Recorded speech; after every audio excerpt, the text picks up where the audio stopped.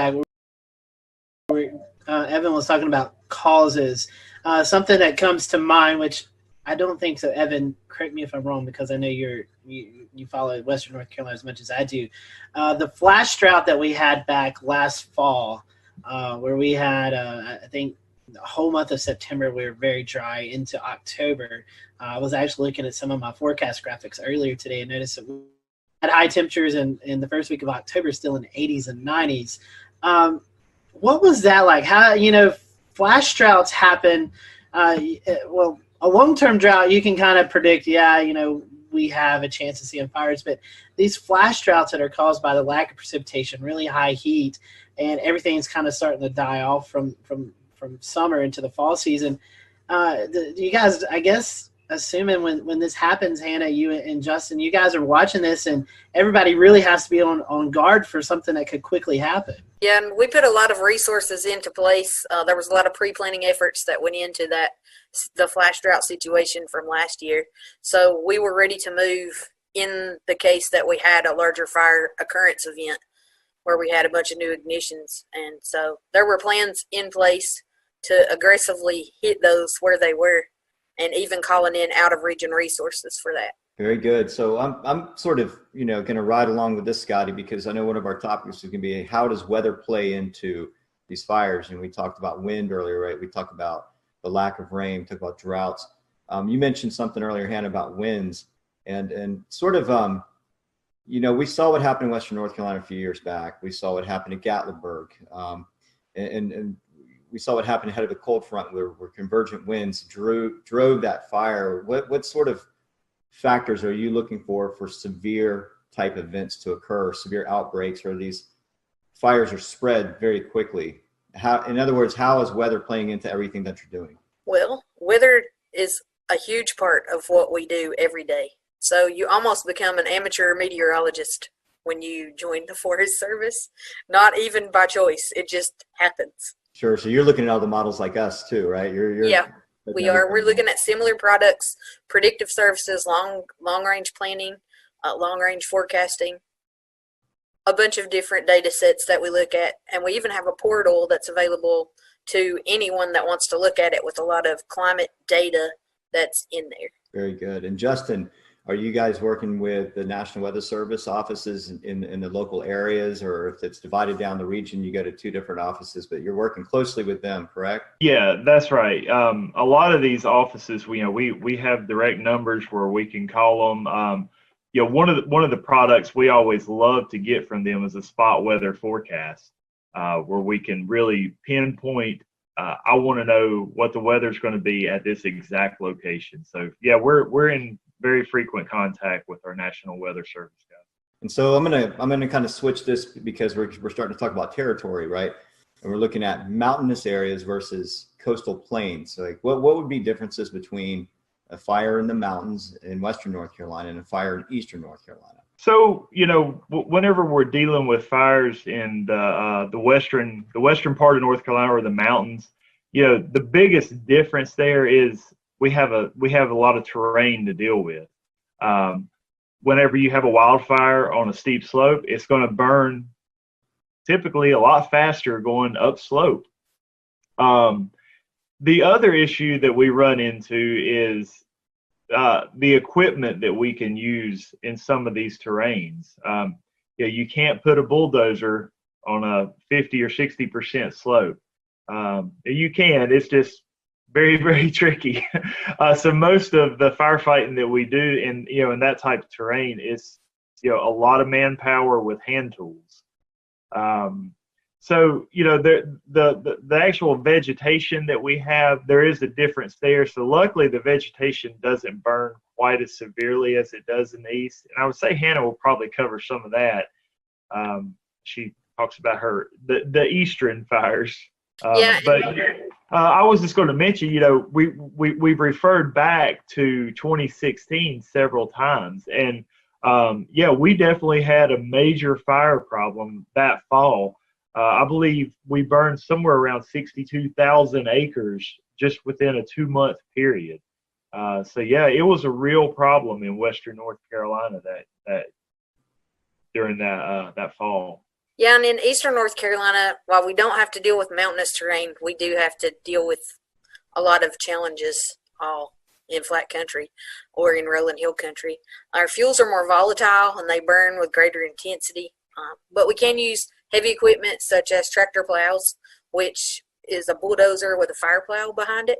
And though that equipment's used more easily in most cases, unless the soil is not, it can't support the weight of the equipment. So we use that equipment to break through organic soil or organic matter down to bare mineral soil is what we're using that for. So in many cases, some of these fires down east will smolder across the surface of the ground until it burns deep enough in organic soil material. And when that happens, then we have fires that go on for a long period of time, sometimes months. And with that, we have a lot of smoke impacts as well. So we get a lot of people who are concerned during those types of fires that we have. And some of those exist in what's called a carousel, which translates to swamp on a hill, or a shrub bog, it's also known as. So those are wetlands with deep acidic sandy peat soils, and they have like an accumulation of organic material that it'll resemble muck, black muck underneath the crust of the surface. So, and that builds up over years and years and years. But those are fire adapted ecosystems, and in the east we are used to having to deal with that type of an ecosystem. I remember the fires. I'm trying to remember what year it was, where southeastern North Carolina, near the coast, and northern Myrtle Beach and the Grand Strand areas, they had a serious breakout up there, and smoke. You know, we're going right into our next topic, which is going to be smoke management. You know, visibility factors, travel, the dangers of being on the road near these things and not knowing where the fire actually is and not being able to see. I mean, we've seen that out west in California. Here, what are your challenges with smoke management? How do you get the word out to folks? We use a lot of tools in the toolbox to get the word out. We always have public information officers on any fires that we have, and then we have public information officers with our agency, and we're constantly working to try to get the word out to the general public and any of our shareholders or stakeholders, cooperators that that we need to advise on those types of issues. But it takes a broad toolbox full of tools to get the word out. So we use social media, we use email, we use all the traditional methods through news releases, and then we invite the news media out to some of our fires so they can get the word out for us as well. One thing that I know you guys look at, and actually I'm going to share my screen here for those folks who are watching, is you guys look at all kinds of parameters. And I know we were talking a little bit about that. You have a lot of tools in the toolbox. One thing, since the wildfires here in Western North Carolina a couple of years back, I've got a tab now on my laptop that has labeled fire weather, meteorology, and kind of look at some of this stuff. So if you guys don't mind, we don't have to go through everything, but as we tie in like weather to you guys, what all indexes and things are you guys looking at? I know we have the KBDI index. You guys look at kind of like the initiation point. You're looking for fuels, fine fuels. Kind of talk to us a little bit about that and what you guys really look at day to day for the potential for wildfires. Yeah, that's So our fire weather intelligence portal. This has been a great tool for us as fire managers. In the prescribed burn realm, but also for the wildfire realm here too. Because a lot of times when we're looking at wildfire, we're not just looking at one specific area or just one county. A lot of times we're looking at like an 8-county district, or possibly a 30-county region, or the whole state. So we may need to look at different indices crossing over the state. So some of your more obvious ones, temperature, relative humidity, wind speed and direction, precipitation over the past 24 hours. We like to look at some of that stuff, but some of the other things that we really like to look at are, let's say, the Keach-Byram Drought Index. That's one that can tell us, just how dry it actually is out there. The lower the number, the wetter it is. As we start going up closer, 500, that means we're starting to get into a pretty severe or significant drought situation. Some of our other parameters that we look at, you mentioned ignition component. That is one, pretty much tells us how easily a fire is going to ignite. Some of the other ones we're looking at, the energy release component right there. That's one that just tells us how intense that fire is going to burn. So there's a lot of different indices in there, and all of them are relative. That just it's just another tool in our toolbox, as Hannah mentioned earlier. Just different things we can look at that'll help us as fire managers to determine how that fire will burn on any given day. And how are these values come up with? Like, is there like tools that you guys have that you go out and sample the soil? How do these values come up there? I mean, right. What all goes into that? So you'll notice they're kind of placed oddly across the state there. There's actually a small weather station at each of those that are taken. We actually have small fuel sticks out there, and that takes some of our fuel moistures, and then a lot of your typical weather readings such as temperature, relative humidity, wind speed, precipitation. It also takes in solar radiation. Trying to think if there was anything else that I'm missing on those. But those are called, remote automated weather stations. And another thing, Hannah, I'll bring you into this. This is another thing that I look at. It's the national, the NICC. It kind of gives you a seasonal outlook for wildfire. These outlooks are constantly in our minds. We do an annual refresher training every year, and at that meeting we go over these for the upcoming season, and that's getting us ready for the spring fire season, leading up to our work capacity test that we take annually so we can travel and help other like western states whenever they are having large fires as well. So we look at these and we brief on these throughout the months, even into the summer and into the fall. So we are looking at this way ahead of time. And as soon as this information is released, a lot of times you'll see it floating around social media pages and other things. So it's a hot topic of conversation for any wildland firefighter. And correct me if I'm wrong, but I believe as we went into last fall of 2019, it was above average for the Southeast just because of the flash drought. I believe that's what I remember seeing. So another agency in the weather community that does some fire forecasting, Justin, is the Storm Prediction Center, where they issue fire forecasts. Do you guys, maybe the Forest office in North Carolina, maybe in Raleigh, do you guys coordinate with them, or how do you guys get those outlooks, or how does that work? I'll be honest with you. Whenever you sent me, we had talked about that earlier. I think that may have been yesterday. Yes.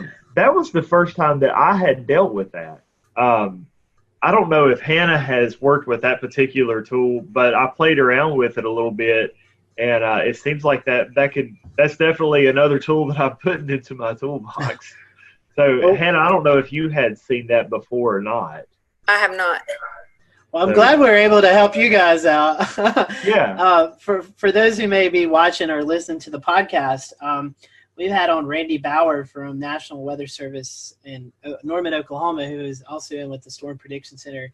And they issue these fire weather outlooks for the day of and then 3 to 8 days. It's kind of like the severe weather outlooks, Evan and Shay, that we see on a daily basis. But they kind of highlight areas that they're concerned about for the potential of some increased fire danger. And Shay, correct me if I'm wrong. If I'm not mistaken, we kind of saw this last year in eastern North Carolina, northeast South Carolina, where dry lightning was highlighted for portions of the area.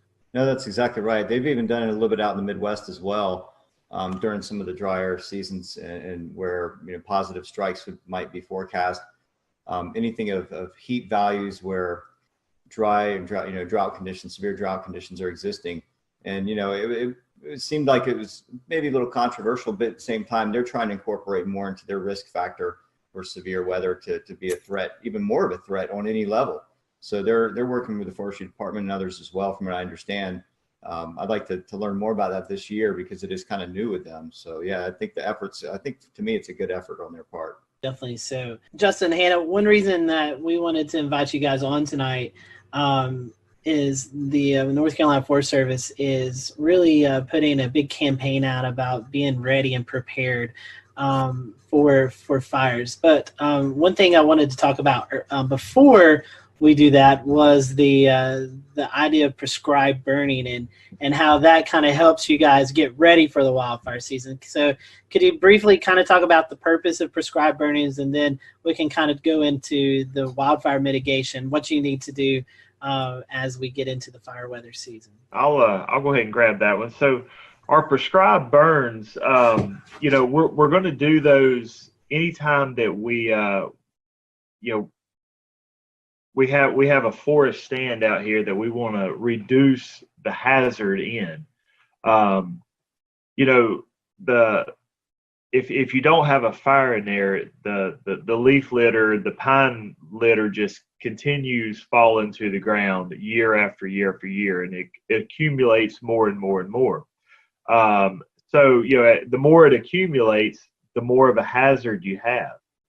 Whenever you do have a wildfire come through, it's going to have a pretty extreme danger there. So what we do is we'll come through and we'll actually burn the understory and reduce that wildfire hazard.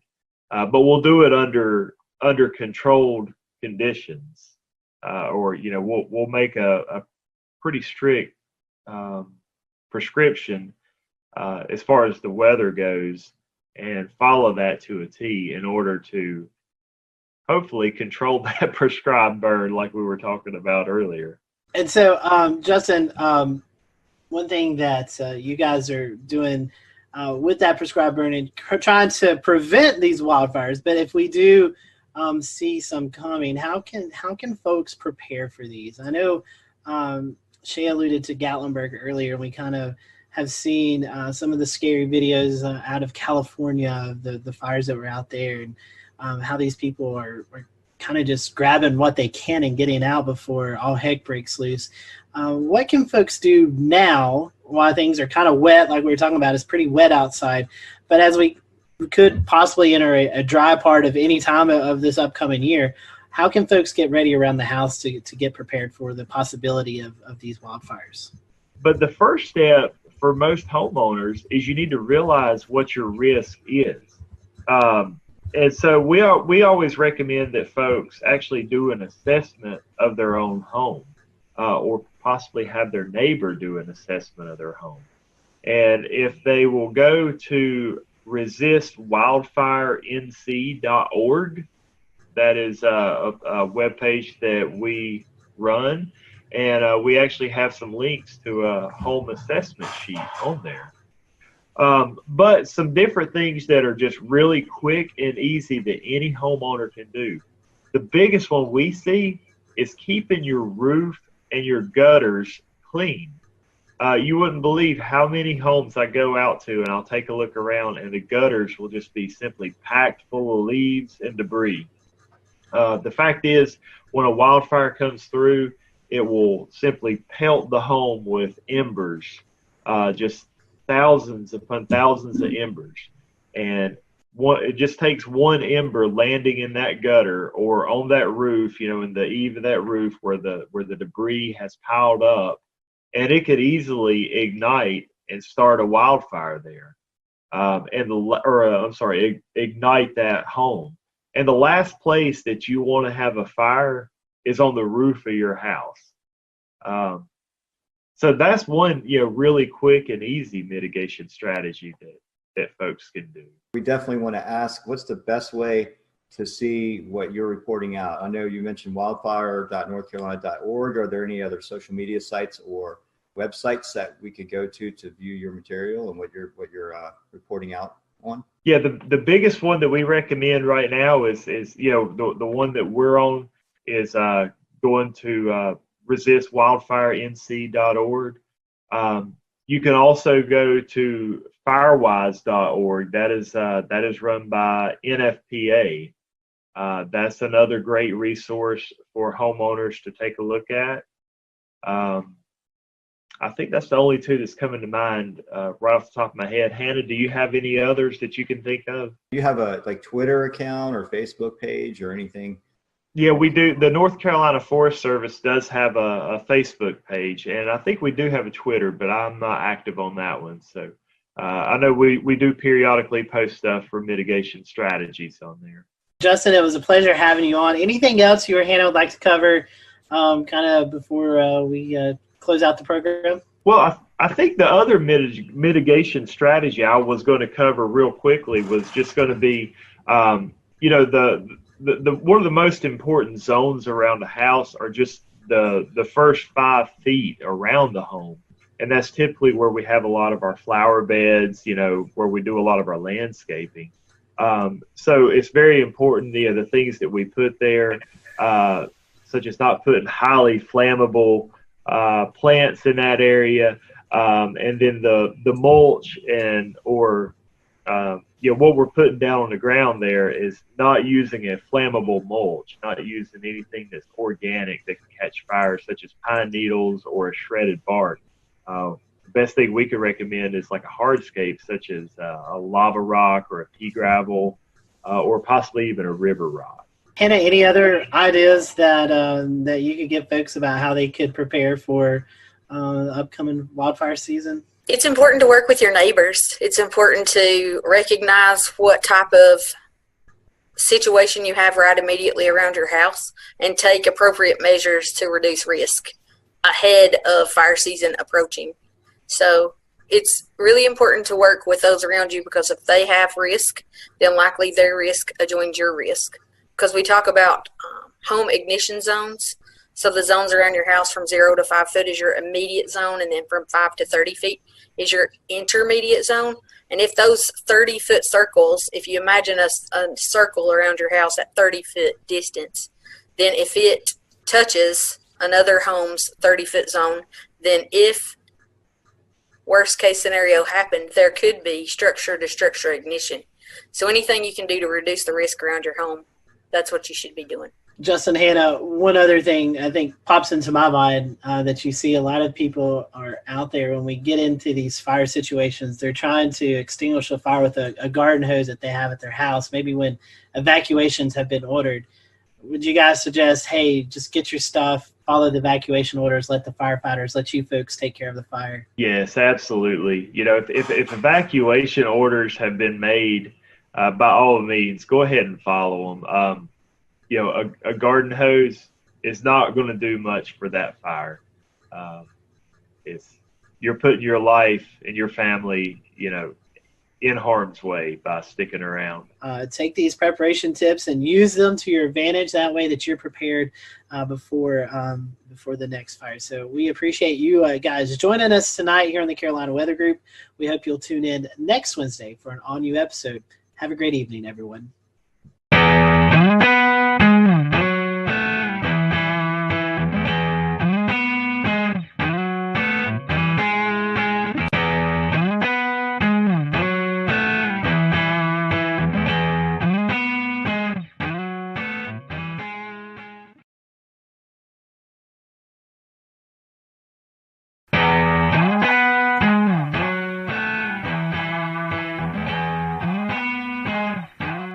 Good evening, I'm James Brierton, and in Charlotte, it is May the 6th, 2020. Can you believe it is May already? We had a thunderstorm roll on through here earlier and brought the temperatures way down as we are looking ahead to a cool down the next few days, and through the weekend could be pretty chilly as you wake up on Mother's Day, Sunday morning. But we're so happy you're with us tonight on this Wednesday night. The panel will be along in just a few moments for tonight's episode. It's kicking off a new series that we're calling Quarantining at Home.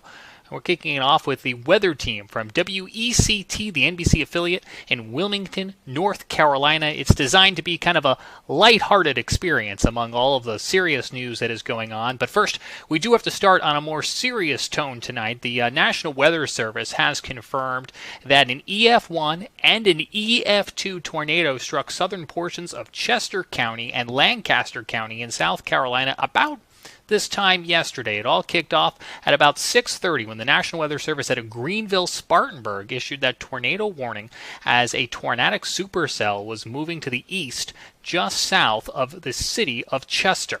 It continued to move to the east where it produced an EF1 tornado, brought down some trees and some power lines, and much of that town was in the dark for a good portion of the evening. Now, the storm... We'll return to Best of the Carolina Weather Group in a moment. Now, your Carolina weather forecast. Here are today's forecast high temperatures for North Carolina. Here are the forecast lows for tonight for North Carolina. Here are tomorrow's forecast high temperatures. And here's forecast rainfall across North Carolina tomorrow. Here are the forecast highs for the day after tomorrow.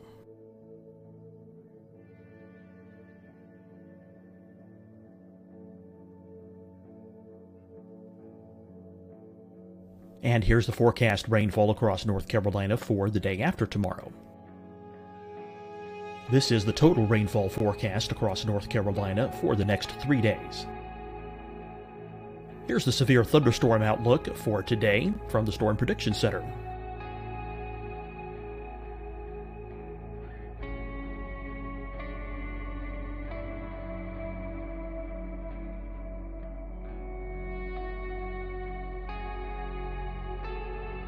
Here are the forecast high temperatures for today for South Carolina. Here are the low temperatures for today for South Carolina. Here's the probability of precipitation forecast across South Carolina today. And here are the rain chances across South Carolina tonight.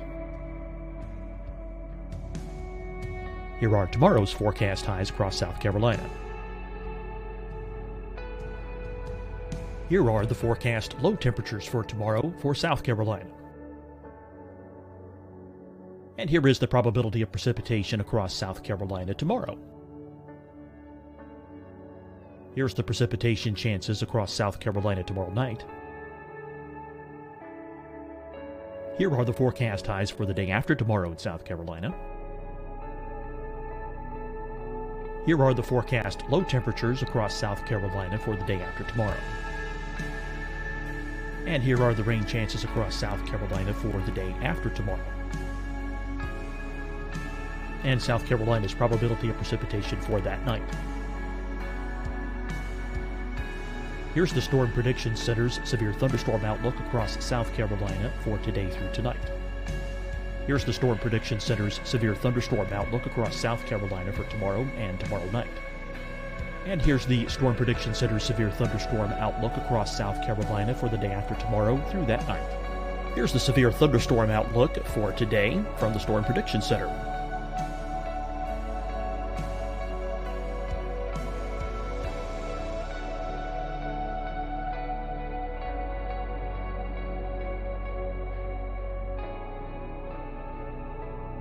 And now here's a live look at weather radar across the southeast.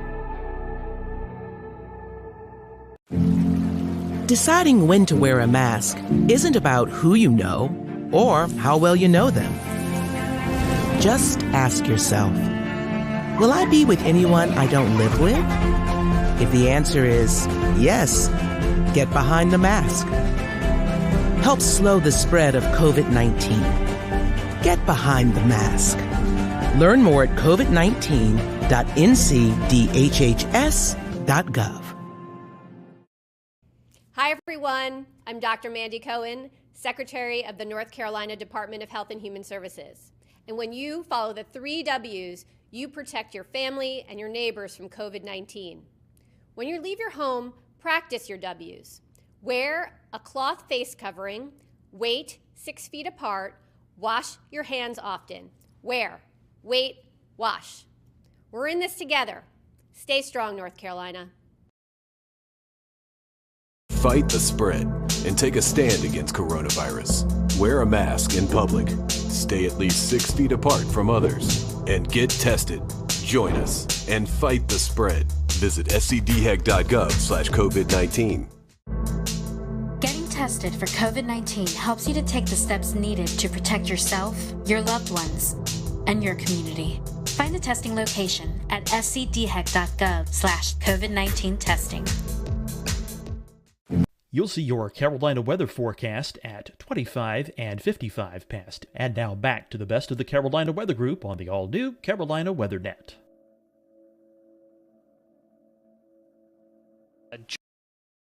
Just north of Little Rock Creek, when it most likely lifted and then dropped again. What is being considered a second tornado then touching down near Interstate 77 as it began to leave Chester County, enter into Lancaster County, move towards Great Falls, where the National Weather Service out of Columbia took jurisdiction of the storm. Now, both Weather Service offices went out there today, did storm surveys, and the team out of Columbia came back with EF2 damage caused by the tornado in Great Falls, and that would have been winds of about 115 miles an hour. The other thing you're looking at here on your screen, we're going to go ahead and bring these beautiful and stunning pictures full screen for you. This is friend of the show, Chris Jackson, was out yesterday in the area with his drone. I believe it's a DJI Maverick. And take a look at these stunning pictures. You can see that supercell coming towards him, the lightning that is being produced by this storm. Now, the tornado itself is not believed to have caused any deaths or injuries. However, one man did die in Chester County yesterday from a lightning strike, and you can see some of that powerful lightning here being produced by the storm. And then it dropped hail up to 2 inches, golf ball size hail reported as associated with this storm, and you can see how it littered the ground. Almost looks like a winter morning here as Chris is showing us these aerial pictures, and you can see almost a fog rolling in, and it is actually a fog rolling in over the valley caused by the sudden cool of those temperatures and all of that cold ice particles now sitting on the ground. So the National Weather Service is still working to finalize most of their storm surveys, and we'll have updates for you on Facebook and Twitter as we learn more. But again, to recap, EF1, EF2 tornado in parts of Chester and Lancaster County on Tuesday evening, and thanks to Chris Jackson for these pictures. Now let's get over to Scotty Powell and the panel for tonight's kickoff of our Quarantining at Home series with the meteorologist from WECT in Wilmington. Scotty. Hello, everyone. Welcome to the Carolina Weather Group. Welcome. We want to welcome the WECT weather team out of Wilmington, North Carolina. They've gratefully accepted our invitation to just have our question and answer segment with the folks. So happy to have on with us Gannon Medwick, Eric Davis, and Kelly McGlynn, as they all are at either home or the weather state at the TV station doing some work. And so when this is recorded, we actually had a severe weather event move through. So Eric and Kelly are actually in the studio, it looks like. So happy to have them join us for a few minutes. Guys and gals, we just want to start off with some quick hitting questions. So I'll throw out the first question, and I'll let Dan and Evan join in. Our first question is about social media. Which do you prefer better, Twitter or Facebook? Gannon, I'll let you start. It's a good one. I'd probably say Twitter in terms of the way things just come up and they have to be succinct. So I'd probably say that. Although Facebook, I have had more traction and followers over the years. So that's a positive. All right. Kelly, Eric? I'm personally probably more of a Twitter myself. I have a lot more followers on my Facebook page, but I think in terms of weather information, if you're looking purely for that, I think Twitter is definitely the way to go. But Facebook is definitely a different way to interact, I think, on a more personal level. Kelly, do you have a choice? I would say I like to use Twitter for active weather events. I think folks tend to appreciate that more than Facebook, where it could pop up, days later. And, sometimes people will get that mixed up with actually what's going on outside. But in terms of Facebook, I think it's good because people like to see a personal side to you. So to get kind of who you are outside of the studio out to social media for people to kind of connect with you on that kind of level is why I like Facebook a little bit better than Twitter. Absolutely. Those are great answers. I'm going to hop in with one of my favorite questions from the list. What is your favorite weather disaster themed movie? I know there's one big forerunner here. That's a great, yeah. But again, we'll start with you. Weather disaster. The first one that popped into my head was Perfect Storm. Okay. With Mark Wahlberg and George Clooney back in the day. Like Someone said that last time. That's a good choice. Yeah, and it was kind of fun. I mean, you pick out in any weather and disaster themed movie that you pick out the inadequacies of the weather and the geography, and that gets you a little bit. But that one was fairly entertaining, I guess. Okay. Good. Kelly? The first thing that popped into my mind was The Day After Tomorrow. Oh, yes. Just because my dad used to like that movie. So I kind of, grew up watching it and always kind of had some kind of appreciation for all the wild stuff that happens in that movie. Good choice. I guess mine would be Twister. That was out about the time I was graduating from graduate school or graduating from college. That's about probably aged myself a little bit, but I just love cow, flying up in the air. It's classic. And there's a lot of liberties with that movie, but it's kind of a cool theme. I like it. Yeah, absolutely. Those are great. Dan, you got one? Yeah, and I'm with you there. That Twister. Personally, I think if you haven't seen Twister at least a dozen times, you're missing exactly. out. But kind of in the same mode here. Back to you, Gannon. Kind of circling around. As far as music goes, do you have any favorite type of music, or even any music that kind of gets you in the mood for weather or weather related music?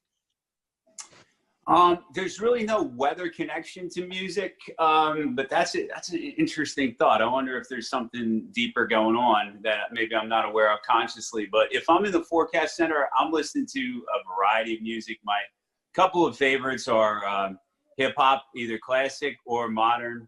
I like classic alternative, like 80s new wave, and I also like some classic rock, like Zeppelin and Pink Floyd. So I'd say that it's pretty rangy in terms of those styles. Gannon also likes to listen to rap too. He always has some sick rap songs. That was number one. Yeah. Not on board with the rap so much, but I'm a big 80s fan. Just love all kinds of 80s music. I mean, Michael Jackson. I mean, the range. Def Leppard. I like the hard rock, and some 90s stuff is good too. I'm gonna move to a different room. We also have Kelly might be moving to a different room. Just because we're hearing each other. A little bit of feedback, I think. We have Gabe Ross joining us. Gabe also meteorologist at WCT. So Gabe, welcome. As Kelly's moving, we'll let you answer that question. Any favorite type of music for you? Favorite type of music? Great question. Typically, my go-to is 70s classic rock. Anything that's got a good beat to it. Typically, my Sirius XM is tuned to 70s on 7. So any of that, even like early 80s rock that kind of bleeds over. Gannon and I have a soft spot for Hall & Oates, I think. Hall & Oates. Yeah. Good stuff. 80s, I'm on board. That's like the common denominator, I think. We all had a lot more hair then, didn't we? Yes, we did. Some of us weren't born yet. I was going to say, yeah, Jesselyn. Some of us had no hair. I think Kelly is moving around, so we'll let her chime in here in a second. Here's another Kelly's one. Gonna blow your mind. Some of our quick hitting questions. A dog or cat person? Gannon, I think I already know the answer for you. Dog. Dog. Score one for dog right here. I would go primarily dog, but if the cat's tame enough, why not? Okay. All right. Great answers. So I want to transition a little bit into some weather-themed questions. This one's coming from one of our followers on Twitter who doesn't have a name, but Psych K8, I guess. And I wanted to know, what is the weather event that impacted you the most? Gannon? I'd have to say the April 16, 2011 tornado outbreak in terms of formative and impacts.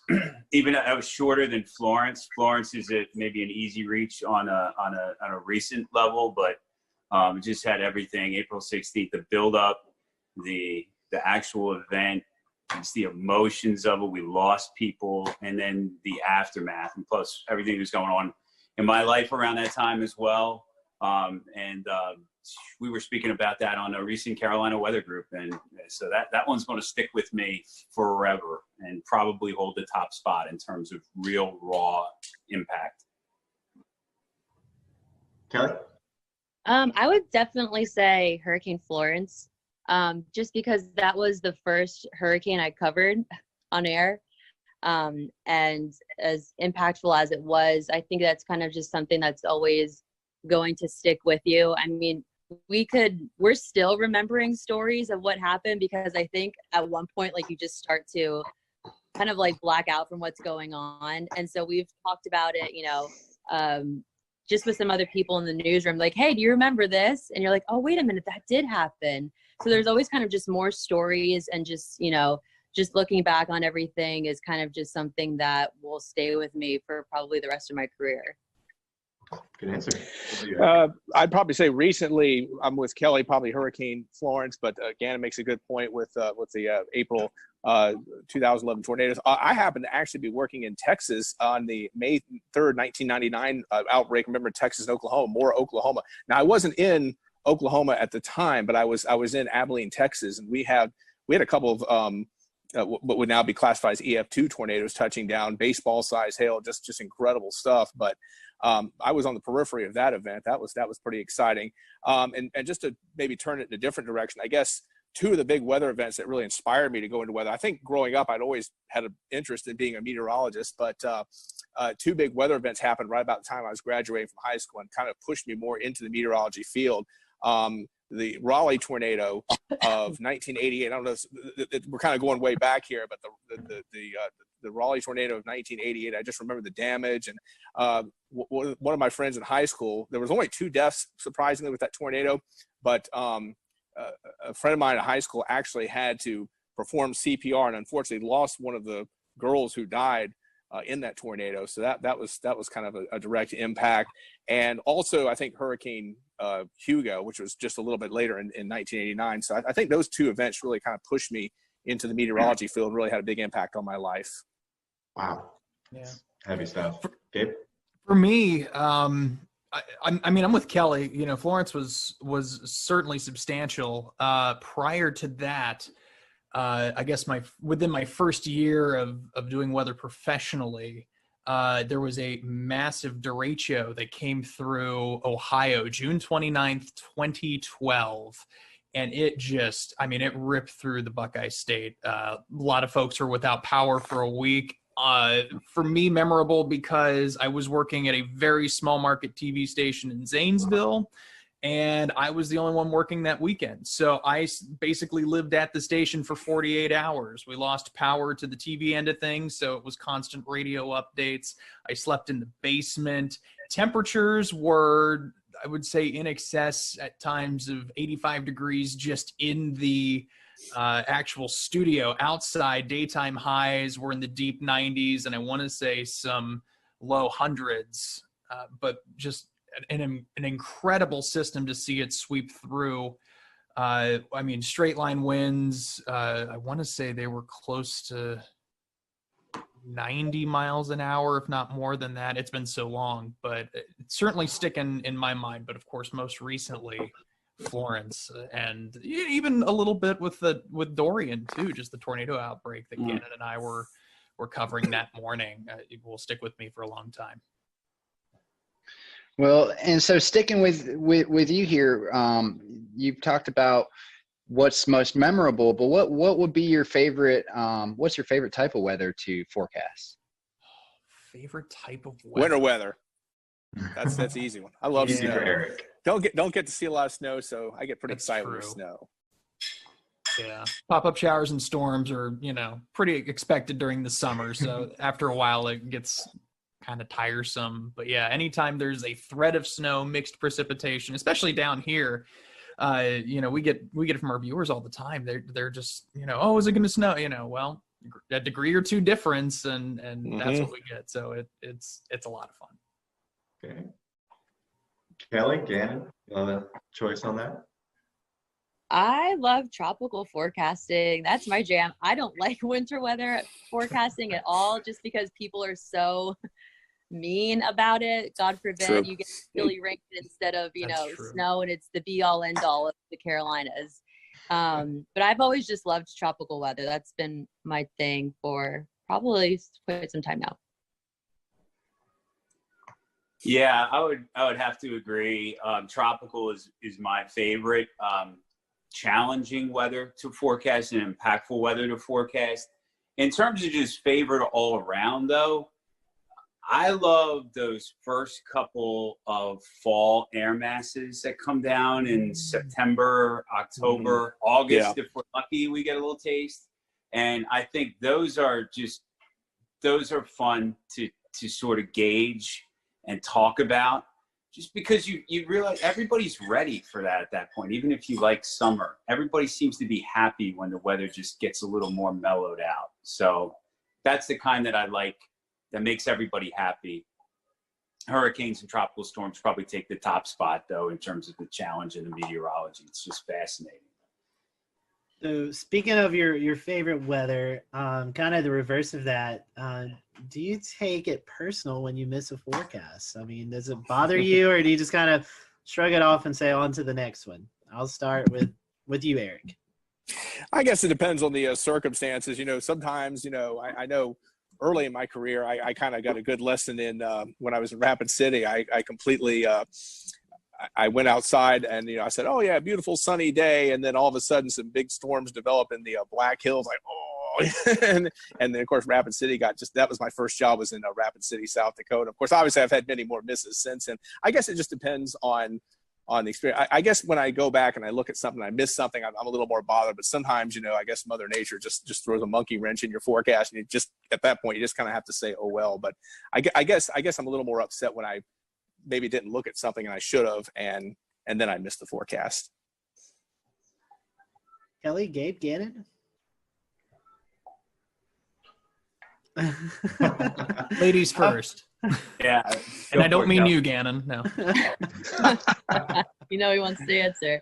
I mean, yeah, of course, it's something that, if we miss a forecast, or, the timing of a line of storms is off by a couple hours and it arrives earlier. And, a lot of people work outside in the summer, like landscapers, and, people have businesses along the beaches, and they rely on those forecasts for their businesses. So, from time to time, we know how the summer goes here. Of course, we can't predict where those pop-up storms are going to be, but, I think it's a kick in the butt when we miss our own forecast, and, we let some viewers down, if you really want to say let them down. But I think for the most part, our viewers are very appreciative of our forecasting and how, accurate we can be in the summertime, especially during hurricane season. We get a lot of emails saying, how appreciative they are of, how interactive we are on social media and whatnot. So there's, pluses and minuses to that too. I don't really feel like I take it personally, except for you've got to put your name and your face on your product, so that when your product is less than perfect, it reflects on you that way. So you can't help but be personal. But I think I've learned to kind of compartmentalize that and shake it off, if you will, maybe more than if I was a really young forecaster. And then also you learn when you have to eat humble pie that maybe you should have messaged it different. Maybe you knew there was a possibility that the outcome could have been that. Maybe I could have articulated that better. Probabilistic approach to forecasting, as opposed to, oh, the high's going to be 75. And then if it's like 73, is that bad? No, we're talking about the same kind of flavor. So yeah, take it personally, but grain of salt. But only because we have to put our name and our face on the product. Otherwise, treat the instance as a learning opportunity to do better next time.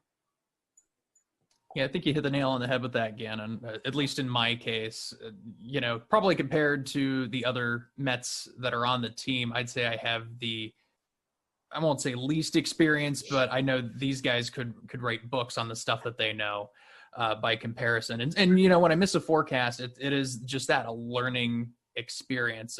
And agreed with Kelly that our viewers, I think, are very generous. They understand that what we do is difficult, and you know, if it's a huge blow in the forecast, for instance, you know, cold air is rushing in and it comes farther south than we anticipate, and so instead of seeing highs in mid 70s, we don't even make it to 70, and that, you know, becomes tricky. And to Gannon's point, you know, how could I have messaged that differently? You know, what steps can I take to be clearer about that message going forward? We blame it on the wedge here in Western North Carolina. It's all about the wedge. All right, Evan. So last time I asked this question with the WFNY crew, we got somewhat of an unexpected answer. So this will be interesting. What is your favorite model website, if you have one? Okay, I'll jump in. I use Weatherbell. I use the other ones like Pivotal and Tropical Tidbits occasionally. I probably need to use those a little bit more than I do, but I started paying the Weatherbell, man, and I feel like I got, you know, once you pay for the ticket to the amusement park, we're riding every ride, you know, we're gonna use that all day. So that's kind of what I'm stuck on for the time being. It's good. I didn't get a Weatherbell account, but Pivotal just started charging. I was kind of using their Euro model, and then I think it was like Monday, I think they started charging. I was like, I kind of got to have something. Got to have my Euro. So yeah, I went ahead and just sucked it up and paid Pivotal. So I'm paying Pivotal. I'm with Gannon. I like Tropical Tidbits a lot. I'd say Pivotal and Tropical Tidbits are probably my two favorite. Okay. Complete agreement with the two of you. Pivotal, Tropical Tidbits. Good to know that they're paying. It's been, you know, since Sunday since I forecasted. So if they're paying now, then it looks like I'm going to have to knuckle down and get an account. Just ask old Gannon. He'll help you out there. Eric, can I Weatherbell's a good site though, yeah. Yeah. But you, Kelly, I have to agree with the rest of the guys too. I like to use Tropical Tidbits obviously during, you know, hurricane season, but I favor Pivotal Weather for severe weather.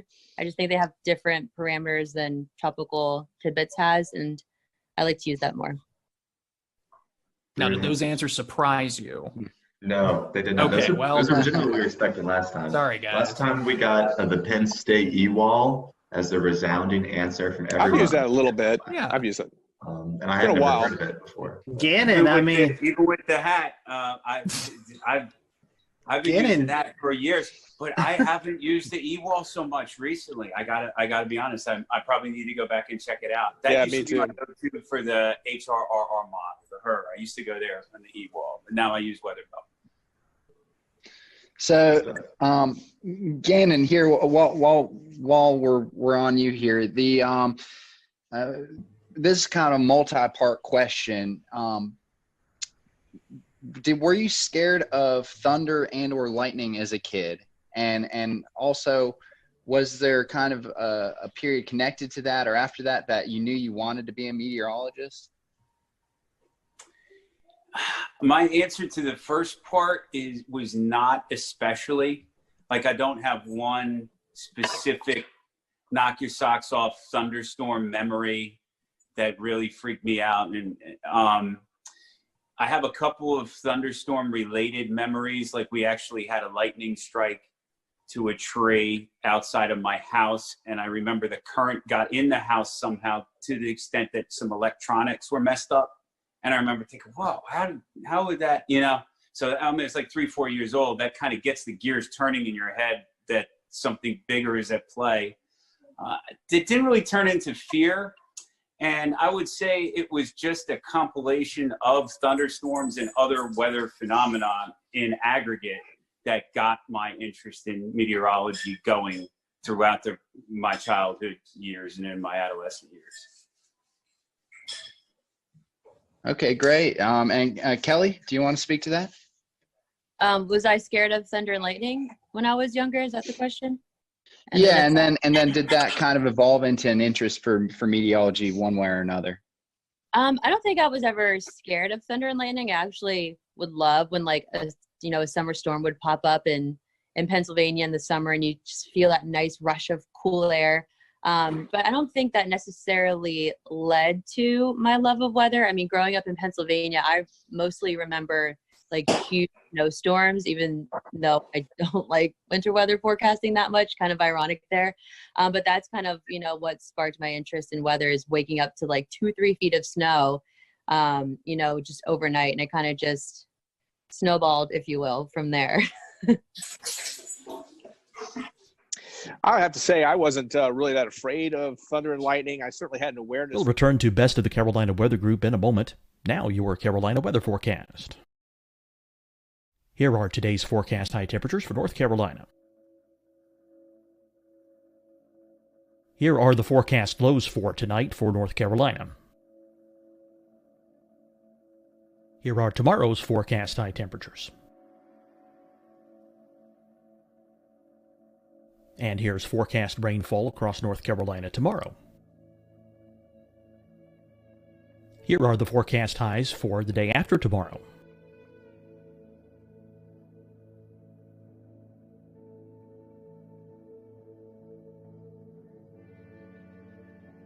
And here's the forecast rainfall across North Carolina for the day after tomorrow. This is the total rainfall forecast across North Carolina for the next 3 days. Here's the severe thunderstorm outlook for today from the Storm Prediction Center.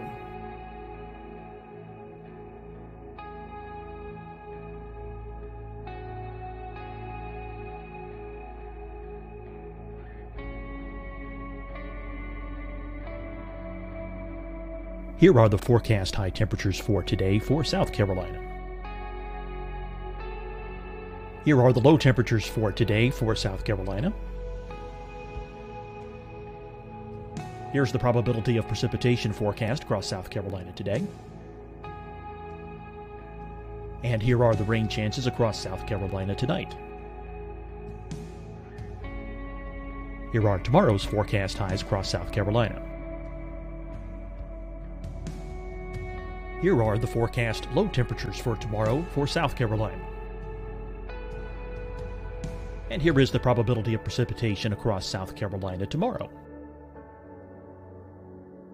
Here's the precipitation chances across South Carolina tomorrow night. Here are the forecast highs for the day after tomorrow in South Carolina. Here are the forecast low temperatures across South Carolina for the day after tomorrow. And here are the rain chances across South Carolina for the day after tomorrow. And South Carolina's probability of precipitation for that night. Here's the Storm Prediction Center's severe thunderstorm outlook across South Carolina for today through tonight. Here's the Storm Prediction Center's severe thunderstorm outlook across South Carolina for tomorrow and tomorrow night. And here's the Storm Prediction Center's severe thunderstorm outlook across South Carolina for the day after tomorrow through that night. Here's the severe thunderstorm outlook for today from the Storm Prediction Center.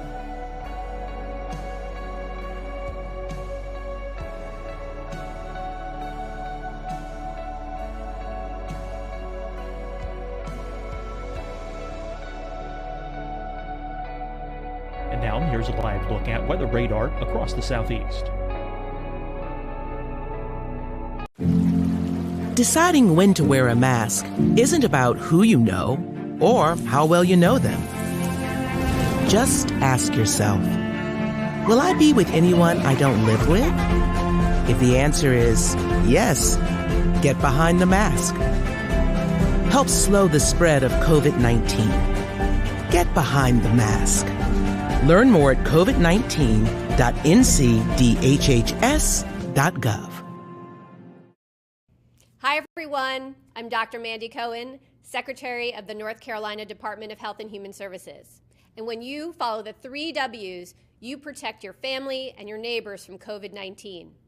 When you leave your home, practice your W's. Wear a cloth face covering, wait 6 feet apart, wash your hands often. Wear, wait, wash. We're in this together. Stay strong, North Carolina. fight the spread and take a stand against coronavirus. Wear a mask in public, stay at least 6 feet apart from others, and get tested. Join us and fight the spread. Visit scdhec.gov/COVID-19. Getting tested for COVID-19 helps you to take the steps needed to protect yourself, your loved ones, and your community. Find the testing location at scdhec.gov/COVID-19 testing. You'll see your Carolina weather forecast at 25 and 55 past. And now back to the best of the Carolina Weather Group on the all-new Carolina WeatherNet.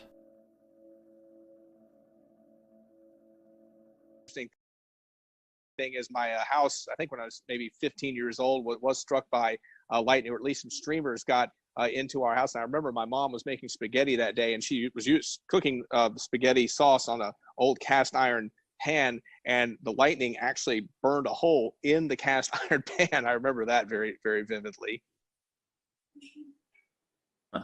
Well, see, I'm going to go the opposite of these guys. I was scared to death of storms growing up, and I think doing weathers has helped me over the years, of course, get over that. I remember, gosh, I was living in Thornville, Ohio at the time. It was the summer of 96 or 97, I think 96, and we had just a huge, string of showers and storms that came through that resulted in what was basically tornadoes, and constantly the EAS tones going off. As a kid, that's kind of scary. So it always stuck with me. From there, I was always at least keeping an eyeball on the weather forecast, no matter what it was. And then when I got to college, I had actually. Long story short, my folks had us grow up basically in TV. They were both TV personalities, TV managers in Columbus, Ohio. Got out of it for a little bit, and then college came around, and then got back into it. And so I started on the news end, and then I actually dated a meteorologist my junior year of college, and then that sparked the love of weather. So the relationship didn't last, but my love of weather from there on did. At least you had something lasting from that. We'll call it a nice parting gift. Another question, and then we want to kind of get to some more fun questions. While we're taping this, we've been going through some crazy times in the country with the COVID-19 pandemic. So this is kind of another two-parter question. A lot of folks have been able to do weather from home, a lot of meteorologists. So my question is, what are your thoughts on doing weather from home, and what do you think the future of meteorology looks like? Do you think we can incorporate this more into your daily routine of what you guys do on TV? Whoever wants to start, I'll let whoever. Well, my thoughts of weather from home is I think it's a great way to offer the service, the public service of distancing as you can. We've kind of followed the guidelines at work from our middle and upper managers, and we're kind of, as weather in terms of directives, the last off the boat, really. A lot of our anchors have been broken up, and our reporters have been taken away. Some of our producing has been doing sales, etc. But they've left us in place. But I mean, I think it's great when it can be done. I know Gabe has a great setup that he's probably going to speak to, and but I'm enjoying watching some of the setups and the creative things that people have in other media markets. Every little bit helps, I suppose. Yeah, Gannon's right about that.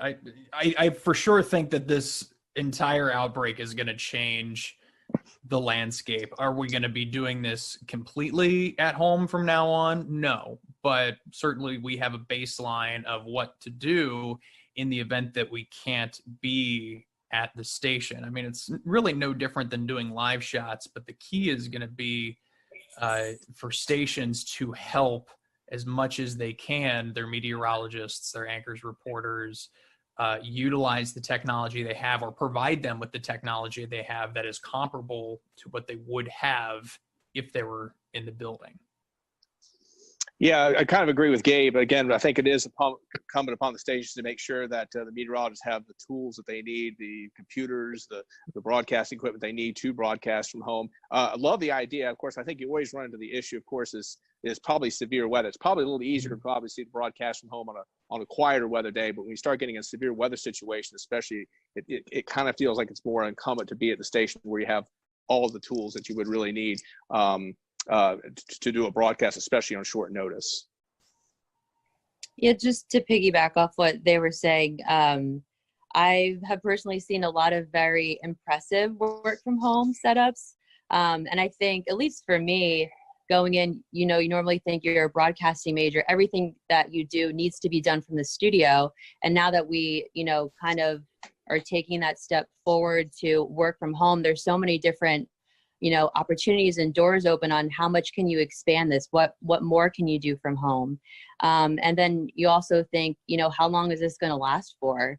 And, if it's, tech trends to be something that pops up more in the winter or in the summer or whatever it would be, would people just start to transition to working from home during that, time where people would more likely get sick than, during the off season, if you will, from that coronavirus?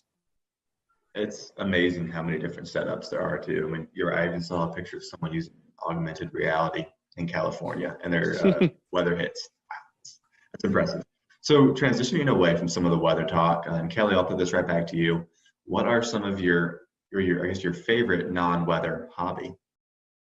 Well, I've recently started painting at home just to keep myself busy. And I've also realized that I'm pretty good at doing puzzles, since that's kind of one of the only things that I can do now. But I also love doing anything at the beach. Anybody who knows me knows anything coastal or nautical or ocean related. Like, my name is just all over it. I really want to start surfing. That's like the next thing on my list. Are you able to get to the beach right now? I know. Well, Ganna said there's parking in Carolina Beach, so I'm going to try and get down there like ASAP, because I usually go probably like 3 days out of the week, and I haven't been in like 2 months. So I'm starting to go a little stir crazy there. The waves are good today, so I know. it could be a good day to learn. I'm seeing that. Even just body surfing would be fine with me. Just something to get into. I love being in water and around water. Awesome. Good choices. Eric? Well, I don't get to do it enough, but I like to play tennis with my son. Obviously, in recent years, I've been raising my kids, but now they're kind of getting older. So actually, probably in the future, I'm going to have a little more time to myself. But yeah, I love sports. I like golf. I'm a terrible golfer. I haven't golfed much recently, but I do love the sport. Obviously, I love just getting out, walking around. And obviously, when I go to neighborhood swimming pool, beach, things like that. Pretty simple guy. Wouldn't say I'm real complicated, but those are the kind of things I like. We found out during a photo shoot that Eric has got some pretty awesome hoop skills. Oh, yeah. This was. Need to get in shape. I got to get in shape though. That's the first thing. Well, yeah. Is there a video of this? I feel like someone recorded some cell phone video with it. I'm not 100% certain, but I could shoot a little ball of the day. I could. Yeah, it was October, November. I'm a perpetual band kid, so my athletic talent is slim and none, unless it's pro wrestling, because it's predetermined and I know how to do it. So you would fit in well with the WFNY crew last week. Every single one of them played an instrument, and they were all in the band back in the day. So we're trying to get a band together, a weather meteorologist band. So we'll maybe reach out. Not me. Oh well, I'm your guy. Any drums or any percussive needs, I've got you covered. Okay. Gannon, what about you? Favorite non-weather hobby? If you guys get a band together, I'll just call the bars to see if I can get you in. That'll be my role. I'm not very musically inclined. I like a lot of the things that my cohorts said they like. I like sports. Play a little sports. This past weekend did tennis, but I like watching sports, keeping up with sports. Around the house, grilling and chilling, gardening. I like to exercise, so try to do that. I got a little elliptical machine that I try to hit at. Even if you're tired, it just feels good to get drenched with sweat when you can, a couple of days a week at the very least. And then just the salt water, having that, I really like it. I'm with Kelly. Made it down to the beach yesterday. It kind of have a just keep moving along directive going on right now. So there's no coolers or beach blankets, but that's real nice when you can do that, because that's just a real good way to unplug, is being near water. I've always found that to be the case. Very nice. Well, in a similar light, is there what makes this city that you live in so great? And do you have any favorite spots to go to? Anything you can recommend to the viewers? I'll say Wilmington is great in its variety of things to do for a city of its size. I think it's a relatively small city, and you might pick something out of Charlotte or Atlanta or Washington, D.C. that Wilmington wouldn't have had a chance of even having. So, I mean, I know there's scale to be had, but there's plenty to do. And then the variety of landscape with the different water bodies, the ocean, the intracoastal, the river, so close, that naturally lends itself to a lot of different things to do. I'd say one of my favorite spots is the part of the downtown riverfront and historic district portion of Wilmington. It's all within a few city blocks of each other, and it's extremely walkable. And there's just a variety of places to dip into and eat and drink. And it's a good vibe down there. Wonderful. Do you want to jump in, Kelly? I was gonna say, I love Wilmington. I'm not a city person at all, but visiting from time to time is cool, I guess. But Wilmington just has beautiful downtown features. They have the Riverwalk, numerous different kind of restaurants you can go in. They have a raid room. They have again, what did we do the one time? The knife throwing thing. Oh, you can throw axes. Axes yeah, and Throw allies, axes. multiple axe throwing opportunities in Wilmington. Yes. Axe throwing. Then you have the beaches. Any beach you go to is going to be a beautiful beach. I love how the people here really take care of the beaches. Like, I rarely ever see any trash on the beaches, and it's great. People pick up after themselves there, and we keep our beaches clean. And not too far away from here, you can go to Raleigh. You have Myrtle Beach to your south. It's just a really good location, and being in a southern coastal town, for me, it's something that I've always wanted to, experience living in, and I'm glad I did it. Yeah, I completely agree with what my colleagues have said. I kind of like the Fort Fisher State Park myself. I think that's kind of a hidden treasure in a way. One nice thing about Fort Fisher is, you probably, of course, hear about like go to Carolina Beach or Wrightsville Beach, you have to pay a lot of money to park. But obviously, Fort Fisher is a state park. You can park there for free. So that's a good beach experience. And plus, it's not quite as crowded either. So that's kind of a nice place to walk around, or if you want a little quieter beach experience. Mm-hmm. I'm for sure more of a Wrightsville Beach kind of guy. I live near Wrightsville Beach, so I can very easily run or jog to the beach and get in and around there, kind of the Mayfair area. Also, really just from here up through like Surf City, North Topsail, some of those places, they're a lot of fun. I don't want to say a lot of folks my age, but 30 somethings, you're going to find some 30 somethings, in that neck of the woods. So it's pretty cool to get out there. And yeah, most people keep to themselves. And the one thing that was remarkable when I came down here 5 years ago from Ohio, I was just floored at just how nice everybody is. You don't get that kind of niceness in Columbus, Ohio, when you walk past somebody in Walmart. Oftentimes it's what are you looking at me for? Like, what's going on? Here it's like, hi, how are you? Oh, wow, I didn't get cursed out. That's incredible. So it was a nice change of pace. I love the people down here and the scenery just as much.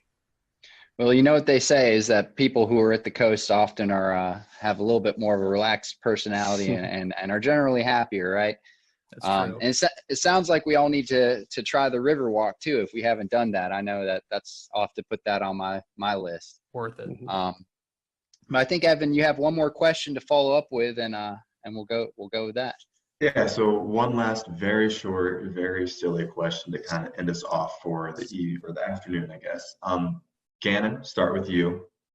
Really philosophical here. Is a hot dog a sandwich? Oh shoot! You were really going to ask that? Oh yeah, we weren't joking around earlier. Yeah. I'm gonna say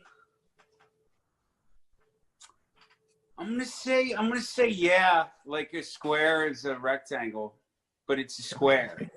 What goes on? What goes on your hot dog, Gannon? Tell us what's your toppings. Oh man, I haven't had hot dog in years, but I had like brats, so same kind of thing. It's mustard and then sometimes pickle relish, but definitely mustard. I like the rectangle is a square is a rectangle, whatever. That's good. That's good logic. I got mathematical on you. I'm going to say yes, because if it's between two pieces of bread, in my mind, that qualifies as a sandwich. Very, very simple criteria. If I have to have a hot dog, I'd probably say chili, mustard, and some onions. Got to throw some onions on there too. Okay. Well, by that criteria, quesadilla is a sandwich too, then, right? Oh, okay. Sure. That's for bread, the next bread. show. It's got to be bread. Hot dog That's kind of a bread. parallelogram. Gabe, Kelly? I'm stumped. Would never consider a hot dog a sandwich, but I guess if you think about it, kind of. Yeah. I don't know. You know, in elementary school, when, they'd send out the list of what's for lunch or whatever, they actually would have for us hot dog sandwich, which is okay, small town Ohio, great. But I guess it would be considered a sandwich in that regard. I mean, if that's the same thing with, with a hamburger, I guess it's technically a sandwich between two pieces of bread, like Eric said. So in my case, I'm with Eric though. I like chili on my hot dog, and I am a cheese fiend. So whether it's nacho cheese, cheddar cheese, you name it, load it on there, good to go. So Gabe, on my hot dogs, I do the cheese rotel dip. You can mix the rotel and the cheese to get with a little bit of chili. That's good. Oh yeah. Oh, and bacon too. Duh. What planet am I from? A little bit of bacon on there, just for some taste. Awesome. Kelly, what's on your hot dog? I'm still figuring out if a hot dog's a sandwich over here. I haven't even gotten past the first question. But I guess, I don't know, kind of just the classic hot dog kind of gal, onions, mustard, ketchup. What's that one hot dog place in Southport that's now in Wrightsville Beach, guys? Do you know what I'm talking about? The Trolley Stop or something like that? Maybe it. Yeah. They have a bunch of really cool, different kind of hot dogs there. So, I don't know. Is a hot dog a sandwich, though? This is a question that's going to have to come back every time we do this now. I bet I like y'all's answers. These were good. I bet for you guys watching, you never thought we was going to talk about hot dogs on this show. But we are going to start to close up. So would love to give each and every one of you the opportunity, if our followers and listeners find themselves in Wilmington, how can they find you on the social media platforms so they know what the weather's going to be like when they're visiting the Wilmington area? Gannon, I'll start with you. Thanks, Scotty, and thanks, guys, for the opportunity to hang out. I'd like to revise my answer on the hot dogs to include chili, first of all. But also, if you're in Wilmington, you have any interest in Wilmington weather, at Medwick, just my last name, on Twitter, at Gannon Medwick, all one word, on Instagram, and then meteorologist Gannon Medwick -WECT is the search for Facebook. So I'm on all of those three places. Good. Forgot my Instagram. I'm gonna have to remember that. But on Twitter, I'm at Eric Davis, WECT, ERICDAVIS, WECT. Meteorologist Eric Davis -WECT. You can find me on Facebook. I'll have to get back to you on the Instagram. I forgot for the moment. I have it, Eric. It's WX Eric D 10. WX Eric D10. There you go. That's Instagram. Thank you, Gabe. Quick search. My Twitter is at Kelly_WX. And for those that may be watching that doesn't know what WX means, it means weather. And my Facebook is just meteorologist Kelly McLinn. So if you do come to the Wilmington area, you won't be disappointed, and hopefully you won't be disappointed in what the weather is that day. But otherwise, it's a beautiful place. I try to make all my social media as consistent as possible, so you can find me on Facebook, Twitter, Instagram, at TV's Gabe Ross, TVS Gabe Ross, GABEROSS, YouTube, and all the other fun stuff you can find on that too. Well, and I just want to say too, I'm not like other Kellys who spell their name with a Y. Oh yeah. My name is Kellie, so that may help you find me too. All right. There you go. Well, we appreciate you you all joining us this afternoon. For everyone who is watching, thank you for joining us, and catch us next time as we wrangle up another group of meteorologists and ask them these silly questions. Have a good day.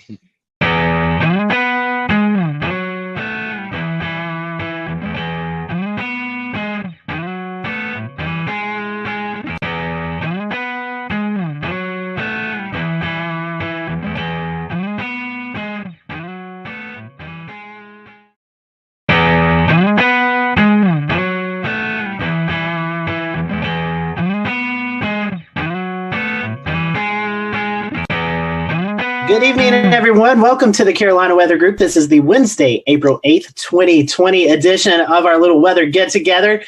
We hope you are all staying safe out there. Tonight, we're going to be talking about storm chasing and COVID-19. We know that the pandemic is ongoing throughout the United States, and we are entering severe weather season. So we're going to talk to some storm chasers tonight, some familiar faces and some new faces. We want to welcome in Kevin Smith. He's with the National Weather Service in Pocatello, Idaho. We have on with us Tim Marshall, storm chaser, meteorologist, and engineer. If you are familiar with the weather community, you know Tim goes out and performs damage surveys after these big tornado events. So happy to have Tim on and let him talk a little bit about that towards the end of the show.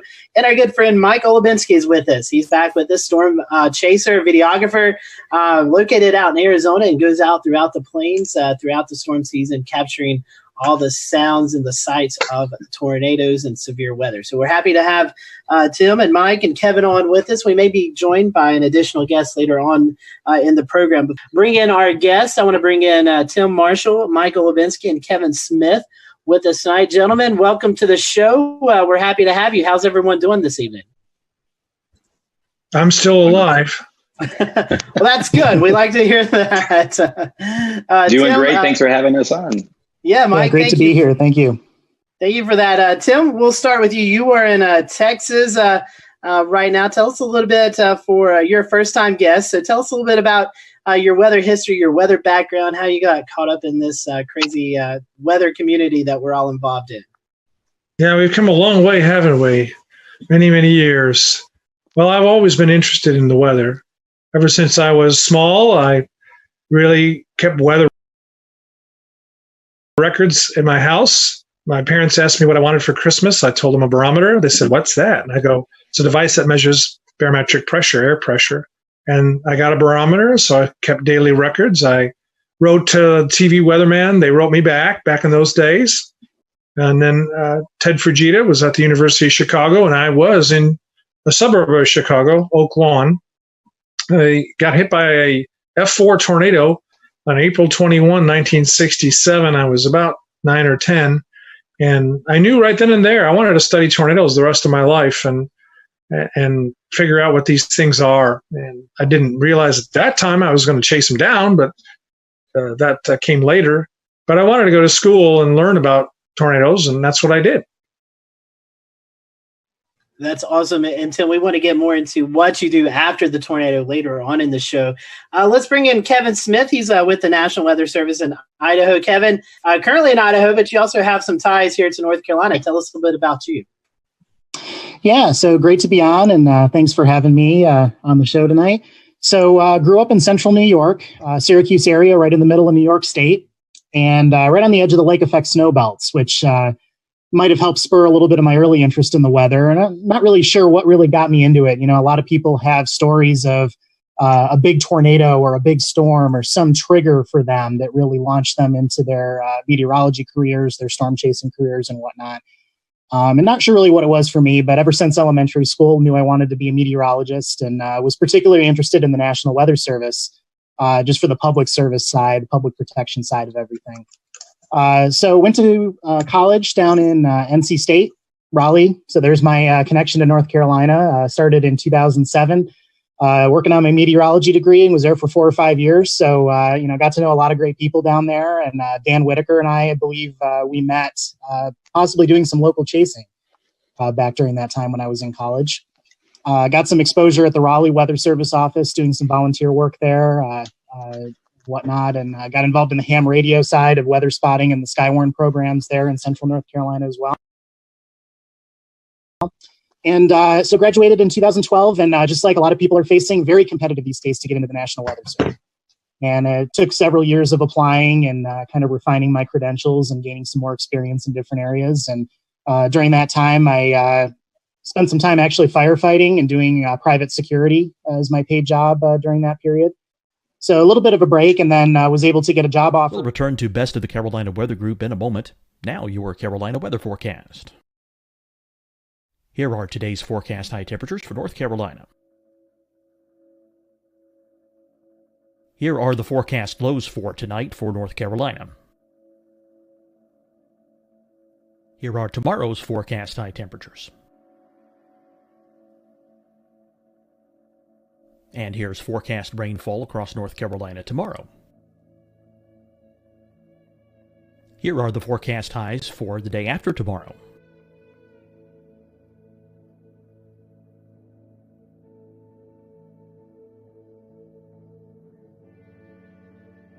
And here's the forecast rainfall across North Carolina for the day after tomorrow. This is the total rainfall forecast across North Carolina for the next 3 days. Here's the severe thunderstorm outlook for today from the Storm Prediction Center.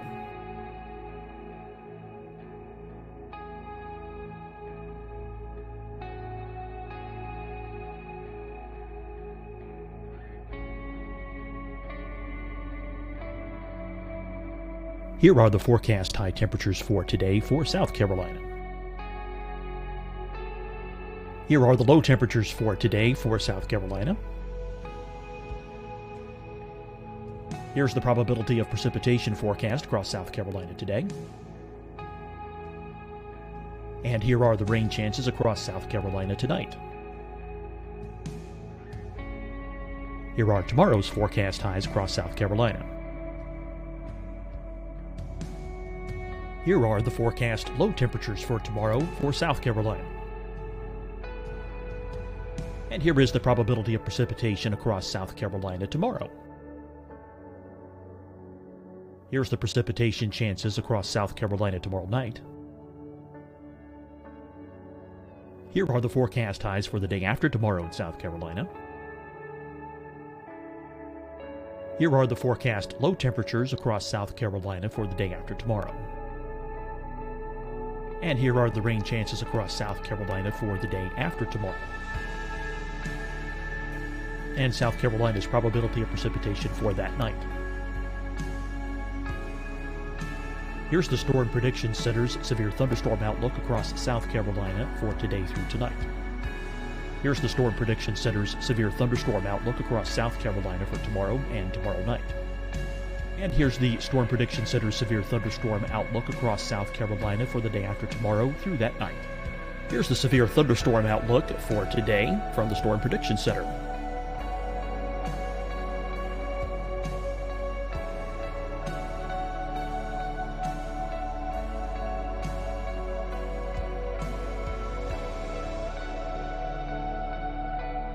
And now here's a live look at weather radar across the southeast. Deciding when to wear a mask isn't about who you know or how well you know them. Just ask yourself, will I be with anyone I don't live with? If the answer is yes, get behind the mask.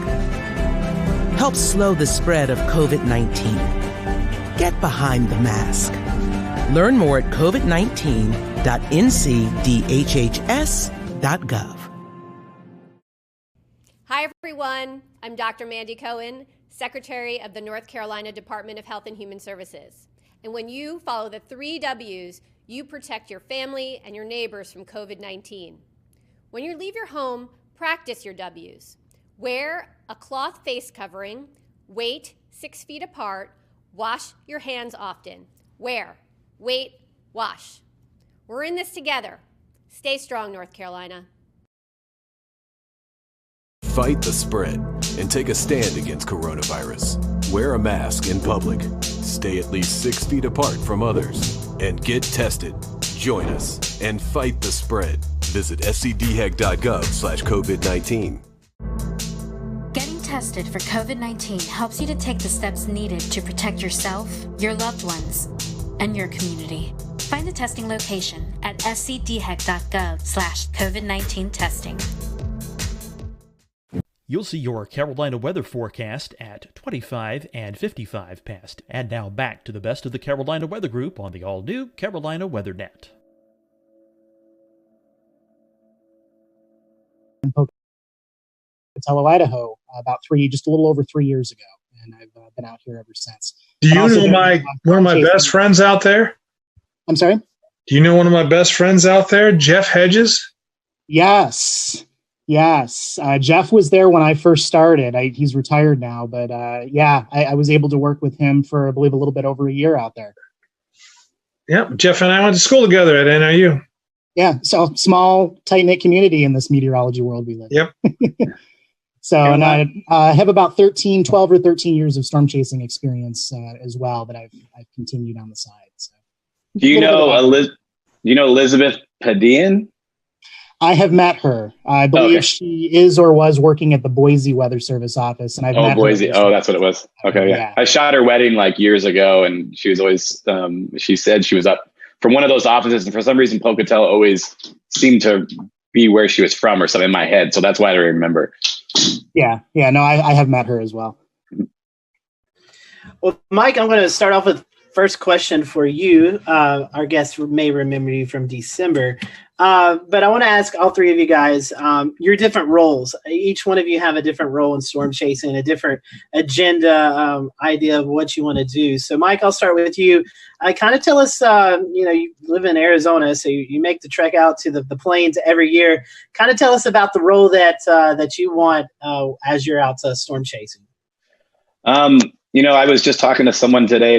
They were saying something about, I bet you'd probably still go chasing if you didn't have a camera. And I was like, I don't know. Like, I would love to watch a storm if I didn't have a camera, but chasing it and going out to the plains and all that stuff.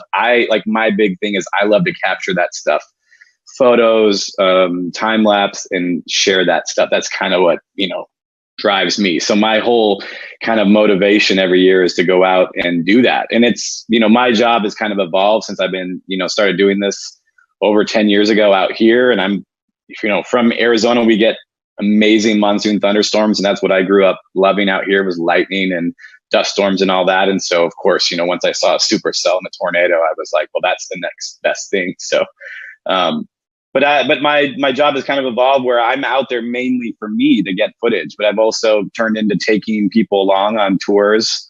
I kind of, do more like, I guess I would kind of call them private tours, where there's 1 or 2 or 3 people coming along. Try to keep them small because I still want to get, the footage I want to get.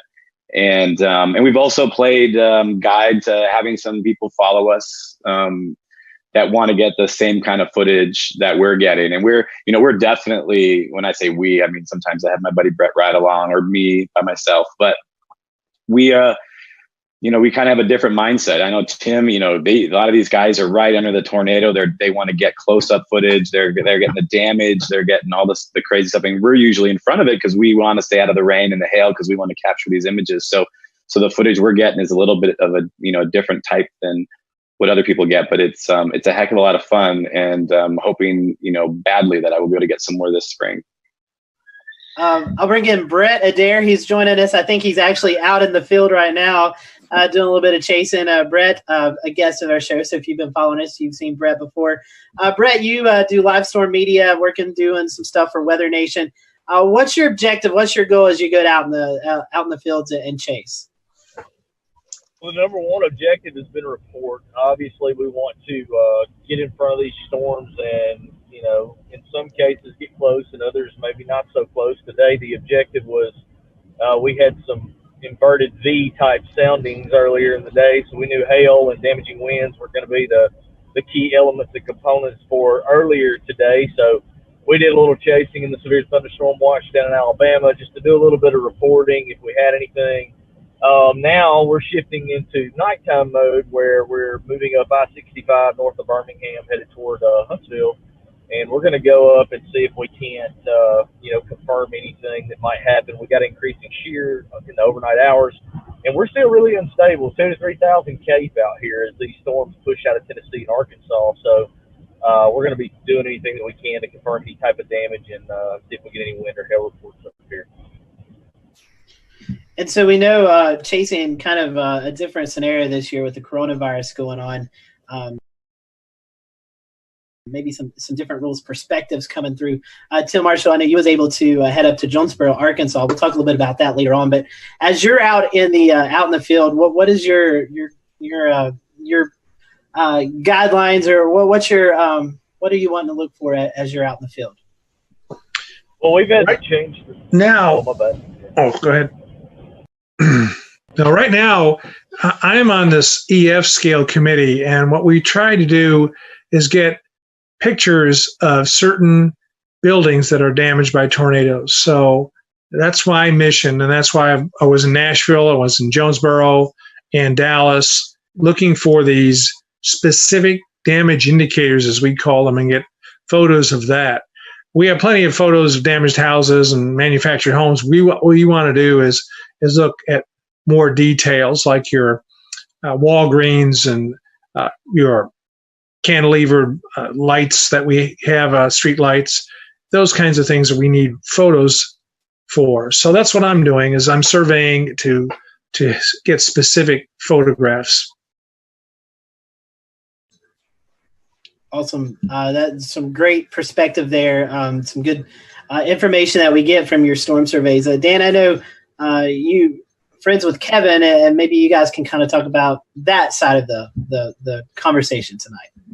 Right. Yeah, definitely. So it's nice to have a great round view of perspectives here of all the different types of chasing that the people here do, as well as the professional associations with their job in storm chasing.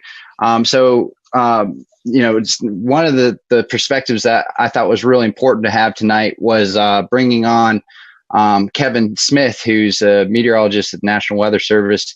I've known Kevin for a while. We've ran in storms together. We've in North Carolina, we both would end up on some of the same storms as we were chasing it.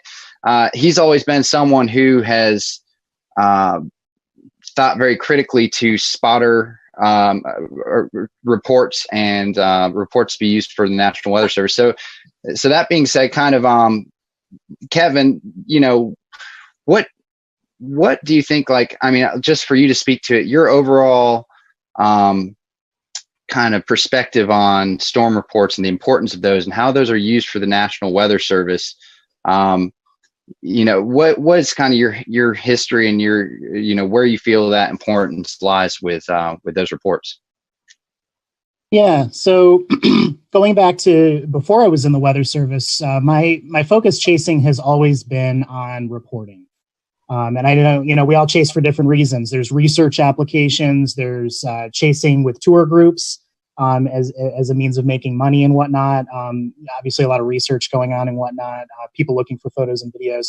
My focus has always been on the public reporting side, just because I knew back in the day that it had a lot of importance for the local Weather Service offices.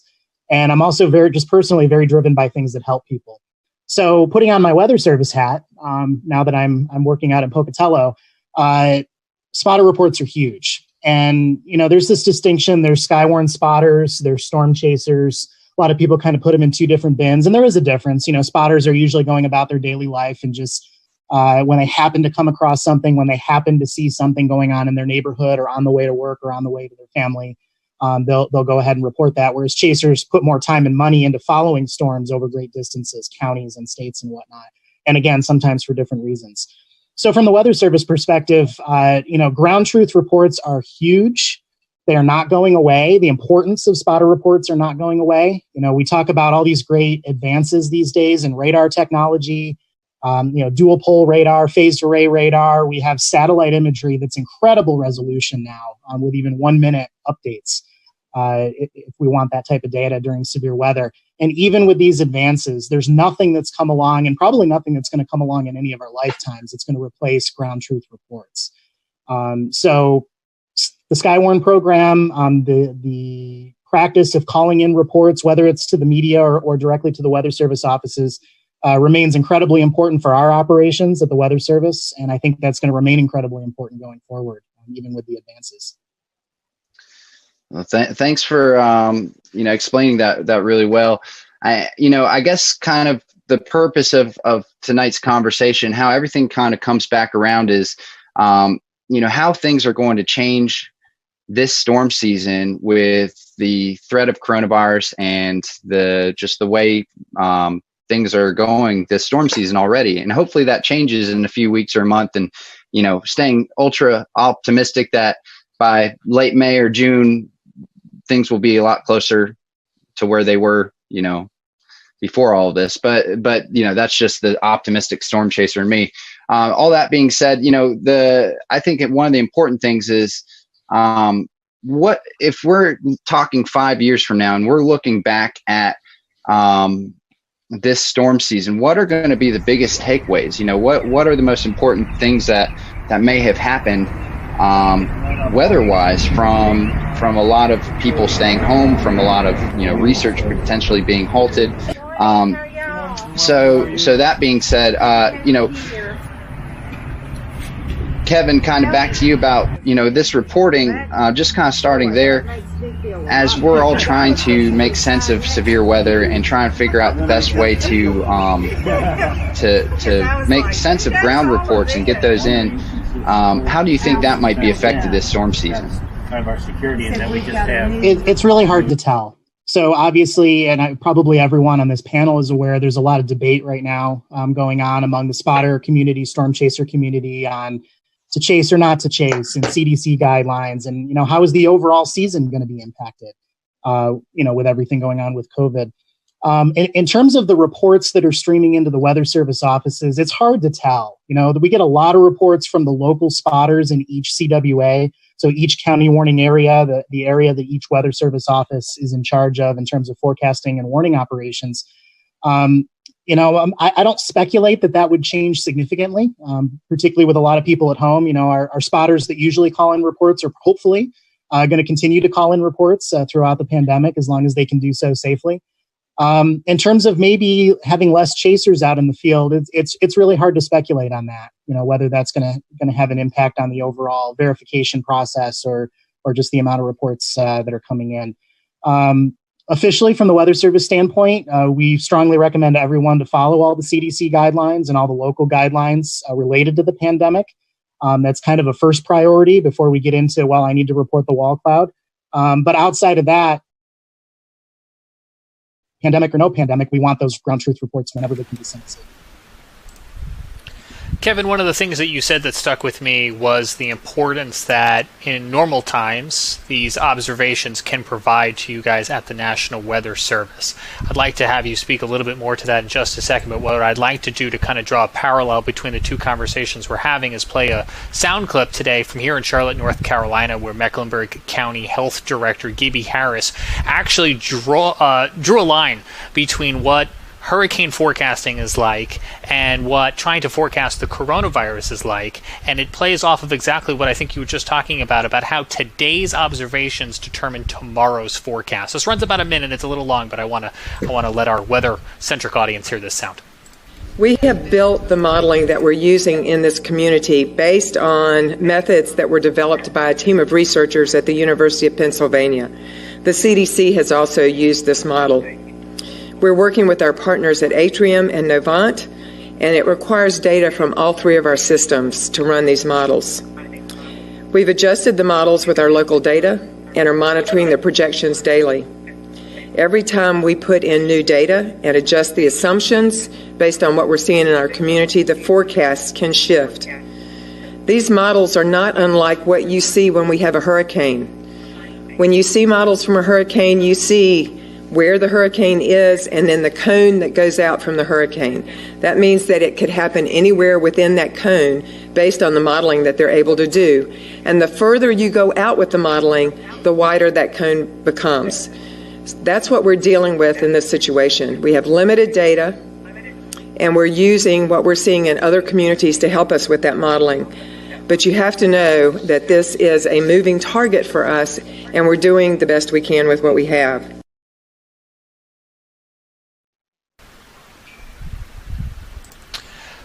So, Kevin, those observations, whether they come from humans or machinery, really do play a role in the weather world to help with tomorrow's forecasting. Is that right? That's right, yes. And I think we're padded a little bit as far as spotter reports go. And what I mean by that is, obviously, when we're reducing weather balloon launches, which are directly inputted into the models that we use, if we're reducing observations coming from aircraft, because air travel is down so much right now with the pandemic going on. Things like that are direct inputs into the weather models are going to have a pretty clear and documented impact, I think, on some of the accuracy and just the performance of the overall model. When we circle back around to ground truth reports from spotters and from storm chasers, again, it's hard to ascertain. We're not plugging a spotter report or a chaser report directly into a model. And again, with the majority of spotters being on the spotter end of that spectrum and reporting from home, reporting from work, again, we're hoping that we don't see a big reduction in those types of reports coming in during the pandemic. But I can think of multiple examples all the way back to high school when I was a spotter back in high school. And then I kind of started to stray more and more into storm chasing as we went into college and then my adult life so far. There's a lot of different examples I can think of where actions were taken by the Weather Service immediately based on my report. And that's a really great feeling. As far as, we know spotter reports are valuable. I'm telling you they're valuable right now as a Weather Service employee. But being able to see that in real time. So for example, back in Cicero, New York, just north of the Syracuse area, called in my rain gauge observation one day. This was back, I believe, toward the end of high school, and said, hey, we've had a thunderstorm. Our total accumulation over the last 45 minutes was measured as this much. And this is what I'm seeing in terms of minor flooding around the neighborhood. And within 3 minutes, an urban and small stream flood advisory was issued. And when you read into the text of the advisory, it said, at such and such a time, a trained weather spotter reported this much rain fell in 45 minutes. The weather spotter reported there is street flooding in Cicero. And multiple examples like that over my time as a spotter, where you can see that direct effect that report has. So I think it's kind of in a different category. Regardless of how the weather models are responding to changes in the data inputs right now due to the pandemic, I think spotting is always valuable. Calling in reports, whether you're a spotter or chaser, is always valuable, pandemic or no pandemic, and hopefully that's going to continue uninterrupted as we go forward this year. Hey, Kevin, one more question for you before we move over to Brett, Mike, and Tim. As a forecaster at the National Weather Service, if come May, some of these stay-at-home orders haven't been repealed and we can't get storm spotters out in the field, how will that affect the warning process? Yeah, so again, hard to say. I think the majority, my impression from my experience is the majority of our local Skywarn spotters that report into each Weather Service office, again, are local. And so I don't think there's going to be a huge interruption in general in terms of their ability to report what they're seeing in their backyard, the type of weather that's impacting their neighborhood and whatnot. And again, it's hard to categorize, if people are not going out as much as they would, if some of the local spotters are not driving the neighborhood looking for damage, maybe because of the pandemic, or if we're cutting down on the chaser presence out in the field, just from the storm chasers, whether they're local or coming in from another state. It's very hard to tell what type of impact that would have. But the final thought on that, again, is whether you're a storm chaser, whether you're a spotter, whether you're someone looking to get involved in that process, these reports matter a lot. We use them every single high impact weather event and operations at all the Weather Service offices, and it's a great thing to get involved in. And if you want me to at some point, I can speak a little bit more to that and how to get involved as well. Yeah, actually, Kevin, near the end of as we after we talk about some more things, we'll be talking about that specifically. And for any of the listeners, it would be great for us to give them things to do they can that they can do from home to become involved with better reporting and stuff like that. So we'll be actually speaking to that. I think it's a great and very useful thing that we can all kind of try and figure out what we can all do while we stay at home. So, but over to you, Brett. You're out in the car. You're pursuing storms right now. Just as a kind of overall question, what is so important about today and about what you're doing that you're in the car and following these storms right now? What from a media perspective and from a meteorologist's perspective is the reason you're out there, and why is that so important?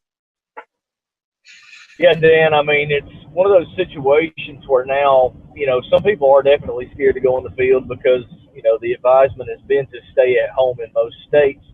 For us, we're still essential. We still have to report. We still have to, give the news, whether it be the news or weather news.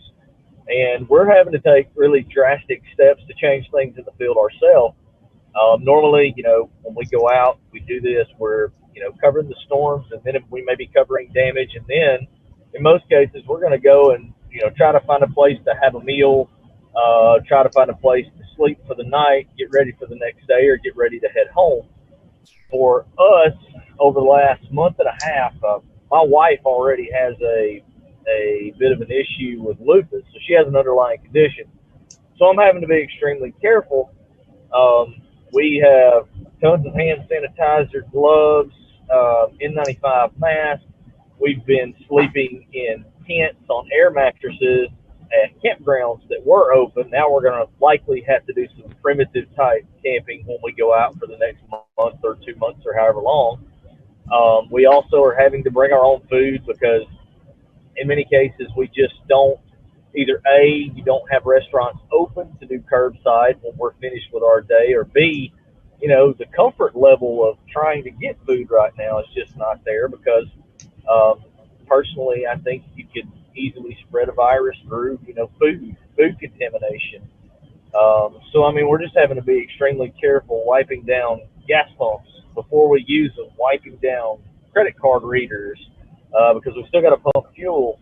It has really changed the way that we operate, and we're having to really slow down and be more attentive to the things that normally would be second nature to us when we're in the field. So, personally, I'm a little more worried about other things than the storms, and you have to pay attention and really think about things more in depth. And it also, I second guess myself sometimes. I don't want to become complacent about the weather and then have an issue there as well. So it's becoming very challenging, but we still have to be out here, reduce number of spotters.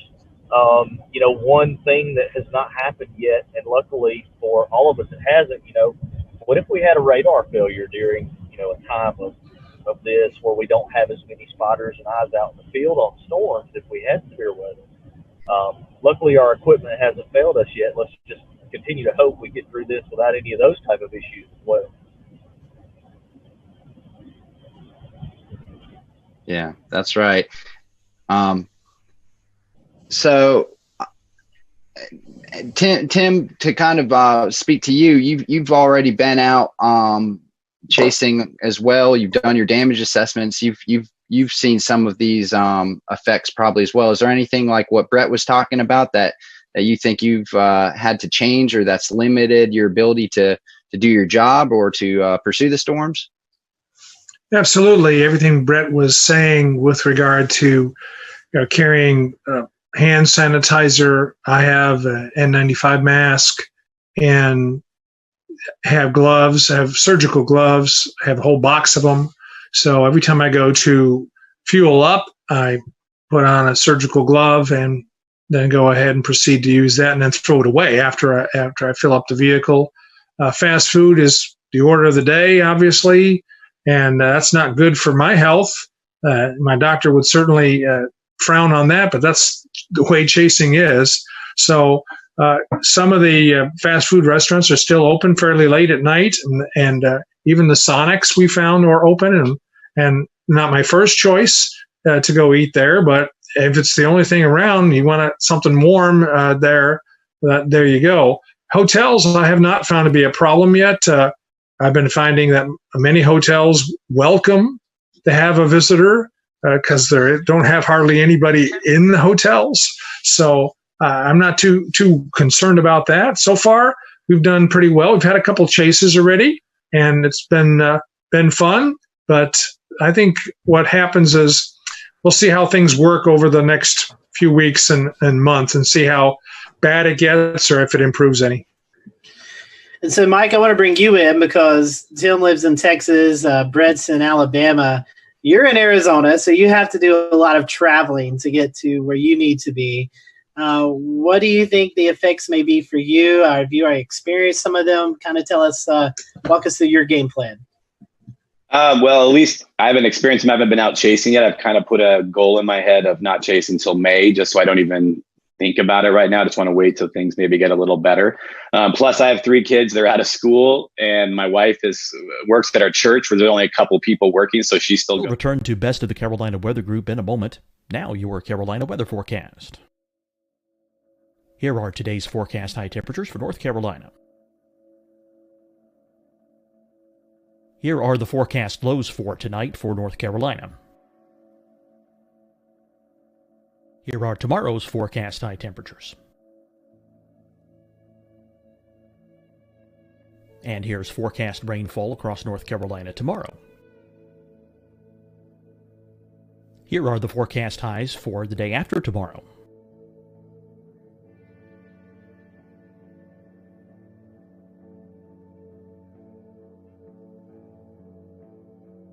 And here's the forecast rainfall across North Carolina for the day after tomorrow. This is the total rainfall forecast across North Carolina for the next 3 days. Here's the severe thunderstorm outlook for today from the Storm Prediction Center.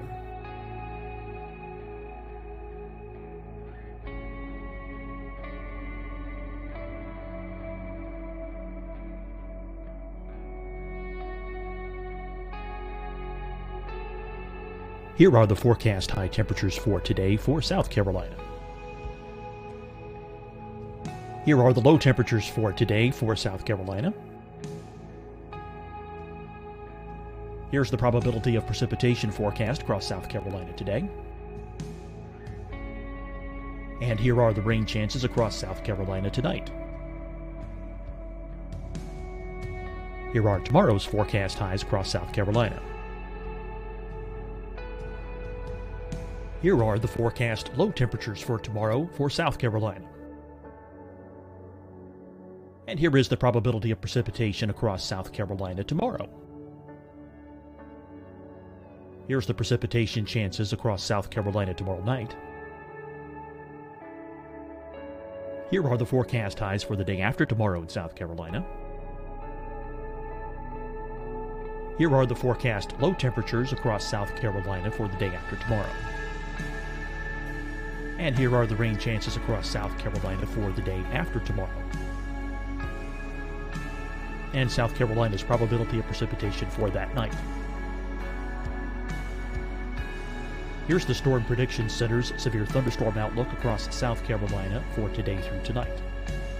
Here's the Storm Prediction Center's severe thunderstorm outlook across South Carolina for tomorrow and tomorrow night. And here's the Storm Prediction Center's severe thunderstorm outlook across South Carolina for the day after tomorrow through that night.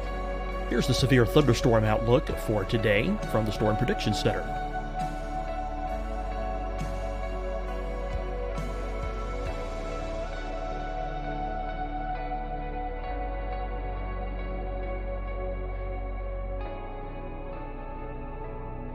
And now here's a live look at weather radar across the southeast. Deciding when to wear a mask isn't about who you know or how well you know them. Just ask yourself, will I be with anyone I don't live with? If the answer is yes, get behind the mask. help slow the spread of COVID-19. Get behind the mask. Learn more at covid19.ncdhhs.gov. Hi, everyone. I'm Dr. Mandy Cohen, Secretary of the North Carolina Department of Health and Human Services. And when you follow the 3 W's, you protect your family and your neighbors from COVID-19. When you leave your home, practice your W's. Wear a cloth face covering, wait 6 feet apart, wash your hands often. Wear, wait, wash. We're in this together. Stay strong, North Carolina. Fight the spread and take a stand against coronavirus. Wear a mask in public. Stay at least 6 feet apart from others. And get tested. Join us and fight the spread. Visit scdhec.gov/COVID-19. Getting tested for COVID-19 helps you to take the steps needed to protect yourself, your loved ones, and your community. Find the testing location at scdhec.gov/COVID-19 testing. You'll see your Carolina weather forecast at 25 and 55 past. And now back to the best of the Carolina Weather Group on the all-new Carolina WeatherNet. So I'm kind of hunkered down, helping them, get caught up on schoolwork that they need to do. I'm the one going to the store to get groceries and all that. So it's actually been really fun, but also kind of, still trying to work and stuff on my own, which has been a little bit stressful with the kids. But, I'm trying to look at this time a little bit with some silver lining as a gift that I get to spend time with them and help them out. But all the precautions they're taking, I've been taking. I'm starting, I'm freaking out. I sound a little sick. I have allergies out here. But on Friday night, I thought I was like, oh my God, my chest is caving in and I've got all these symptoms, and I had a panic attack on Friday night. So, since then I realized I just have allergies. It's real bad out here for everybody. But I do everything, go to the store and wash my hands before I go in. I try not to touch anything. I've trained myself not to touch my face. And it's just crazy how much your face itches once you've trained yourself not to touch your face inside a grocery store. And when I cannot immediately wash my hands and make sure and wash my phone if I've touched it, or credit card or whatever. So, but for me, at least coming up, it's going to be different. I usually will do tours for 7 days, 10 days. I don't know if any of those are going to happen. They don't usually start until mid-May. So right now I'm, one of the guys coming, he was a 77-year-old man who's come on a couple of my workshops before. He's like, I don't want to come and I don't want to stay in hotels, and which is great. I don't want him to risk anything he doesn't want to. But, for me, when I started doing this, I started in Arizona chasing by myself. And when I started coming out the plains, I had a buddy or two, but really my first time ever coming out was by myself. And I learned to chase solo and how to navigate, look at radar, and do all the stuff at the same time. For me, I'm almost thinking, it's going to be kind of like a flashback to how I used to chase. And right now, the plan is to bring a cooler of food and a sleeping bag and a pillow and sleep in the back of my 4Runner. And if I need a, motel, I might even go in and bring my pillow and my sleeping bag, so I don't really have to touch the bed, and make sure I wipe everything down. And like Tim said, I have a neighbor who works with hotels, and, I know that some of them out there, they're going to need money. They need support as well. And so, in a way, hopefully we're kind of helping them out at the same time of being, safe and all that. So, my plan is to just kind of try to do that as much as I can. I've gotten used to driving out there, especially to, kind of to Denver, chasing, coming back to Denver, leaving my truck somewhere and flying home for, $100 a flight one way, which is pretty cheap, staying home for a few days, flying back out and chasing. So I don't have to do the crazy drives back and forth across New Mexico and everything. But this year I'm probably going to have to get used to doing that again. So I think it's possible it's going to be a little bit different than before, but my plan really is to, hopefully wait till May, maybe first, second week of May.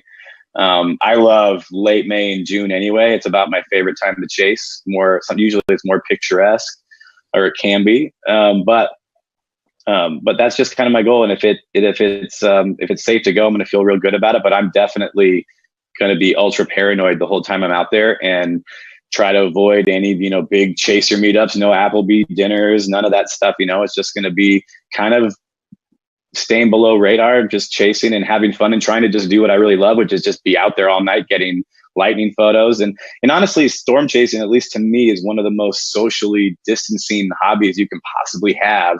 That also, at least for me, is a job. So I get to go do that and really have an excuse to be away from everybody and not have to do anything. But other than, Tim and Brett said, wash your hands before touching a gas pump and avoid, that kind of stuff as much as possible. So at least that's my plan right now, but we'll see. It's, it's only early April. Who knows what's going to change? Yeah, definitely in a changing world. Kevin, I want to bring you in, and then we're going to go to a quick break. With the Weather Service, I know some things have to be kept internally, but as we get into storm season with the Weather Service, we see these bigger severe weather days. Sometimes the Weather Service brings in additional staff to help monitor social media, Skywarn, things like that. Does the Weather Service have any clue or any ideas or plans on how to address these bigger severe weather event days during the COVID-19 pandemic? Yeah, so the guidance we've been given is operations continue.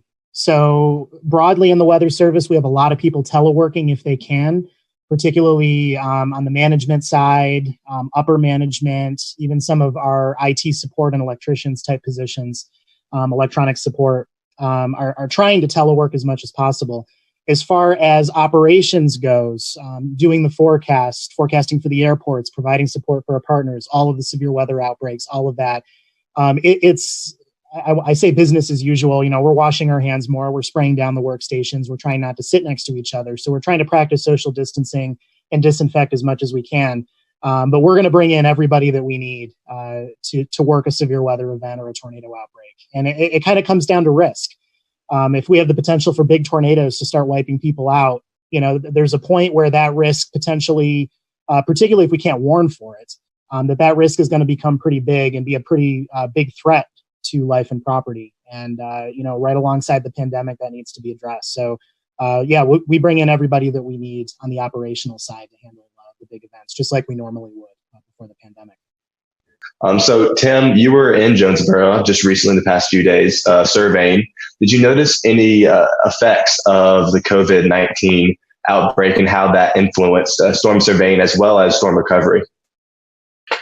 Well, the people there were very cognizant of the stay-at-home order, but they also wanted to go out and see the damage. So there was, two types of people out there. There were people who did stay home, and then there were people who were out in their cars taking cell phone pictures of the damage and destruction. The police were all over there, and funny because talking to the police there, one police officer shook my hand, and then we both thought, wait a minute now, we shouldn't be doing that. And then other officers would say, well, we could just, say hi or something like that. And that's great. So there was some of that. And then the hotel I stayed at up in Jonesboro, they said that before the tornado, they had 20% occupancy. But then after the tornado, it went to 60%, and they expected to be sold out as more first responders and contractors come into town. So in a way, it brings back some business. Absolutely. Wow, that's scary stuff. It's the worst case scenario that a major tornado goes through a populated area at a time like this. And obviously that's awful no matter when, even when there's no virus wreaking havoc through the world. But that's just awful for those folks. Over to you, Scotty. Thank you, Evan. Tim, I want to keep you up and bring Kevin in as well. Tim, you were able to kind of go through Nashville, Tennessee, look at this tornado damage that went through downtown. That was pre-COVID-19, before everything kind of shut down. You was in Jonesboro after COVID-19. So you did storm surveys on both. So I want to ask you, how are those storm surveys different? Have you noticed anything? And then Kevin, I want to piggyback that off to you as how will the Weather Service conduct these storm surveys when we're in this time of social distancing? So, Tim, I'll throw it to you first.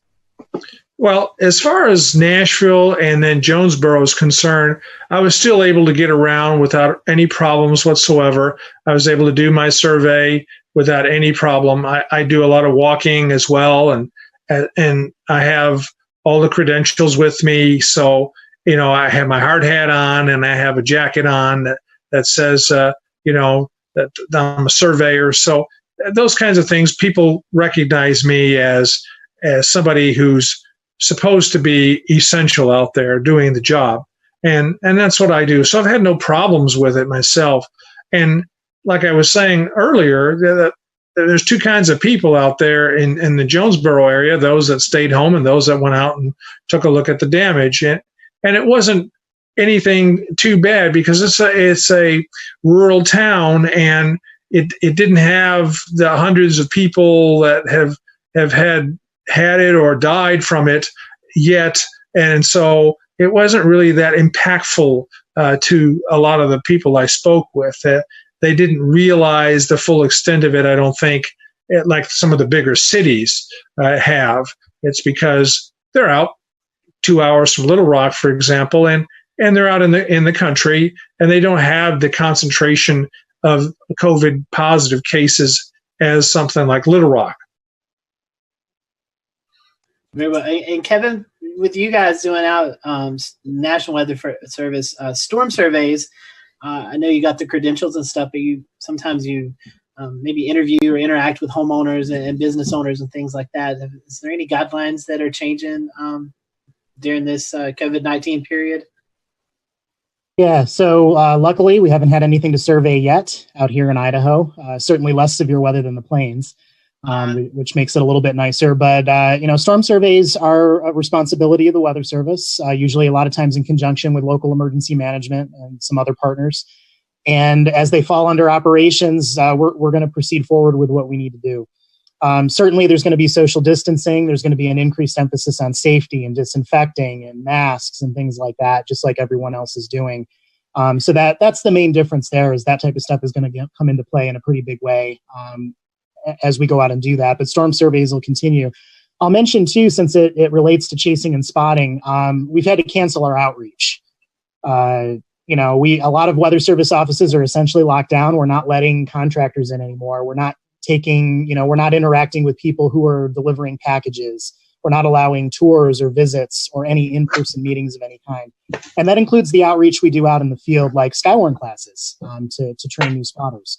So a lot of that has been canceled, and actually just about all outreach across the country for the Weather Service has been canceled or postponed until things get better in the course of this pandemic.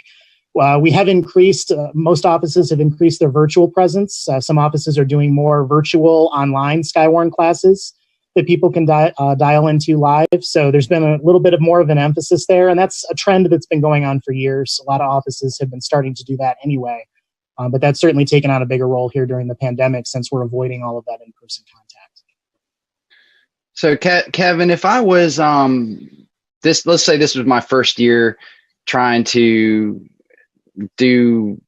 get involved with severe weather, whether that's the information or the spotting or and I have to do most of that from home, what other things would you recommend that I could get into to be able to kind of enhance my knowledge and also my ability to report from my local area for home, things such as CoCoRaHS or MPing, anything like that you can think of?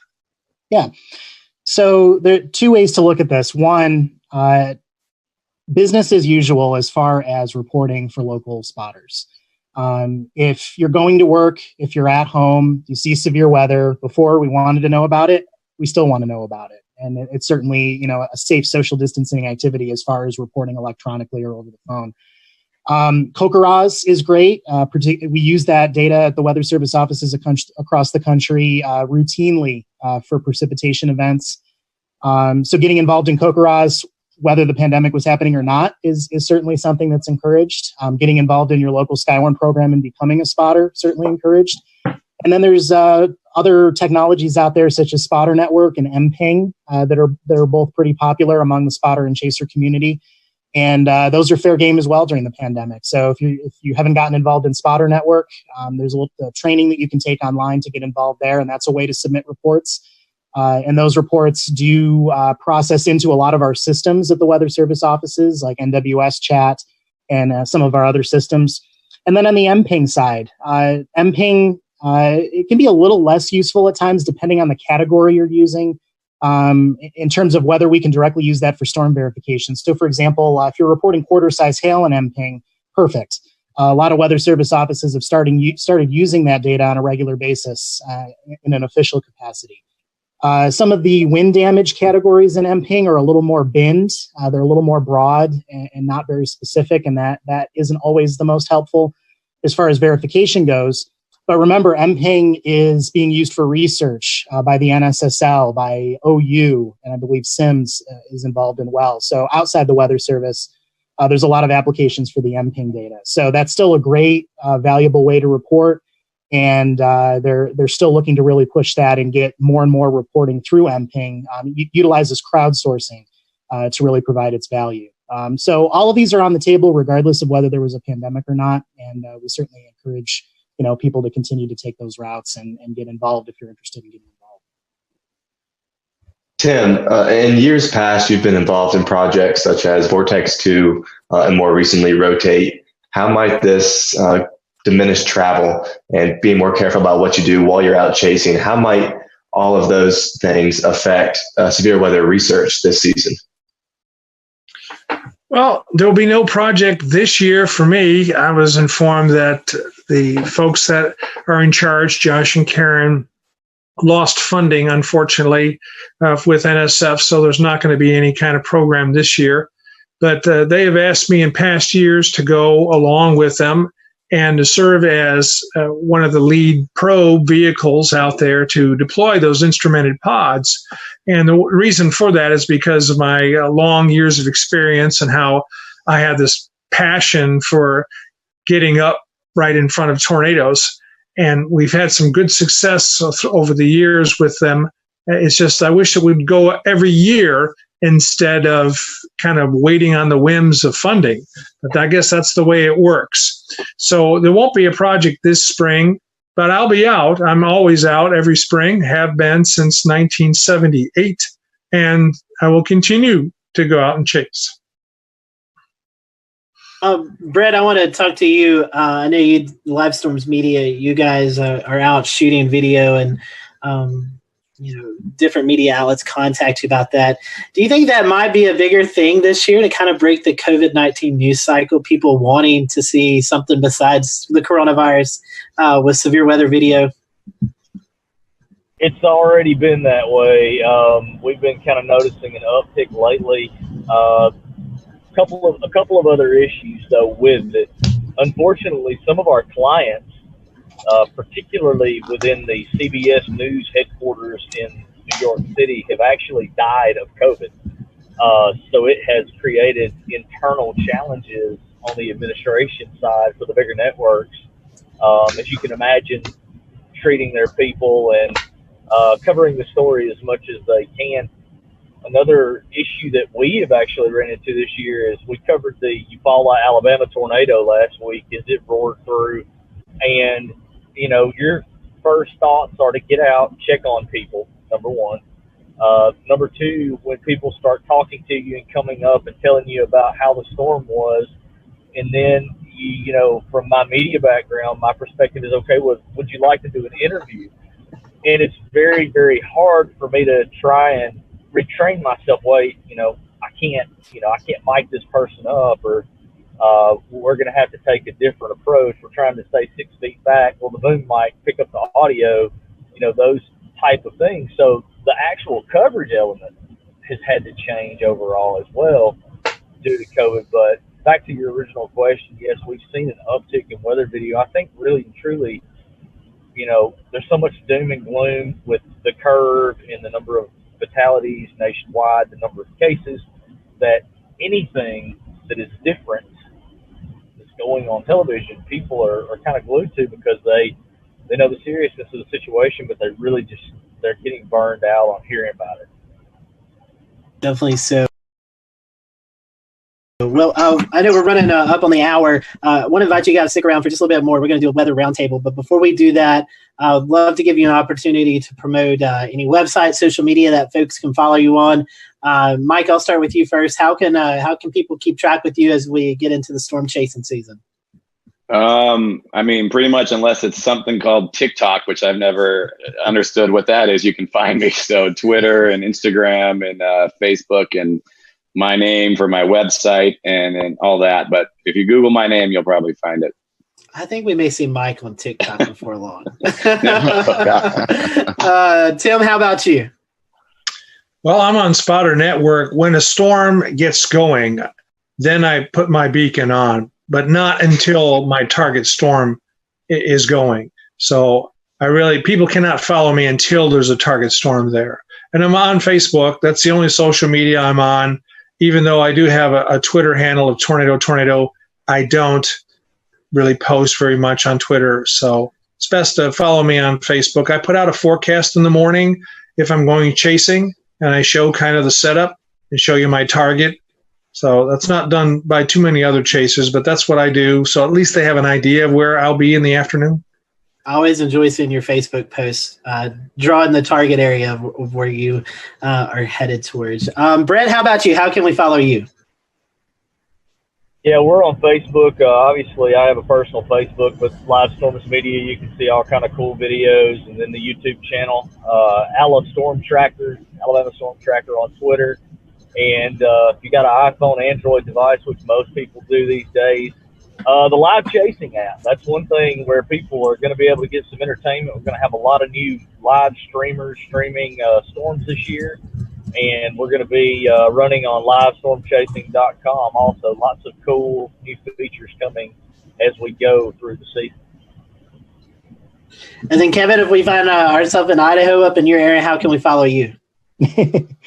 Well, unfortunately, with my focus always being on calling in reports, and that's been, always been kind of my core focus. I haven't really dabbled much into having social media pages for people to follow me on. So not super helpful there. I have a personal Facebook page. I post some photos and video, mostly for friends and family.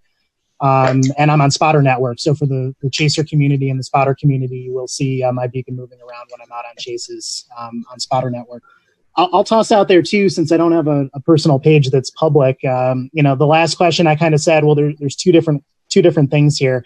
One of them, like I talked about, is the spotting and chasing side and calling in reports. But for people who are home teleworking right now, or maybe just have more free time on their hands because they are isolated because of the pandemic, one way to get involved if you want to expand your knowledge a little bit in the world of weather, weather.gov/learning is one of our official websites where we've collected together a lot of different things. So some of it designed for children, some of it designed for everybody. And I believe there's links to like Comet Med Ed and some different programs in there where actually you can take Skywarn spotter training online and get that to your local office. But a lot of different resources there for anyone looking to pick up a little extra knowledge or learn a little more about weather if you have extra time at home during the pandemic. Climatologically, this is the prime time for severe weather in the South. So we'll definitely be keeping our eyes on that. And James, today, the National Weather Service, NOAA, Weather Ready Nation ambassadors, all were promoting Safe Place Day, Safe Place Selfie Day. I'll say it that right the second time.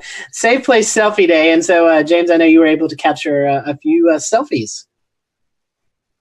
Yes, the first one comes to us from the National Weather Service in Greenville-Spartanburg, making mention of social distancing. Have you thought about where your safe place is at work?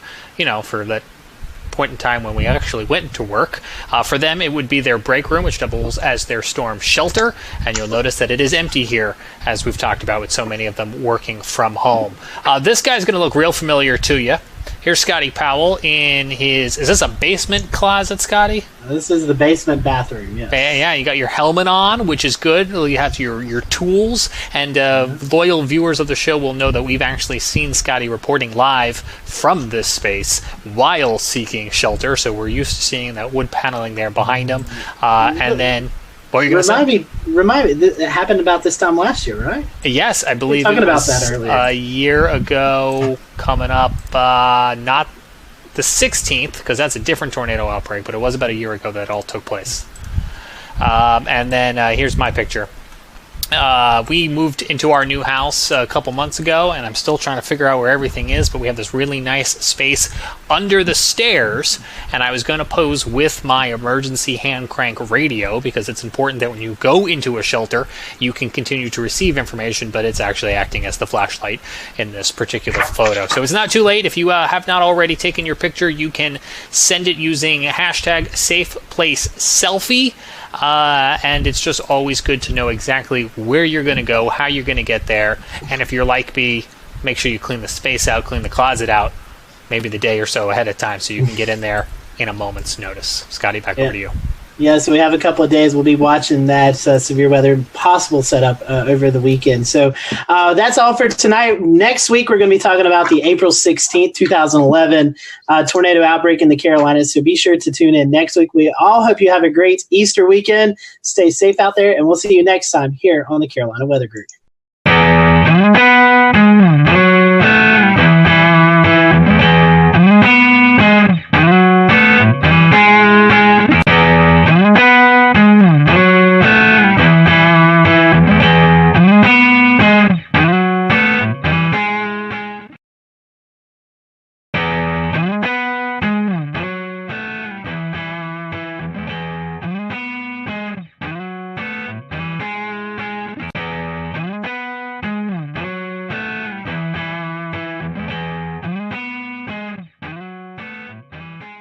Hello, everyone. Welcome to the Carolina Weather Group. We're happy to have you on this Wednesday evening. We're going to be talking with Dr. Phil Klotzbach, meteorologist and professor out at Colorado State University, as well as Mr. Carl Schreck, who works for NC State University. You've also probably heard him associated with NOAA up in the Asheville office. So, Carl, a fellow North Carolinian on the show tonight, and we're going to be talking about some research that they've put together. We'll return to Best of the Carolina Weather Group in a moment. Now your Carolina weather forecast. Here are today's forecast high temperatures for North Carolina. Here are the forecast lows for tonight for North Carolina. Here are tomorrow's forecast high temperatures. And here's forecast rainfall across North Carolina tomorrow. Here are the forecast highs for the day after tomorrow.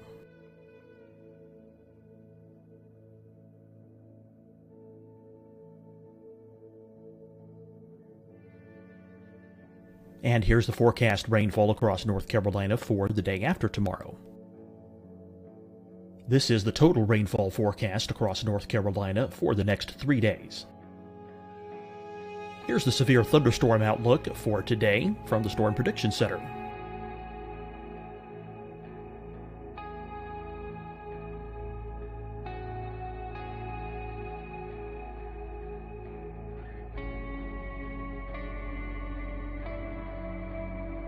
Here are the forecast high temperatures for today for South Carolina. Here are the low temperatures for today for South Carolina. Here's the probability of precipitation forecast across South Carolina today.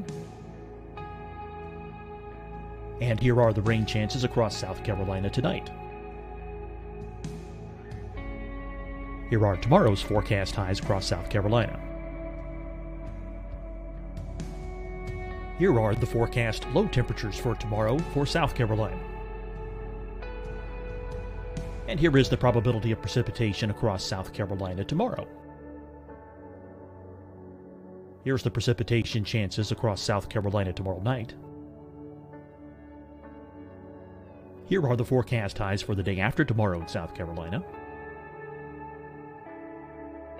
Here are the forecast low temperatures across South Carolina for the day after tomorrow. And here are the rain chances across South Carolina for the day after tomorrow. And South Carolina's probability of precipitation for that night. Here's the Storm Prediction Center's severe thunderstorm outlook across South Carolina for today through tonight. Here's the Storm Prediction Center's severe thunderstorm outlook across South Carolina for tomorrow and tomorrow night. And here's the Storm Prediction Center's severe thunderstorm outlook across South Carolina for the day after tomorrow through that night. Here's the severe thunderstorm outlook for today from the Storm Prediction Center.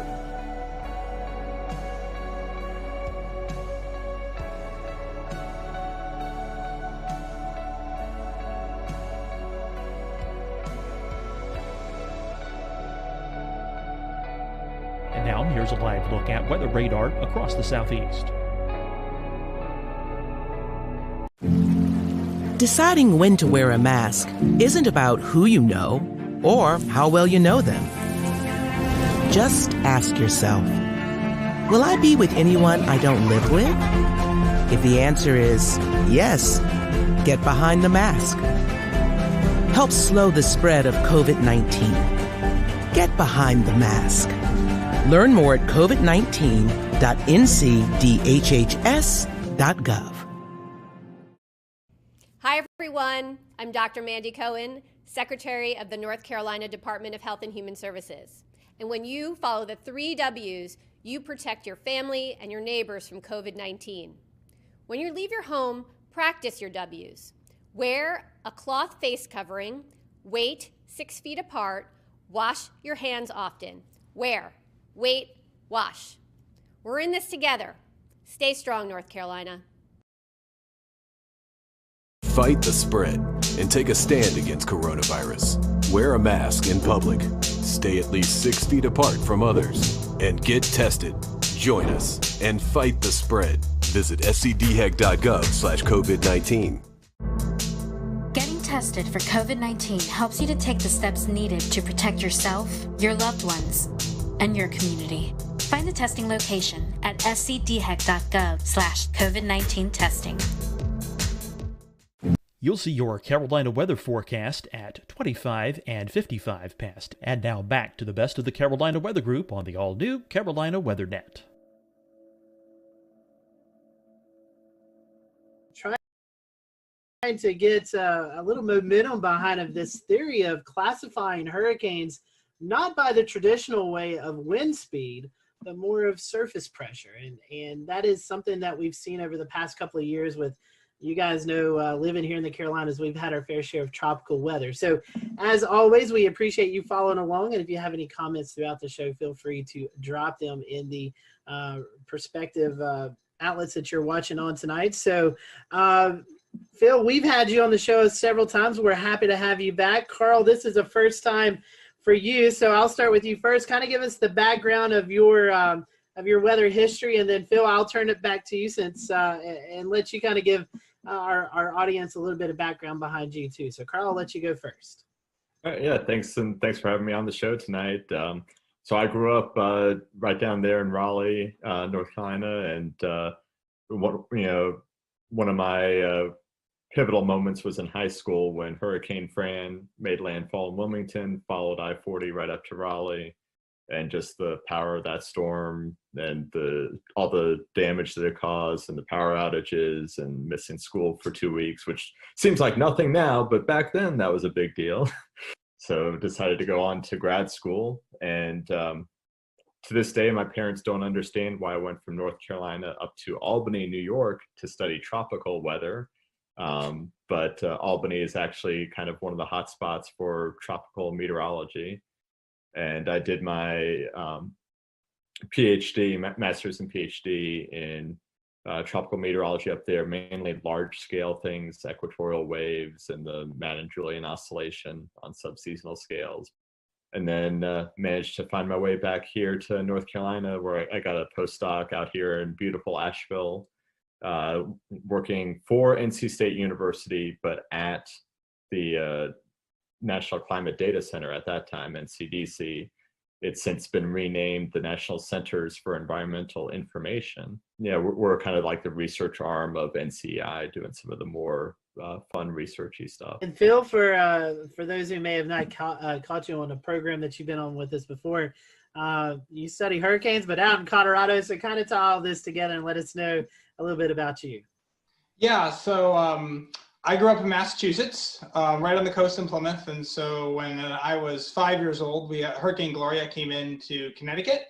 But even though it was about 150 miles away from where I grew up, it still had pretty significant impacts there. And that was I've always been kind of really fascinated by the weather, but that's really what got me focused more on hurricanes. And then I did my undergraduate at Bridgewater State in Massachusetts in geography, and then I've done some research on seasonal prediction as an undergraduate, and so I applied to go to CSU where Bill Gray was, and he accepted me, and I was very, very, very excited to go work with Bill Gray because he's kind of a legend in the field of tropical meteorology and everything. And I went out to CSU in 2000, and I've been working at CSU ever since. So I've been doing seasonal forecasting, part of the team for 18 years now. And if you were to ask Bill Gray why forecast hurricanes in Colorado, he would say it's because the storm surge can't get you at 5,000 feet. That is very true. That is very true. Well, Dan, I think you're going to kick off the topic, so go ahead. We want to talk a little bit about surface pressure in relation to how hurricane damage is assessed. Currently, hurricanes are based mostly on wind speed, but it would be great if you could tell us a little bit more about how the pressure is actually related to the hurricane damage assessments, or how that comes into play at all, other than just forecasting. Yeah, so this was some work, and some of this actually came a little bit motivated from me growing up in the Northeast U.S., where the Hurricane Center has been reanalyzing all those historical hurricanes, and all my major hurricanes from New England are gone. They're taking them away. They know they're only Category 2s by wind speed. And so, if you look at hurricanes hitting in the East Coast, especially from, say, like Georgia northward, the Carolinas, especially if you up in New England, their structure is somewhat different from a canonical hurricane like the ones you normally see, like a hurricane hitting Texas or Florida. As these hurricanes move further up the coast, they tend to get somewhat elongated. They're a little less symmetric looking. Sometimes they're not particularly, you wouldn't have those on your wall behind you framed as a picture of what a hurricane looks like. But these kind of big sprawly hurricanes often have a significant amount of damage associated with them. And so basically, if you're thinking about a hurricane, and I think Sandy's probably the best example. I know Sandy was officially post-tropical when it made landfall, but up to about 2 or 3 hours before it was still classified as tropical. It was a Category 1 by wind. Wind's only about 65, 70 knots, but the pressure was down around 942, 943 millibars, which is an incredibly low pressure. And so the reason the winds weren't that strong was because basically you had a very low pressure in the center, but Sandy, as you know, was an enormously large storm.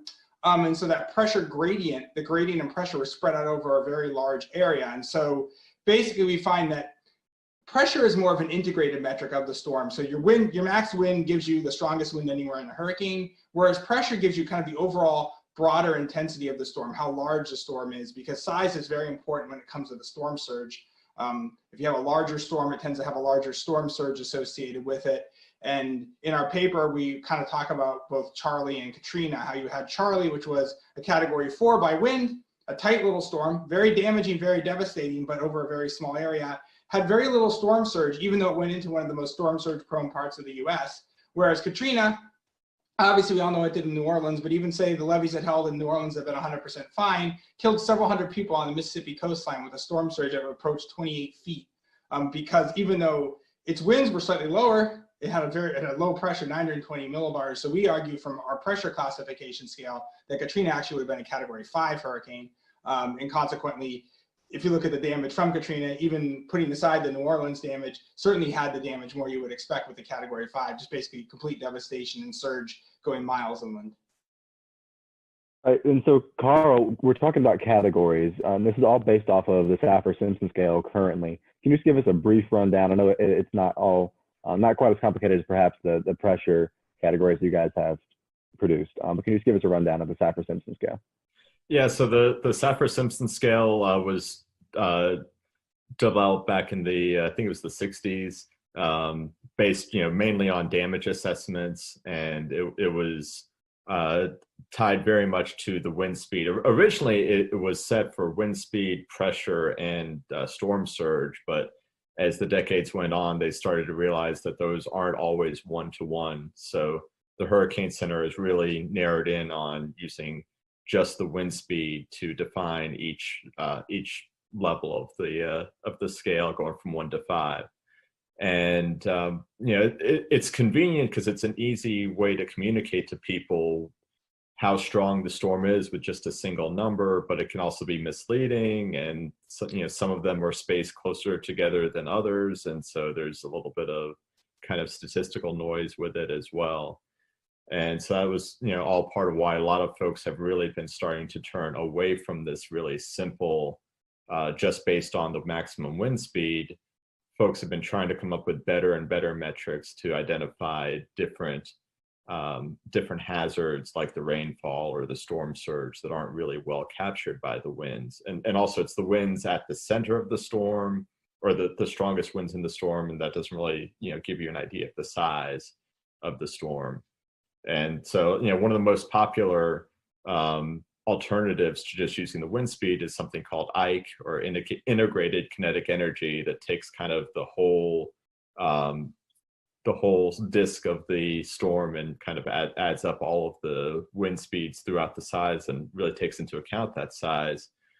But the issue there is that you need to know the full wind field, and that's very rarely possible, especially as you go back farther. So that's one of the reasons why we really like the pressure. I mean, no single number is going to give you a great estimate of how strong a storm is, but we think if you've got to use a single number, that the pressure seems to integrate a lot more things and is a lot easier to calculate than some of the alternatives. But the nice thing with pressure is we measure it every time we fly a plane through a hurricane. We measure the pressure, and we have that number in real time. So basically, the nice thing is someone who's TV meteorologist or emergency manager can see, here's the current pressure, look at the scale and know what it is exactly, as opposed to having to wait for, a model analysis for Ike. And that's the thing, is we need something we have in real time. And basically in real time, Hurricane Center has wind and pressure.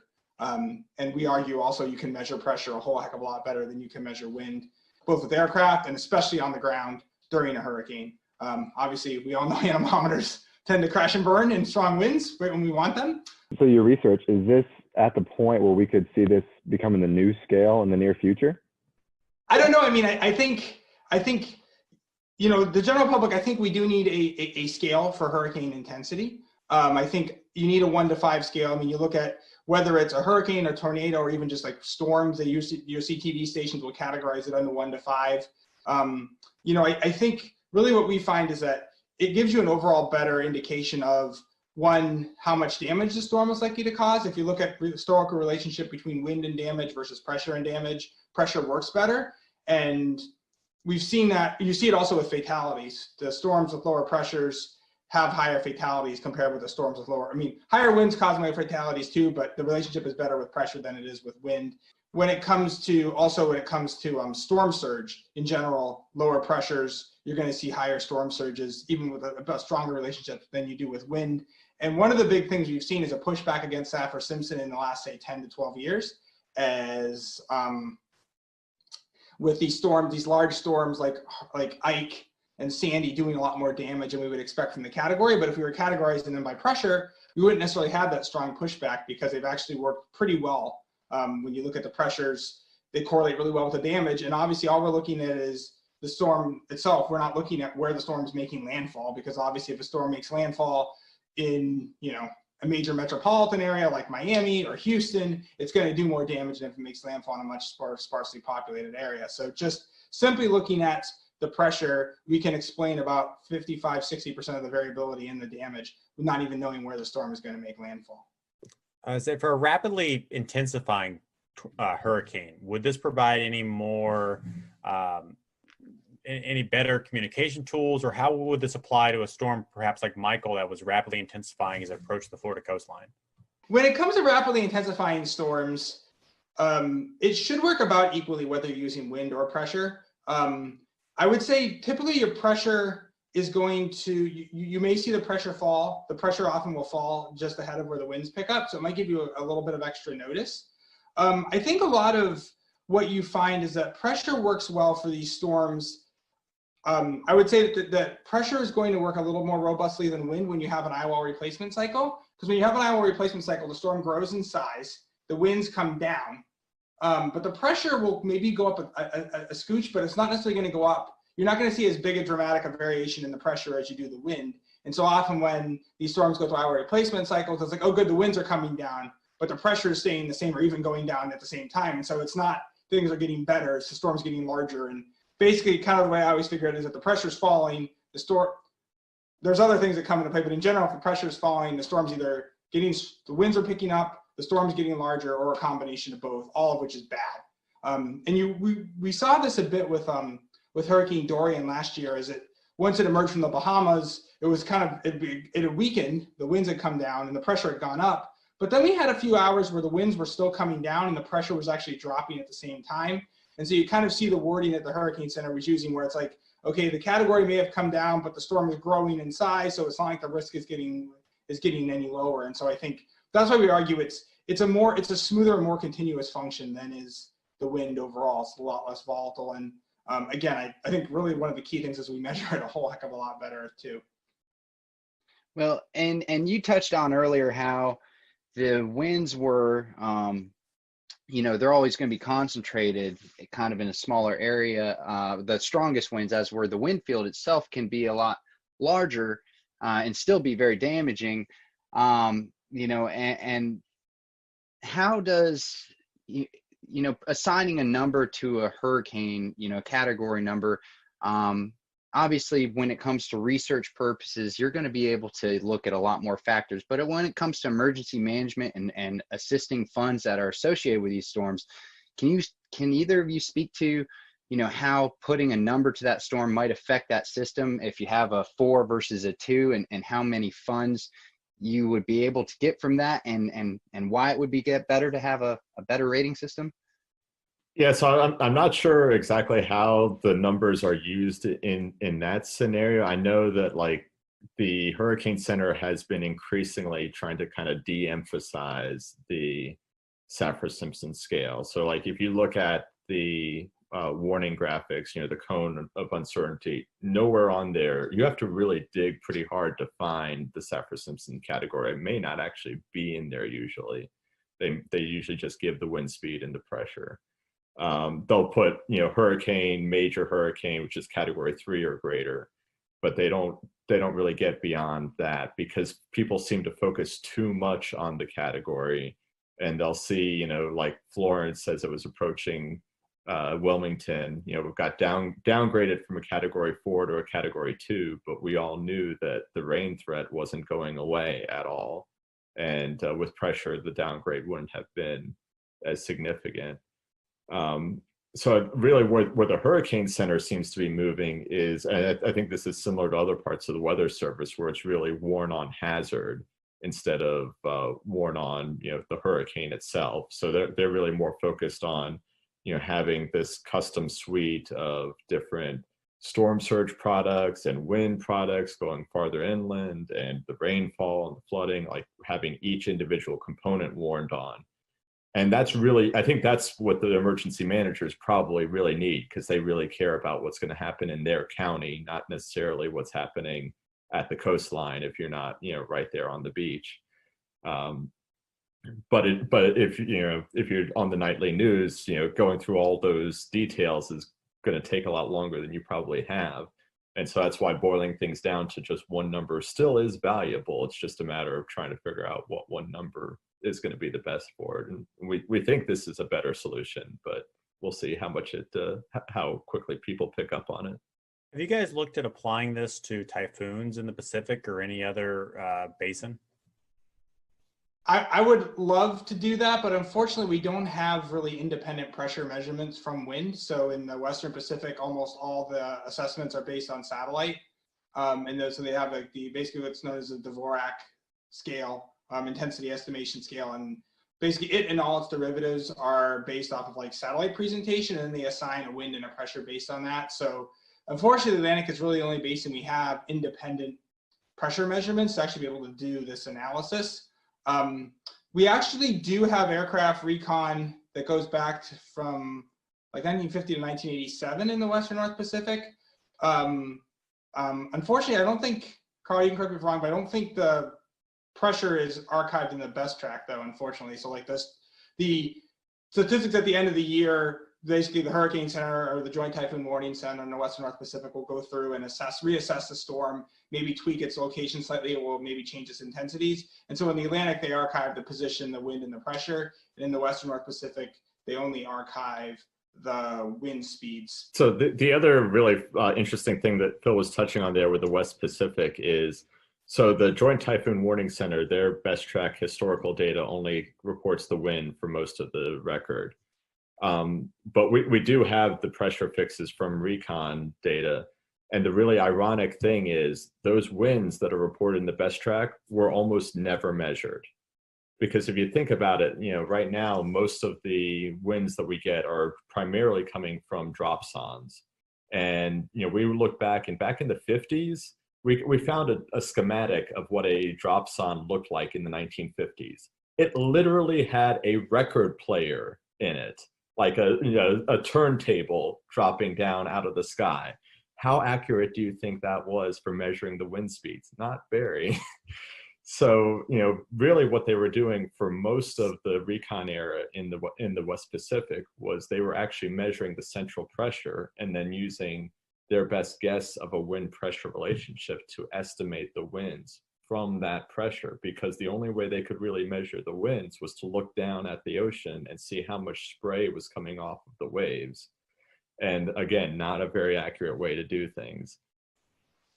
My, how the technology has changed. You guys have poured a lot of time and effort into this research. If some of our followers who are watching tonight, they want to kind of look at the research, where can they find that out? Where's the best spot?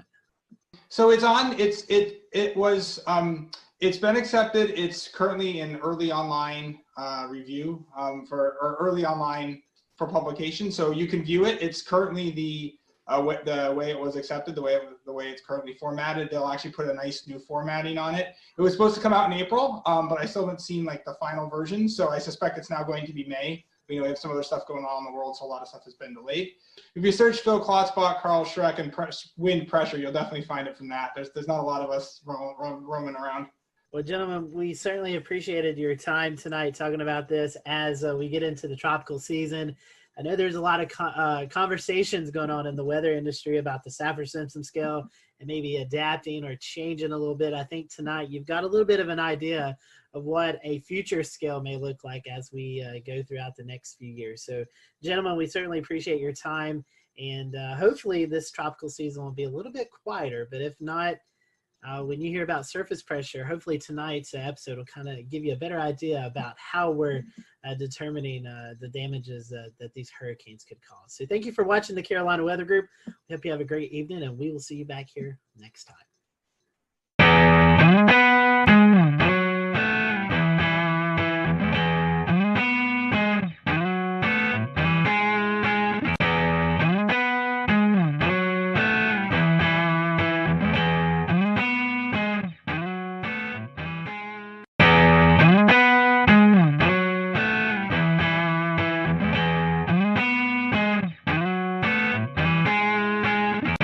Welcome to the Carolina Weather Group. This is show number 305, and we're very happy to have Mr. Tom Nizzle on with us. You've probably seen Tom on the Weather Channel. He's a winter weather expert, has since retired, but finds himself close to the Carolinas, and we are happy to have Tom here. As we're in the heart of winter weather season, we thought, well, it's appropriate to have Tom on. So, Tom, welcome to the Carolina Weather Group. We're happy to have you on with us this evening. It's great to be with y'all. And, I'm originally from up north in Buffalo, New York, but now I'm right next door to you, just across the border in a place called Roan Mountain, Tennessee. Yes, Roan Mountain, Tennessee. You probably heard about that on the show here. Ricky Matthews, meteorologist up in the Bristol, Tennessee area, talks about Roan Mountain, as does Evan Fisher, who goes up several times throughout the winter season to do some snow chases. So you've heard about Roan Mountain, so now you can kind of put a face with the place tonight. So, Tom, you have been dubbed the winter weather expert at the Weather Channel. You work for the National Weather Service. You've been able to develop some weather programs, some tools. Kind of talk to us about your weather journey. How did you catch the weather bug?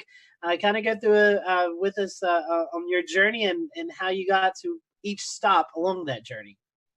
Yeah, well, thank you. And again, thanks for having me on. This is an honor.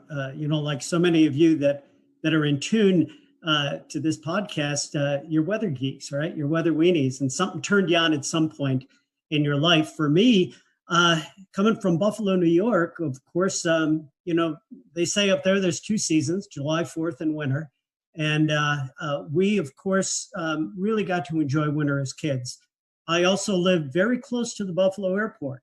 And when I was a little one, there were 10 boys in my neighborhood. My dad used to load all the kids into the car and go over to the airport to watch airplanes. And we'd park next to this crazy looking building. It had a little dome on top of it. Well, while the rest of my friends were watching the airplanes, that building was the upper air site for the Buffalo Weather Office. And that's where they sent up the weather balloons. And I got interested in weather just by watching the technicians taking readings and sending up balloons. And my love of winter weather, of course, was in my DNA. Because when you live in Buffalo, you learn to enjoy the snow and get out and play in it. So that was kind of my beginnings. And Tom, talking about winter weather, before we kind of transition into more conversationally, winter weather is different. You said you grew up in Buffalo, you're kind of used to it.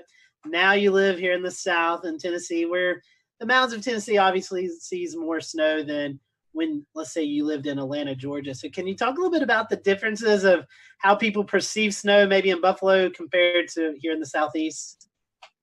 Well, yeah, it is fascinating. And, when I lived up north, we used to, and I mean this in sort of a respectful way, but we would laugh at the people down south having all kinds of problems with a few inches of snow.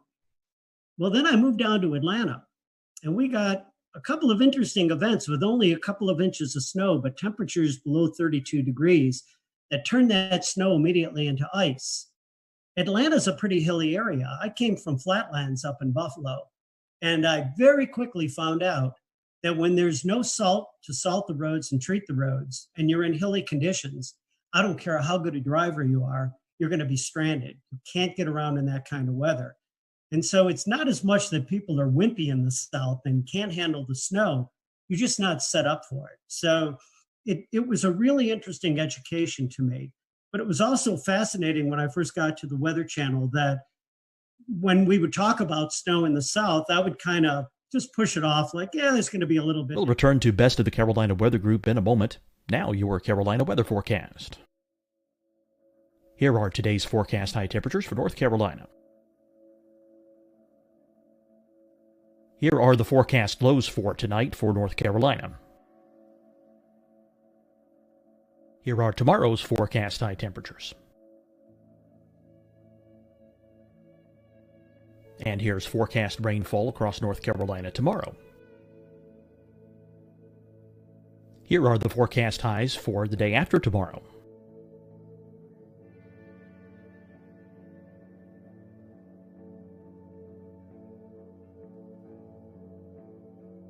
And here's the forecast rainfall across North Carolina for the day after tomorrow. This is the total rainfall forecast across North Carolina for the next 3 days. Here's the severe thunderstorm outlook for today from the Storm Prediction Center.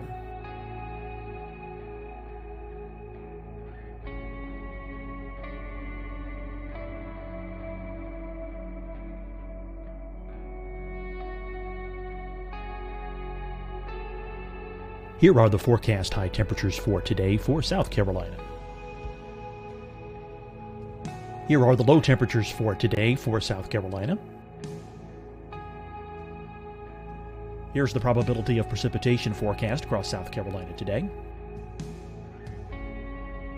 And here are the rain chances across South Carolina tonight. Here are tomorrow's forecast highs across South Carolina. Here are the forecast low temperatures for tomorrow for South Carolina. And here is the probability of precipitation across South Carolina tomorrow. Here's the precipitation chances across South Carolina tomorrow night. Here are the forecast highs for the day after tomorrow in South Carolina. Here are the forecast low temperatures across South Carolina for the day after tomorrow. And here are the rain chances across South Carolina for the day after tomorrow. And South Carolina's probability of precipitation for that night. Here's the Storm Prediction Center's severe thunderstorm outlook across South Carolina for today through tonight. Here's the Storm Prediction Center's severe thunderstorm outlook across South Carolina for tomorrow and tomorrow night.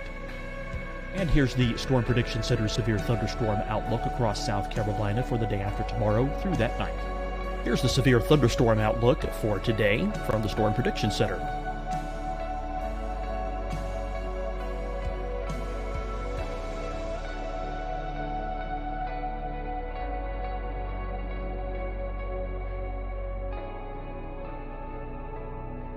And now here's a live look at weather radar across the southeast. Deciding when to wear a mask isn't about who you know or how well you know them. Just ask yourself, will I be with anyone I don't live with? If the answer is yes, get behind the mask. Help slow the spread of COVID-19. Get behind the mask. Learn more at covid19.ncdhhs.gov. Hi, everyone. I'm Dr. Mandy Cohen, Secretary of the North Carolina Department of Health and Human Services. And when you follow the 3 W's, you protect your family and your neighbors from COVID-19. When you leave your home, practice your W's. Wear a cloth face covering, wait 6 feet apart, wash your hands often. Wear, wait, wash. We're in this together. Stay strong, North Carolina. Fight the spread and take a stand against coronavirus. Wear a mask in public. Stay at least 6 feet apart from others. And get tested. Join us and fight the spread. Visit scdhec.gov/COVID-19. Getting tested for COVID-19 helps you to take the steps needed to protect yourself, your loved ones, and your community. Find the testing location at scdhec.gov/COVID-19 testing. You'll see your Carolina weather forecast at 25 and 55 past. And now back to the best of the Carolina Weather Group on the all-new Carolina WeatherNet. No, that's the point. All you have to say is the word snow, and it puts everyone into a panic. Ain't that the truth? The time, that we're talking about this, we just recently had a snow scare here in Charleston. Somebody, a snowflake showed up on the app and everybody freaked out. So it's, I get it. I lived down here a long time, and it just freaks everybody out. So let's talk a little bit about you started, you really got your big time in weather before you came to the Weather Channel. You were at the National Weather Service up in Buffalo. You were up there, did a lot of really, a lot of really cool things that we're going to talk about here later in the show, such as Buff Kid, and but also naming winter storms was something that came out of the Buffalo office, as I recall. I want to talk a little bit about that and just how that, and just your time up there and how the winter storm names came to be. Well, let's start with career real quickly here. It's great to be in the right place at the right time. When I graduated from college with a bachelor's degree out of State University of New York in Oswego, one of the lake effect snow capitals of the world, I worked research for about 3 years in the Buffalo area in atmospheric science, and then transferred over to, at that time, the Weather Bureau, now the National Weather Service office in Buffalo. And, immediately began this interest in lake effect snow, this crazy type of snowstorm where it can be snowing in one part of your town with 2 feet of snow, and 10 miles away, you could have green grass. I was born and raised with that, but I didn't understand it that well. So getting into the Weather Service office in Buffalo really sprang my career into learning more about lake effect snow. And, as I went through that career there, a 32-year career, I went from a forecaster to a science officer and eventually the meteorologist in charge there in Buffalo. Great time, just a wonderful time to work in an office where so many people had an interest in winter weather. And, we developed a lot of tools to help predict winter weather. So tell me a little bit about, you worked on some really innovative things, including BuffKit, and BuffKit is, we love it here for fog prediction, smoke dispersal, things like that. Talk a little bit about, what that was like, seeing that get off the ground, and how that has been applied across the weather enterprise. Yeah, BuffKit. It's a fascinating story about a tool that was developed by forecasters for forecasters in the operational environment. Way back when I started in the Weather Service, there were only very basic computer models with very basic information. But in getting to network with people from Washington, D.C., we were able to pull much more data out of the computers at Washington and be able to develop programs that would display that information and that data, forecast information on an hourly basis from computer models that up to the point in my career, you only got information and weather forecast at 12-hour intervals at just the mandatory levels in the atmosphere. So we had this plethora of tremendous amounts of data that were coming into our offices, but no way to really display them. And we developed this tool called BuffKit. I was in on the ground floor with the development of that. But the guy who was really responsible was a guy by the name of Ed Mahoney that still is in the National Weather Service at the Warning Decision Training Branch out in Norman, Oklahoma. Ed was an amazing programmer. Came in as our science officer to Buffalo. And over the course of about a year and a half, it turned into this magical laboratory right within the forecast office. We would say to Ed, we want a tool that's going to help us predict fog, or maybe predict strong winds with momentum transfer down through the atmosphere. Ed would look at the data, go into his office, sit down at the computer like Scotty at the computer in the Enterprise, right? And just type away. And about 3 hours later, come out with another tool that we added to this toolkit designed in Buffalo, and hence the name BuffKit. I wanted to get back into one of the topics that we brought up a little while ago, which was lake effect snow. So Buffalo being on the eastern side of Lake Erie, we all have heard stories about just some of the amazing amounts of snow that fall from lake effect snow in the Buffalo area. Specifically, a couple of years back, there was about 5 feet of snow that fell during one event. That it was forecast. It was a huge event. But talk to some of our viewers about what is lake effect snow and how you understood it in your office. How did you forecast for that? Lake effect snow, of course, when we talk about lake effect, it's mainly in reference to the Great Lakes, though it can occur in bodies of water all around the world. Essentially, they're a snowstorm on about the scale of a summertime thunderstorm. So they can only sometimes be just a few miles wide across the length of a band of snow that comes off the lake itself. The snow develops as cold air comes across that relatively warm water of the Great Lakes. So you may be moving air at maybe 10 degrees Fahrenheit across a lake that's 40 degrees. You get a tremendous amount of latent heat release and heat and moisture that actually rise off the lake into that air. And as it continues to rising, cools, condenses into snow. And then the wind direction is what determines where that snow falls. So as the winds change direction, the snow band will move downwind of that. And that's what the big challenge is to predict lake effect snow. You got to think about the fact that you're predicting for one side of the city, maybe 2 feet of snow, whereas your friends that live on the other side of the city may see no snow at all. So it was a tremendous forecast challenge. And early on in my career, it was long before you guys were, some of you may be on the face of the earth, computer models were at a much lower resolution because you didn't have the computer power to work with these models.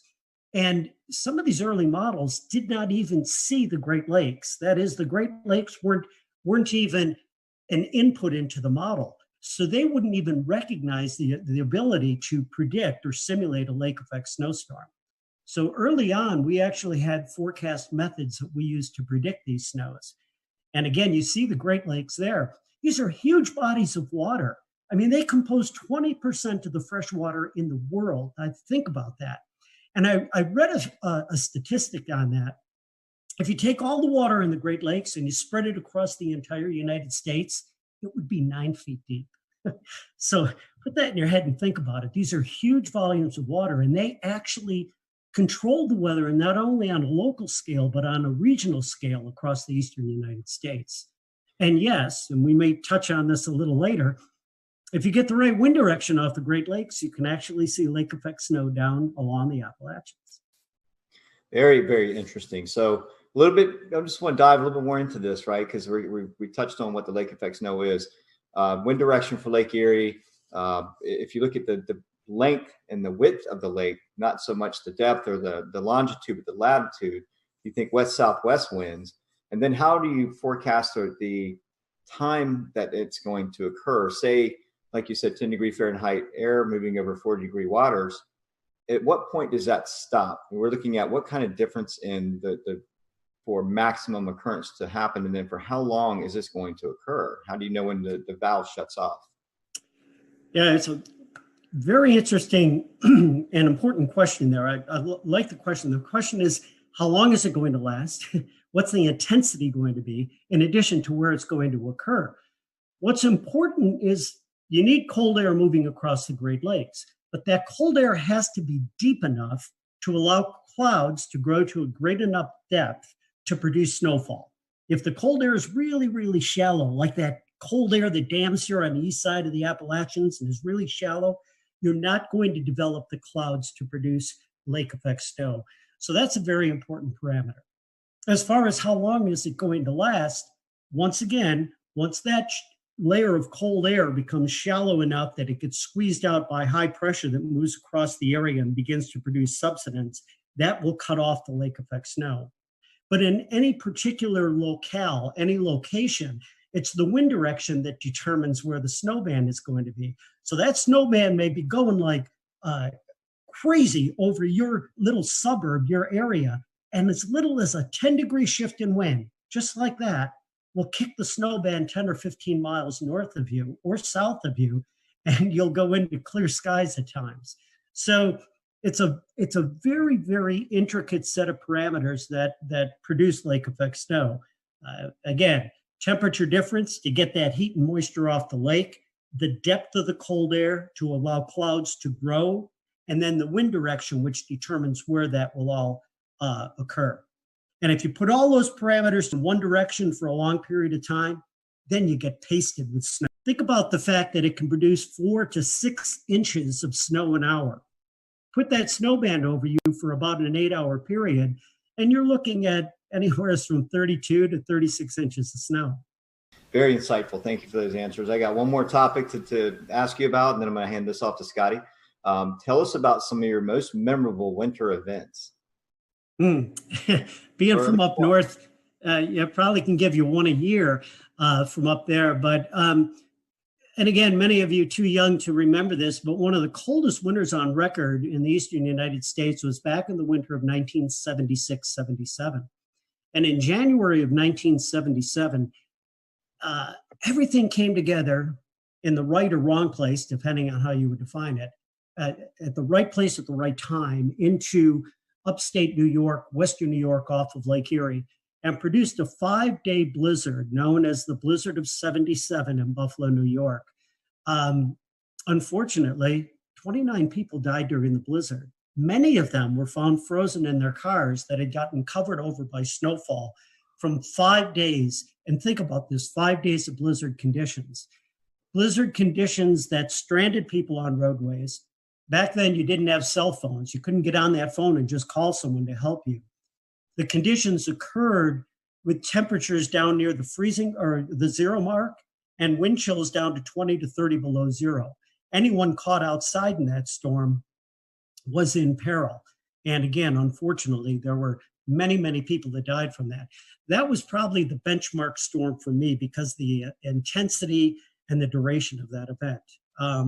But we've had other really interesting lake effect snow events that have occurred.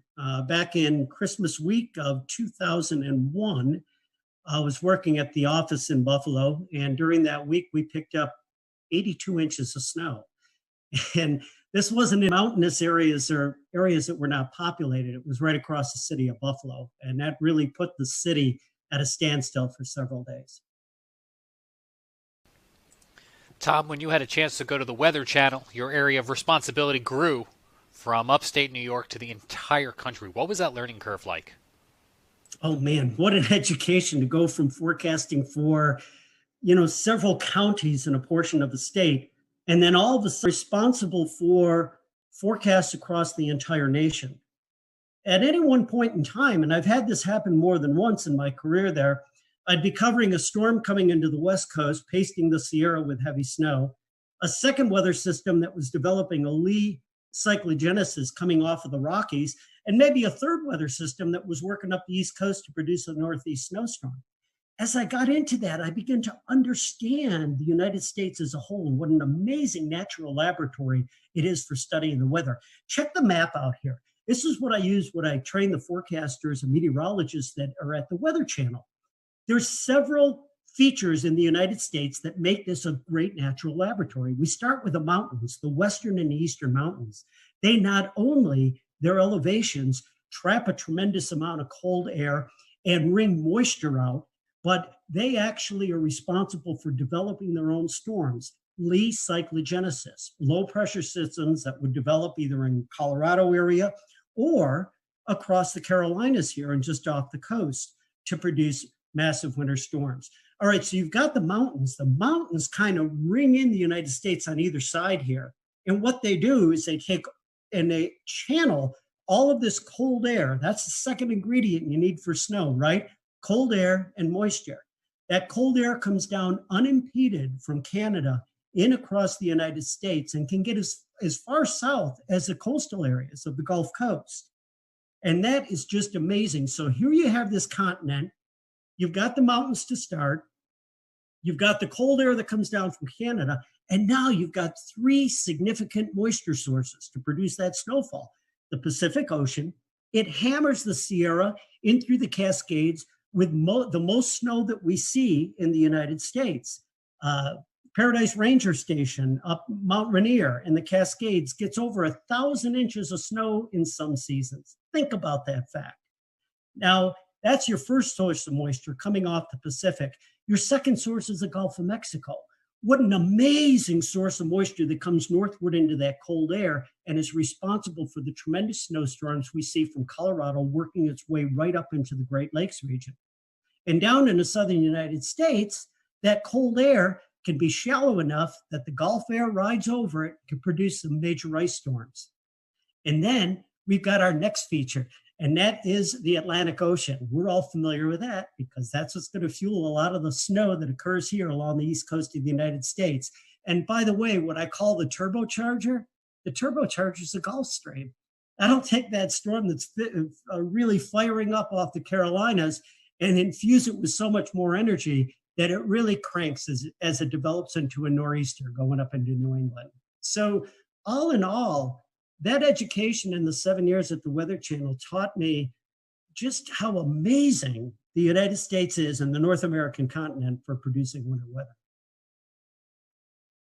Tom, let's take a little bit of that and translate it into the Southeast here in the Carolinas, Tennessee, Virginia, Georgia.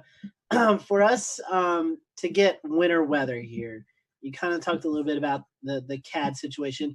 What are our typical setups? We hear Miller A, Miller B systems. Talk to us about what we need to see here in the Southeast to get a winter storm. Well, again, I always talk about two ingredients, right? You need cold air and you need moisture. And it doesn't have to be exceptionally cold air. It just has to be cold enough. But my gosh, that temperature profile in the atmosphere, where the air is cold and where the air is warm, means everything as to the type of precipitation you get. Now, you get across the Carolinas in the Southeast, you're east of the Appalachian Range. And so very often you will end up seeing events that set up that bring really cold air from New England down along the east side of the Appalachians. And many of us are familiar with the term cold air damming or the wedge. That cold air that slides down, it's very shallow. It's kind of like molasses. It moves its way down along the east side of the Appalachians and it sits in there. All right, there's ingredient number one. We've got the cold air. If the cold air is really, really shallow, then that can be a real serious issue for the Carolinas. Because ingredient number two is typically going to be a system that is coming somewhere out of the Gulf of Mexico. we talk about the Miller type A, Miller type B systems, but let's keep it even more basic than that. Low pressure system coming out of the Gulf of Mexico is bringing all of this moisture northward along the east coast of the US. And it's not exceptionally cold. There's a lot of moisture there, but it's relatively warm. Oftentimes we see in the Carolinas that this moist air will move northeastward along the coast. And what I've got next to me is one of the most interesting storms I had looked at in the years that I had worked with snowstorms and ice storms along the southeastern part of the United States. And this storm is back from December 2nd through 4th. And I think this was back in, trying to look at the exact date on there. I can't see it on there. I think it was 2002. That's right. This is one of the worst ice storms that occurred in the southeastern United States in many, many decades. In fact, in the Raleigh area, I think you had over an inch of ice that occurred from this storm. There were hundreds of thousands of people without power. I believe there were 24 deaths attributed to this storm. But it's a classic setup from a meteorological standpoint here. You've got very cold air to the north of that storm that comes down along the east side of the Appalachians. It's very shallow. You bring warm moist air above that. What will happen is snow starts high up in the atmosphere. It melts as it comes down into that warmer air. And then when it hits that cold air right near the surface, it ends up hitting anything that's below the freezing mark and instantly freezing. And because there was so much moisture with this storm, it moved relatively slowly, so there was a long duration. That combination of cold air at the surface and warm air aloft produced what again was an epic ice storm there. As of here in January, mid to late January, much of the East Coast, Southeast, I would even say the Tennessee Valley, has not really seen a lot of winter weather. We've had really warm conditions. As we go back, I know for a lot of locations in western central North Carolina, it's been over 400 days. You'd have to go back to December 2018 since we've seen measurable snowfall outside of the mountains. Obviously, the mountains have seen some snowfall. What has contributed to that? Why do you think over the last couple of years, it seems like the snow chances are decreasing in much of the Southeast?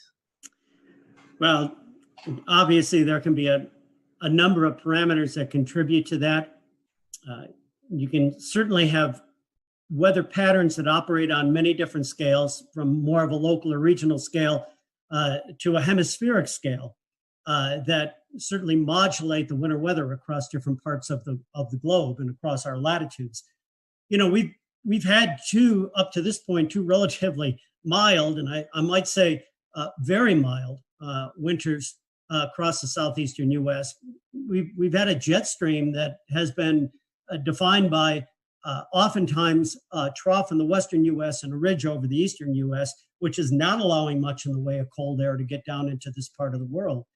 But you can't neglect the fact that all this is occurring on a background of a warming globe. And that climatic change, that warmth, is going to produce certain results. We don't know exactly what that is contributing to in the way of modulating our seasonal weather patterns here, but it certainly has to be doing something. We'll often look at other factors on a large scale that help to modulate seasonal weather across parts of this continent.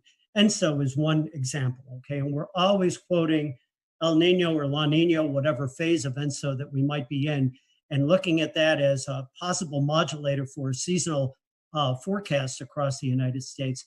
But there are so many other factors that come into play from mid to high latitudes. And when you talk about the eastern United States, you talk about other factors that can influence that pattern in the season.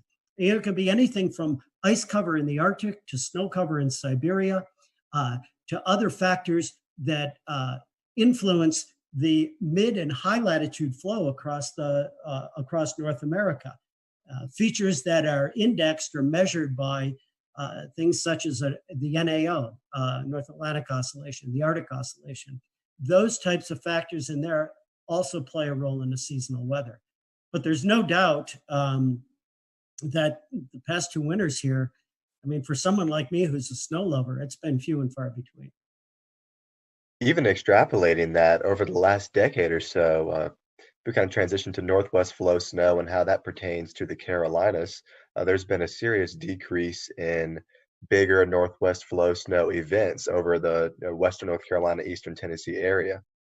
That affects you because you've just recently moved to Roan Mountain, a place of legend in the Northwest Flow conversation. Can you tell us a little bit about what it's like to live there, and also how Northwest Flow snow is similar to lake effect snow? Yeah, well, again, I'll go back to the fact that you need two two ingredients, right, for snowfall. You need cold air and you need moisture. And there's a couple of ways that you can get cold air. You can move to the far northern parts of the country to get in where it's colder, right? Going up toward Minnesota or Maine in those areas. But you can also get to colder air by elevation. All you have to do is go up in the atmosphere. And so that's why these mountainous areas are so great for skiing, right? Because the temperature drops about 3 degrees per 1,000 feet on average. And so as you get up in elevation here, there's a much better chance for the precipitation of fall of snow. You talk about northwest flow events. These are winds, northwest winds that will come down across the Appalachian Range and produce snowfall. The Appalachians run from the southwest to the northeast. So if you have a northwest wind, it's hitting that mountain range just about perfectly perpendicular, isn't it? And that's the best chance to get lift in the atmosphere, to get what we refer to as orographic lift. And that lift can help squeeze out any moisture in the form of precipitation across the windward side of the mountains, where that wind is coming from.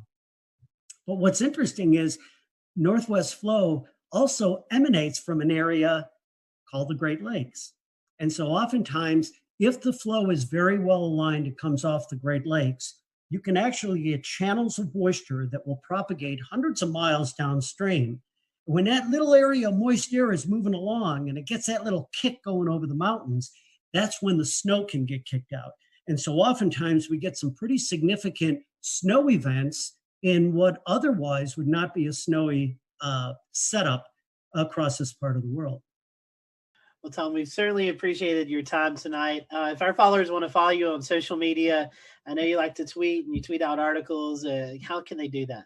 We'll return to Best of the Carolina Weather Group in a moment. Now your Carolina weather forecast. Here are today's forecast high temperatures for North Carolina.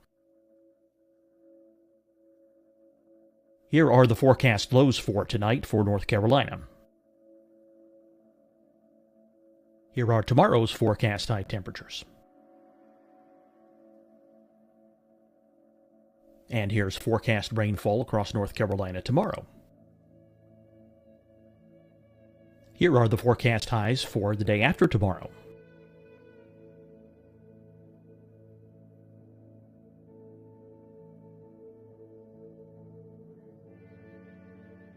And here's the forecast rainfall across North Carolina for the day after tomorrow.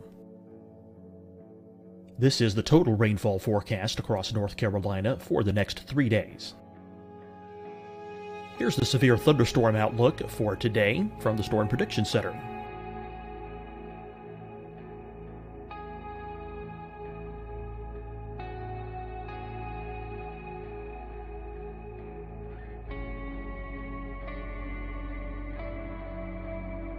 Here are the forecast high temperatures for today for South Carolina. Here are the low temperatures for today for South Carolina. Here's the probability of precipitation forecast across South Carolina today. And here are the rain chances across South Carolina tonight. Here are tomorrow's forecast highs across South Carolina.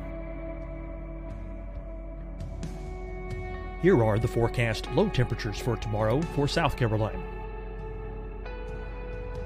And here is the probability of precipitation across South Carolina tomorrow. Here's the precipitation chances across South Carolina tomorrow night. Here are the forecast highs for the day after tomorrow in South Carolina. Here are the forecast low temperatures across South Carolina for the day after tomorrow. And here are the rain chances across South Carolina for the day after tomorrow. and South Carolina's probability of precipitation for that night. Here's the Storm Prediction Center's severe thunderstorm outlook across South Carolina for today through tonight. Here's the Storm Prediction Center's severe thunderstorm outlook across South Carolina for tomorrow and tomorrow night. And here's the Storm Prediction Center's severe thunderstorm outlook across South Carolina for the day after tomorrow through that night. Here's the severe thunderstorm outlook for today from the Storm Prediction Center.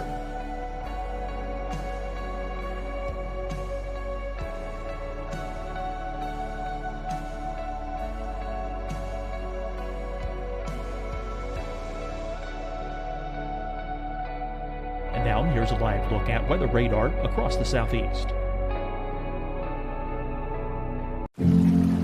Deciding when to wear a mask isn't about who you know or how well you know them. Just ask yourself, will I be with anyone I don't live with? If the answer is yes, get behind the mask. Help slow the spread of COVID-19. Get behind the mask. Learn more at covid19.ncdhhs.gov. Hi, everyone. I'm Dr. Mandy Cohen, Secretary of the North Carolina Department of Health and Human Services. And when you follow the 3 W's, you protect your family and your neighbors from COVID-19. When you leave your home, practice your W's. Wear a cloth face covering, wait 6 feet apart, wash your hands often. Wear, wait, wash. We're in this together. Stay strong, North Carolina. Fight the spread and take a stand against coronavirus. Wear a mask in public. Stay at least 6 feet apart from others. And get tested. Join us and fight the spread. Visit scdhec.gov/COVID-19. Getting tested for COVID-19 helps you to take the steps needed to protect yourself, your loved ones, and your community. Find the testing location at scdhec.gov/COVID-19 testing. You'll see your Carolina weather forecast at 25 and 55 past. And now back to the best of the Carolina Weather Group on the all-new Carolina WeatherNet. It'll be at Tom Nizzle, and you'll be able to get to me there on Twitter, and I have my Facebook page as well.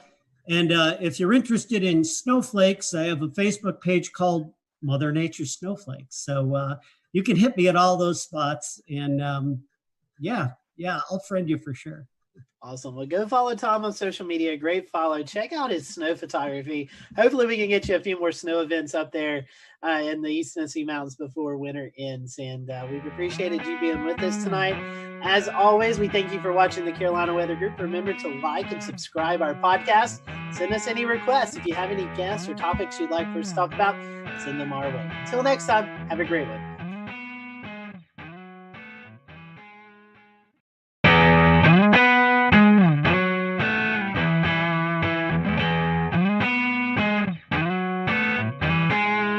Hello, everyone. Welcome to the Carolina Weather Group. We're happy to have you this evening, and we're going to be talking about winter weather.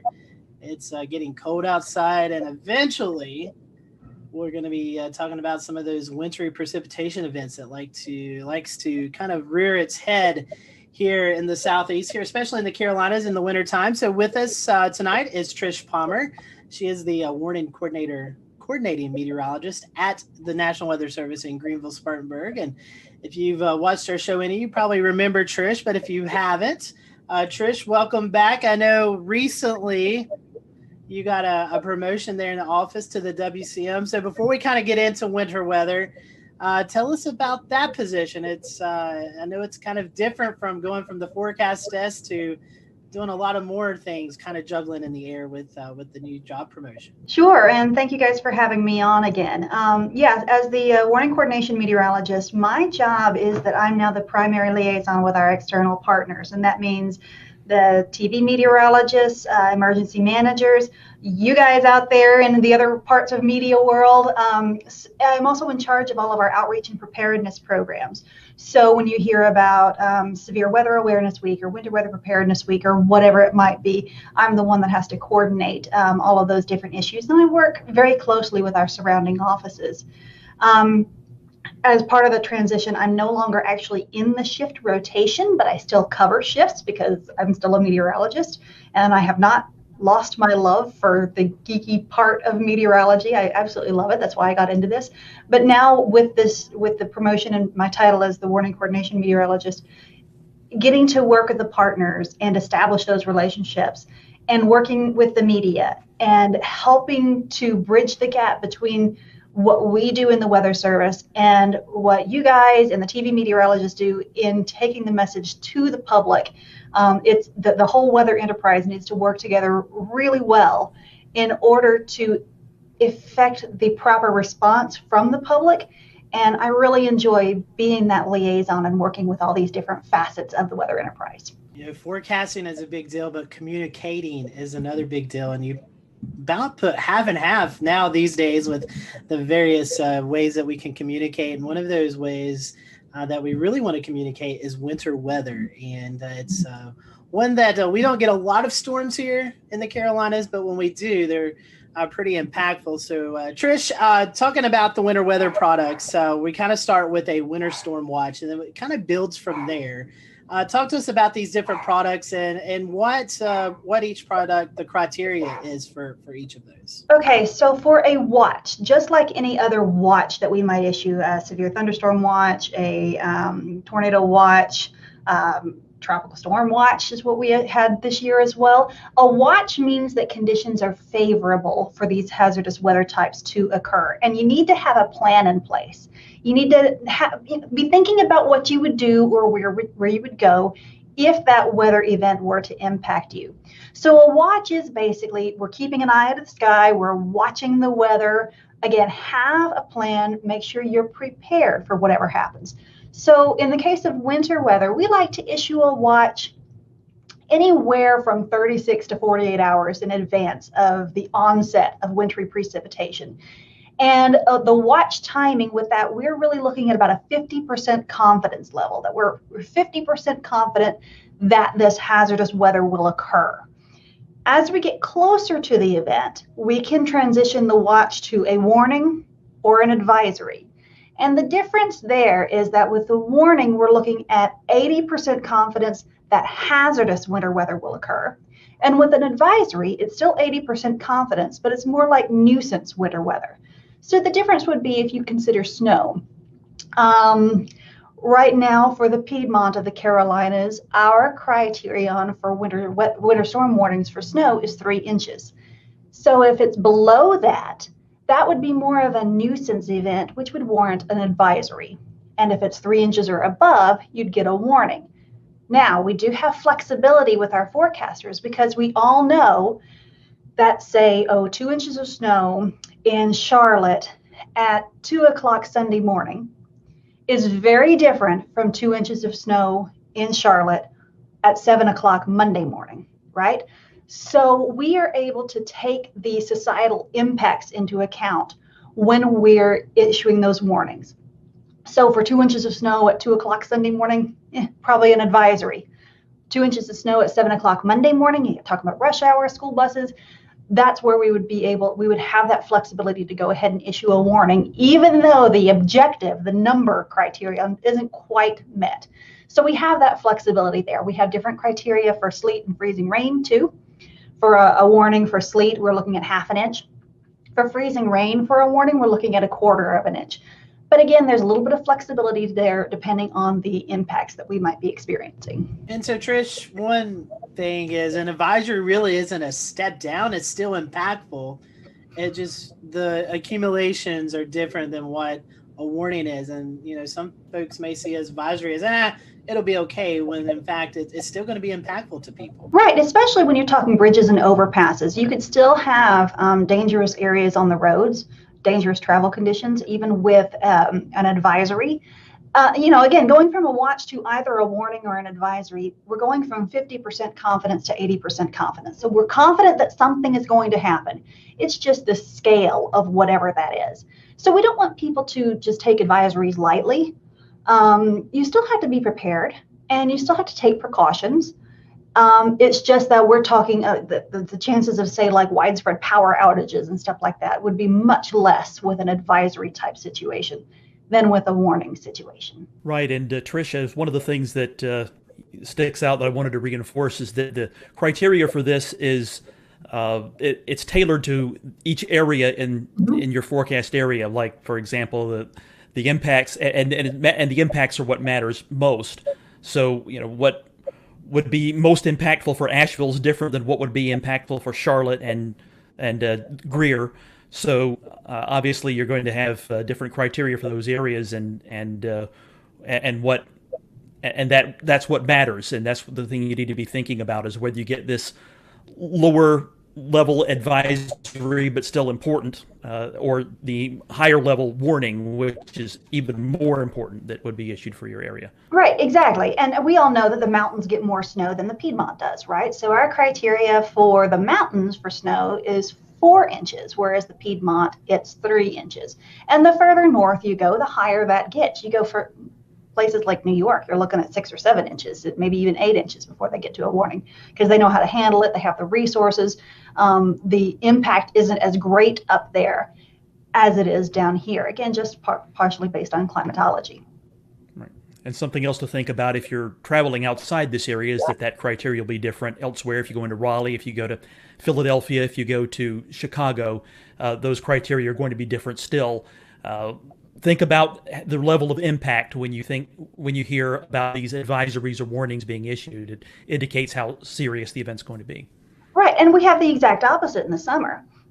Down here we can handle the heat a little bit better than people can up north. So somebody down here may go up north in the summer and it's a heat advisory, whereas down here we're expecting heat indices of 105 for heat advisories, but up north it might be more like 95 or 100. And we Southerners are like, what? I can't handle 100 degrees. But it's different. It's based on climatology and what your body is acclimated to. Trish, the National Weather Service also issues wind products year-round, but during the wintertime, it gets especially breezy across the western half of the Carolinas, and specifically in NWS GSP's forecasting area. That's maybe not a winter weather type that most people think about, but it can definitely drive wind chills down and cause widespread power outages. So can you talk a little bit about the criteria for wind products in general? Sure. Well, we've got the wind aspect and we've got the wind chill aspect. And then of course we have the winter weather aspect. So when we have a winter event, lots of times we roll them all into one product rather than issuing a whole bunch of different products, because as you guys are probably aware, a wind product is handled by one set of products. It's called a non-precipitation warning, whereas the winter storm and wind chill products are handled by the winter storm products. So it can get very confusing. So we often wrap these in together. And so we can sometimes tweak our criteria to make it match what the weather is looking like. And again, just to make more sense to the residents across the Western Carolinas and Northeast Georgia. So for example, when we issue a high wind warning, that's when we're expecting frequent gusts over 50 knots or 58 miles per hour. That's not uncommon in the northern mountains in the middle of the winter, because we have the jet stream coming down. We've got some really tight pressure gradients that set up often. And anybody who's watched the weather at Grandfather Mountain knows it can get very, very, very windy up there. So you'll see those products a lot. The step down from there is a wind advisory. And that's really when we're expecting winds, 30 to 39 miles per hour with frequent gusts over 40 to 45 miles per hour. Again, we have the flexibility to adjust that. It's been kind of a wet season, so maybe we might issue a wind advisory at wind speeds just a little bit lower. We also know that once we get to wind speeds that are over 35 miles per hour, school buses have a real hard time driving in that. So we're trying to line up our products a little bit more with what the schools are needing from us. And that's part of the communication between us and those decision makers. So they let us know what they need and we tell them what the weather is going to be. And sometimes it's just easier for us to issue a product based on those more widespread impacts. So when we take the wind and the temperatures into account, then we get the wind chills on top of that too, right? So once we're looking at wind chills below 0 Fahrenheit, that's when we're going to start looking at wind chill advisories, wind chill warnings. Again, it's going to be a little bit lower in the mountains than it would be in the Piedmont.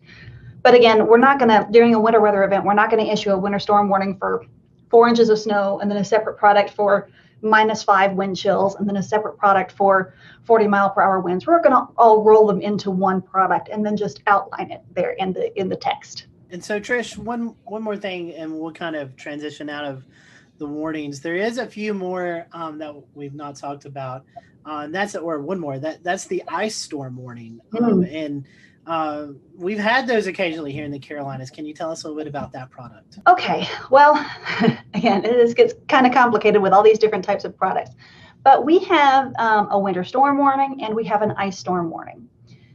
The difference is that a winter storm warning is considered, either a mix or a mostly sleet or snow event, whereas an ice storm warning is mostly freezing rain. The difference is, again, in the impacts. When we have snow, we don't have quite as many widespread power outages as we might with a freezing rain event, because the freezing rain is accumulating on the power lines, whereas snow doesn't always accumulate on the power lines. The difference is, like, if we could look back to December of 2018, that was pretty kind of an earlier snow event. So there were still some leaves on the trees that hadn't fallen off. And so we had more widespread and prolonged power outages just because, the leaves were brown, but they hadn't all fallen off. So there are some, again, impact-based issues that we're dealing with there. But freezing rain can often be a bigger hazard for travel than snow can, because if we can get the roads treated for snow, lots of times the road crews can keep up with it. But ice is a totally different beast, because you've got the power lines, you've got the tree issues, you've got bridges and overpasses. Sometimes you can't even walk. Whereas with snow, you get a little bit of traction just based on the snow itself. So ice storms are a slightly different beast. And we're happy we haven't had a big one in a while. NOAA released their winter weather outlook not too long ago. And it all it takes everything into consideration, the La Nina state that we're in currently, as well as other factors throughout the year. Can you tell us a little bit about that outlook and how it might impact the Carolinas? Well, the outlook, like you said, it takes a lot of big picture seasonal things into effect. And the outlook is developed by another branch of the National Weather Service called the Climate Prediction Center. And these are folks who are climatologists by training. They have a lot of experience in seasonal forecasting, and they look at all of this stuff and they produce this outlook. Now, for us, partially because we're looking at a La Nina year, we're looking at more likely we are going to have above average temperatures through the winter season and below average precipitation. Now, I want to be clear that that doesn't mean we're not going to get any big events. If anybody remembers back in 2011, January of 2011, here at GSP, we had 6.5 inches that year, and that was a strong La Nina year. So it doesn't mean we're not going to get any big events. We actually had somebody call the office and said, well, we're going into a La Nina winter. Does that mean we're not going to have any flooding? No, that doesn't mean that at all. It just means on a seasonal basis, the average temperatures will likely be above normal and the average precipitation will likely be below normal. But here on the local level, we look out 7 days and we are forecasting for these high impact weather events. And we're going to issue watches and warnings no matter what the seasonal outlook is, because you could still have an extreme event any time of year. Very important to consider when we live in the South here that one snowstorm can bring you double your normal snowfall in a year. So even though on average we're likely to see a warm and dry winter, it only takes a 1 week long cold pattern to give you above normal snowfall. So keep that in mind, because what's normal is actually not much. So you can actually get a lot well above normal snowfall for a year just because you got one big snowstorm. Yep. And it's really important for your viewers, your listeners, to understand that they need to be prepared for all types of high impact weather. Don't take a seasonal outlook of, above normal temperatures, below normal precipitation, and say, I can let my guard down. No. You always need to have an emergency kit ready. You always need to be prepared. And so, Trish, talking about that, the forecast, it seems like, with tropics, we get a little sector of that.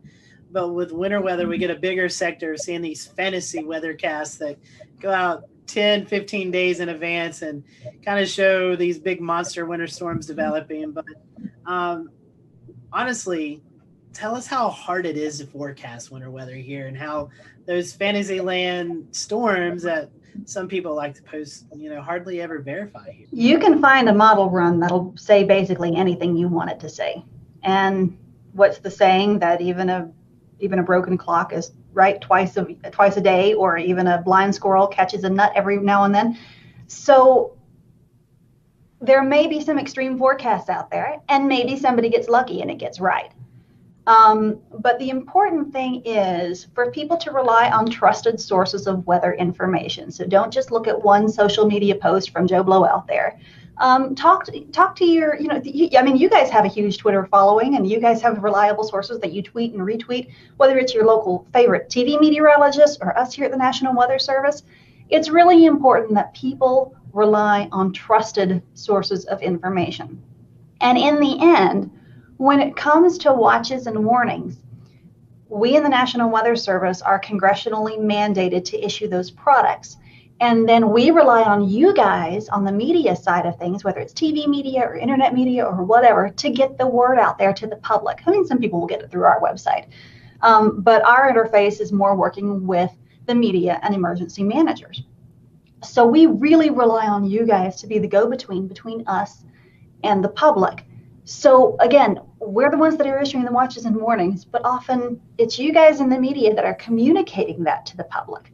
So that back and forth interaction is really important. And when it comes down to some random social media post with some random forecast, anybody can be right every once in a while. And a lot of that is just clickbait.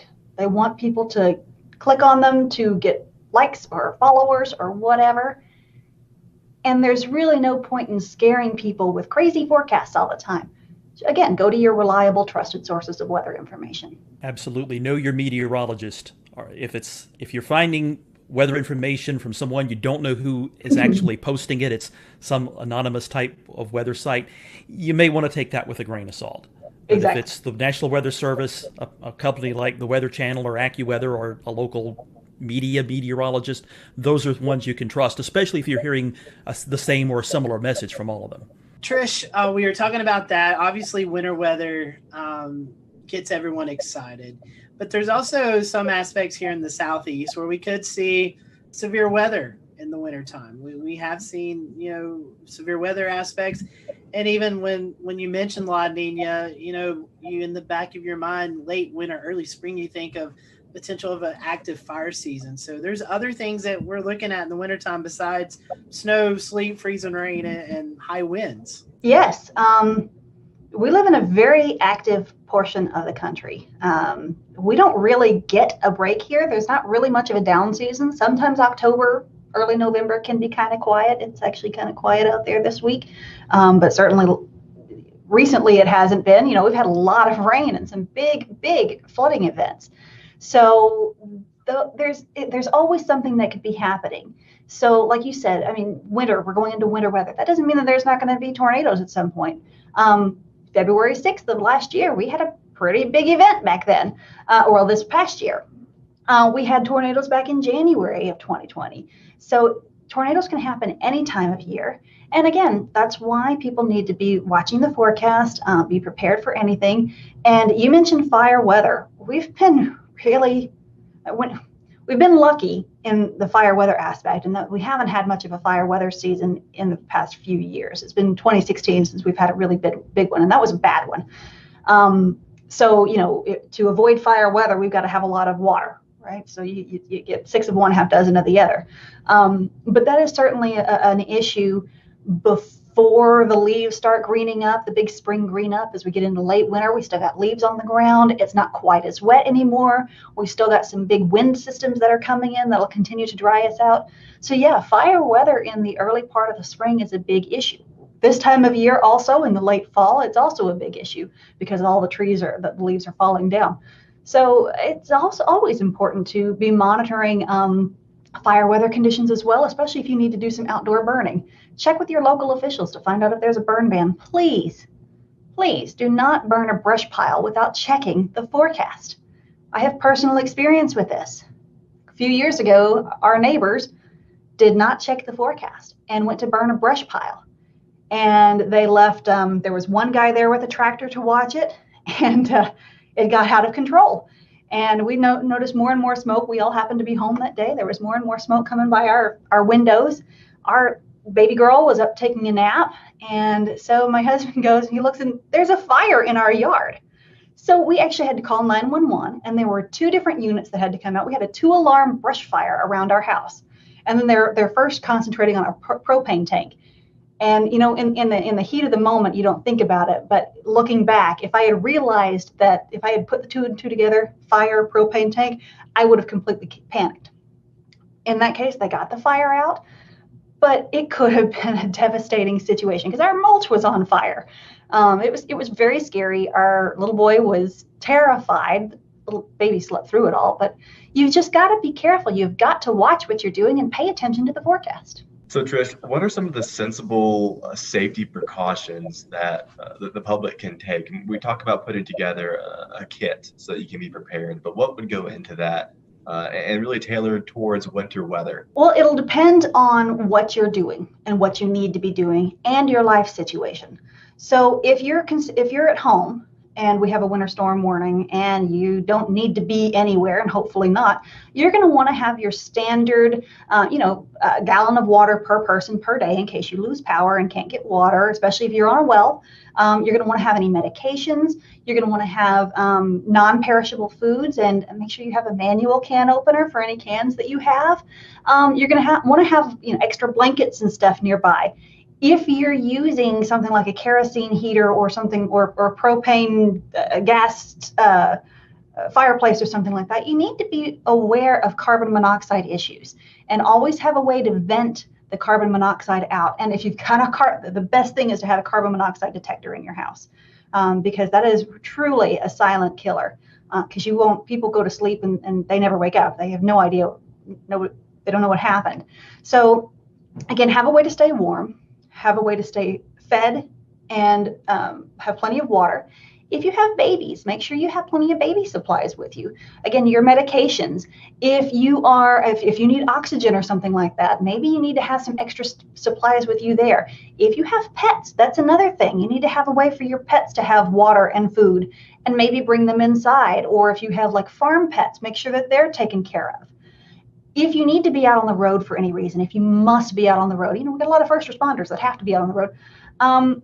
Make sure you have a bag of kitty litter or ice melt or something like that in your vehicle. Make sure you have an ice scraper. Make sure you have a blanket in case you get stuck. Make sure you have some food and some water. Make sure you have a snow shovel, maybe even. So there's a lot of different things that you can have with you to help you should the worst case situation arise. We'll return to Best of the Carolina Weather Group in a moment. Now your Carolina weather forecast. Here are today's forecast high temperatures for North Carolina.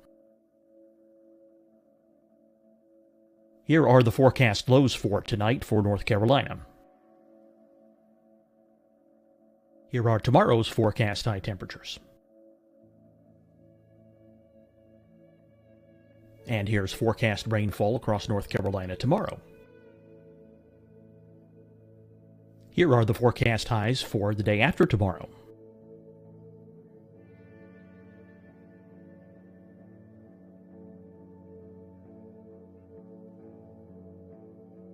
And here's the forecast rainfall across North Carolina for the day after tomorrow. This is the total rainfall forecast across North Carolina for the next 3 days. Here's the severe thunderstorm outlook for today from the Storm Prediction Center.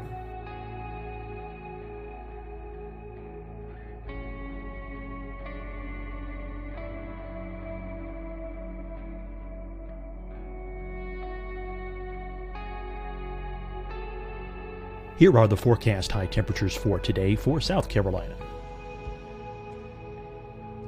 Here are the low temperatures for today for South Carolina. Here's the probability of precipitation forecast across South Carolina today. And here are the rain chances across South Carolina tonight.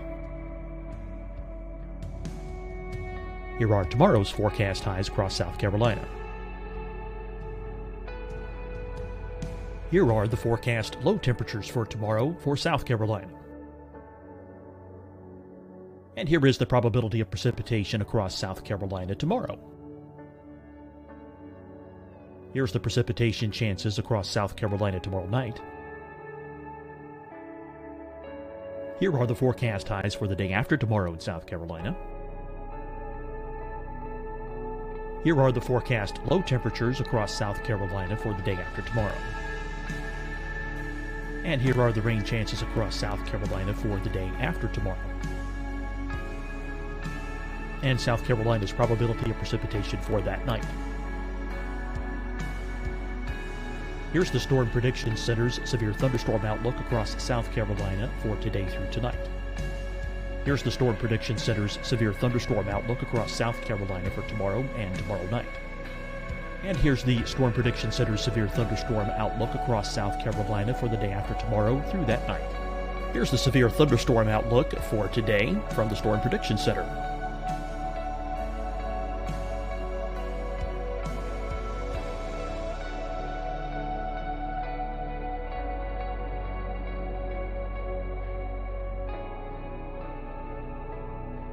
And now here's a live look at weather radar across the southeast. Deciding when to wear a mask isn't about who you know or how well you know them. Just ask yourself, will I be with anyone I don't live with? If the answer is yes, get behind the mask.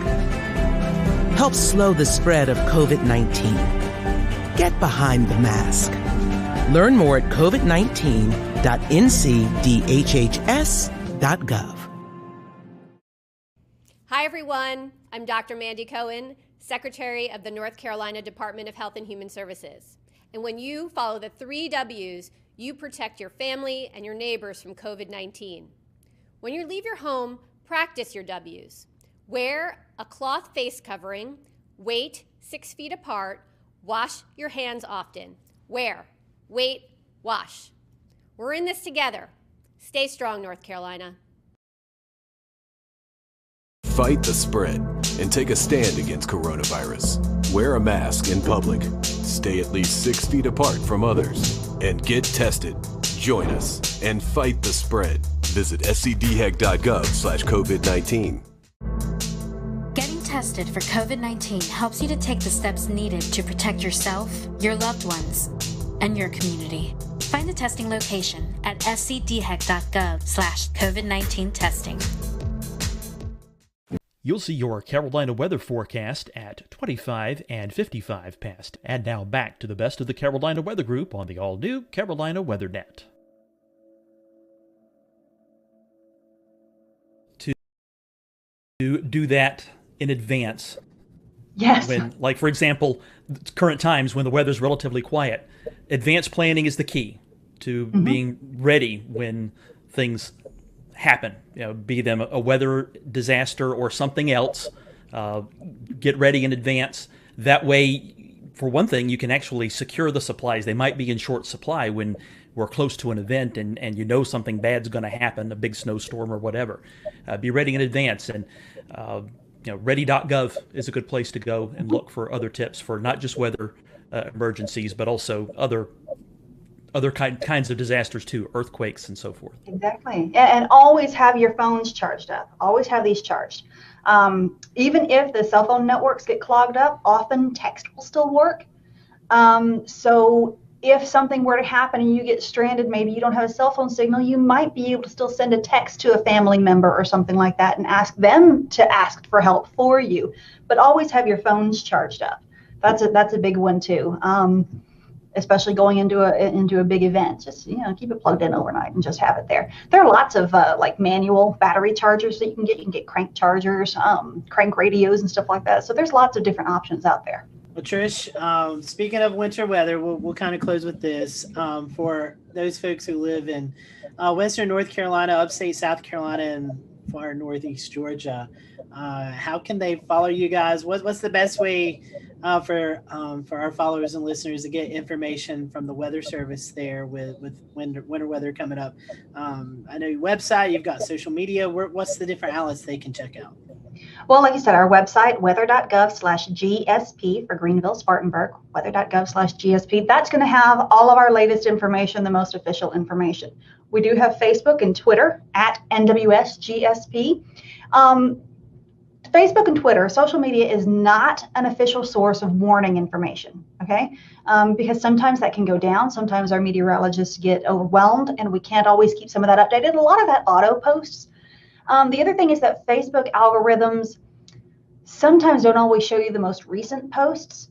So we have stopped posting warning information on Facebook because we've had a lot of complaints from people getting old warning information instead of new warning information. So we'll use Facebook more to post precautionary and preparedness activities and actions.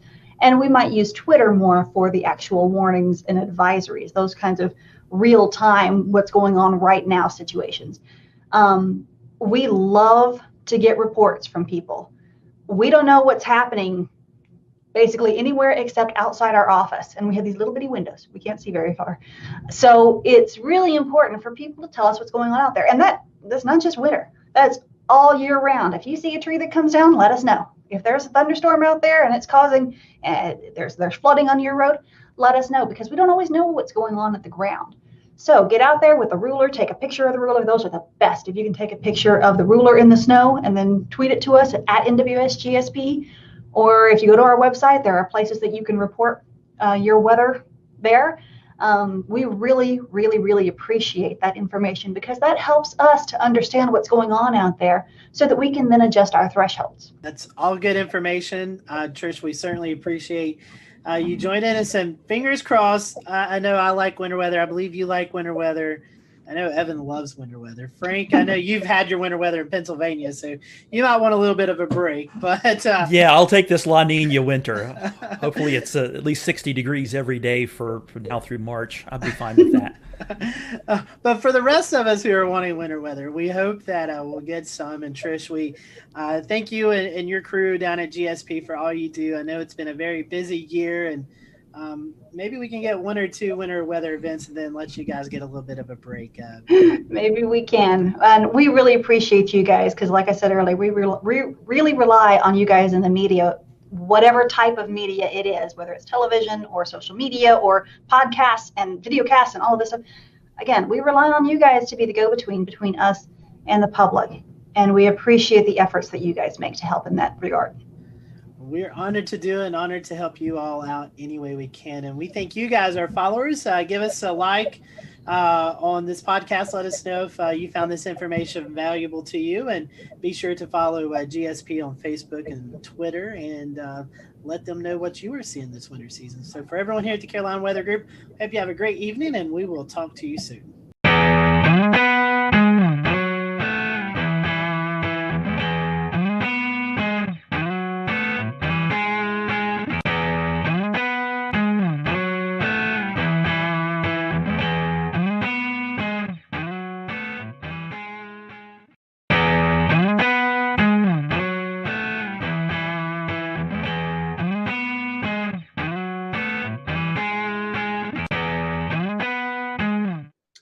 Good evening, everyone. Welcome to the Carolina Weather Group. This is the April 1st, 2020 edition of the Carolina Weather Group. We hope that you're doing well on this Wednesday evening, hoping that you and your family are safe and sound during these crazy times that we're experiencing. And that's kind of the topic of tonight. We're going to be talking about coronavirus, COVID-19, and weather. You know, we still have weather going on during this crazy time that we're experiencing throughout the country. And in fact, tonight, we're going to be talking to Ryan Vaughn, who was covering a EF3 tornado that struck in Jonesboro, Arkansas this past weekend. So we're looking forward to that. We are streaming live right now on our many streaming platforms. So if you'd like to interact with us tonight during the conversation, just drop a comment in the Facebook Live or the Twitch or Periscope link, and we will monitor those throughout the show. And James, I'm going to toss it off to you because you have been working from home for the past couple of weeks, and we're starting to see more and more people work from home. And so I know it's been a crazy time for you and everyone involved in TV media. You know, it's been a very interesting time indeed, Scotty, because everyone has kind of moved very quickly, whether they liked it or not, real fast into the cutting-edge technology of 2020. Everyone suddenly knows what Zoom conference is. It wasn't but 3 weeks ago when we would be booking guests for the show saying, hey, we're going to send you a link to a Zoom conference, and then had to proceed to explain what Zoom conference is. We do not have to do that anymore. with so many folks using Zoom conference or similar products. So we're going to be talking to Ryan here in just a moment about his experience this weekend with him and his team covering a very severe and significant incident in Jonesboro, Arkansas. We also have Brad Panovich on with us tonight from WCNC Charlotte, who is very comfortable in his home studio. You've seen his weather video blogs many a times, and now that is his TV space as well too.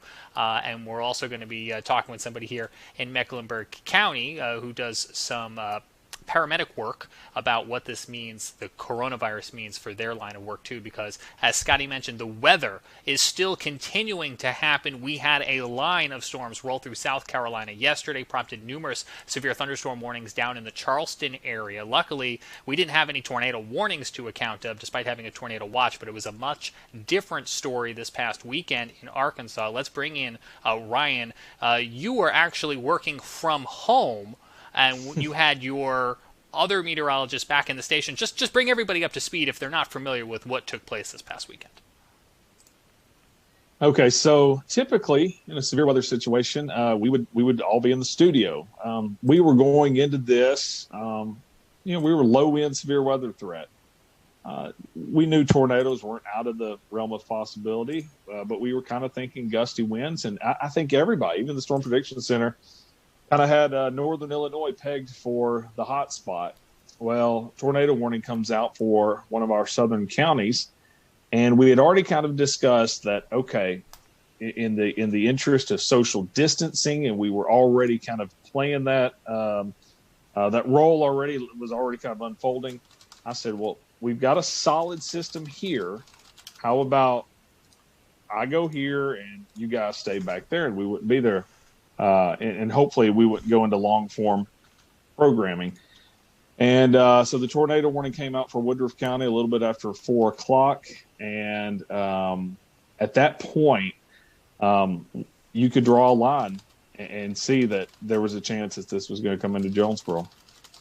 We have some video from your coverage. We're going to pop up here in a double box. Oh, man. Walk us through. This must be the moment that tornadic cell started producing in Jonesboro, if I'm correct. Hold on one second. I just now lost. There we go. I'm back, I think. Yeah, that's this is where it was producing here. So what was going on? Zach Holder is in front of the chroma key wall, and we had already at this point had a pretty large tornado out of Jackson County. So we were watching this one pretty close, and the meso was going right over town, and we really just started getting some indication that it was cycling. And sure enough, we were concerned that it was going to, if it cycled through and it produced a tornado, it would be right in the middle of Jonesboro. And you see what unfolds here. Now, for Zach, he's in his 20s. He hasn't covered a ton of, tornadic storms, especially like that in front of a weather camera.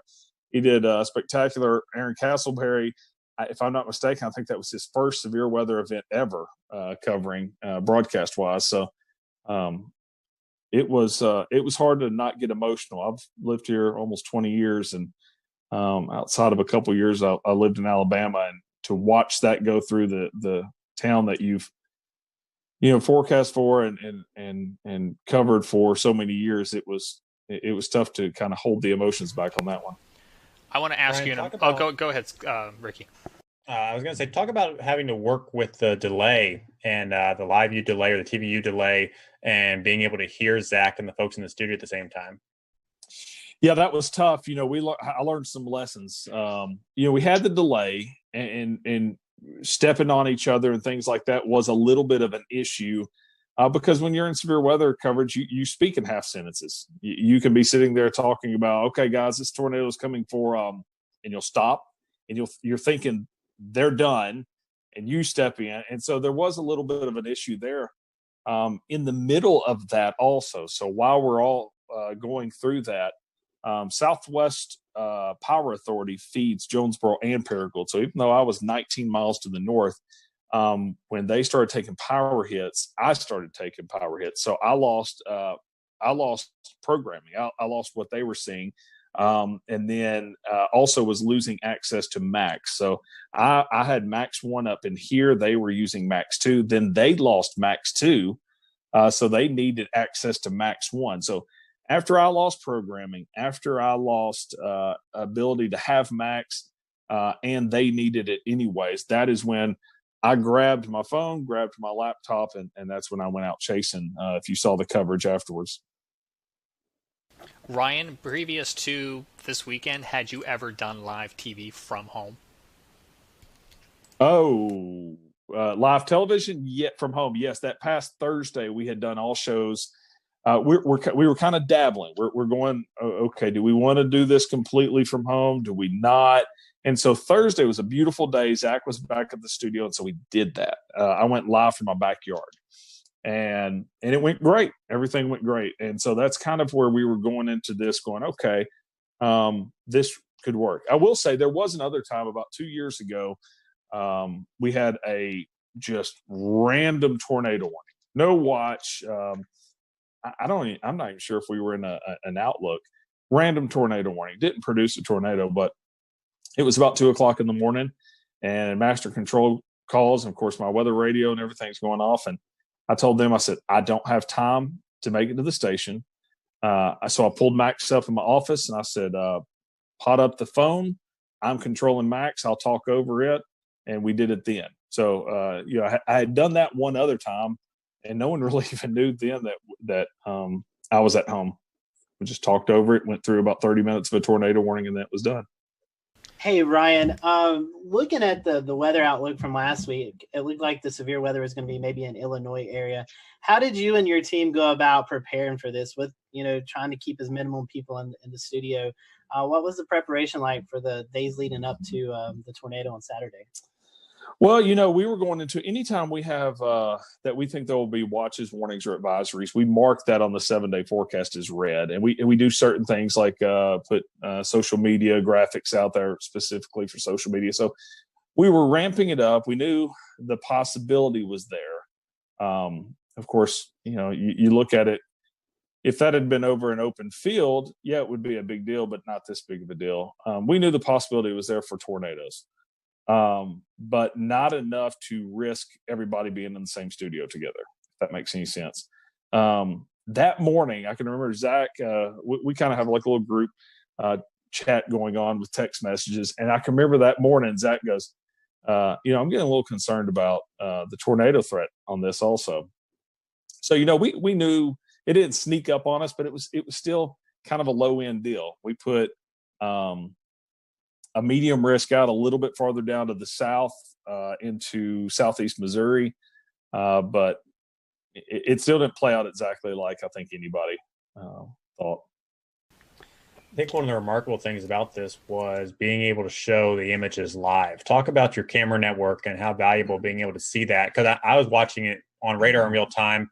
I'll tell you what, if I didn't have that camera at the same time, I would have thought for sure it was producing it on the ground, but it wasn't yet. No, it wasn't. I kind of thought that also when we have 8 cameras. I think 9 cameras across our viewing area. And that goes back to, that's a James Spann thing. I worked for 2 years down in Montgomery, Alabama.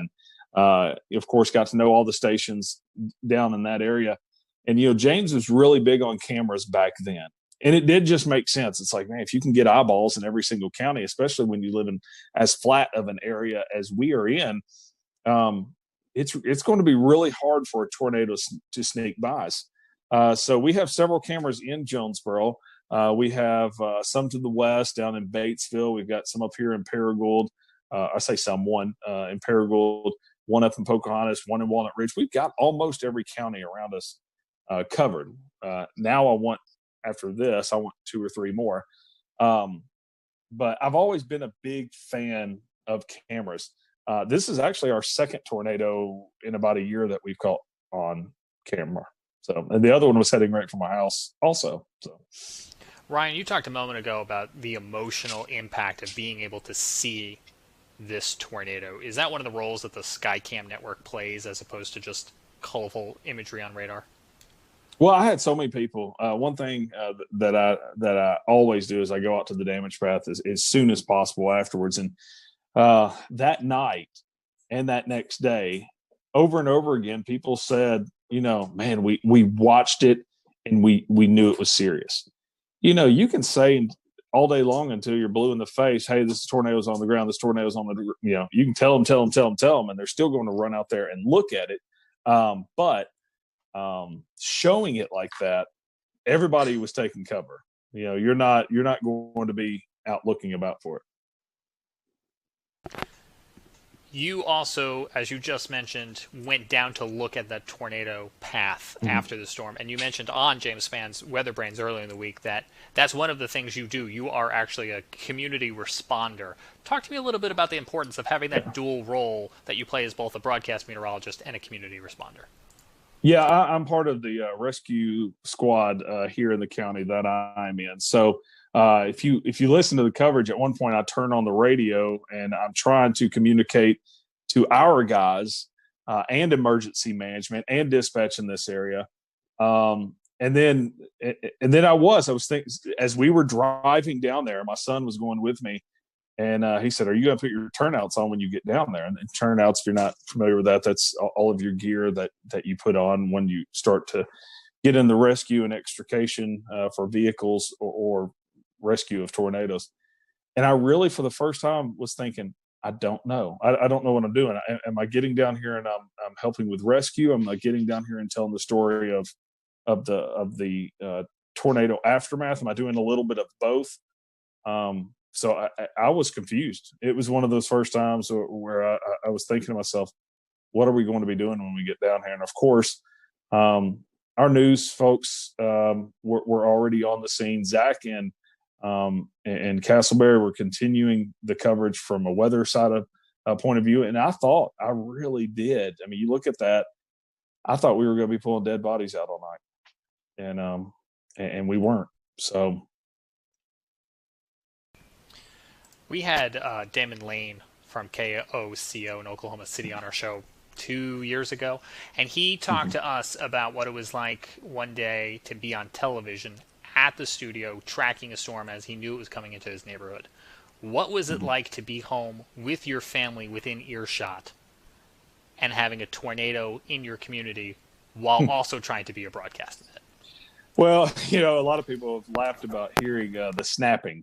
I was going, and what I was doing, I was trying not to go, "Hey, Jennifer," yell into the other room, or, "Hey, George and Avery and Kate, get downstairs."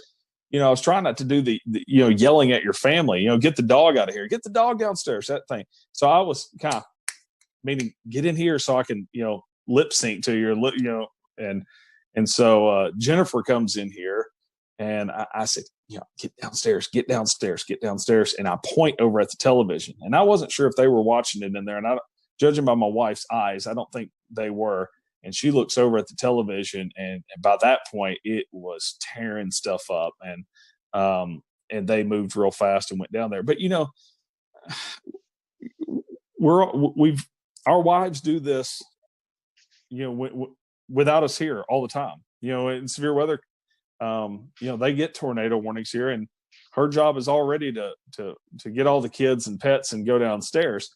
So I don't really know what I was doing, saying, "Hey, like I'm gonna step in and be the leader of this," because they've done this in the past. And so I realized that after the fact. I'm like, you don't need me to tell you to go downstairs. You probably already knew. But it was wild. And then when I was leaving here, we were having flash flooding in our neighborhood. And it was kind of wild, but I knew that they had everything under control here. And fortunately, I've got a 17-year-old that can handle things here. So I felt comfortable leaving in the midst of that also, once I knew it was going east of us. Ryan, the tornado EF3, 140 miles per hour winds. I think this happened right around the 5 o'clock time frame. On a normal Saturday night, people would be out at restaurants, shopping. But with the coronavirus going on, thankfully, unfortunately, we had 22 injuries, but I feel like this could have been a whole lot worse if we wasn't going through COVID-19. Oh, this would have been, we would have been pulling bodies out. Of those 22 injuries, only 2 of those were hospitalized. So you got to think of a large part of those were probably just scratched up arms and things like that.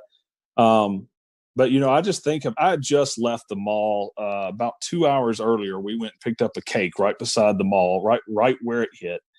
And I can remember going by Best Buy. My wife and I were even talking about it. We were like, wow, look at that. They've got a tent out front. And what they were doing is she goes, yeah, I bet they're, you pull up and you say what you need and they run in and get it and check you out. And I was like, oh, yeah, that's kind of cool that they're still open. We even commented, talked about it before we were heading home. And so you had, just a handful of workers in the mall. The rest of the mall was closed. So if you look at the aerials, I mean, it just tore up the mall. JCPenney, the roof completely ripped off, and you really can't tell until you look at the aerials how messed up JCPenney was. Dillard's ripped out. A Saturday at 5 o'clock, all those places would have been busy. You think of Cheddar's. I think that's a national chain that you guys may know about, but Cheddar's is a restaurant that would have been completely packed with probably about an hour wait with people sitting all around it. On a normal Saturday at 5 o'clock. Instead, they had a couple of workers that were cooking to-go orders.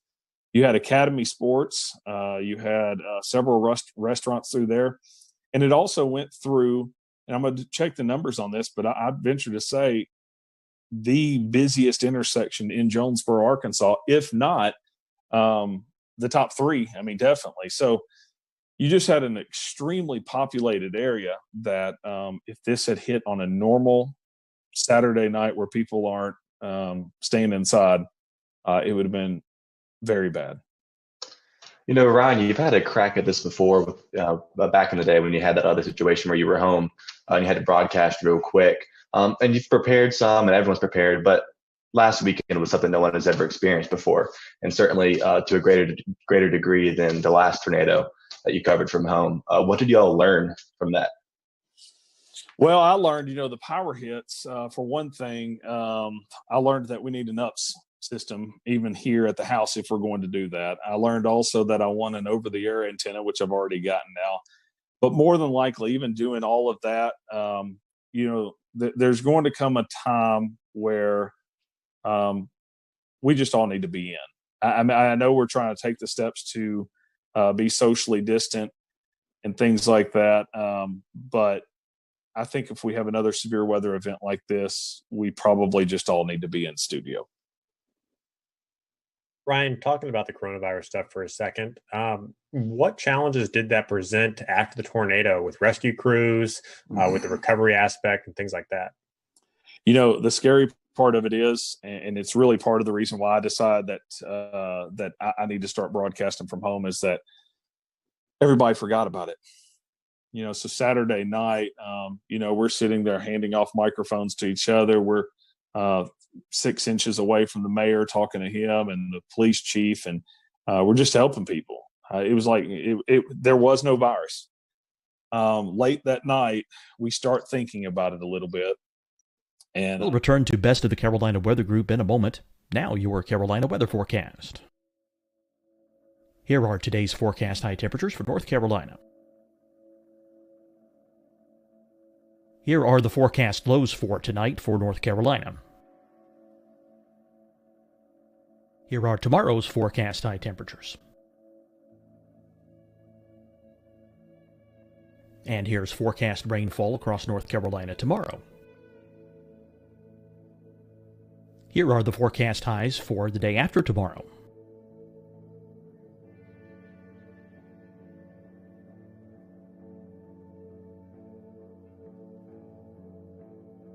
And here's the forecast rainfall across North Carolina for the day after tomorrow. This is the total rainfall forecast across North Carolina for the next 3 days.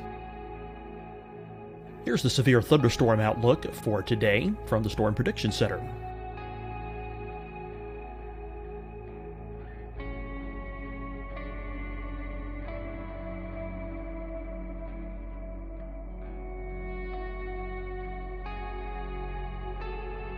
Here are the forecast high temperatures for today for South Carolina. Here are the low temperatures for today for South Carolina. Here's the probability of precipitation forecast across South Carolina today. And here are the rain chances across South Carolina tonight. Here are tomorrow's forecast highs across South Carolina. Here are the forecast low temperatures for tomorrow for South Carolina. And here is the probability of precipitation across South Carolina tomorrow. Here's the precipitation chances across South Carolina tomorrow night. Here are the forecast highs for the day after tomorrow in South Carolina. Here are the forecast low temperatures across South Carolina for the day after tomorrow. And here are the rain chances across South Carolina for the day after tomorrow. And South Carolina's probability of precipitation for that night. Here's the Storm Prediction Center's severe thunderstorm outlook across South Carolina for today through tonight. Here's the Storm Prediction Center's severe thunderstorm outlook across South Carolina for tomorrow and tomorrow night. And here's the Storm Prediction Center's severe thunderstorm outlook across South Carolina for the day after tomorrow through that night. Here's the severe thunderstorm outlook for today from the Storm Prediction Center.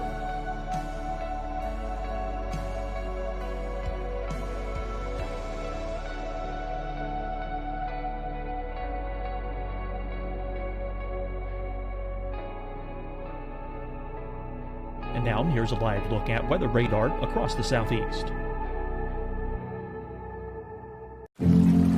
Deciding when to wear a mask isn't about who you know or how well you know them. Just ask yourself, will I be with anyone I don't live with? If the answer is yes, get behind the mask. Help slow the spread of COVID-19. Get behind the mask. Learn more at covid19.ncdhhs.gov. Hi, everyone. I'm Dr. Mandy Cohen, Secretary of the North Carolina Department of Health and Human Services. And when you follow the 3 W's, you protect your family and your neighbors from COVID-19. When you leave your home, practice your W's. Wear a cloth face covering, wait 6 feet apart, wash your hands often. Wear, wait, wash. We're in this together. Stay strong, North Carolina. Fight the spread and take a stand against coronavirus. Wear a mask in public. Stay at least 6 feet apart from others. And get tested. Join us and fight the spread. Visit scdhec.gov/COVID-19. Getting tested for COVID-19 helps you to take the steps needed to protect yourself, your loved ones, and your community. Find the testing location at scdhec.gov/COVID-19 testing. You'll see your Carolina weather forecast at 25 and 55 past. And now back to the best of the Carolina Weather Group on the all-new Carolina WeatherNet.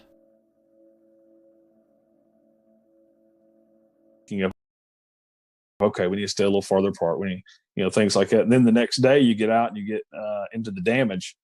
You start helping people and you start talking to people and everybody's just hugging each other and just happy that everybody's alive. And, I had one lady come up and just give me a hug. And it was like, well, I'm not going to sit there and say, no, coronavirus. You're not going to say, well, I'm not going to go in this person's home and help them clean up because of the coronavirus. But later in the day, everybody just kind of starts thinking, well, this could be really bad. We've got people coming in from out of state. We've got people that are older. We've got, just everything started coming around to where you slowly started seeing people taking more precautions. You slowly started, people were elbow bumping instead of hugging and crying and things.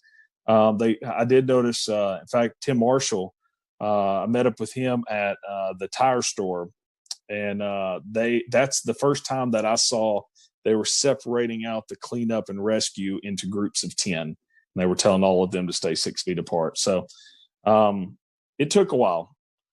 But for a period, everyone forgot it. As I said, I'm on the rescue squad, and we 3 weeks back were handed masks, and we were supposed to be wearing masks and responding. Well, I wasn't rescuing people at that point, so I was just like, oh, I'm not doing that. So I don't have to follow any rules because I'm not doing that side of it, and I'm back on the media side of it. But I look back and I'm like, man, I hope 10 or 14 days from now, we're not looking at this going, we all got a little too close. So, and that's it'll be very interesting to see how that goes. And you're right, it is weird. I mean, even me personally forecasting on a day-to-day basis, I've kind of had to tell myself, hey, this is still important, but it feels less important on a day-to-day basis with everything going on. So I want to bring in Corbin here real quick to kind of talk about maybe something that you guys experienced too, Ryan. And it was trying to shelter people during severe weather and with the whole coronavirus situation going around. And Corbin, you kind of work in the emergency management field a little bit. Talk about what scenarios would play out and what problems play out with sheltering people during severe weather events while this virus is going around. So obviously that's one of the things that we really want to look into. Is sheltering in general is never a good situation per se, especially in severe weather events. And we're all very aware that, life goes on even though the coronavirus is our main focus right now. So one of the main things obviously is social distancing. There are some guidelines out from FEMA as well as DHS or DHHS that say, basically each person needs anywhere from about 50 to 80 square feet. So that's going to limit how many people we can put in a building and create shelter for. And especially if we're looking, 6 feet apart, so we don't, sneeze and cough on each other to limit the coronavirus spread at this point. So that's some of the things we're thinking about and we're actively working through in the Emergency Operations Center. I think in North Carolina currently at the last count, there are 46 emergency operations centers active. So it's definitely something that's on the forefront of our mind. What about masks and stuff like that? Has that been given any thought? I know CDC's been reconsidering some of their thoughts, and Los Angeles tonight recommended their citizens wear masks when going out and about. Is there any benefit to that? Is there any downside to that? So that's obviously another one of the hot topics from the CDC. It's one of those things that's changing every 12 hours. For emergency responders, the protocols in North Carolina just changed to where we were only wearing masks on suspected COVID-19 patients. Now we're wearing masks on every patient encounter. And now, you're starting to see some direction from the CDC and from Pence's, from Vice President Pence's coronavirus task force that may say different. So there's conflicting stuff out there right now, but just for the everyday person, wearing a mask all day long doesn't seem to have an effect yet. But we'll see what the data shows as the days come.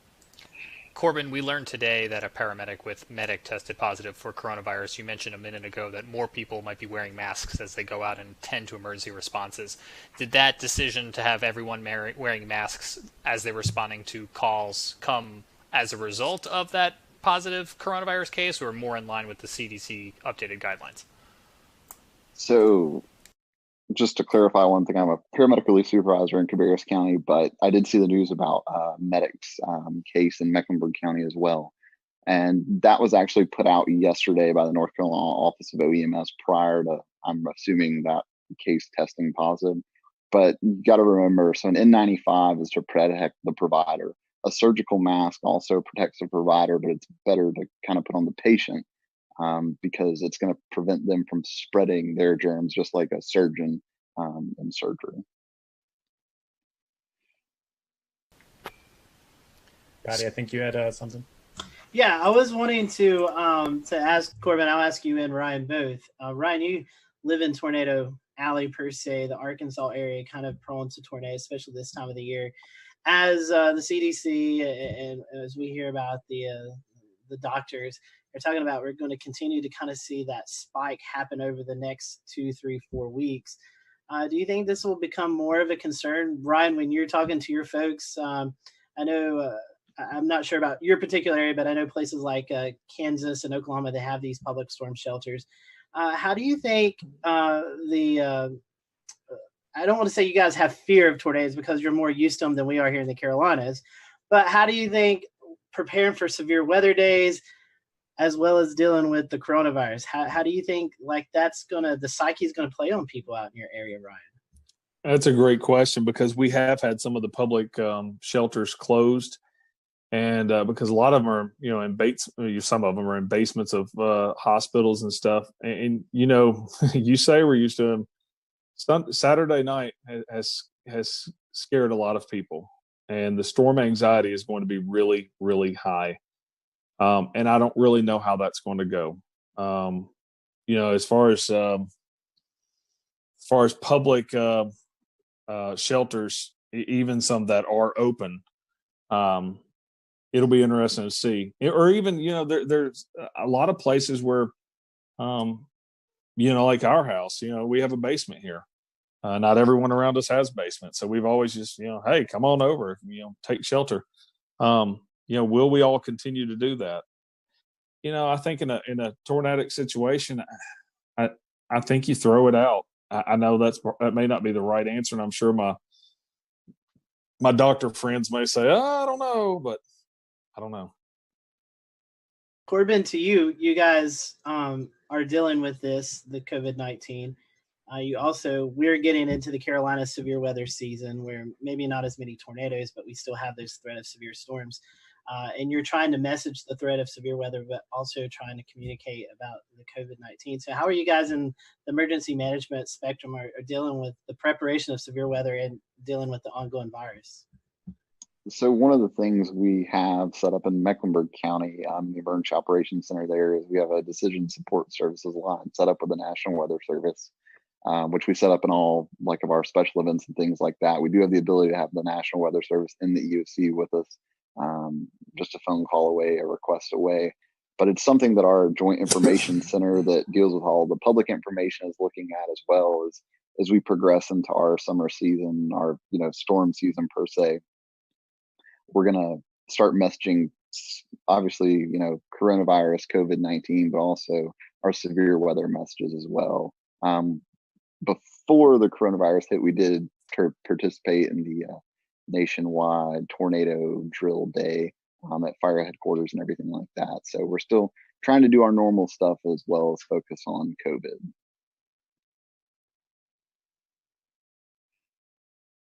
Let's bring in Brad Panovich, who is a broadcast man at WCNC in Charlotte.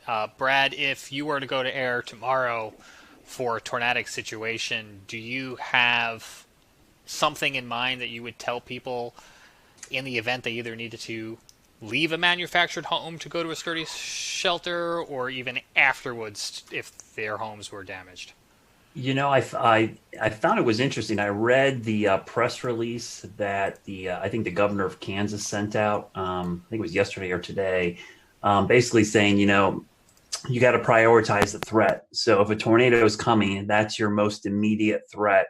So you need to seek shelter. But if you are going to seek shelter in a community setting, try to do the social distancing the best you can. But it's one of those things. If there's a train coming at you, you get out of the way of the train first, okay? And then you worry about all these other things secondary. So I think that what I would tell people is, do the best you can, but please avoid the tornado because that's the most immediate threat and most likely going to cause you your life. But I was glad to see Ryan's work, which was spectacular because it kind of gave me a little relief that, hey, we could do this remotely from a broadcast standpoint as well. But just like Ryan, I think if we knew a couple days ahead of time that we might have a moderate threat day, that we probably are going to send one of us into the studio, likely me, and we'll keep everybody else out of there. But the fact that we can do this remotely with somebody in studio is great. The whole reason I had this monitor behind me was I was thinking ahead, like if I have to track storms at home, I wanted some kind of graphic behind me where I could be in front of it. So I think that potential is there as well. But it's the first time in a long time, as a meteorologist, I'm like, I hope we have a super quiet spring. I'm just like, I do not want to have the added worries of severe weather. And I've already been thinking about hurricane season as well. I don't want to have to deal with any hurricanes. I just want it to be quiet because I think it's the last thing people need to worry about right now. But we know, it's April. For us, April's the peak of severe weather season. Hurricane season's around the corner. So at some point in the next couple months, we're going to be dealing with severe weather and coronavirus at the same time. And hopefully we'll be a little more prepared by then. Something else to think about, guys, through all this is I wonder what the viewership numbers are, and I wonder what the connected people numbers are. Are people using Netflix more? Are people watching these streaming services more? and maybe not watching actual television, my cable box will override with the EAS if something happens. But Netflix and things like that won't. So it'll be interesting to see if more people pay attention, less people pay attention. You're not at work, so maybe you're more connected. Well, it's a good point, Ricky. But I think one of the what happened in Jonesboro is a good example. I think the fact that everybody's in a home already is a good start. I mean, at least they're there. One of the things that I love what Ryan did during this event was, tell people to call people. I mean, the thing is, as a broadcast meteorologist, you can never assume everyone's watching you. They're not. So, but you can connect other people to the people that are watching you by telling them to call people, DM them, text them, do whatever, amplify your message. And that will wake people up and get them, away from Netflix and maybe flip on the broadcast network. But this is where digital and social media is really important to us as broadcast mets. It's a way for us to reach people when they're not watching us. And so hopefully they'll flip us around. The thing I worry about, Ricky, honestly, is that, and we've already seen this, our internet and digital systems overwhelmed with so many people at home. Are the WIAs going to be bogged down? Are the cell networks going to be clogged up? Are we going to be able to push out this information because there's so many people using all this bandwidth right now? Yep, good point. James, I think you had something. Yeah, I had a question for Ryan. And, so often in interviews, we end the interview by saying, what else did you want to share? What did we not ask you? And while that's exactly what I want to pose to you now, because we are trying to think of everything, but inevitably we're not. And unfortunately, you had a situation where you've now experienced one of these scenarios that we're still fearing. So let me ask you, what did you learn that we're not even thinking of? Well, two things. This wasn't my first time to have a tornado in front of us on live television, but it was the most populated. And you just have to remind yourself to keep your emotions in check. It's tough, and you can say it a million times. Oh, I would, but you really have to keep, stay calm, because it's going to continue moving forward. And so that's one thing that, for every broadcaster, as Brad said, telling people to call people. And that was huge. There was a lot of people that I didn't run into anyone that said they didn't know it was coming. It was either I was watching you guys, your app went off, or my mother or sister or whoever called me and said it was coming. So nobody knew it wasn't coming, but you got to spread out the tentacles and get everybody working for you, more or less. But from the side of this whole new thing with social distancing and everything, is in the cleanup process. Even though we're all wanting to hug each other for all being alive and making it through it, we just got to be smart through this whole thing. Corbin, what about you guys from an emergency response paramedic scenario in your experience? Do you think if we got into a weather situation, the response might look slightly different, or the advice coming out from officials to the public might look slightly different? It may look slightly different, but obviously we're going to prioritize life and safety first before everything. So everything we do is to save life. And if that means, that we have to put people at risk of getting COVID-19, then it's probably something we're going to do in that situation. Whereas if it's a sheltering situation, it's a little different. We can, open more shelters per se for less people. Instead of a shelter we put 300 people in, we may just put 100 people in and then open 2 additional shelters, something to that effect. So it's something that, it's taken into consideration, but ultimately that life safety is the priority of every first response agency out there. Yeah, it's certainly a lot to weigh. Brad mentioned it a minute ago in an analogy with a train, and Ryan, you mentioned it as well too, in that, in some sort of silver lining, not having people out at the restaurants and the malls and the supermarkets may have done you guys some good. That is a huge lifesaver. Not having the people on the road. We still had people on the roads, but not having large numbers of people out there was it saved lives. What other agencies? We're talking a lot about weather and medical and first response, but the hospital systems as well too, I think, could be a concern. Brad, what's on your mind, I guess, when you think of this strain on the entire system? Well, when you have so many people in the healthcare, emergency management, everybody working on this COVID-19 pandemic, if we have a mass casualty event or some kind of huge, you worry about how the resources are stretched so thin already. And I even think about it from a health standpoint. It's like, this is not the time to have a broken arm or leg, because you are not a priority at the hospital when you go in there. And in fact, going to the hospital puts you at more risk than, treating yourself maybe outside of the hospital. So that's what I worry about. If we have a big event in a populated area, and I'm sure that's what Ryan was worried about on Saturday, is like, this thing's plowing through his main metro. It's like, man, how are we going to handle this with all this other stuff going on? So I think that's a big concern. And that's why I think just people in general have to be very cautious over the next couple of months. We don't need to have unneeded visits to the ER for things that, we could prevent. Like, I've even talked to my kids like, hey, let's not jump out of the tree, okay, for the next month or so. Let's not try to jump the bike over the rock, because we're probably not going to be able to get into the ER. So from a weather safety standpoint, don't take that added risk. If there's lightning outside, let's just go inside. We don't need someone to get hit. If there's severe weather, let's be overly precautious and safe in this situation, because we don't want to have to go to the hospital or ER in this situation when they have a whole mess of another concern to worry about right now. Yeah, absolutely. And I think the trick there is going to be getting people to maintain that attitude for a prolonged period of time. Scotty read an interesting article today, and I'm going to go to him in a second to summarize talking about weather data and observation. And I feel like now is a good time to bring it in, because we're talking about the strain on the response system, but also the strain on that data system. Going back to what Brad was talking about could the systems be overwhelmed, the emergency alert systems, or even the data observations? Scotty, that was something that you were reading about today, right? Yeah, so the World Meteorological Organization, the WMO, came out with an article today talking about COVID-19 and how it could affect some of our weather modeling, weather forecasting. I can maybe toss this to Brad here in a little bit, and Ryan, maybe they can tell you a little bit more than I can. But basically, there's all kinds of observations. We run satellite radars. If you're familiar with the Carolinas, it seems like one of our radars is always down.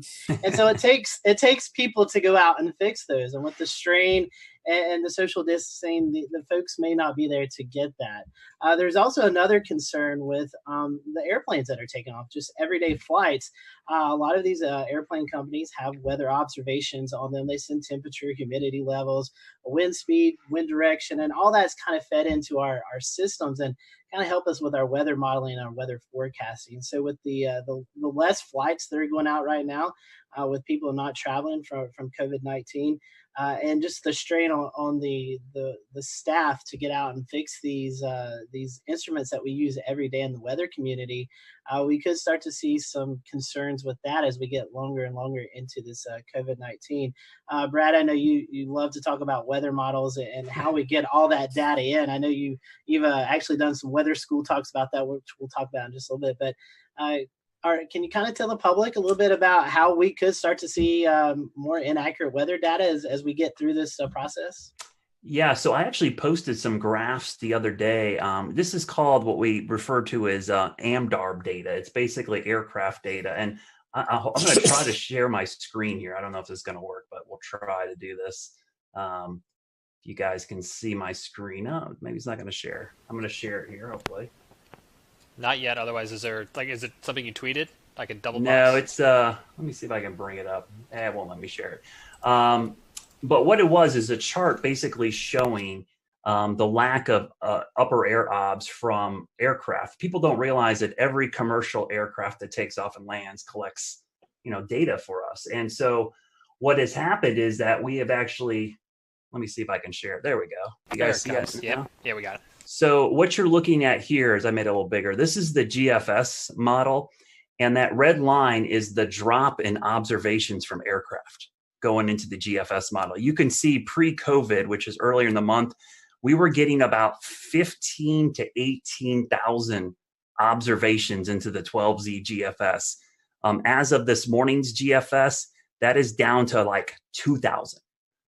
I mean, that is just a tremendous drop. And the best way I can explain this to people that have seen hurricane coverage, you may have seen me talk about how we often like to get the plane out in the system so that we can get better data for the models. Well, this is what these planes are doing. When we have that lack of upper air data, some of the accuracy and the guidance can drop by 20% or so. And it's just not the US, that's just US data. That doesn't include European data, Asian data. I mean, and that article you're referring to, Scotty, all those aircraft, I was amazed how much some of the European airlines added to this. It was crazy, the drop in upper air observation. So this is going to be a real task that we're going to have to watch and see how much this impacts severe weather. Day-to-day weather, it might not have an immediate impact on us, but I think for high impact events like severe weather outbreaks, tornadoes, flooding, this might have a pretty significant impact, because the difference between something being 20% more intense or less intense is pretty significant in the weather world. Brad, do you think it would impact high-res models more, or models like the global forecast system? It seems like it'd be more the global forecast, because the upper air data is really key for, big, long wave troughs and ridges. You're looking at long wave pattern. I think the CAMS models are going to do fine. Thank goodness we have the GOES 16 and 17 sounder data, and now we have the polar orbiting data. The only problem is you need clear skies for good sounding data from the polar orbiters. But that sounding data, back after 9/11, we saw a similar drop in this aircraft data, but we didn't have the satellite data that we have now. So I think the satellite data is actually offsetting some of the issues, but this is going to be a much longer period of time that we'll start missing this data. It's only been, about 2 weeks now. I think we start getting 3-4 weeks, and now the long wave pattern across the whole globe will be totally impacted by this lack of upper air data. Well, you've been teaching us some stuff now, and I think, James, part 3 of our episode tonight was about teaching folks about weather. Do we want to transition over to that? Sure thing. Real fast, let me ask Ryan one last question, and then we'll certainly go to that, and I appreciate the transition. Did you guys, Ryan, have any issue with observations during or in the aftermath of your storms with everything going on coronavirus related? You talking about from weather observations? Yeah, Jonesboro Airport took a direct hit. And there's going to be some interesting things come out of that, because KJBR did take a direct hit. You can go back and look at the data and see the winds backing as it was coming in. And the interesting thing is, it looks like power was knocked out. And it looks like the altimeter was knocked out, but was in kind of a separate area from the actual ASOS. So we probably, like you said, with the weather service being stretched thin and social distancing and stuff, we probably won't have observations from Jonesboro for quite a while. That's interesting, and I think that's going to play into this bigger picture as we're just trying to use whatever we've got available, and everyone's trying to do their best and safely to restore all of this. As Ricky mentioned, I know Brad Panovich here at WCNC has started to do some at-home weather classes.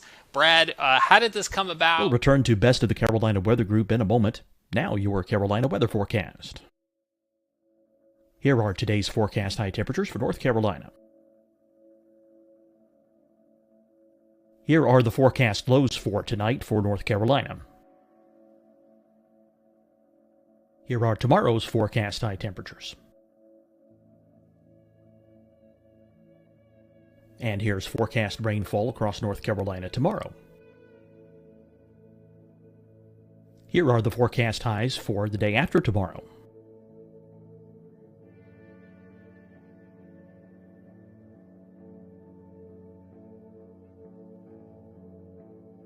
And here's the forecast rainfall across North Carolina for the day after tomorrow. This is the total rainfall forecast across North Carolina for the next 3 days. Here's the severe thunderstorm outlook for today from the Storm Prediction Center.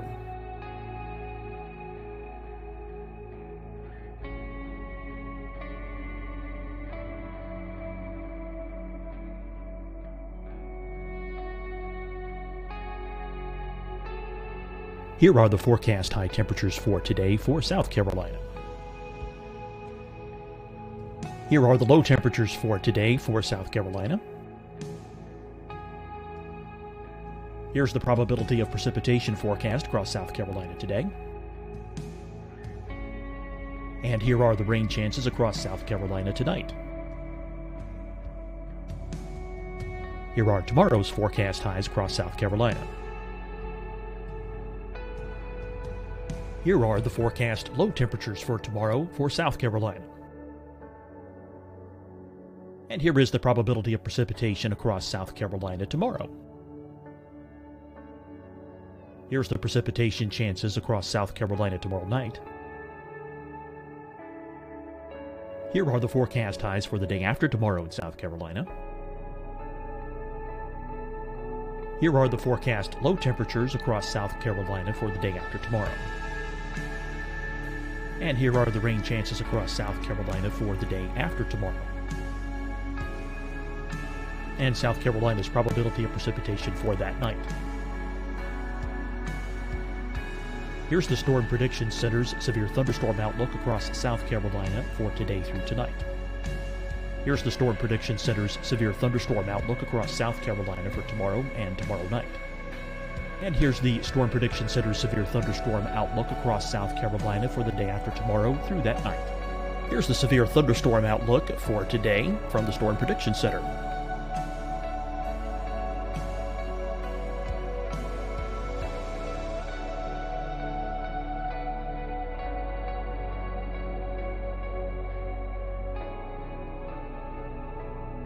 And now, here's a live look at weather radar across the southeast. Deciding when to wear a mask isn't about who you know or how well you know them. Just ask yourself, will I be with anyone I don't live with? If the answer is yes, get behind the mask. Help slow the spread of COVID-19. Get behind the mask. Learn more at covid19.ncdhhs.gov. Hi, everyone. I'm Dr. Mandy Cohen, Secretary of the North Carolina Department of Health and Human Services. And when you follow the 3 W's, you protect your family and your neighbors from COVID-19. When you leave your home, practice your W's. Wear a cloth face covering, wait 6 feet apart, wash your hands often. Wear, wait, wash. We're in this together. Stay strong, North Carolina. Fight the spread and take a stand against coronavirus. Wear a mask in public. Stay at least 6 feet apart from others. And get tested. Join us and fight the spread. Visit scdhec.gov/COVID-19. Getting tested for COVID-19 helps you to take the steps needed to protect yourself, your loved ones, and your community. Find the testing location at scdhec.gov/COVID-19 testing. You'll see your Carolina weather forecast at 25 and 55 past. And now back to the best of the Carolina Weather Group on the all-new Carolina Weather Net.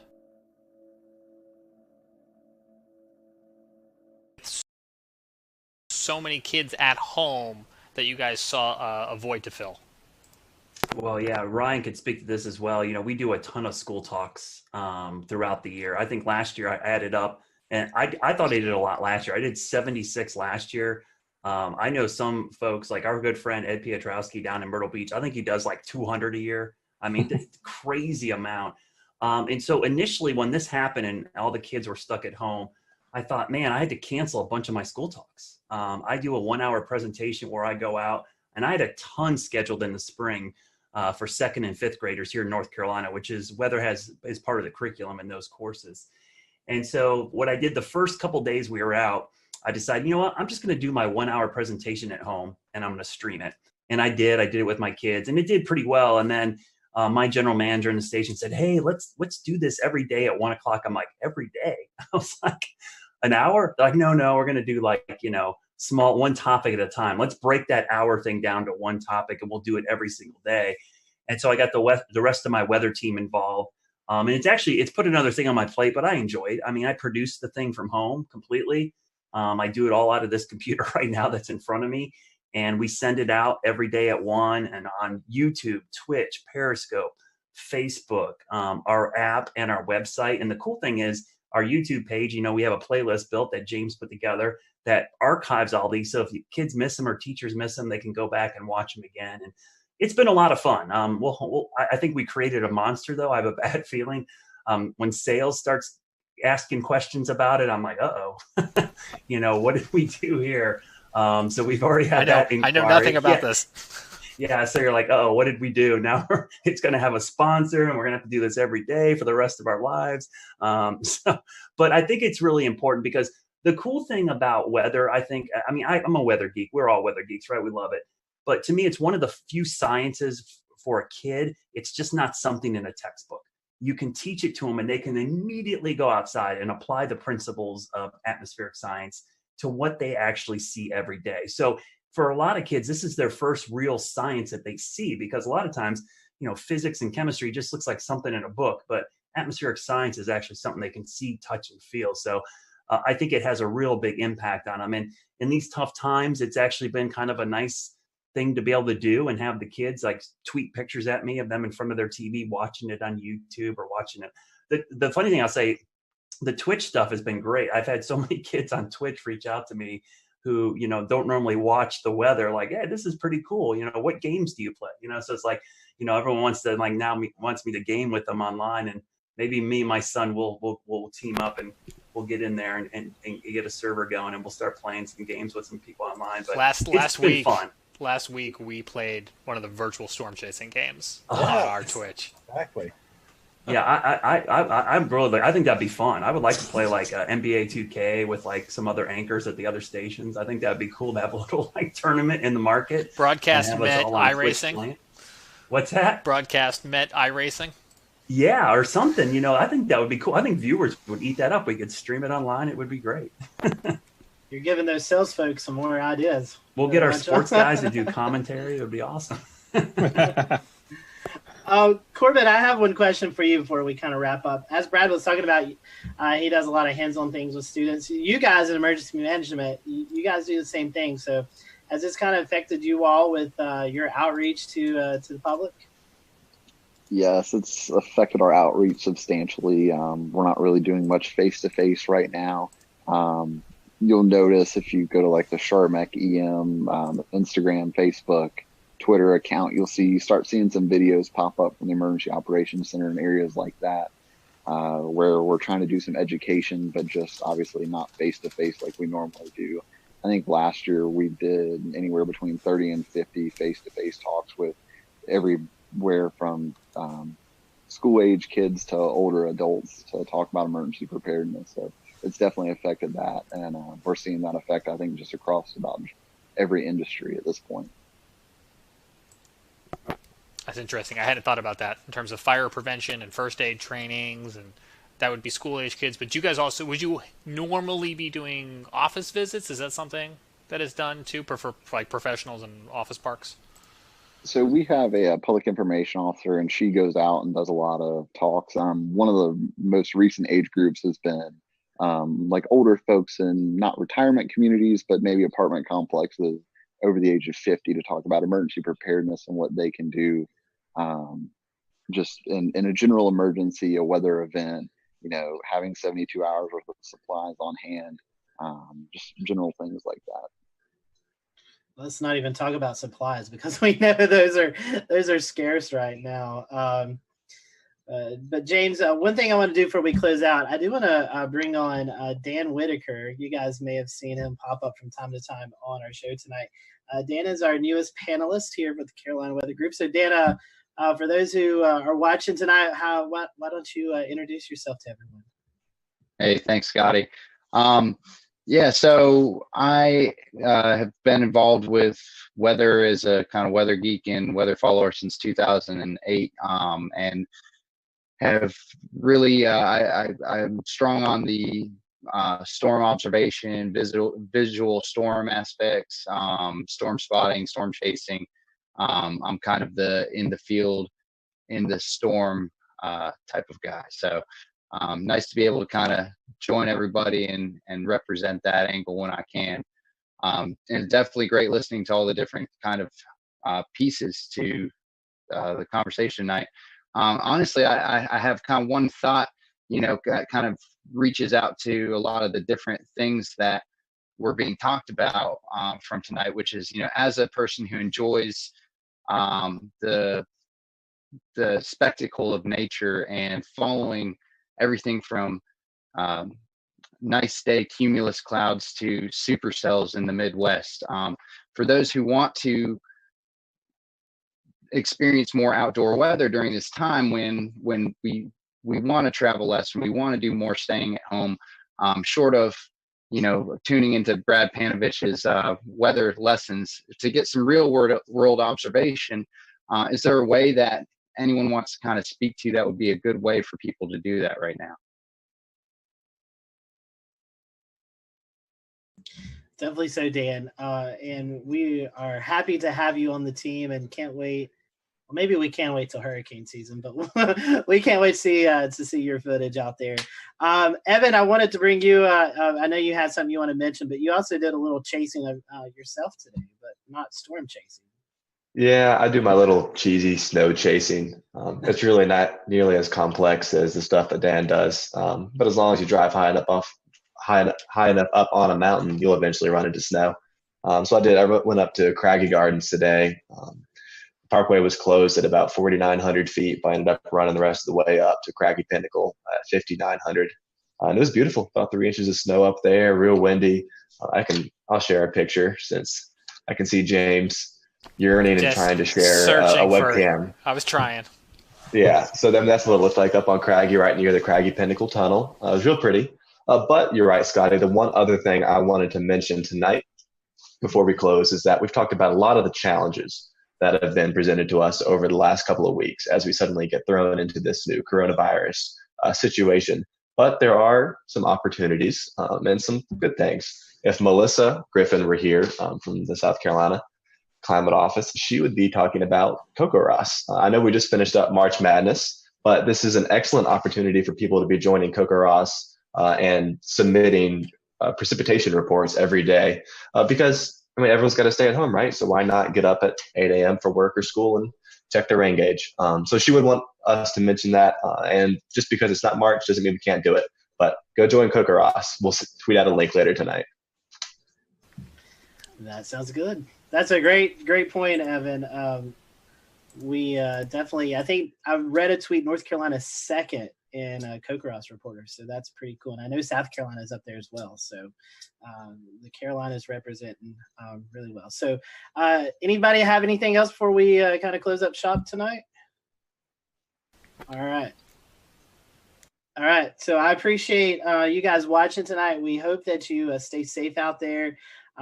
Continue to practice those best practices of social distancing and kind of just staying inside. Eventually, hopefully sooner rather than later, we'll get back to normalcy and be able to enjoy what we've not been able to enjoy for the last 3 weeks. So we're thinking about everyone. We hope that you stay safe out there. We appreciate you watching the Carolina Weather Group tonight. Be sure to follow Ryan and his folks if you're ever out in the Arkansas area. Ryan, once again, great coverage Thank you. this weekend for you and your team out there. Spectacular. And we hope that everyone in your community will get back to normalcy with the cleanup from the tornado. And we extend our thoughts and prayers to your folks out there as well. So we hope you all have a great week, and we'll see you back here next week for another episode of the Carolina Weather Group.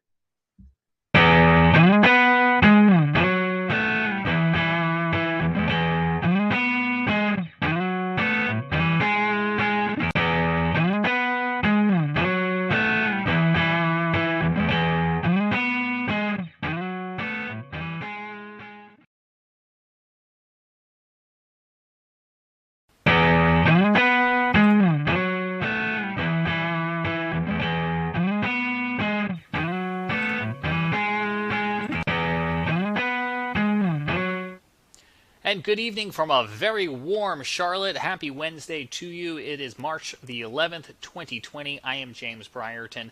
It is Severe Weather Awareness Week carrying on here in the Carolinas. Last week, it was Severe Weather Awareness Week in North Carolina with a tornado drill on Wednesday, and we were lucky enough to bring you some special snippets from our friends at WCNC Charlotte. Well, joining us again this week as Severe Weather Awareness Week continues in South Carolina is Chief Meteorologist Brad Panovich back from WCNC. Brad, thanks for taking the time out again for us.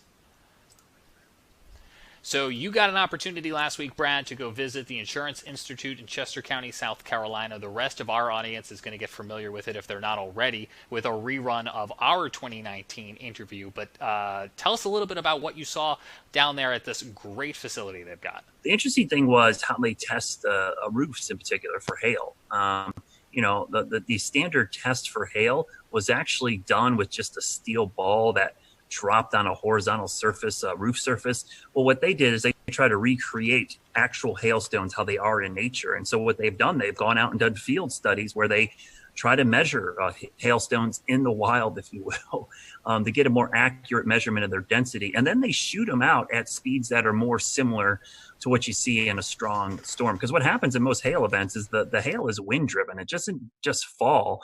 It's being blown by 60, 70, 80 mile an hour winds. And so they test roof structures in particular, metal, asphalt shingles, plywood, just to see how they withstand it. And then they can rate these shingles so that you have, like, as a consumer, a better idea of what you're getting into when you're going to put these on your roof. And it also helps the insurance industry kind of understand like what kind of damage certain type hail can cause to your building.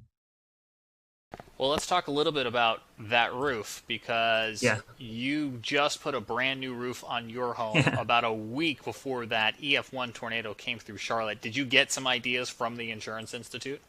Yeah, so last year I went down there for one of their tests where they were taking a roof and they were submitting it to a hurricane, basically. What they did is they took wind and rain and they blew it at a home that had half the roof using what's called the fortified roofing system, and the other half a typical roofing system. So what they did is for several hours, I think the test went on for 8, 10, 12 hours, which is typical for hurricane winds. They're going to last a long time.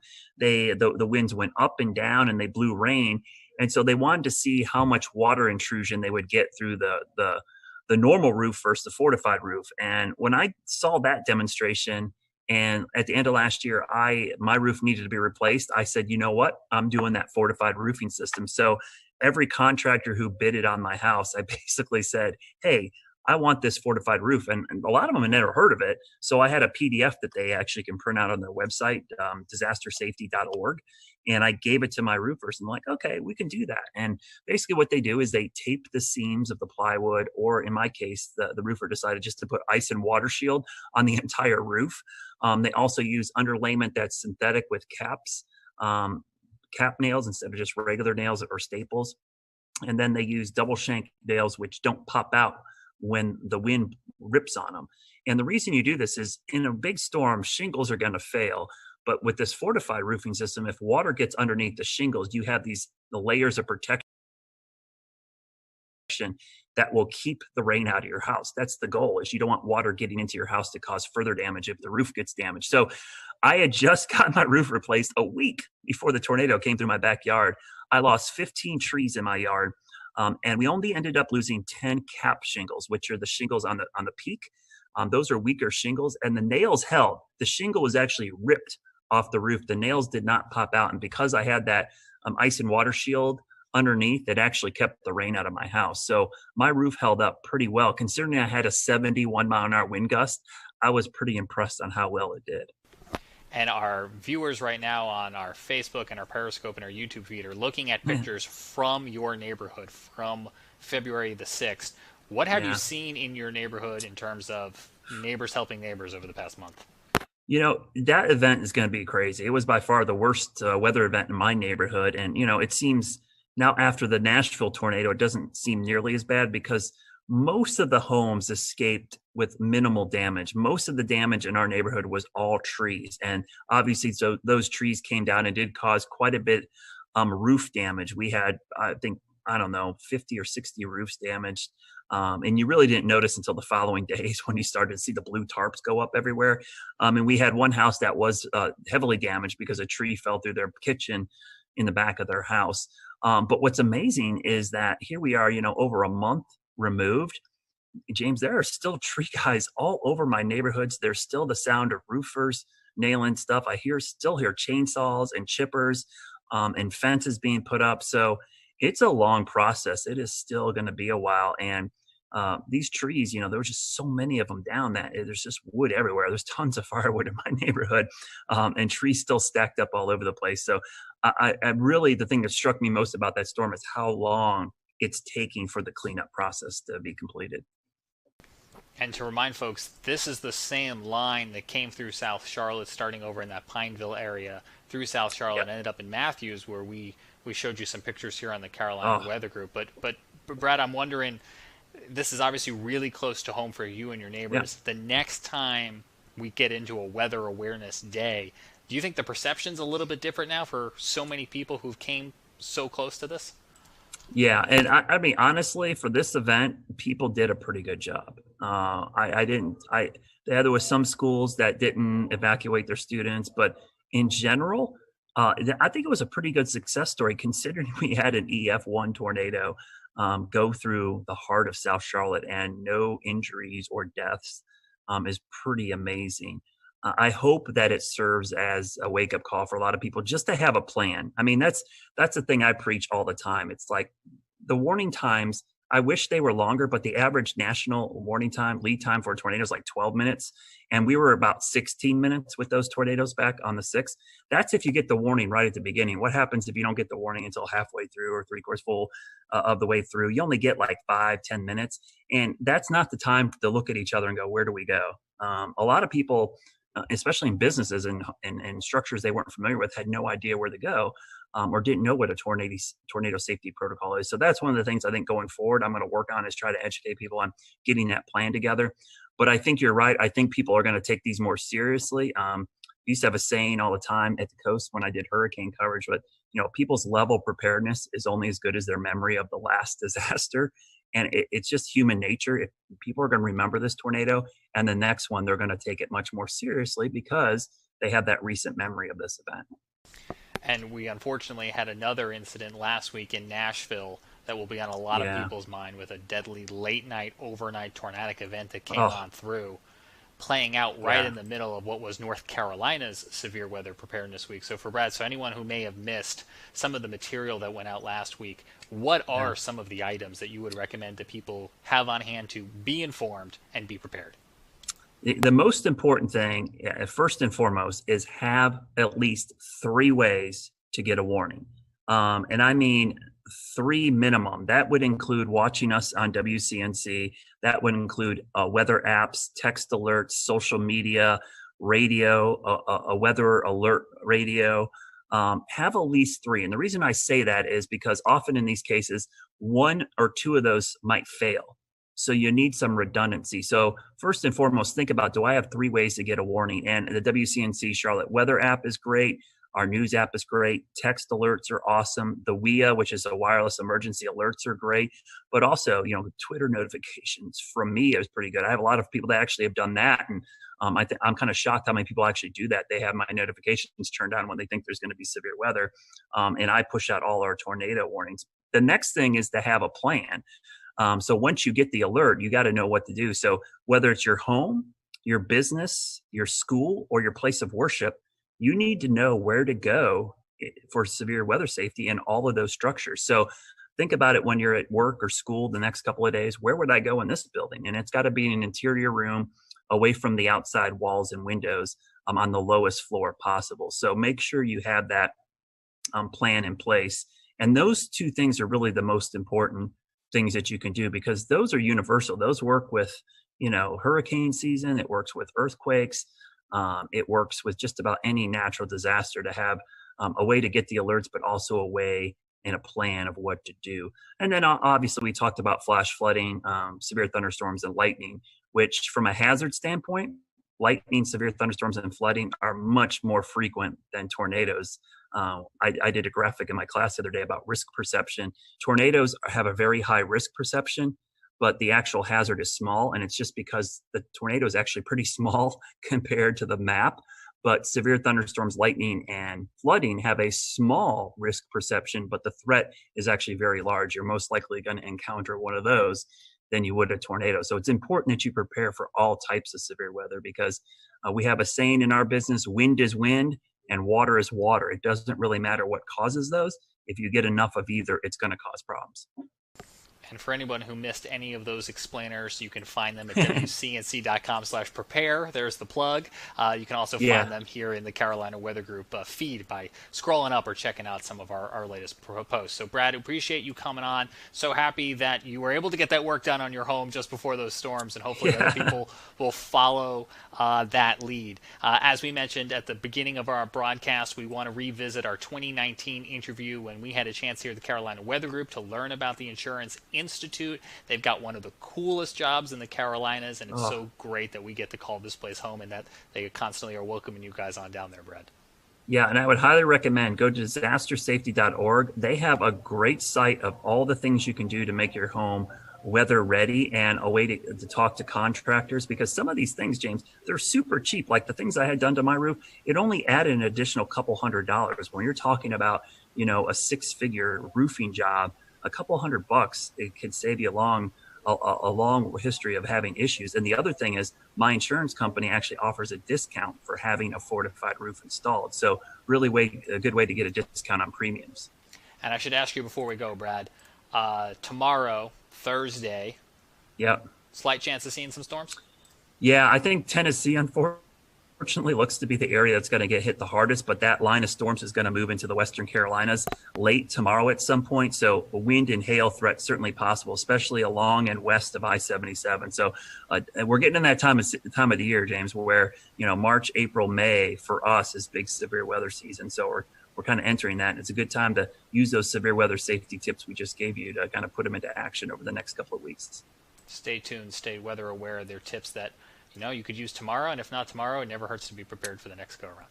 Absolutely. Thanks, Brad. We're going to go ahead now and take you to that 2019 interview and check out this place in Chester County, South Carolina.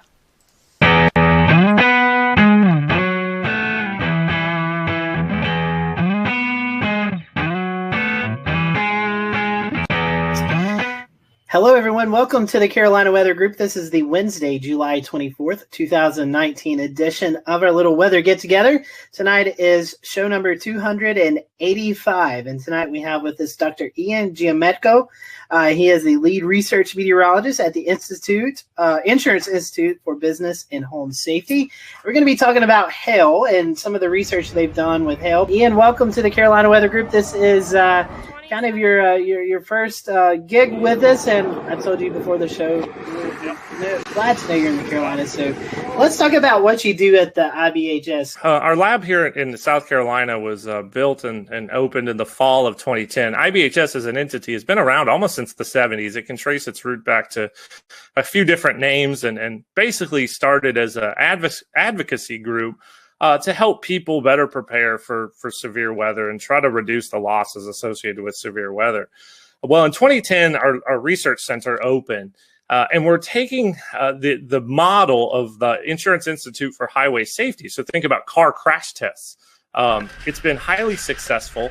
The property insurance industry wanted to apply that to severe weather. And so $40 million later, in the midst of our economic recession, trying to bring that facility to life, we have our lab, and it is a pretty neat place. Our centerpiece is... We'll return to Best of the Carolina Weather Group in a moment. Now your Carolina weather forecast. Here are today's forecast high temperatures for North Carolina. Here are the forecast lows for tonight for North Carolina. Here are tomorrow's forecast high temperatures. And here's forecast rainfall across North Carolina tomorrow. Here are the forecast highs for the day after tomorrow.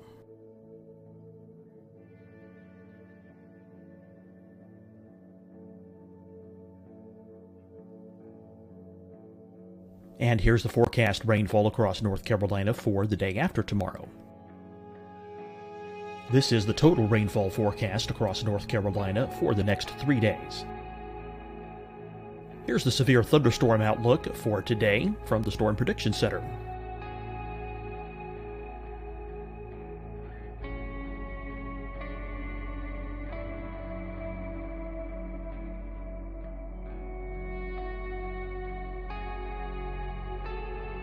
Here are the forecast high temperatures for today for South Carolina. Here are the low temperatures for today for South Carolina. Here's the probability of precipitation forecast across South Carolina today. And here are the rain chances across South Carolina tonight. Here are tomorrow's forecast highs across South Carolina. Here are the forecast low temperatures for tomorrow for South Carolina. And here is the probability of precipitation across South Carolina tomorrow. Here's the precipitation chances across South Carolina tomorrow night. Here are the forecast highs for the day after tomorrow in South Carolina. Here are the forecast low temperatures across South Carolina for the day after tomorrow. And here are the rain chances across South Carolina for the day after tomorrow. And South Carolina's probability of precipitation for that night. Here's the Storm Prediction Center's severe thunderstorm outlook across South Carolina for today through tonight. Here's the Storm Prediction Center's severe thunderstorm outlook across South Carolina for tomorrow and tomorrow night. And here's the Storm Prediction Center's severe thunderstorm outlook across South Carolina for the day after tomorrow through that night. Here's the severe thunderstorm outlook for today from the Storm Prediction Center.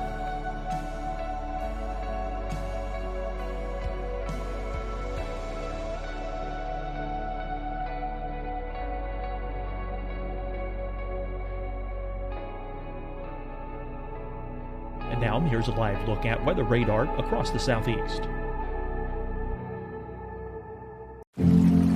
Deciding when to wear a mask isn't about who you know or how well you know them. Just ask yourself, will I be with anyone I don't live with? If the answer is yes, get behind the mask. Help slow the spread of COVID-19. Get behind the mask. Learn more at covid19.ncdhhs.gov. Hi, everyone. I'm Dr. Mandy Cohen, Secretary of the North Carolina Department of Health and Human Services. And when you follow the 3 W's, you protect your family and your neighbors from COVID-19. When you leave your home, practice your W's. Wear a cloth face covering, wait 6 feet apart, wash your hands often. Wear, wait, wash. We're in this together. Stay strong, North Carolina. Fight the spread and take a stand against coronavirus. Wear a mask in public. Stay at least 6 feet apart from others. And get tested. Join us and fight the spread. Visit scdhec.gov/COVID-19. Getting tested for COVID-19 helps you to take the steps needed to protect yourself, your loved ones, and your community. Find the testing location at scdhec.gov/COVID-19 testing. You'll see your Carolina weather forecast at 25 and 55 past. And now back to the best of the Carolina Weather Group on the all-new Carolina WeatherNet. Tunnel. We call it our large test chamber. We have 105 6-foot diameter fans that can take winds up to about 120, 130 miles per hour. We can do full-scale hail simulations. We can do wildfire ember attack scenarios in there. Basically anything the weather's out there, we can throw at it. And our goal is to understand how all these different hazards associated with severe weather attack structures. How can we build better? What are the systems that we can improve? And how do we show people those steps that resilience is affordable, and then we can start to bend down the loss curve that we see growing and growing each year? Tell me a little bit more about, one, to go start basic, how do we get hail? And how do you do a hail simulation? That sounds really interesting. Yeah, so most intense thunderstorms have hail aloft in them. It can grow from particles that freeze or grapple, kind of those melted snowflake conglomerate things. And as they make their kind of horizontal arcing traverse through a thunderstorm, they can collect more ice and water and essentially grow and grow. Sometimes they become too heavy and fall out and get down to the ground. Sometimes they fall and then they melt before they get down to us. And other times they can hang around up there in a thunderstorm and get really, really, really big. and then fall down. And those are the ones that can break things. Once you get above that kind of 1.5 inch or so threshold, that's when you start seeing legitimate property damage. Now for cars, it's a little bit less. But for us, it's duplicating the properties of hailstones in the lab. And we can propel them or fire them at materials, basically using electronic controlled potato guns. So in our small lab, we have a single, actually we have 2 setups, basically cannons with barrels that have a pressurized air tank, and we calibrate that to an exit velocity and associated kinetic energy that a hailstone would have when it hits things. Now in our big chamber, if you ever come to visit us, you can go out in there and look straight up and you'll see a whole bunch of light pieces of PVC pipe. Well, that are the barrels that can basically put down a swath of hail across the footprint of our large test chamber. We can do 3 different sizes and shoot as fast as 1 per second. So really unique piece of capability. I do a lot of work both in the small lab, very meticulous scientific testing, but we can also test the full roof system on a building. You have a job destroying things with hail. That sounds really fun. That's a little bit of what we do. We try to break things in the lab so it doesn't happen out in the real world. That was really interesting. I can't wait to tell my friends and family that you guys shoot hail out of potato guns for testing. So that's kind of cool. Talk about some of the hail studies that you do in the lab. You mentioned something earlier about recreating hail crystals, and you're actually building hail in the environment in which it forms. What we found out, because of the strength, it can do about 3 different things when it hits your roof. It can bounce off. That's really hard hail. It can shatter. That's kind of the hard to medium. Or it can just become really slushy. That's the very soft hail. And all of those have different kind of types of damage that they produce on your roof. The soft will kind of dislodge all those granules. The hard bounces and shatters will do more cracks and dents. So we realized all that stuff was mattered, and we needed to simulate it in the lab and also repeat it. That's scientific testing right there, is being able to repeat this stuff over and over and over again. And after about 8 years of work, we released a new hail impact test standard for asphalt shingles, and we have we rated the products that are considered impact rated. And we have a rating scale that's actually out on our website now. So if you're looking to get a roof that's more resilient to hail, I would encourage folks to check that out. It's at ibhs.org. You'll see what products are out there and which ones meet the top of our class and which ones are at the bottom, and where you might want to be. Talk about the size and how much damage hail creates while we're on the topic. I'd love to hear your take on that. Yeah, so a lot of people don't realize hail, we kind of joke, is the Rodney Dangerfield of the severe convective storm hazards. It doesn't get any respect, but in any given year, it's about 60 to 80% of the dollar damage from severe thunderstorms. That's a lot. And we're in probably what will be the 12th straight year of damage totaling over $10 billion. So it's a big piece of the damage that comes from severe thunderstorms every year. Now, when you start talking about damage thresholds, of course, we have the National Weather Service severe criteria of 1 inch. That's when we really start to see some issues, dents and things with auto. On the building side, if you start looking at roofing materials, once you get close to that 1.5 inch mark, that's when you can potentially see some damage. Now, there's a lot of things at play, age of roofs, age of materials, all that, the wind-driven aspect. Now, we can go all the way out to the extreme size, and once you get to about 3.5, 4 inch hail, that will puncture the plywood roof deck that you have. So you're thinking fall speeds close to 100 miles an hour, pretty intense hail. That I hope we never have to see here in the Carolinas. I'm sure it's happened before, but that size hail, very rare here. So I don't know what's more interesting, the work that y'all do in the lab or the fact that you also have field work. Tell us a little bit about your field work and what y'all have done over the years. Yeah, so way back in 2012, we decided there was all this hail data we needed to go get about strength. And a lot of the tests and how we test buildings were all rooted in information going back all the way to the 1930s. So nobody had looked at this stuff for a while. Plus, we didn't know what strength actually did. There was no data on it.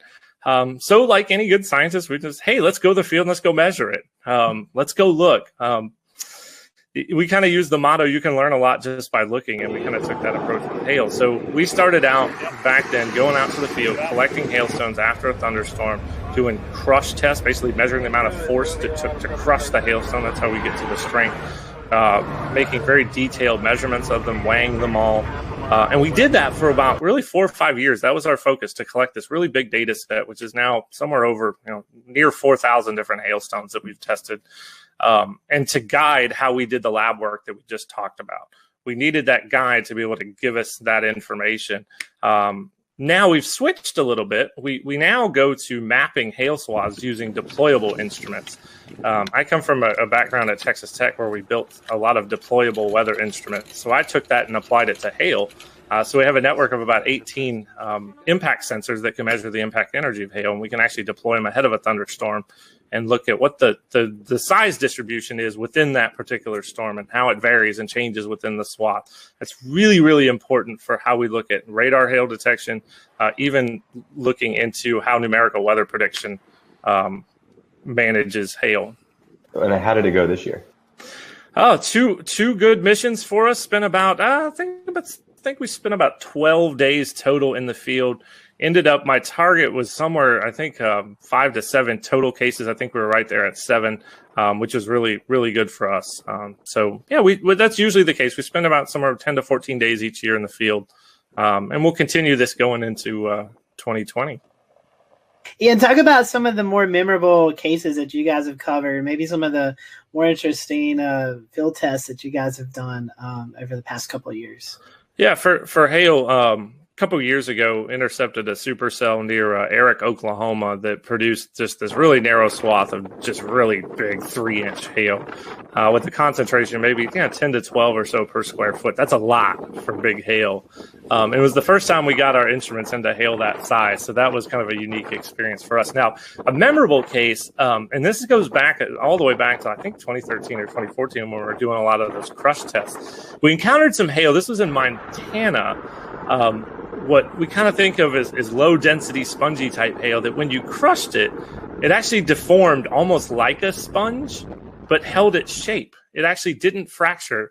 And there's some literature out there that talks about how these hailstones can come about, but talk about kind of blow your mind of how complicated hail can be. That the fact you could get this spongy kind of hail that you could compress, it basically just did that and then held its shape even after you took the load off of it. It never broke.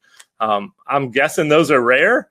We haven't seen that again. It was one particular case, and I don't know what kind of environment might produce that, but it's really unique, and it's always been a memorable one from looking at hailstones. And I've seen a fair bit of them.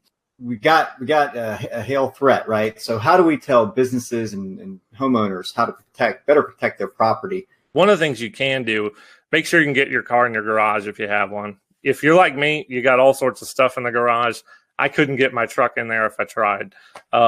But that's a step you can take, is make sure you can get your car under cover. And maybe, say we're under a higher risk for a particular day. If you can find a way to keep that vehicle covered, that's one way to reduce your auto damage. Now for homes, it's a lot trickier.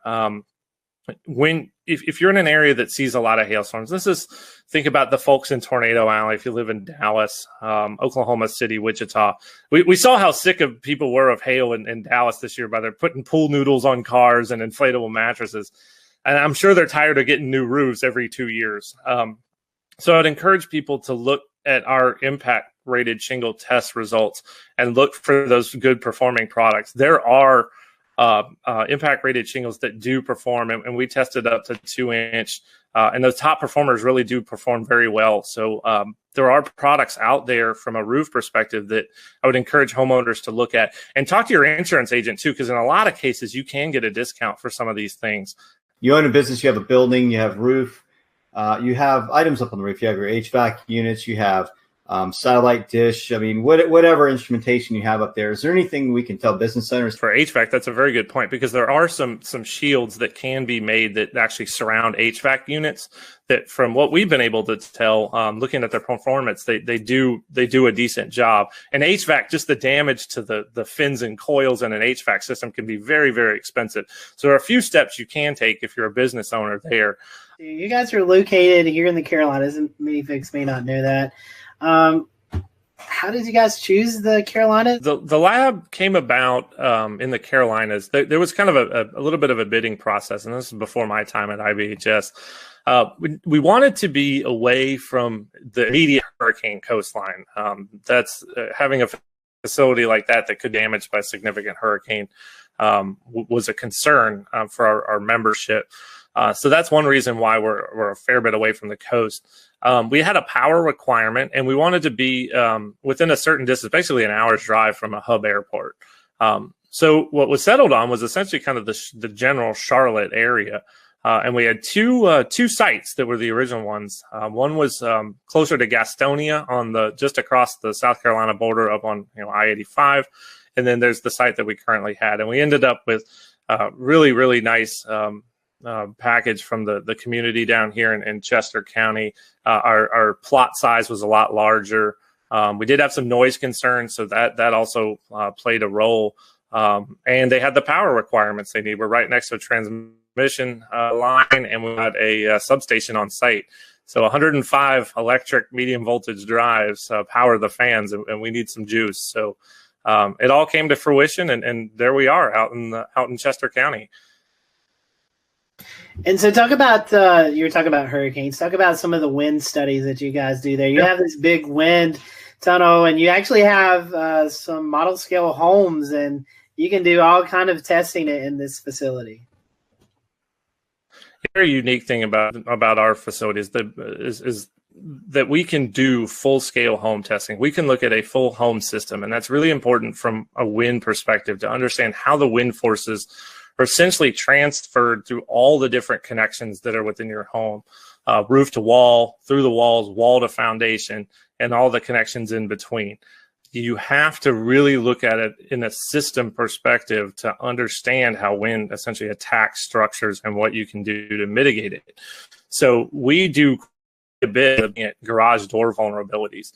We've seen that garage doors can be a huge damage amplifier. Think about it, they're a big hole, really, if they fail in your house. That allows wind to get in and start acting inward, pushing up and out, and can lead to failures. Once you start the damage cascade, it just goes. Tornadoes, it happens very, very fast. Hurricanes, it can happen over the course of, say, 6 to 12 hours. But that cascade is what we're trying to stop the start of that. And we think we can find those mitigation solutions that are not only useful, but also affordable too. So before we kind of wrap up the interview, can you tell us a little bit about how you forecast and how you decide where you're going during your field studies? Yeah, the logistics are actually a fair bit challenging. So we are a good distance away from essentially what is Tornado Alley or the Great Plains. We like it out there, good road networks, good visibility, although we are going to try to explore some southeast hail. There's some environmental questions that we have that I think we're going to try to tackle that. So we basically have to rely on medium range forecasting. So we're looking for just general pattern support for severe weather. So is the Gulf of Mexico open? Is there good moisture transport northward?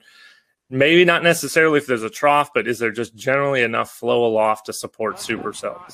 Sometimes you didn't have the surface features underneath the best flow aloft. It kind of became a day-to-day, almost a mesoscale type forecasting scenario, which is very hard for us in terms of when we pull the trigger.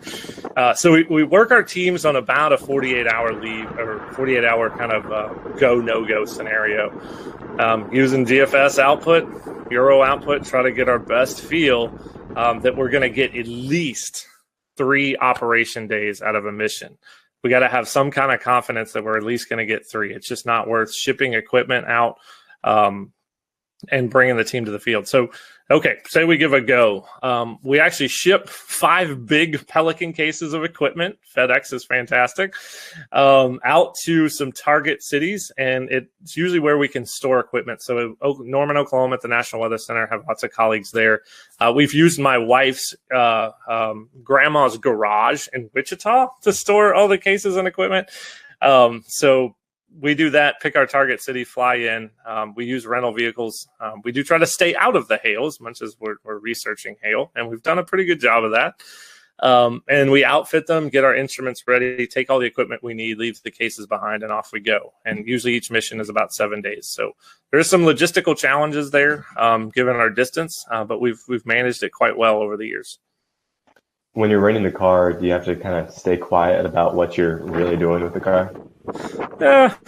was one hail. We were out in the field for a hail event in Cheyenne, and this was a rental car dealership at the Denver airport. They were dealing with a whole bunch of people who were bringing back hail damaged cars, and I kept thinking in my head, I'm like, we're running a hail research project, and we got perfectly fine vans here.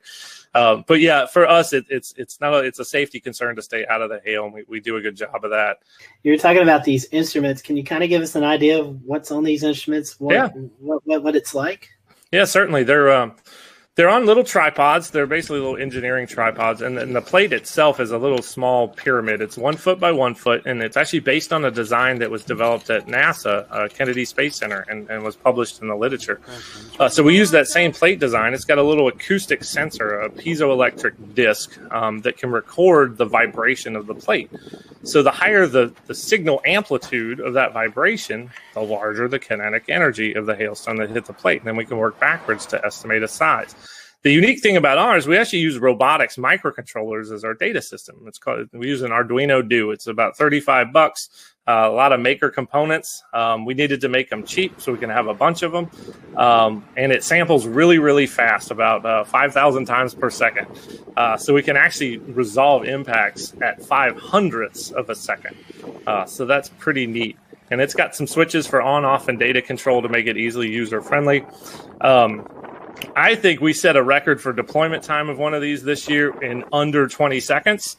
I'm going to give out a shout out to Hank Pogorzelski, who's in our Tampa office, who's been with us in the field every single year since we started. Hank went out the door, set the probe up, and was back in the car before I could log the information of where the actual instrument was. So it had to be somewhere in the 15 to 20 second range. So big old tip of the cap to Hank. I think he set a time speed record there. Well, Ian, we've certainly appreciated you giving us some of your time tonight. If our followers want to continue the research you guys are doing or follow along, how can they do that?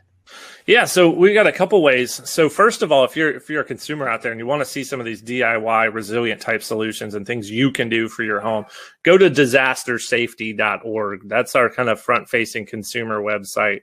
For some of the research work, you can go to ibhs.org. But please follow us on Twitter at Disaster Safety. You can also follow our hail research specifically at IBHS Hail Study. You'll get a kind of an inside look on that Twitter account as to what we're doing in hail. We've had many guests on this show, and I think you've got one of the coolest jobs because you get to use potato guns and mix it with weather. I mean, I don't know how much better that can be. So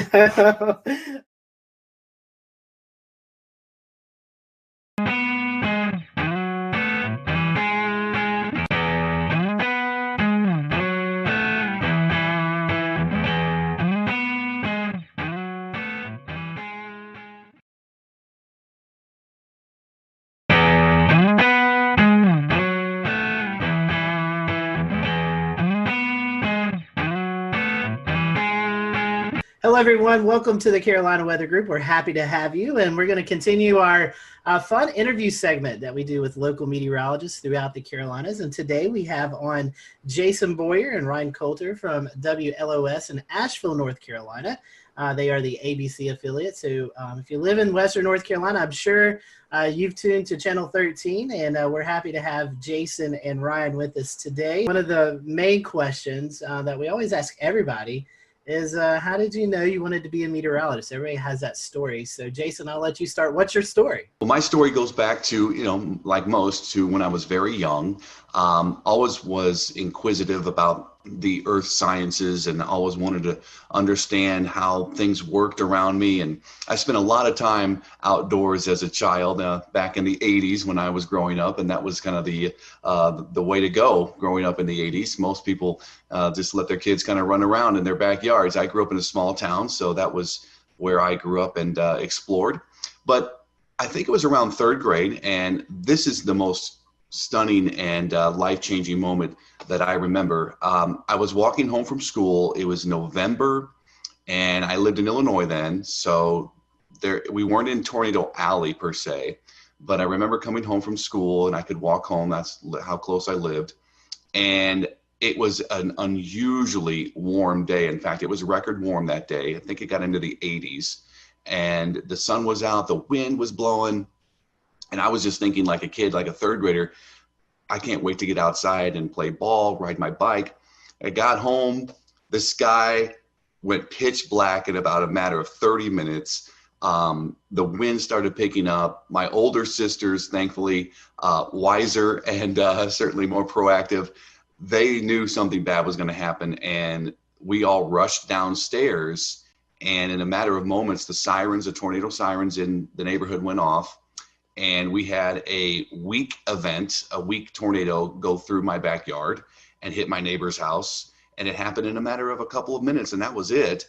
And it was a life-changing moment. When I walked outside, the birds were no longer chirping, and you could see the destruction of my neighbor's house in the backyard across the street. His entire roof was peeled off. You could see into the house, and the insulation was gutted out. And that was amazing. I mean, frightening, but also to me, an amazing display of what Mother Nature could do. And I think from there, I was really hooked. I knew I always liked science. And then from there on, I kind of just built on that, and had a great teacher in 5th grade, Mr. Morris, that set me on the right path too, and inspired me to continue to study science. So that's how it started for me, and I just pursued it. And what about you, Ryan? Yeah, I mean, thank you guys for having me, first of all. Yeah, I mean, my story is really not unique from anyone else who does this either.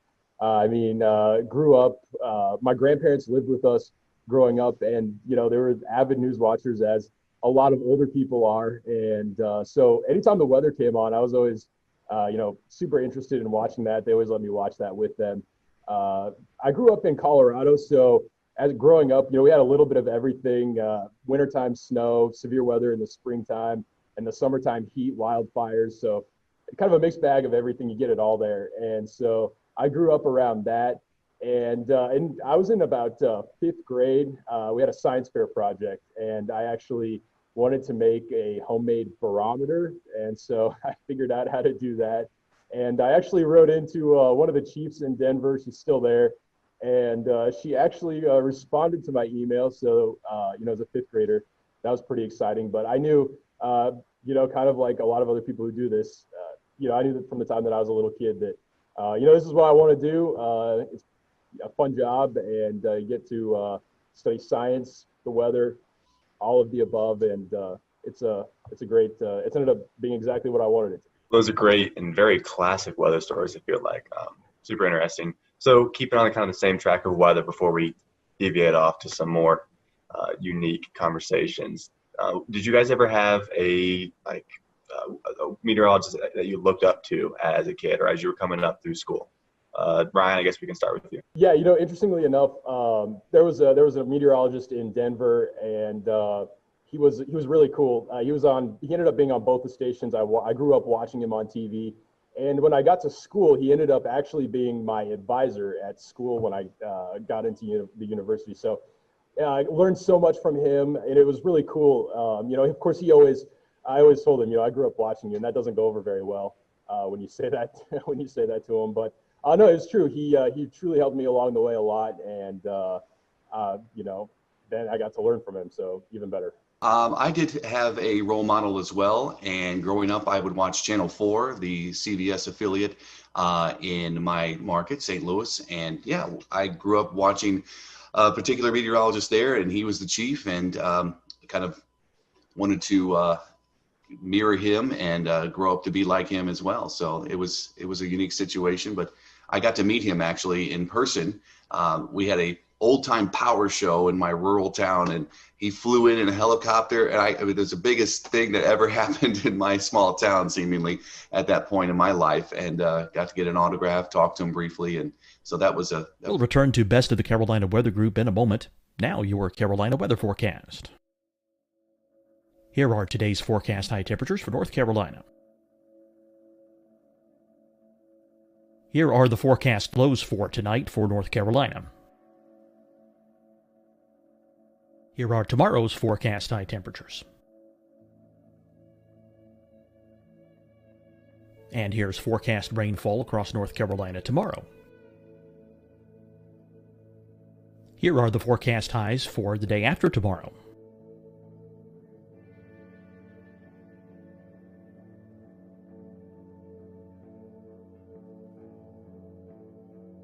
And here's the forecast rainfall across North Carolina for the day after tomorrow.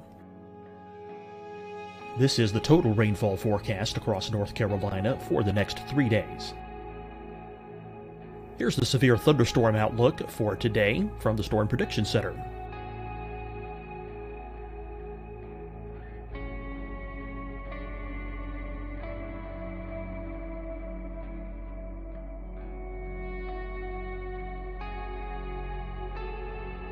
Here are the forecast high temperatures for today for South Carolina.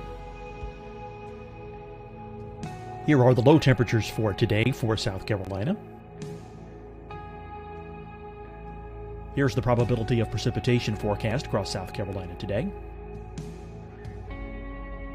And here are the rain chances across South Carolina tonight. Here are tomorrow's forecast highs across South Carolina. Here are the forecast low temperatures for tomorrow for South Carolina.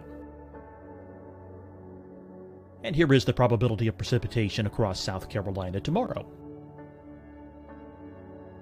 Here's the precipitation chances across South Carolina tomorrow night. Here are the forecast highs for the day after tomorrow in South Carolina.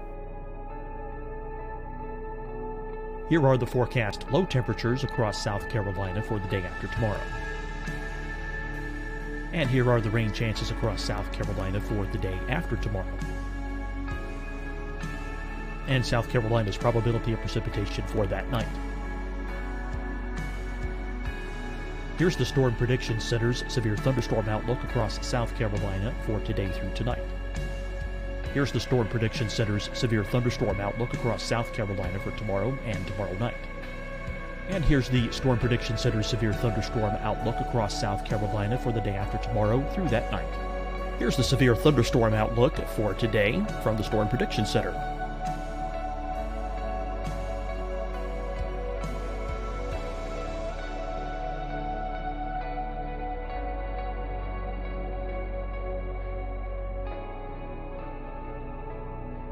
And now here's a live look at weather radar across the southeast.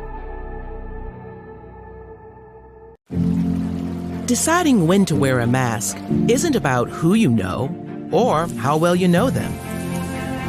Just ask yourself, will I be with anyone I don't live with? If the answer is yes, get behind the mask. Help slow the spread of COVID-19. Get behind the mask. Learn more at covid19.ncdhhs.gov. Hi, everyone. I'm Dr. Mandy Cohen, Secretary of the North Carolina Department of Health and Human Services. And when you follow the 3 W's, you protect your family and your neighbors from COVID-19. When you leave your home, practice your W's. Wear a cloth face covering, wait 6 feet apart, wash your hands often. Wear, wait, wash. We're in this together. Stay strong, North Carolina. Fight the spread and take a stand against coronavirus. Wear a mask in public. Stay at least 6 feet apart from others. And get tested. Join us and fight the spread. Visit scdhec.gov/COVID-19. Getting tested for COVID-19 helps you to take the steps needed to protect yourself, your loved ones, and your community. Find the testing location at scdhec.gov/COVID-19 testing. You'll see your Carolina weather forecast at 25 and 55 past. And now back to the best of the Carolina Weather Group on the all-new Carolina WeatherNet. Me too. So, Jason, I'll pose this question to you first, and then, Ryan, I'll let you to finish up. So, Jason, you've been in Western North Carolina a while. We have all types of weather. So this question is, would you rather forecast for severe weather or the dreaded winter weather that we face here? Yeah, you know, they have their unique qualities, obviously, and they're very different when you're trying to forecast those two situations. And the most challenging, I think, would be winter weather because it usually is much more of a large-scale system. So it affects many more people than just, say, localized severe thunderstorms. So you're dealing with everybody's topography too, and it's very topographically driven by elevation and location in relation to the mountains. So that is the challenging forecast. I look forward to that. It's the most stressful one, but it's part of the job. You know, you come into this situation here in Western North Carolina, and you quickly realize how big of a deal winter weather is. You know, most would categorize our severe weather as flash flooding, a big risk. I think flash flooding is certainly one of the bigger risks here living in the mountains. But when it comes to winter weather, that is usually the memorable severe weather for most when they think back to when they were younger, or maybe even the older folks. They'll say, look, I remember the big snow of certain years, certain month, and it sticks in their mind. So that would be the bigger challenge, and also the more exciting, I guess, forecasting that. Ryan, I think you your career was in Texas for a while, so you had to deal with forecasting winter weather and severe weather there. So tell us, which one do you prefer? Yeah, you know, I guess it's kind of a similar answer. I mean, there's definitely a lot more challenges with winter weather than there is severe weather. Where I was at in Texas, we would get severe weather. We would be, wall-to-wall coverage for, sometimes 6 hours at a time, or even longer than that. I don't even remember what our longest stretch was on air. I would say, though, there is more challenges in winter weather, and I would say there's more that can go wrong when we're forecasting for winter weather as well.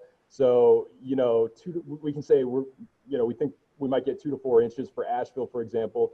The temperature comes in a degree or two warmer. We're not getting that. And people get a lot more upset when you miss winter weather forecasts versus severe weather forecasts.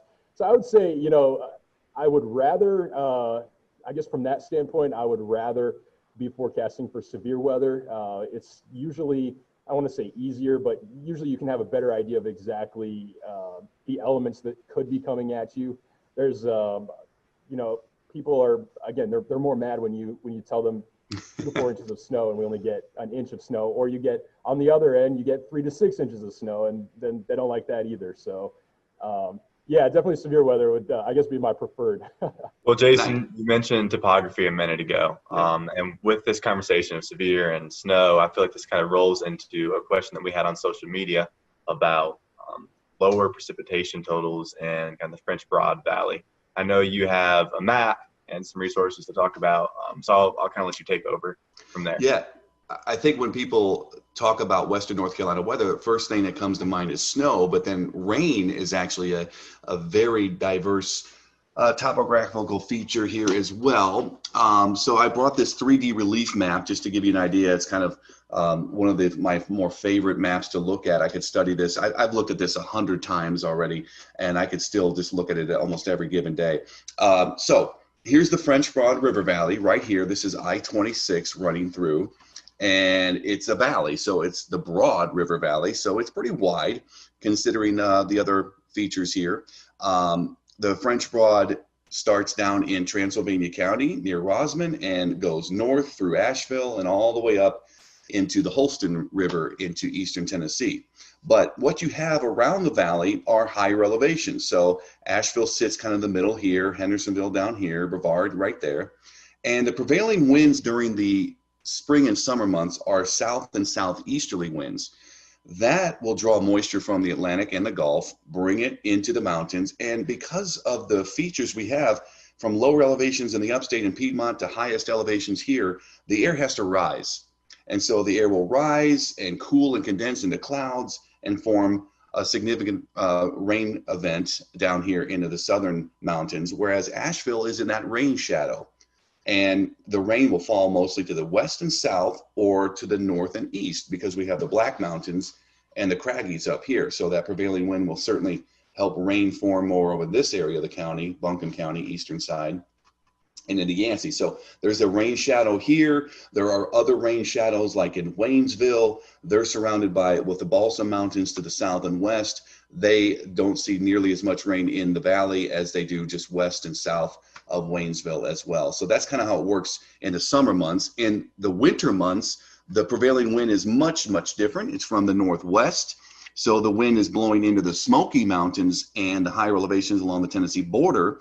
And that's where most of the precipitation is going to fall, near and along the border, whereas there's another shadow effect down here in the valley. So This is why Asheville usually averages a foot of snow a year, and places up in Madison and Yancey County can get up to 50 inches of snow, like Mount Mitchell averages in a particular year. So big difference with the prevailing winds during the different seasons. But that's pretty much how the shadow affects us here in the French Broad River Valley. In fact, south of Virginia, east of the Mississippi River, I believe Marshall is the driest point in that eastern U.S. So it's pretty neat. Cool.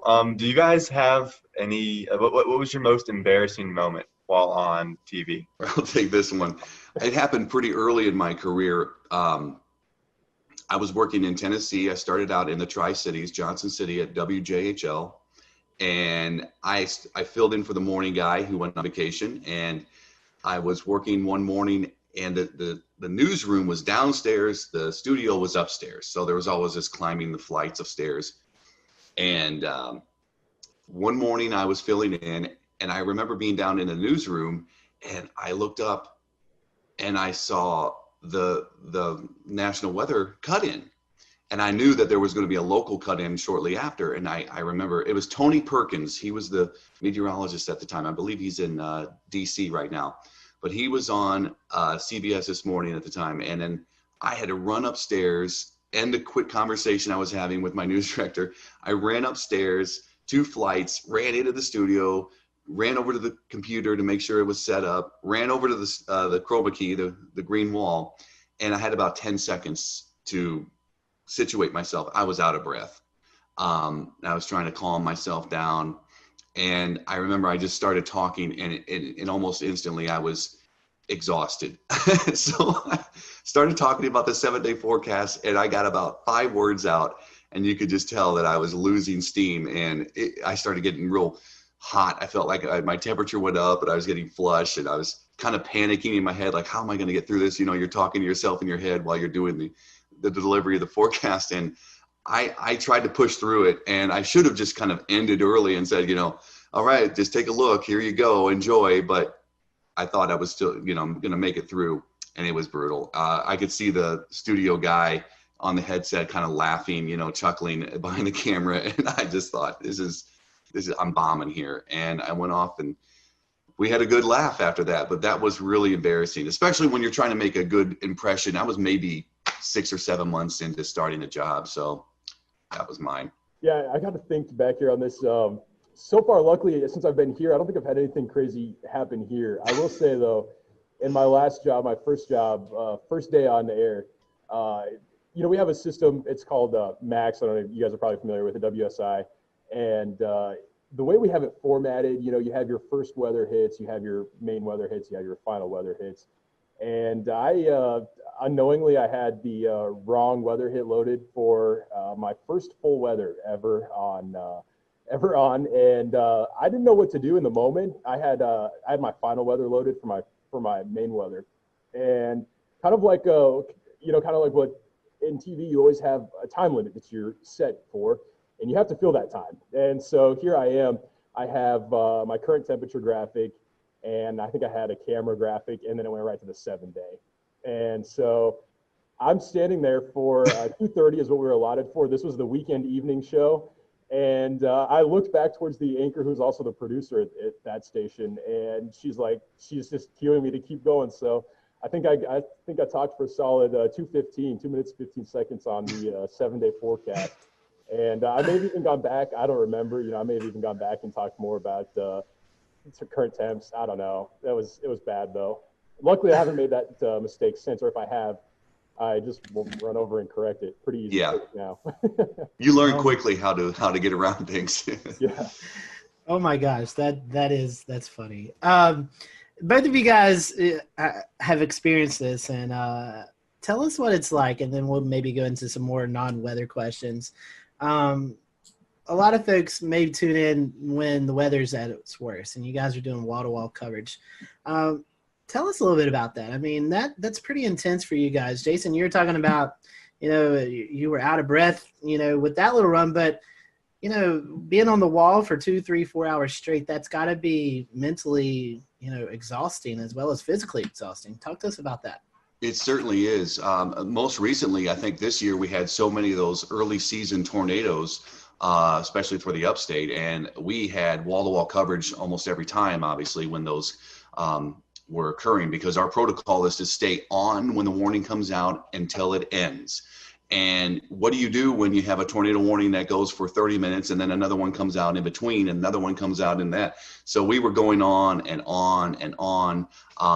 And a couple of times during this early spring season, I was there waiting for, backup to come in and help out as well. Like Ingrid would come in or Ryan, and you have to go. And if you're solo, you are just essentially repeating a lot, but you're trying to get new information at the same time you're giving the current information. So that's a challenge. You're literally on a computer talking, looking at data that's now happening and trying to analyze that data on the fly, as we say, and also looking at other pages of weather information on the internet, trying to get information from the National Weather Service sites and observers. And then you're on social media pages looking for information from people that are sending you pictures or updated information from what they're experiencing. So yeah, it's a lot of information. And nowadays we're able to get social media information. And years ago when I started out, there was none of that. You had to wait for somebody to call or email you a weather observation. And that would have made it even more challenging, I think, looking back, because what other information are you going to get? The more information you get, the better it is to kind of have things to talk about. And that is, it's unique, and it doesn't happen that often here in this market. We don't get widespread severe outbreaks like they do in the West or the central US. And a snow event, a winter weather event, you see for days coming, typically, and you can just lead up to it and get into it and talk about it. You don't really have to be breaking news and breaking into programming for a weather event like, say, snow. But the severe weather events are certainly challenging, and you just you learn from each one. Even somebody like me in the business for 22 years, you still learn from these experiences. Ryan, you dealt with that in Texas. I mean, that's these are what we face, or could be more rain wrapped tornadoes. But you guys out there see these massive tornadoes, or you saw. Could see these massive tornadoes. So is there a little any different perspective of that, where you guys have storm chasers out in the field and you can kind of relate to those folks out in the field? Yeah. So when I was in Texas, that's a station that really drove the market for severe weather coverage, and so it was more built for that kind of thing. So yeah, we had storm chasers out in the field, but you still need to have 2 people at the station during these kinds of events, because you have one person off camera. They can help to look at and analyze that data, look at radar, see what's going on. We also had in that market, we had a crazy amount of cameras. I think there was like 50 or something like that. And we could move those around during severe weather events. That's what we used them for. And so, you have the other person off camera that can see that. But yeah, I mean, you're going for hours at a time. And I think, Jason already mentioned it, but the biggest challenge is trying not to be repetitive. In some cases, you have to be repetitive when there's, potentially life-threatening storms out there. I mean, we're talking about tornadoes that could be affecting communities. There could be communities in the path. And I think one of the hardest things with these kinds of storms is people don't like it when we cut in, and they don't like it when we interrupt their show. And especially being an ABC affiliate, that's what I was at in Texas too. We have a lot of basketball. We have, big shows. I mean, the Bachelor. I mean, heaven forbid we ever have to interrupt any of those kinds of shows. But, we don't want to interrupt them. But at the same time, we have a job to do. And, we have to. It's important that we get that information out, because, you never know when that information could be helping someone who is in the path of that storm. And so I think once when you're in the midst of all of that coverage, you don't realize all the time that's actually going by, especially when you get into that rhythm. I think that, especially in some of those more long duration events, you get off the air and you're like, oh, we were just on for, 2 hours or whatever the case may be. So yeah, definitely one of those things though, that it can be stressful for sure. Well, we promised that we would stop talking about the weather at some point, so we can go ahead and do that now. You guys can take a little breath and a break from your everyday work. So do you guys have a favorite genre, a favorite type of music that you like to listen to in your everyday life? Ryan, I'll go to you first. I'm not too picky. I'll listen to anything. I will say I grew up listening to country, so I mean, that's still my go-to. 2000s country, Garth, anything like that, I'll go for.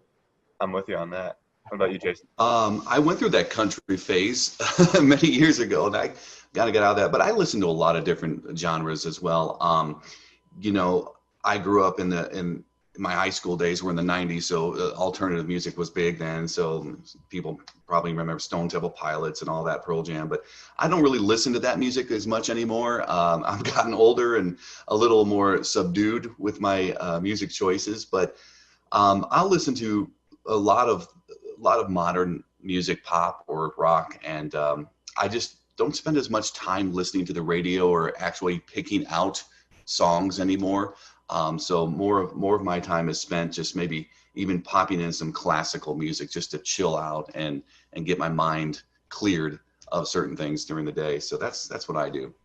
I play music too, so I have a guitar and I love playing music. So that's my escape. Anytime I want to, I can just pick up the guitar and play some songs or whatever. That's something we've found with a lot of these that we're doing is a lot of meteorologists play music on the side. I don't have that ability. Evan, I know you play guitar as well, so you got that. I play a few instruments. Brian, do you play anything? No, I can't play anything. I can't sing either. I mean, no one for that. So yeah, no music ability here. I'm glad we're there on the save link there. Yeah. Right. All right. Assuming pizza's got cheese on it, so it can't be that. But if you only had one topping to put on pizza, what would it be? Jason? One topping. I think pepperoni would be mine. It's an easy choice, I know. I mean, I love Hawaiian pizza, but if I get one choice, then I'm going to just do pepperoni. Yeah, I mean, I think for me, the choice would be pepperoni, but not to steal Jason's answer. So I'll go with a more controversial pick. I like Hawaiian pizza. I'm gonna go the pineapple on the pizza. I know I'm probably gonna get some flack for it. You are good. That was actually one of our other questions. Does pineapple deserve to be on pizza? So both of you guys like Hawaiian. I guess that's a yes. Yes, it does. Well, since we're on the topic of food, what's your favorite kind of food? All right, I'll go first. Any food, really. My son and wife are usually finding me in the pantry digging through snacks, and I wish, sometimes I need to quell my cravings, but favorite type of food, if I had to pick one type, I would probably go, tacos. I love Mexican food. I love Italian food, but I love Mexican food. So man, this one's hard. I like all kinds of food also. Really not too picky. The things I don't like, the one thing I am picky on, I don't like a lot of seafood. But I have a major sweet tooth, and it doesn't matter the time of day. I can go you put candy in front of me, I will eat it. It doesn't matter what it is. I'm not picking amen to that either. So in order to try to keep myself out of trouble on that stuff, I do like, I like Mexican food too. I hate to go with the same answer again, but we see why Jason hired you now. Just there's similarities here. I would say, though, I do like Mexican food as well. Enchiladas, definitely probably one of my top choices. Ice cream would be number one, but besides that, we'll go for a healthier option there. Here's a controversial question. Is a hot dog a sandwich? I've never thought of hot dogs as being sandwiches. I mean, I wouldn't, but again, it's bread, it's meat. I mean, that's what a sandwich is. I don't know. But I don't know why we have to categorize it as a sandwich. I think they're kind of by themselves, hot dogs. I don't know. By the way, there's I guess I lied a second ago. I said I'm not that picky. There's one more food. You don't. I will pass on the hot dogs. I don't know. I mean, I've never considered it to be a sandwich. It's kind of in its own category. I feel like it's a hot dog. Bread. I mean, yeah, it is tricky though, because I mean, again, yeah, you have your bread, you have your meat, mustard on a hot dog, I guess, whatever people like. Have the top. I mean, I don't know. That's a good one. I'm gonna go with no though. It's not a sandwich. I agree. We're gonna have to start keeping track of these answers. We have gotten yeses on this. Yeah. So we have to keep track and see what the Carolina meteorologists actually think of hot dogs. So coming back to the Asheville area and away from food, you guys have a favorite location to go visit or hike, something like that in Western North Carolina? Gosh, so many. convenience wise, we love the Arboretum. It's close to our house, and we could just jump on there with the bikes and ride. It's pretty easy trails for Hudson, my son, and that's a good go-to. Just hopping on the Blue Ridge Parkway, that's also very convenient. We love going to Grandfather Mountain. It's a little more out of the way, but we love going up there. I love the uniqueness of the rockscapes and the swinging bridge, and seeing off to the east, you have this completely drop off in the elevation, and then you have your mountains around. So those are my two big places, but I could go almost anywhere, you know, and really be happy as long as there's a trail or hiking or biking trail and some vistas. I'm good to go. Yeah, and I'm still new to the area here. I haven't had a lot of time to explore a whole lot, but I will say the close place for me that I could go to any afternoon would be DuPont State Forest. It gets kind of crowded this time of year, I've found, but you know, a little bit of everything there. You can get some elevation. You got the waterfalls, so a lot to do there. I've actually spent a little bit of time in South Carolina here more recently. I found some cool places, cool pockets down there. So you know, there's a short drive down there as well. Ryan, you're from Denver. Evan and I, we went storm chasing. We was based out of Denver. We flew in and kind of went from there. So we took our last day. We took our trip into the Rockies, and it was June the 3rd, and it started snowing on us, Evan, I believe. Yeah. So what's your favorite place to go in the Rockies? Oh man, it depends on the time of the year. You know, Rocky Mountain National Park, it's such a stereotypical answer. That's a great place to go in the summertime. In the wintertime, I mean, I'll take any of the ski resorts. Love skiing, so I'll take any of them any day in the wintertime. Probably not Loveland. I would say more of the Copper Mountains, maybe Keystones of the state. Steamboat Springs is another great place, but you know, even Denver. Man, I know I'm not narrowing this down very well, but Denver's great. Love Denver as well. So I don't know. Amen. Well, guys, I know we're nearing our kind of end time, so I'm going to ask one more quick question, and Scotty will close this. So the last one for me is going to be, do you have a favorite weather disaster movie? It can be super cheesy. Well, Twister immediately comes to mind. My wife loves Twister. My son loves Twister. I love Twister. That would be the number one, but The Day After Tomorrow's good. My son loves weather disaster movies, of all things. Can you imagine? I mean, he's the perfect child. So he loves any kind of disaster movie related to weather. So I've seen all of them. But yeah, I still think Twister ranks at the top. Oh, that's a tough one. I don't watch a lot of movies.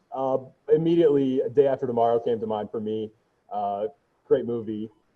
That's one that, I mean, you can stay involved in the entire movie. Yeah. No chance of losing focus on that one. But yeah, I have a short attention span, so not a lot of movies. Twister, you know, of course, is great. It's the all-time classic answer, but yeah, I'll go with Day After Tomorrow for sure. I think those have been our most popular answers when we've asked this question. Well, gentlemen, final question here. For those folks maybe who are getting ready to leave high school or are in college and thinking about maybe changing their degree and they're interested in weather, what would be your advice to these folks? Why should they choose meteorology if it really interests them? And Jason, I'll let you go first. Well, that's a diverse question, but here it is in a nutshell. Meteorology offers so many opportunities. Besides what Ryan and I do every day, broadcast meteorology is a small sample of overall the meteorological profession and the meteorology field. You could go into research. You could work for NOAA. You could work for the private sector. You could start your own company.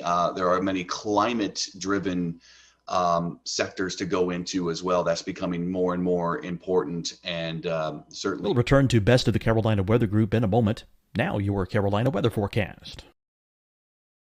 Here are today's forecast high temperatures for North Carolina. Here are the forecast lows for tonight for North Carolina. Here are tomorrow's forecast high temperatures. And here's forecast rainfall across North Carolina tomorrow. Here are the forecast highs for the day after tomorrow.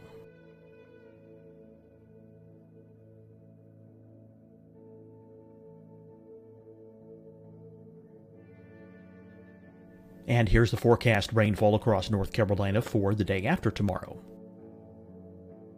This is the total rainfall forecast across North Carolina for the next 3 days. Here's the severe thunderstorm outlook for today from the Storm Prediction Center.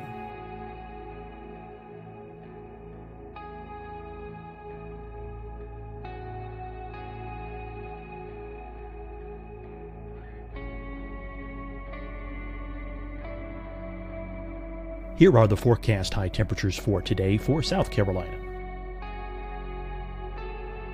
Here are the low temperatures for today for South Carolina. Here's the probability of precipitation forecast across South Carolina today. And here are the rain chances across South Carolina tonight. Here are tomorrow's forecast highs across South Carolina. Here are the forecast low temperatures for tomorrow for South Carolina. And here is the probability of precipitation across South Carolina tomorrow. Here's the precipitation chances across South Carolina tomorrow night. Here are the forecast highs for the day after tomorrow in South Carolina. Here are the forecast low temperatures across South Carolina for the day after tomorrow. And here are the rain chances across South Carolina for the day after tomorrow.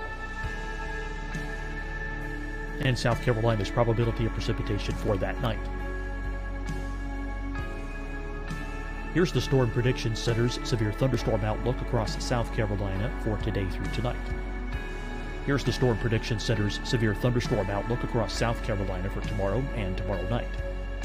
And here's the Storm Prediction Center's severe thunderstorm outlook across South Carolina for the day after tomorrow through that night. Here's the severe thunderstorm outlook for today from the Storm Prediction Center.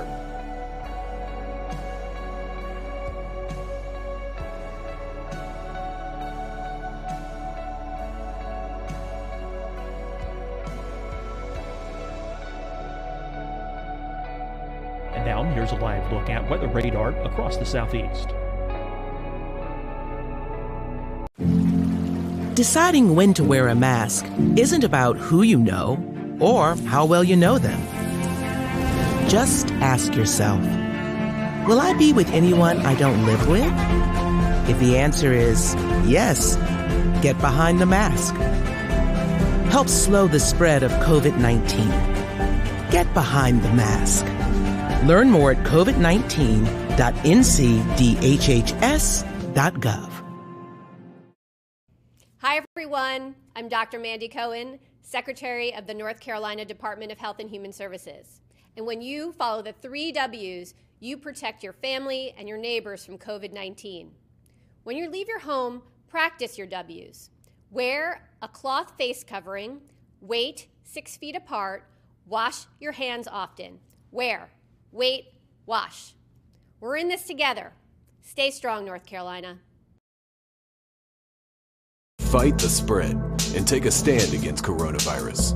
Wear a mask in public. Stay at least 6 feet apart from others. And get tested. Join us and fight the spread. Visit scdhec.gov/COVID-19. Getting tested for COVID-19 helps you to take the steps needed to protect yourself, your loved ones, and your community. Find the testing location at scdhec.gov/COVID-19 testing. You'll see your Carolina weather forecast at 25 and 55 past. And now back to the best of the Carolina Weather Group on the all-new Carolina WeatherNet. Towards the environmental/climate side of things too. It's just such a diverse area of study. It's great for somebody that loves science, and you got to stick with it. It's challenging. I mean, many people don't understand how much math and physics goes into meteorology unless you've taken those courses. It is a very challenging profession and study, but I think it's wonderful. So yeah, just stick with it. If you love science, meteorology is one of the fields to get into? I mean, I haven't been at it for very long. I'm still, pretty young myself, but I would say the biggest thing is, there is a lot more work involved than I think that people realize. It's something that is fascinating. It's interesting. There's a lot to look at. And again, TV is not the only thing. In fact, I would say if someone wants to go into meteorology just to be on TV, that's maybe a bad idea, because, there's so much more to it than that. A lot of math, a lot of science, but it is fun. And, every day for us looks different. And I'll disagree and agree with the statement to a certain degree. Everyone always says you can be wrong and you still get paid. We're right most of the time. But you know what, even if we miss a forecast, it is true. We still get paid. So that part's kind of cool too. It would be challenging if they did pay by the accuracy of the forecast. Some people, you never know, right? Goodness great. I can imagine now dealing with the Carolina wedge and at least a temperature forecast. That would be horrible if that was true. It's challenging. minus $100 every degree you're out. Oh my goodness. Yeah, that would be brutal some days. Well, guys, we're going to let you do your social info so folks can follow you if they're not already. Ryan, how can our followers follow you on social media? Yeah, I'm on Facebook and then Twitter. I should know what my handle is, but I don't. But you can find me on there as well. And I'm on Instagram, and same thing. I gotta figure this out. But I don't know what my handle is on there either. Not much help. Well, I'm Ryan, sure if you just your handle on Twitter, it's Ryan_WLOS. So if y'all want to follow him, you can find it there. I think it's the same on Instagram. So there we go. All right. Well, Ryan, thank you. Jason, how can our folks follow you if they're not already? I believe, I'm on all three too, Insta, Twitter, and Facebook. I won't get into the uniqueness of each demographic and socioeconomic thing, but the idea is that I'm pretty simple. I think it's just at Jason Boyer WLOS. We appreciate you guys joining us, and for you guys who are watching, thank you for watching. Until next time, we hope you have a great evening.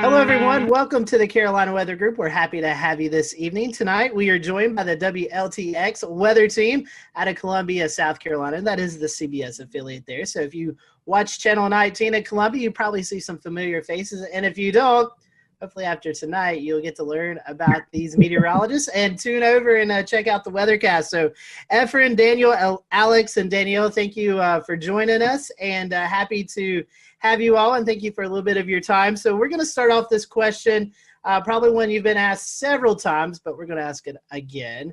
How did you guys, how did you know you wanted to be a meteorologist? What persuaded you to do that? And Efren, I'll start with you, and I'll just let the team continue after that. The interesting thing is that when I went to school, I actually wanted to be an aeronautical engineer. Then I had an interest in weather, but I never had an interest in meteorology as far as a study. And I took one class, and it was an orientation to professional meteorology. There was a one credit class, and I got hooked.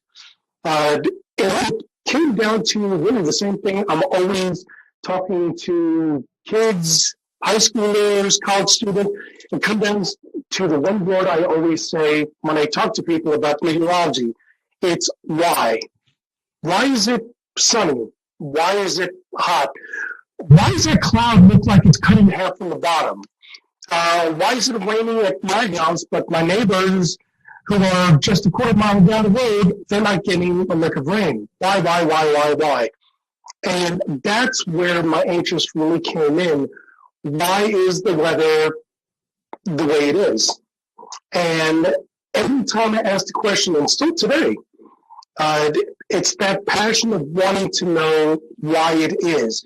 And even finding out why it is, I just still wanted to know more. It's like those little kids who, when I was 8 years old and sitting on the lawn and looking straight up and going, that cloud looks like a dog, and that cloud looks like a tree. Those are the things that, really got my interest peaked when I was a kid. But it wasn't as an adult that I realized that there's a very big interest and I just want to know more. So I always knew I loved the weather. For me, it was, flying to Florida for the summer and seeing all those big puffy clouds and just wondering, how do clouds that produce so much rain, stay afloat, as a kid. I was just so amazed by the idea that it was just totally sunny along the approach when you're flying into, let's say, like Orlando, for example, and then by the time you're at the airport and you're getting the taxi, it's pouring, So just the power of the weather in the Southeast was actually what started it. But I'm from New York originally, so it wasn't the snowstorms and things like that that initially did it for me. So that was kind of a surprising thing, because a lot of my, fellow colleagues and friends that I went to school with, it was snow for them because I went to school at Rutgers in New Jersey. So yeah, I originally wanted to be kind of more of the operational forecasting side of things, but then I realized when I was in school after Hurricane Sandy that I wanted to do more television and communication, because a lot of people were impacted by storm surge because they had no idea what it was. It wasn't well communicated, as far as the city evacuating people from for Sandy. Hurricane Sandy wasn't a hurricane when it made landfall. So there were just so many communication things. I mean, we see it now with the derecho in the Midwest. People don't know what a derecho is. And so there's all of these different things that kind of go into the communication aspect that I was like, you know what, that is absolutely where I feel comfort. I need to, kind of explain what's happening because I love learning about the weather and why it's happening. So that was sort of what did it for me. I'm kind of like Alex. I grew up outside of Philly, but it wasn't snowstorms that did it for me. I have a lot of good memories of snowstorms, but kind of like the two big things I remember growing up was like sitting on the back porch, dangerously close, just like listening to thunderstorms and like, this is the coolest thing ever. And then just kind of like growing up, the news was always on in my house. And for like my 15th birthday, I think my mom took me to the Today Show so I could like meet Al Roker and do that whole experience. So I knew I kind of like wanted to do news, but I hated writing. And I naively thought like weather's cool. I love science. I'm never going to have to write as a meteorologist. Wrong. But I kind of just like combined a lot of different interests and it really worked out and it's been great. And it's fun, like Alex said, communicating while also like being a scientist and kind of digging deep with the math and science was always kind of what I leaned towards growing up. Well, I'll go ahead and tell you back in 1984, a tornado destroyed the school I was in. And so that kind of sparked a little bit of interest for me. And then Hugo back in 1989, that was a big deal as well in South Carolina. And all y'all know it as well. That's still the litmus test for hurricanes is Hurricane Hugo. But I think those are the two things that kind of sparked my interest. I do apologize. I'm sitting in the car. They don't like for us to stay in the station. So I'm sitting in the car kind of holding the phone. You look good, Daniel, and you sound good. Appreciate that. Hugo, definitely one of those benchmark storms for the Carolinas. Speaking of that, Daniel, I heard you mention Al Roker. So our next question, was there a meteorologist that you looked up to growing up or maybe even in college with internships, someone that you looked up to as you went through your career? I can start. So yeah, Al Roker, like when I was growing up for sure. And then, so I got to go to school at UNC Charlotte. And so being in Charlotte, Panovich is who you kind of watch and who you're kind of like following along. So on the more local scale, Panovich was definitely a really good mentor and then ended up being a teacher at school. So he was one of the people that definitely helped solidify that for me. When I was a kid, I watched a lot of Weather Channel. Anytime I was sick at home, I was so excited that I could just watch that all day long and, just hear the forecast around the country. So honestly, growing up seeing a lot of those meteorologists, I just all of them I was just totally attached to and interested in, because I felt that they were very knowledgeable and that they dug in deep to the weather. So I appreciated that always. I have to say, probably in high school, Stephanie Abrams her career was really starting to rev up. And I probably looked up to her the most because she was just so, her personality was just what it was. She wasn't really afraid to hide it on air. And I was always, in high school, the kind of person who just said whatever came to mind. So I felt like I could kind of relate to her. And she also, was big on the science and on the math. She was from Florida. I loved Florida weather, so there was like that connection I always felt with her whenever I would watch her on TV, because she was really into the science, but she also had like this personality where she was like unapologetically herself, And so I think Stephanie Abrams was definitely a person during my formidable years that I looked up to. Well, I'll jump in. Crazy enough, since I live where I work where I grew up watching Jim Gandy. So that was kind of a guy that I always enjoyed watching. And crazy enough, he came to my school when I was in third grade. That was like seeing a rock star. And then luckily I was able to work with him for, I don't know, almost 14 years. So that was kind of cool. Kind of dating myself because the Weather Channel was not necessarily huge when I was coming along. So I do remember watching Ken Torrey, and I met him a few years ago, and he seemed to be a pretty nice guy as well. Something that you guys have dealt with already this year, severe weather in the Columbia area. So our question is, which one do you find more challenging forecasting, severe weather or winter weather, which we get a little bit of in the Carolinas? Alex, I'll let you start. That is a great question. So for me, I mean, obviously the tornado outbreak the day after Easter was something that I hadn't anticipated, prior to seeing that, synoptic setup could even happen in South Carolina, just because it's so rare to have tornado outbreaks like that. A lot of times, our tornado outbreaks come from our tropical weather, where we're on the dirty side of the storm. And so those are a little bit easier to sort of convey, whereas, a morning tornado outbreak where we had, I believe, like 3 or 4 EF3, big tornadoes in the Midlands, in the 5-6 o'clock hour of the morning, that was definitely, I think, a big challenge. But winter weather here, we're going on now our 7th year without any significant snow. So I think as the years go on, there's a whole generation of people that aren't used to snow, either because they didn't live here at the time or because they weren't grown up yet at the time. So I really think now, and as the years continue to go on, that we go without snow, I really feel that winter weather is perhaps one of the trickiest, because severe weather, a lot of times it's isolated, the impacts, but if it snows, everybody's feeling that. I'll jump in.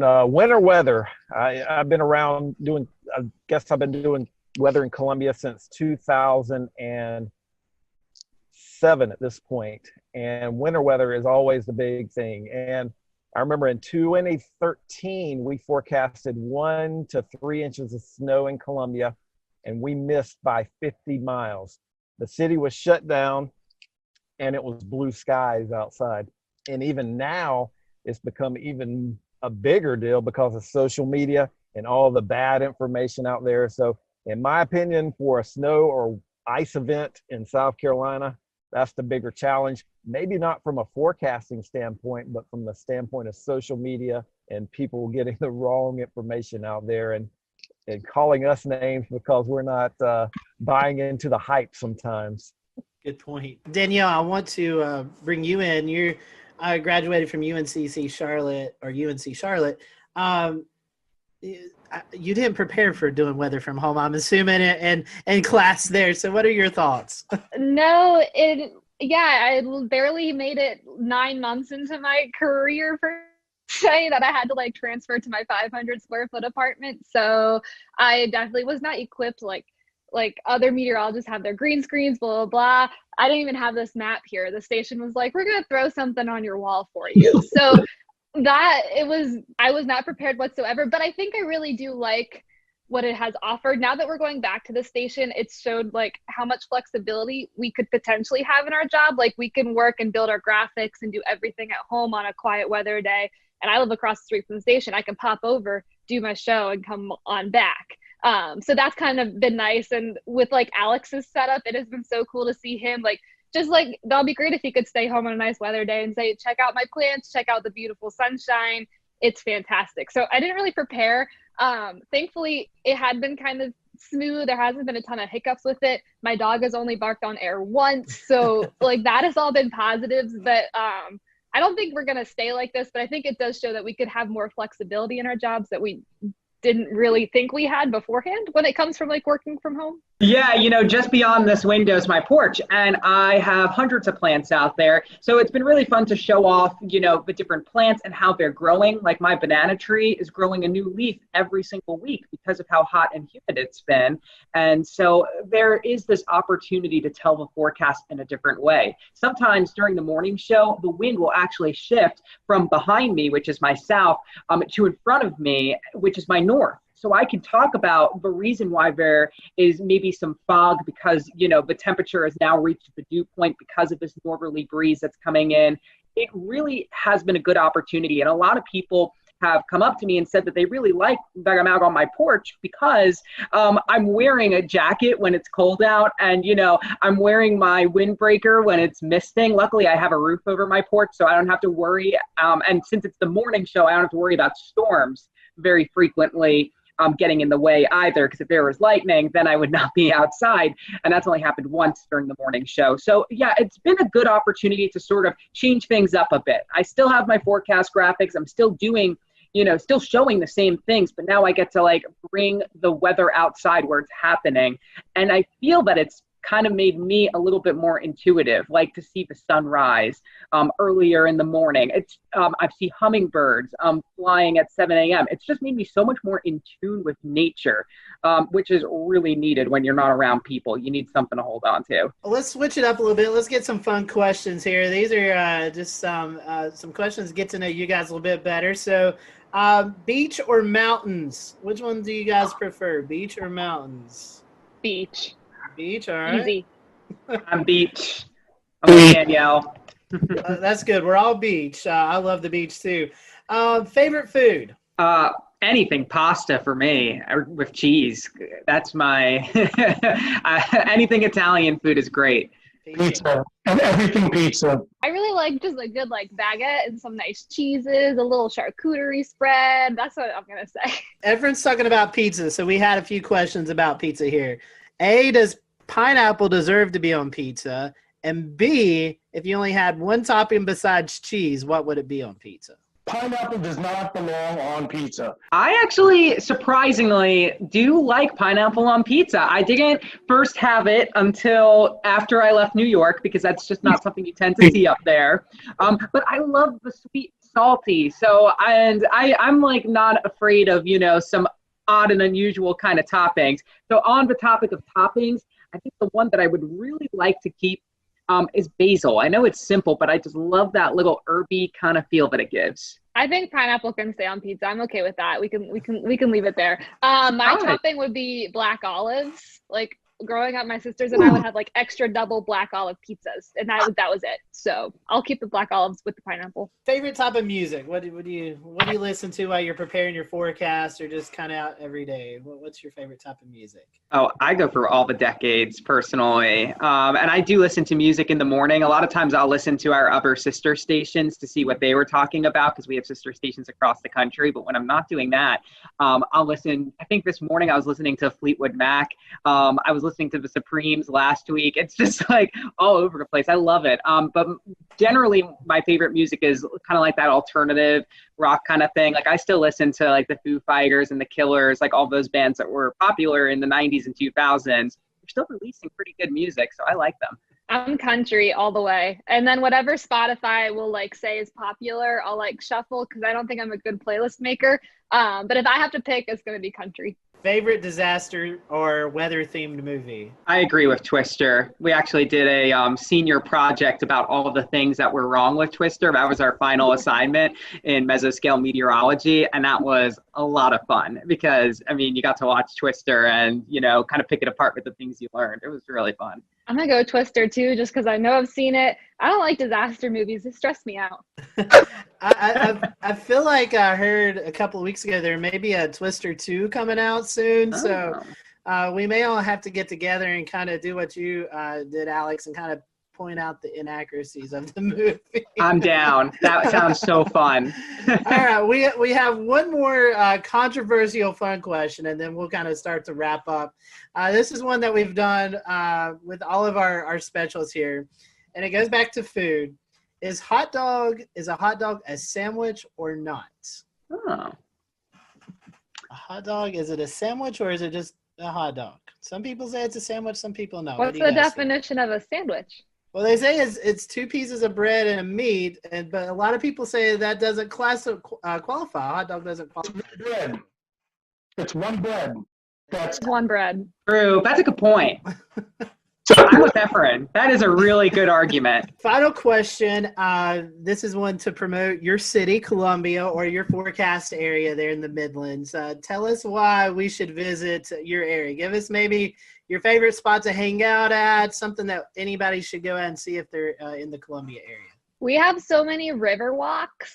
Those are like my favorite places to like take my dog and exercise or like go tubing down the river, and you're still like right next to downtown. So I feel like there's a really good mix of like, you can do your downtown thing, but you could also like kind of get out in nature. I really like that aspect of the city. I was going to say the same thing, the rivers. And we have some great parks too. And so you have like awesome geography. Like I'm up towards the Sand Hills, which is totally different than Riverwalk. And they're all like a 15-20 minute drive. And sometimes I'll go to both of them in the same day. And in one of them, you know, my feet are all sandy. And then in the other, you're, you know, at the bottom. So it's a great place to sort of learn the fault line because we're right on it, and sort of what the difference is. Plus it's, you know, literally the dead center of South Carolina. So you want to go to mountains or to the beach, you're kind of like in a good territory to go to either. Truly say this to a lot of people. I live in North Carolina, but South Carolina is like a second home. It's a beautiful state, and it's definitely a place that you need to check out. So, y'all, we appreciate your time today. I'll let you be able to promote your social media, Facebook, Twitter, Instagram, if you guys want to do that. So if our followers aren't already following you, they can there on social media. Alex, I'll let you go first. Sure. It's Alex Calamia WX. That's my Twitter, and my Facebook is Alex Calamia as well. My Instagram is very plant focused. We have Gandy's Garden here at WLTX, which is all about climate and the garden, and it's applicable to everyone in the Southeast. So Instagram is a big place for you to see all my plants. So that's Alex Tropical Pics. You'll also see it on my Twitter and Facebook. We're always talking weather and plants. It's fun. I am at WX_Danielle on Twitter and Instagram. Lots of forecasting on there. And then on Facebook, I am meteorologist Danielle Miller. So come on over. Nice and simple for both my Twitter and my Facebook. It's Efren WLTX. EFREN WLTX. You can find it on both of them. It's easy. As long as you spell my first name correctly, you'll be able to find me. Daniel just emailed me, said his phone was overheating, so he wasn't able to stick around. But if you want to follow Daniel, it's Daniel_Bonds on Twitter. And then on Facebook, I think it's the same thing. You can follow his weather page, Daniel Bonds. Just search it up, WLTX. So we want to appreciate you guys watching us here at the Carolina Weather Group. Guys, thank you for spending some time with us. And we will see you all next time here on the Carolina Weather Group.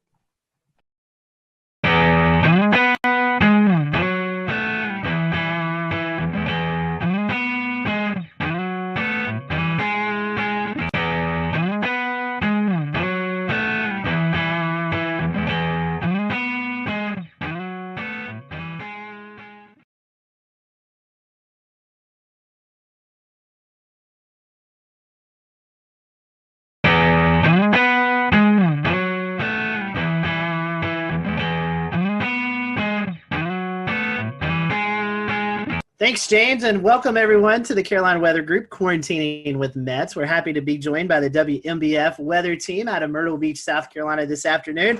We have on with us Jessica Dobson, Robert Whitehurst, Andrew Dockery, and hopefully Jamie Arnold will be joining us here in just a little bit. So. We'll return to Best of the Carolina Weather Group in a moment. Now your Carolina weather forecast. Here are today's forecast high temperatures for North Carolina. Here are the forecast lows for tonight for North Carolina. Here are tomorrow's forecast high temperatures. And here's forecast rainfall across North Carolina tomorrow. Here are the forecast highs for the day after tomorrow.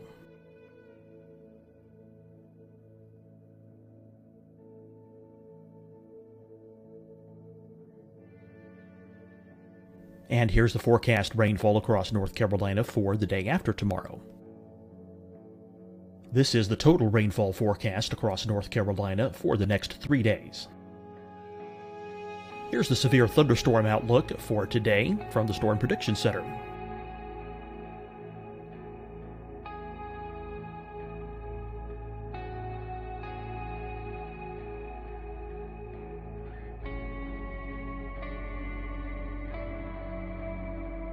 Here are the forecast high temperatures for today for South Carolina.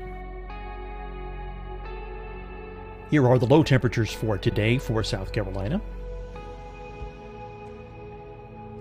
Here's the probability of precipitation forecast across South Carolina today. And here are the rain chances across South Carolina tonight. Here are tomorrow's forecast highs across South Carolina. Here are the forecast low temperatures for tomorrow for South Carolina. And here is the probability of precipitation across South Carolina tomorrow. Here's the precipitation chances across South Carolina tomorrow night. Here are the forecast highs for the day after tomorrow in South Carolina. Here are the forecast low temperatures across South Carolina for the day after tomorrow. And here are the rain chances across South Carolina for the day after tomorrow. And South Carolina's probability of precipitation for that night. Here's the Storm Prediction Center's severe thunderstorm outlook across South Carolina for today through tonight. Here's the Storm Prediction Center's severe thunderstorm outlook across South Carolina for tomorrow and tomorrow night. And here's the Storm Prediction Center's severe thunderstorm outlook across South Carolina for the day after tomorrow through that night. Here's the severe thunderstorm outlook for today from the Storm Prediction Center.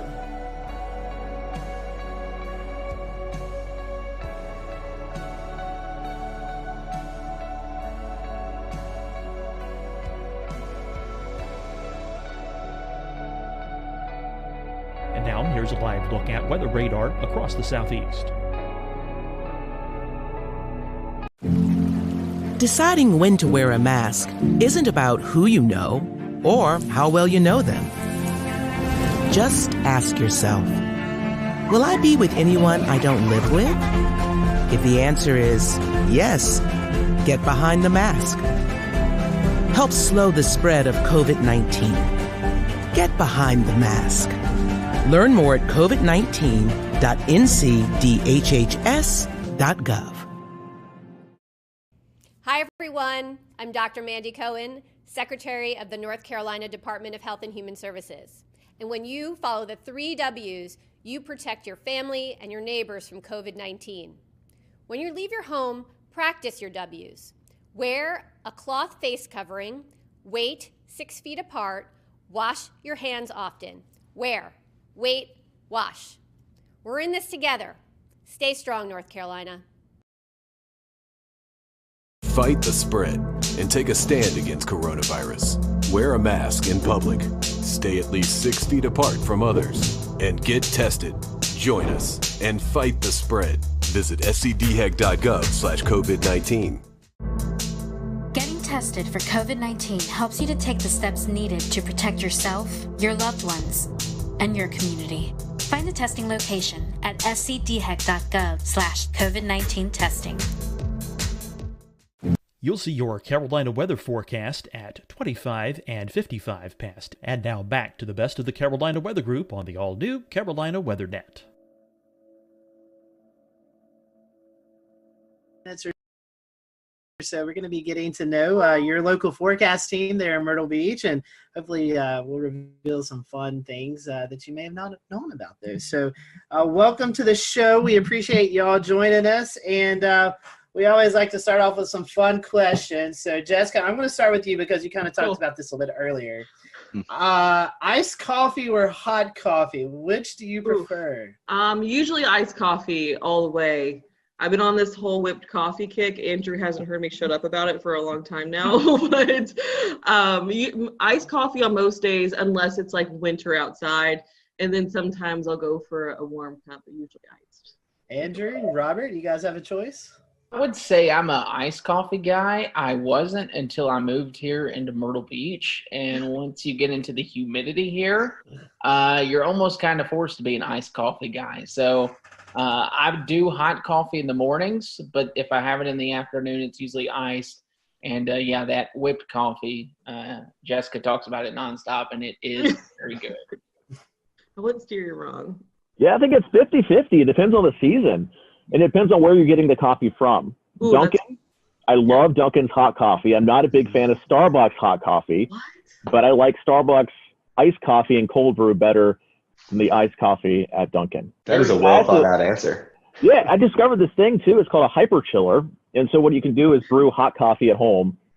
You pour it into the hyper chiller that's frozen, and you spin it around for 30 seconds, and you have iced coffee that's not watered down. Wow. I don't own any stock in this hyper chiller either, so I don't get any commission if I sell any product. How many sugars and creams, though? You know what? You're really, that's a hurtful comment right there. That's what gets me at Dunkin'. I'm like, load it up. Just keep squirting it. And my coffee is like white, okay? What are y'all's favorite weather or disaster themed movies? I guess we can go in the same order again. Start with Jessica. Twister is for sure. I mean, that's very typical, but that came out when I was younger. And, you know, Jessica, she had blonde hair. I have blonde hair, so it just kind of really, it stuck with me. Love that movie. And also one that I grew up watching, I feel like it was on ABC Family a lot, was Night of the Twisters. It's a very corny, like 90s one, but that's another. I think for me, Twister was a big one. I'm not a big movie guy, though, if I'm being honest. Especially when it comes to weather movies, I just critique them really bad. But another one that stands out that I did watch a lot, which is even worse, is The Day After Tomorrow. That's one that immediately pops in there with Twister. But as far as if I could quote a movie, the one I've watched the most, it's definitely Twister for me. Yeah, I think Twister is kind of the go-to answer, I think, for this one. I loved it growing up. I used to watch it all the time. I get a little more frustrated watching it now. Like, maybe that's not where we want to be during a tornado. I don't know. Maybe not in a shed tied to a water pipe coming out. I think it's funny that I love Jo so much, but I didn't really understand the whole backstory that she was like kind of crazy and was refusing to divorce her ex. Like that didn't really register with me until honestly I watched it like a couple of years ago and I was like, man, this is kind of messy. So next question on our list here, and to kind of stick with the same kind of weather-related stuff, do you have like a favorite type of music just in general, or maybe it's something that helps you kind of get in the mood for doing live broadcasts or weather-related stuff when weather's happening? I'll let Andrew go first for this one because Andrew's our music buff, I feel like. I'll have opened a can of worms. We could be here. We could be here for 40 minutes on this topic, no doubt about it. Music is my passion. I'm probably behind weather, so I'm a big music junkie. With that being said, I love every type of music. Anything kind of gets me in the mood. I usually do something that's not super upbeat in the morning since we're on the morning show, but something that'll just like, all right, this is a good feel, kind of like a acoustic indie vibe maybe. But I can listen to anything from Fleetwood Mac to George Strait to Tom Petty, Bruce Springsteen, you name it. I love it. I am a big component though of playlists. And I think I told Jessica this yesterday. I made a hurricane playlist. I might have to make it public one day. And it's all these songs about hurricanes. And I'm a big runner too. So like right before Dorian arrived, I was just like rocking out to all these songs that had hurricane references in there, from Jimmy Buffett to Luke Combs to all kinds of music, and it was fun. But yeah, music is a big passion of mine. So We might have to get your hurricane playlist there to put out when we put out the show, right? Oh, for sure. Heck yeah. I can I need gladly that. do that. I don't really, I listen to a little bit of everything, but I don't really listen to music much when I'm forecasting. I think it distracts me a little bit. Honestly, so on the weekends, I'll do mornings and evenings. And honestly, it really depends on the morning show or the evening show, which one I'm doing on my mood. Because if it's the evenings, like I'm already like mostly awake and I've probably had a lot of caffeine in my system. So I'm like ready to go.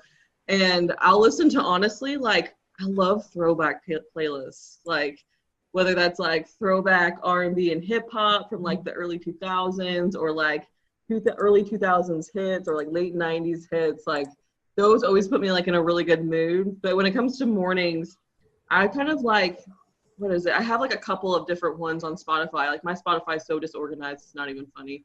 I'll like think of a band and I'm like, oh, I want to listen to that kind of music today. But mostly like things kind of more chill, probably like Mumford & Sons or Neon Trees or Kings of Leon too. I listen to them a lot in the mornings. It really depends. Like my mood changes also throughout the morning. Sometimes I'm like, no, I need something a little more somber. Like, so it really depends too for me. But I like all music too. Like I'm the worst when I'm driving in a car with someone else and a song comes on and I start singing it and it's just not, it goes downhill from there.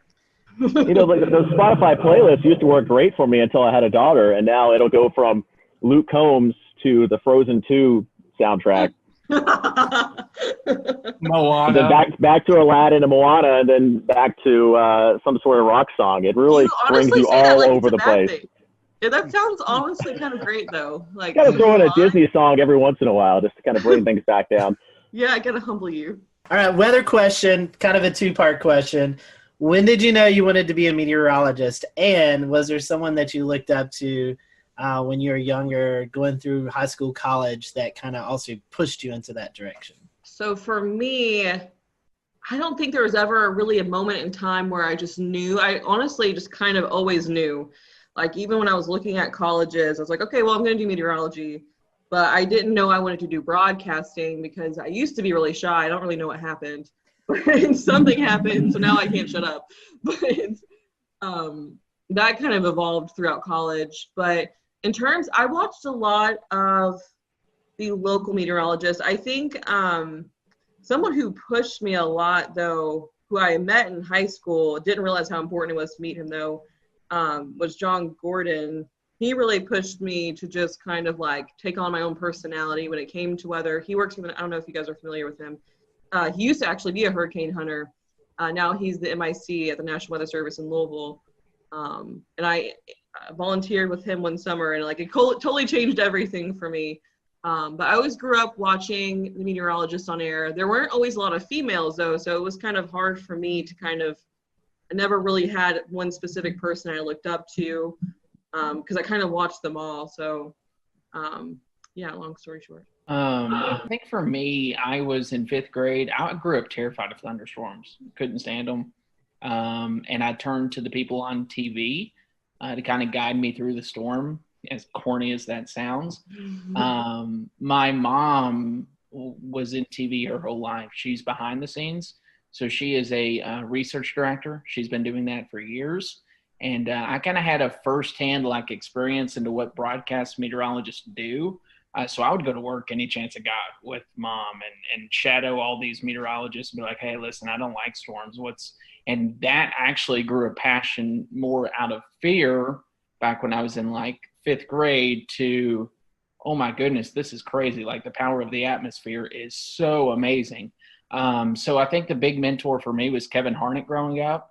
I met him in elementary school. I kind of went with him. He's in Louisville. Jessica and I are from the same town, same city, went to the same college.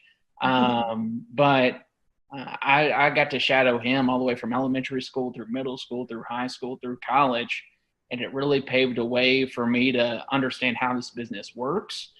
but also to really just be amazed at, there's people that are out there that are afraid of this type of thing, but just to be amazed at the power and how the technology these days is almost like there shouldn't be a fear, just because we've come so far for how we are in this industry. And I think that's a big focal point for me right now, is to try to teach people, hey, if there's a warning issued, take precaution, but at the same time, there's no need to be afraid of these things.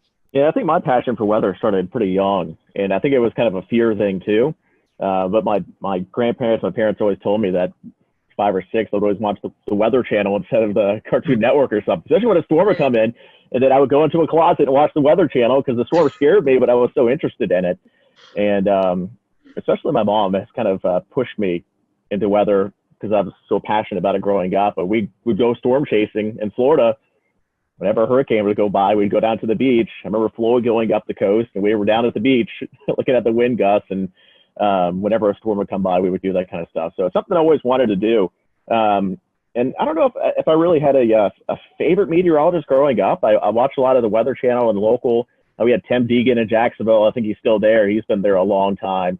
John Gahn there as well. So I think growing up in Florida, hurricanes was kind of my passion, and that's always been still my passion. That's why I'm still in the Southeast. So this is maybe a question that has been a little bit controversial in the past. We've had some interesting answers. But model websites, you see model output all over Twitter and Facebook and anywhere that social media exists. Do you have a favorite website? So in college, we always used Pivotal and COD, or College Up to Page. And so in college, I got so used to those that those kind of, I'll use other ones. I can never remember the one we use now. I think, Robert, you have it on our computer, or it's your account. But that one's good too. But I always end up, I think, going back to COD or Pivotal, because I don't know, I just always like Pivotal, the colors, I don't know. And then when it comes to COD, I like their satellite data a lot. I always go to their satellite, their surface analysis. So I am a weird one when it comes to models. Twister data, does anyone remember that site back in the day? Yeah. How the color table was so great, but the features were a little I'm a big fan of ensemble forecast and having a ton of variety on a website. So simple is great. Otherwise I get distracted. So I try to do COD throughout a 48-hour window. And then I transfer over to weather models, which Robert and the team use, and then Weatherbell. I love Weatherbell. I love weather models. And those two are I would say my 1 and 2. But if it's coming to a quick 48-hour look of a forecast, it's usually Pivotal Weather or College of DuPage if I need to get something out quick. Otherwise, I'll spend way too much time on the other two. Yeah, I think a lot of them, each have their strengths. Yeah. Like Pivotal Weather with the clickable soundings for the Euro and the UK Met and all the extra data now. That's great. You can't really find, I don't know where else you can find that kind of stuff right now. Obviously, you could break down the levels yourself on Weatherbell or weather models, but to have those clickable soundings for the Euro and the UK Met, great.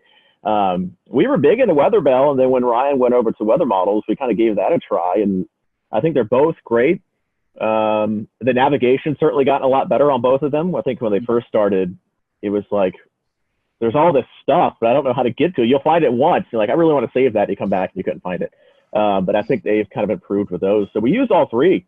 We're kind of lucky that we have an account for all three. Yeah. I don't know if many people know about this one, but the FSU cyclone phase, that's good. That's good stuff there. You can see, kind of gives you an idea if it's going to be a shallow warm core, or if it's more cold core. What would be your most embarrassing on-air moment that you can recall?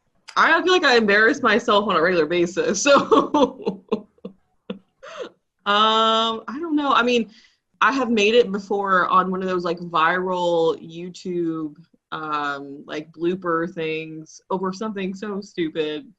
I just stumbled over my words and then I couldn't stop laughing afterwards, and it was just 20 seconds of me doing the whole where you don't breathe or say sounds, you just sitting there laughing without making any noises. I did that. That was probably up there with one of the most embarrassing. I don't really, and this, I mean, you can ask Jessica and Robert, they know. I don't get embarrassed often. That's true, yeah.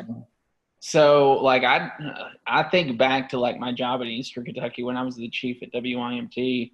I would go out and do face paintings right before main weather and dance with people to learn, like, a jig or whatever it was. So I've done probably a lot of embarrassing stuff, but to me, I was just doing it just because it was interactive. But something I did not plan that happened was I did a whole main weather and Twitter blew up. This was back at Bowling Green, and it was obvious that my fly was down the entire time. So that was the only thing I can think of. I will never remember or forget that day. But other than that, everything else it takes a lot to embarrass me, but that day certainly did. This isn't a bad one, but we have a Hurricane Expo we do every year. And I went to a little girl who was with her dad and a live interview. And I asked her, hey, are you having a great time here? And she looked at me and said, no. And I had no idea what to say. I was like, oh, well, there's some fun stuff over there. Back to you.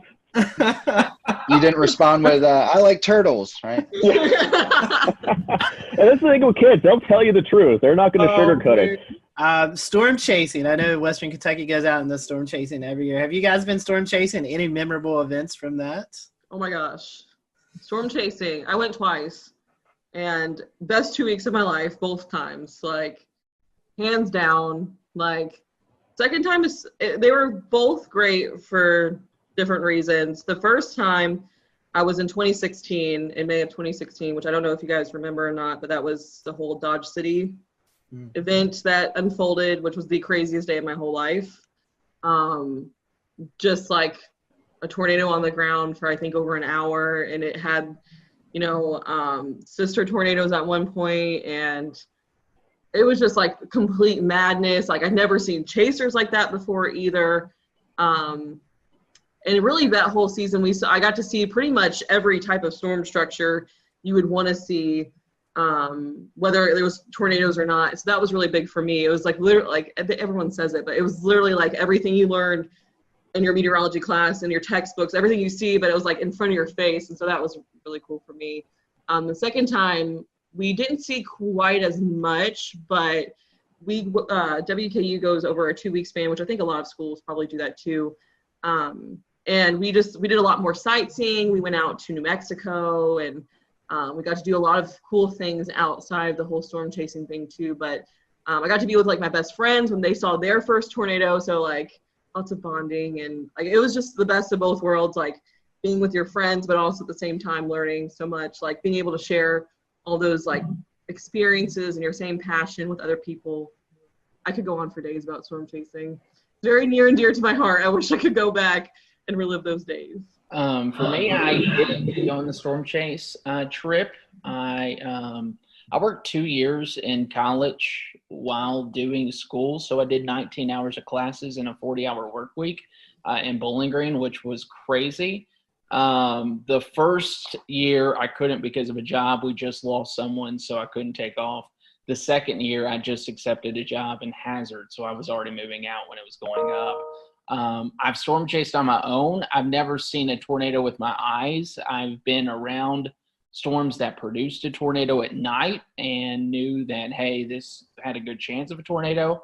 I've seen damage firsthand from a tornado. I think the most powerful experience, though, would have been when we signed up for, and something that's not even storm chasing. We remember March 2nd, 2012 was a big time event in Kentucky. It was the one time I left Kentucky to go to and paid like for this big conference in Oklahoma. I never attended the conference. Like I just sat there and because everyone back home was so freaked out. So that was probably one of the more memorable events, is coming back and seeing the damage of what that produced up in Henryville and all that, because it's still crazy to look back at. But yeah, it's kind of a bucket list thing for me. I've never really done storm chasing much, other than with my mom going to the beach when hurricanes went by. And of course in Jacksonville, it's always when they went by for the most part. So we could go down to the beach and I went gusts 40, 50 miles per hour. It was kind of crazy to watch. And they would always shut down the bridges going over the waterway, so we get stuck at the beach for an hour or two until the storm went by. But I've never really done any big storm chasing. I worked in Hattiesburg, Mississippi for a couple of years, and we certainly had quite a bit of severe weather there. A lot of tornadoes, and certainly saw a lot of pretty bad damage around there, but never actually seen one in person. I foresee a WMBF storm chasing trip here in the near future. I am down 100%. So our next question is about favorite non-weather related hobbies. Robert, I don't think we've started with you yet, so I'll let you lead off if you want. I love to get outdoors. So I love to mountain bike. We love to camp, go fishing. Growing up, my dad and I would always go up into North Georgia and go camping for a weekend, do some trout fishing in the Chattahoochee, going up into the little rivers up and the streams up in North Georgia and to the upstate of South Carolina. So, of course, I'm outdoors for this shot too. So I guess I'm a big outdoors guy too. Hiking, kayaking, boating, running lately has been a big passion of mine just because I love food too. So food's a hobby. I love to eat. And then I also, like I said, I love music. So I play guitar, play the mandolin, play a little bit of piano. Any instrument I could play, I try to get my hands on. But yeah, I think those are the big things. I just love being outdoors. I hate sitting on the couch all day. I always have to be doing something. My hobbies have kind of changed over the years. I used to dance growing up. I was on the dance team in college. But obviously now don't really do as much. But I kind of, now that I live near the beach, I don't ever like to be sitting in my apartment. So I go to the beach literally as much as possible. Like when I get off here, I'm probably going to try to go to the beach because it's so nice outside. I love to read. I love reading books, especially recently, like autobiographies about either meteorologists or people in broadcasting, like books that I can take a lot away from. I love to cook. I don't like to clean.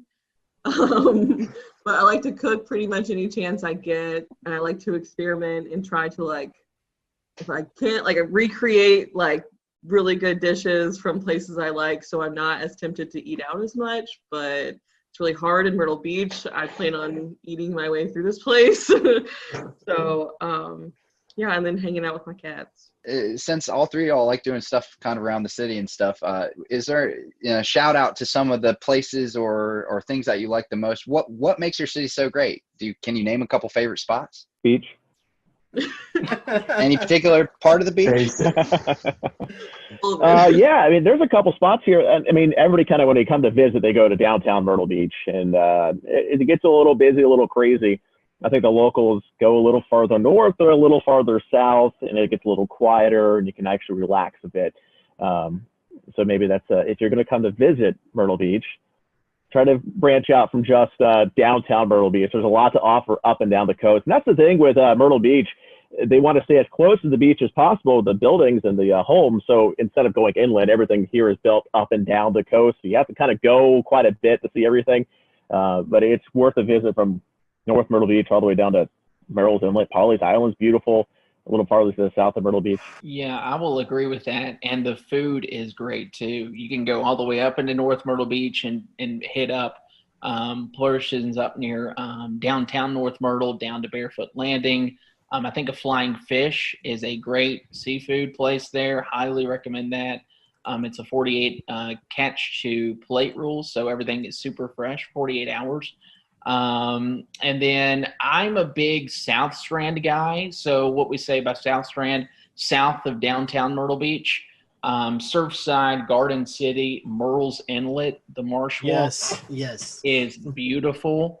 And then you go even further south, Huntington Beach State Park, Brook Green Gardens, Pawleys Island. It's just a beautiful area down there. That I would highly recommend anyone to come check out. Come to Myrtle Beach, check out downtown, and then go south would be my recommendation. And then if you have another day, go north, because you could eat your way through this city in the Grand Strand, no doubt about it. I have not had the chance to really explore that much. I'm just now starting to be able to with all the Corona stuff going on. But I will say I have not been to a single place that I have not loved so far. All the beaches I've been to as far south as, I recently went to Surfside the other day. And that was really nice. and there every little spot I feel like has a different feel to it. It has like different character to it, and so I really like that so far. Honestly, have not really even had the chance. We'll return to Best of the Carolina Weather Group in a moment. Now your Carolina weather forecast. Here are today's forecast high temperatures for North Carolina. Here are the forecast lows for tonight for North Carolina. Here are tomorrow's forecast high temperatures. And here's forecast rainfall across North Carolina tomorrow. Here are the forecast highs for the day after tomorrow.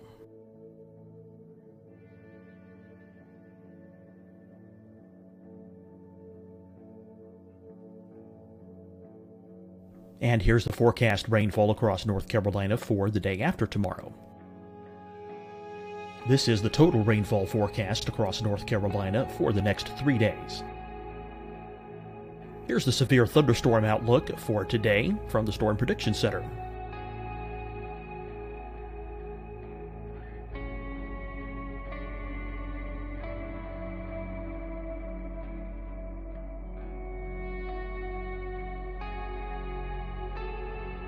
Here are the forecast high temperatures for today for South Carolina. Here are the low temperatures for today for South Carolina. Here's the probability of precipitation forecast across South Carolina today. And here are the rain chances across South Carolina tonight. Here are tomorrow's forecast highs across South Carolina. Here are the forecast low temperatures for tomorrow for South Carolina. And here is the probability of precipitation across South Carolina tomorrow. Here's the precipitation chances across South Carolina tomorrow night. Here are the forecast highs for the day after tomorrow in South Carolina. Here are the forecast low temperatures across South Carolina for the day after tomorrow. And here are the rain chances across South Carolina for the day after tomorrow. And South Carolina's probability of precipitation for that night. Here's the Storm Prediction Center's severe thunderstorm outlook across South Carolina for today through tonight. Here's the Storm Prediction Center's severe thunderstorm outlook across South Carolina for tomorrow and tomorrow night. And here's the Storm Prediction Center's severe thunderstorm outlook across South Carolina for the day after tomorrow through that night. Here's the severe thunderstorm outlook for today from the Storm Prediction Center.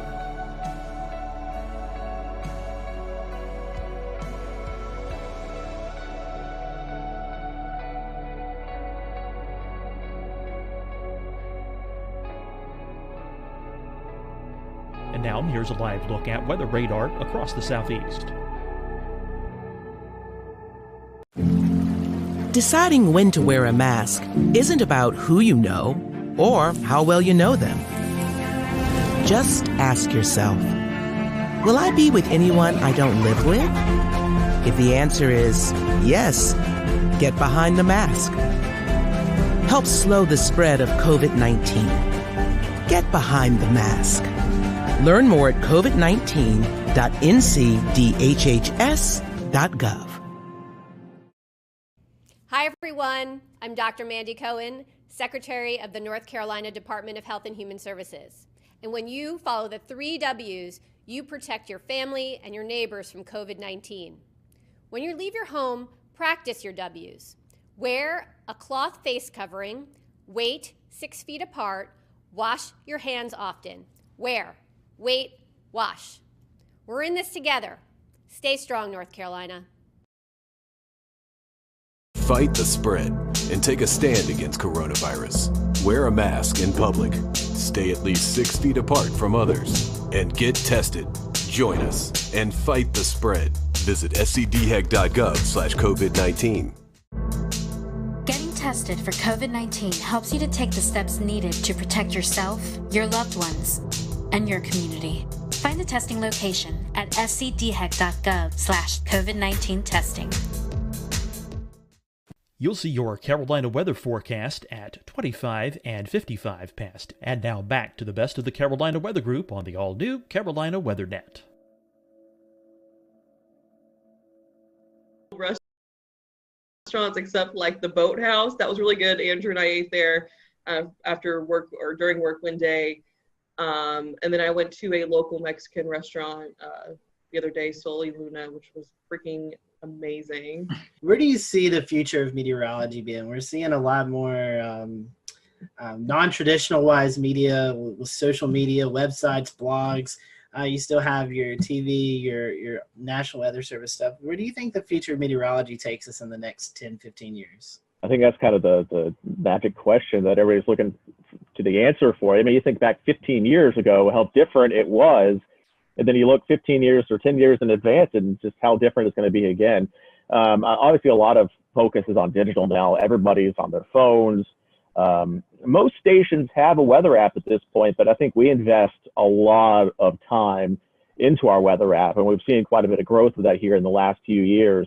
And even on social media, I think when I started in 2013, we had 3,000 or 4,000 likes on our weather page. I think we're up to almost 40,000 now. And you can see that kind of growth on our digital team as well. I did a presentation a couple of years ago about digital growth, website growth, and it was something like 200% growth since we launched the station. We're a relatively new station. We've only been around for a little over 10 years. But you start to see the TV side go down a bit, but the digital side is kind of taking over from there. And we started to put some work into OTT, things like Roku, so you can get your news kind of on demand. We're setting up a new system now at the station where basically an anchor or weather anchor can go on air or onto digital by themselves, has its own mixer board, audio board, cameras built in. They can punch up any sort of audio source, video source. And so we don't have to wait for that traditional 4 p.m., 5 p.m., 6 p.m. People don't want to wait until 4 p.m. to get the forecast or 4 p.m. to get some information. So it's tougher now to tease things. Like, hey, we got this really big story. Tune in at 4 p.m. for the details.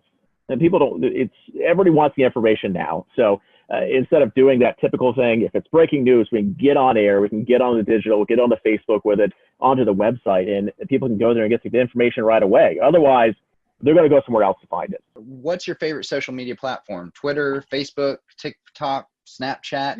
Where's your go-to? Well, I still have my MySpace active, I think, somewhere. So make sure you give me I'll put you in my top 6. But really, I think Facebook is still probably the king when it comes to weather information with the general public. I think it's probably starting to skew a little bit older with the population. I don't think the younger you go, I think you get the less people on Facebook now. And where we go from there, I'm not sure. We've kind of dabbled in Instagram a bit, and we have decent luck with it, but I don't think we've got a huge amount of traction on there yet. But it seems like most TV stations still use Facebook as the kind of big digital social metric, and then you just kind of have Twitter and Instagram and some other things on the side. All right, we're gonna end with a couple of fun questions. So I'll end with this one. You're ordered a pizza. You're only allowed one topping. What is that topping? Pepperoni. Sausage, but this puts out a Barstool Sports one bite, everybody knows the rules is what I thought of as soon as you said that. It's hard for me to pick one. My original thought was pepperoni, but I love banana pepper pizza. Interesting. Nobody said pineapple, so that's good. I was waiting for the pineapple. Yeah, I don't think pineapple's on a pizza. All right, then I will close this out tonight. This is a question that we briefly talked about before the show and had you all stow away your answer. So this could be controversial. There's only one right answer. Toilet paper, over or under? I had to think. It's over. No. It's over. Okay, one for over. I saw a terrifying image once, and I'll explain it after Jessica answers. It's over. Okay. And it's because of the image. Okay, yeah, I would say over, and I think of a meme, and I hope it's not what Andrew's thinking. It's like, I don't know, I can't even remember the meme. Something about a mullet, like, it had to do with a mullet. I've seen that one. You know what I'm talking about? I know what you're talking about. The one I saw had a spider underneath, and like you reached underneath the toilet paper to get it on the underside, and when you do that, you're like touching the spot. Ever since then, it's over.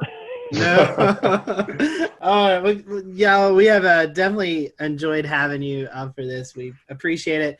I would hate to give up this opportunity, or would love to give you this opportunity to promote your social media accounts. So if anyone who's watching or listening, head down to Myrtle Beach. They know where to get the weather information at, and maybe some of the best places to hang out. So I'll let you guys give out some social media information before we close off. Robert, I'll start with you. No, you could. I'm big on Facebook, so if you just search for meteorologist Robert Whitehurst, it should pop up on there. And of course, our main Facebook page is kind of the one where we put a lot of our time into more forecasting, and that's going to be the WMBF First Alert Weather Facebook page. Yeah, I think we're all pretty generic in our handles. I'm meteorologist Andrew Dockery on Facebook. And then you can find me on Twitter at AndrewWMBF. We have a great team that loves social media. We would love to just even chat with you all about weather sometime. Yeah, mine's the same pretty much. It's meteorologist Jessica Dobson on Facebook, and then at Jessica Dobson WX on Twitter. You can also follow me on Instagram. I can't even think of my handle right now, so whatever. You can also follow me on Pinterest. You can also find Jamie Arnold at Jamie Arnold WMBF on Twitter. So look up Jamie. We hate that he wasn't able to join today, but certainly appreciate having you all around. And if you're in Myrtle Beach, be sure to check out the WMBF First Alert Weather Team. For everyone here at the Carolina Weather Group, thanks for watching, and we'll see you next time.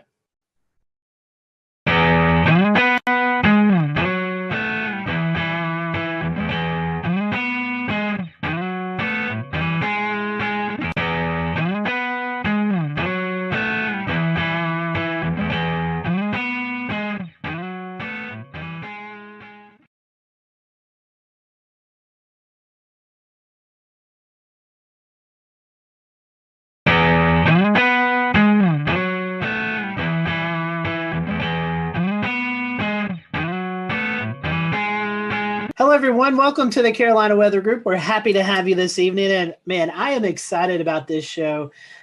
We have featured Frying Pan Shoals out off the coast of North Carolina several times during our hurricane coverage that you most likely have tuned into from one time or another. And I've been wanting to get Richard on the show, and Shay worked his magic and was able to get Richard Neal on the show. Richard is an engineer and the director of Frying Pan Shoals Tower out in the Atlantic Ocean, where he currently is right now. And it's just hard to believe that technology's come so far along that we can actually talk to Richard, who's out in the middle of the ocean right now. So Richard, welcome to the show. We are happy to have you. And, I just want to talk a little bit. Our first question for you is more of a just kind of getting to know you question. And normally it's how did you get hooked into the weather world? And though I know weather plays a little bit into what you do, but how did you get involved in this project? I mean, this is just such a fascinating story about you guys. Well, like a lot of guys, after work, I still have my hands on the keyboard and I'm working on things and I'm surfing the web. And this is back in 08, 09. And I was like, well, there's got to be great things that are giving away because we're in a recession and everything's so discounted. And let's search for government surplus in North Carolina. And the first thing that popped up on screen was this big old warehouse. And I'm like, no, that's crazy. Swipe right or left, or whichever it is. Next one was a whole bank building, and then some FEMA trailers, then some strange big metal box out on legs in the ocean. And that was kind of the fish hook that caught me. So ended up getting it. Won the auction. A little bit about you, assuming you was looking up stuff in North Carolina. Are you originally from North Carolina, or how did you get here? Well, I was born and raised in Oklahoma, which is not exactly a land of oceans or mountains. And so I had a chance to come do a job interview over here back in the previous couple decades. And I was like, the trees are tall, the ocean's beautiful, so it hooked me. I moved into the Charlotte area where I've been since 99. I've got to ask you, I personally love Oklahoma. I go out as much as I can to storm chase. So did you have any close encounters with tornadoes in your time out there? In Oklahoma, it was pretty normal to just, there's the tornado and it's only yay big. And so you drive a little slower so it can stay ahead of you, or you drive a little faster because it's behind you. The one time riding in my dad's pickup truck, banged on the rooftop because back then we could ride in the back. And we were following one about 2 miles ahead of us. And I asked him to hurry up because there was another one behind us, about 3 miles behind us. So we just stayed right between the two as we went home that day. Just a normal day. Did not understand the magnitude of the difference between a tornado and hurricanes. Hurricanes are a whole different ball of wax, aren't they? Yes, they are. They are. We'll talk a little bit about that.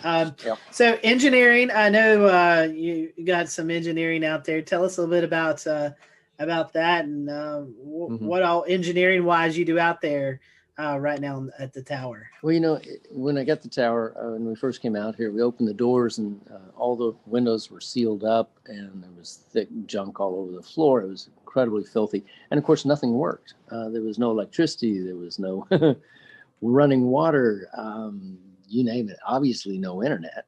And so the name of the game was basically, how do we reestablish? And so if you can think of walking into a garage that people had walked out of 2 decades before, leaving most of the tools in there, almost like a put it together puzzle, figure it out and you can make it work, that sort of thing. That was what it was. So found that there were holding tanks of water, found that the wiring was redundant because in the classic military Coast Guard sense, you never modified a circuit. You just added another one and added another one. So, oh my gosh.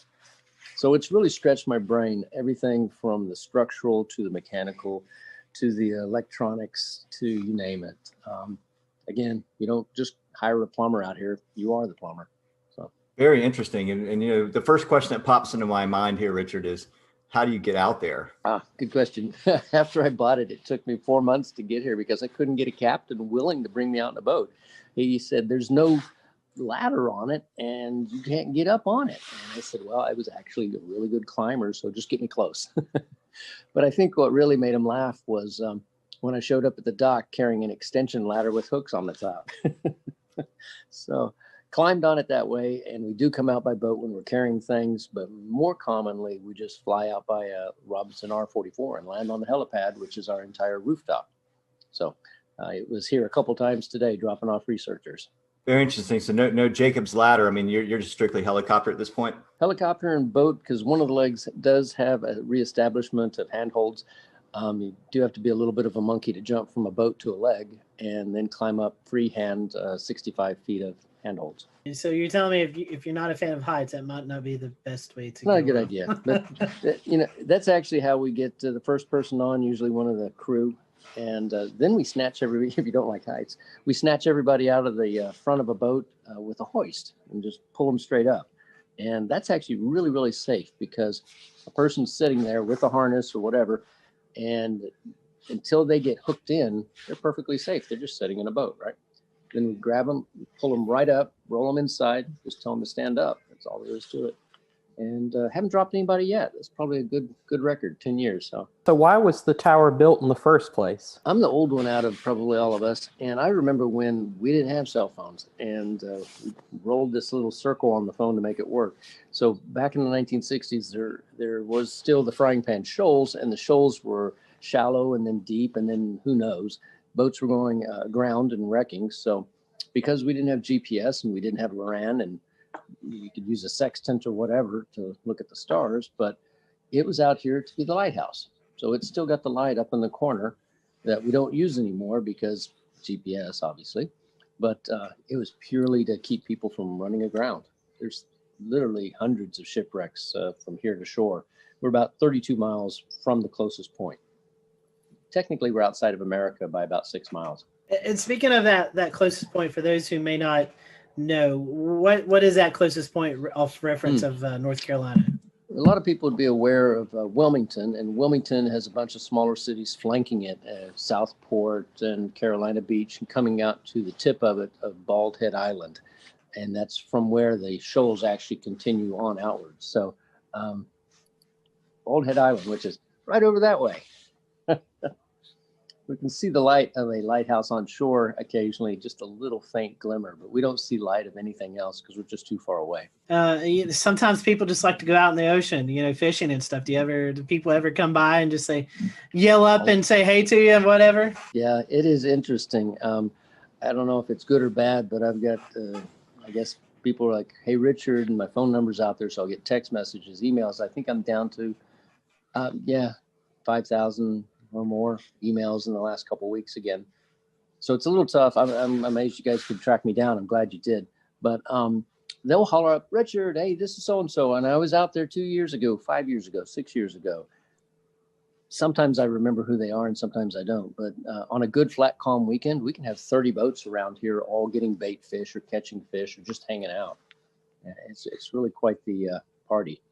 Yeah, I was going to say, I've done spearfishing at the Chesapeake Light Tower to the north up there. That's a popular spot. And there's, there's a lot of fish. There's a lot of great, fish that hang around these things. It's an object in the water. It goes in depth. There's teeming life around it. It's kind of neat. Yep. We've got a lot of bugs underneath this. And bugs, in layman's terms, are lobsters, spiny lobsters. They average about 8 pounds here. So you kind of took up my next question was going to be about the B&B and how long that ran for. Yeah, we were doing that from 2012 when we had our first family stay out here, which was quite interesting. They were like, "Yeah, we know it's sort of a B&B, right?" And then we shifted over in 2018 purely to the nonprofit, and we still have a lot of people come out, but it's not in the sense of coming out and hanging out. It's come out and participate. The walls in here are nice and blue because we had 3 or 4 volunteers a couple of weeks back, clean and scrape and put it all back in order. How many people do you normally average in a year, Richard, that come out and volunteer? I mean, I know it can vary, but it's a really great question. We've had thousands out, and that's because many people will come by in their boat and then they'll come on up and maybe they'll carry something out. I occasionally get a call on the Marine Band radio. "Hey, Richard, we're here and we brought you that extra water, or we brought you some food, or we have too much beer and we can't get rid of it. We need your help." So, or we have fish that we've caught and they're like, "Yeah, come on up, let's share it and have a meal, and then you can head out the next morning." But with 8 bedrooms and a crew room in addition, and about 6,000 square feet, and a rec room and a stainless steel kitchen and a big generator room where we can cut and torch and do all the types of mechanical things you would want to. It's actually got a place for all different kinds of people. We've got people that came out and did nothing but work on our garden in the back corner. So we've got a garden that grows. Go figure. And for those who are maybe wanting to know, you do a fantastic job on social media, the Facebook page, of just sharing your experiences from day in and day out. And it's a really cool thing. If you go to Facebook and type in Frying Pan Tower, Richard, you do a great job on social media, just kind of showing the behind the scenes look there. Yeah, it's funny. People ask what the tower is really like and how it survived these hurricanes. And some of the things that I've learned is that the engineers that put it together had a fair amount of experience with what they call Texas tower or Texas oil rigs, the genre in the 40s and the 50s. So they made this thing stupidly overbuilt. I mean, massively structurally strong. With the legs, I just got a blueprint that I hadn't seen in 10 years. And it actually indicates that when they set the base pilings down, they actually took pipes and then hydraulically rammed them through the legs down into the bedrock to the depth of, if you can imagine this, 296 feet. Wow. That's incredible. It's a football field of steel down into the bedrock and then filled up with cement. So, and the casing on the pipe that actually is water level down is multiple layers. So it's approximately 3.5 inches thick. We just, we have to worry more about anything above water and just keep welding on parts there. So, I've gotten a chance to become a more proficient welder. And, since I don't have OSHA looking over my shoulder, it's like, yep, I'll do it. I'll do it right, but I don't have to get it inspected. So again, being outside the country does have some perks, right? Next question is, it's kind of like just everyday life that we have here, the luxuries of plumbing and power, internet. Mm-hmm. I've seen you were watching the football game a couple of nights ago. You cook up these really nice looking dinners. So how do you get all of that 32 miles out in the Atlantic Ocean? This is truly a working environment along the lines of we don't just say, hey, stick a solar panel up there. It'll be great. And you'll love it for 25 years. No, we actually know that they will hold on during a hurricane. We've had solar panels up for 3 or 4 hurricanes now. We know the flags don't last quite as well, but that's another story. And with those solar panels, we still are on conventional solar batteries. So we don't have lithium yet because we work off of a very tight donated budget, obviously. And then if we need to augment it, like tonight, when everyone's using all kinds of things, I will run a small little 3K generator by Honda or something like that. But the good news is that we did also resurrect life back into the 40 kilowatt Detroit diesel that has been sitting here ever since the 1960s. And when we took it apart and looked inside at the pistons, everything was put back in almost perfect order. And then they closed the doors and walked away. So all we had to do was get it up and running again. Now we need to get the electrical part out of it, which is the diodes and the rectifiers. And guess what? I'm getting to learn something else. But once I do that, then we'll reach out to our audience and say, be nice to have some resistance heaters bolted back on the wall. And then we'll run that and be warm while we're out here working. So 99% of the time, we're just solar and wind. So we have a couple turbines, and we've got a couple dozen panels and a battery room full of batteries that we watch very closely and monitor. And everything that we do out here, we can also look at and monitor from shore. So, and that was a 5.2 gigahertz microwave dish that we set up, shot to shore, 56 miles, talked to TV station into letting us put a dish up on their tower at 1,300 feet.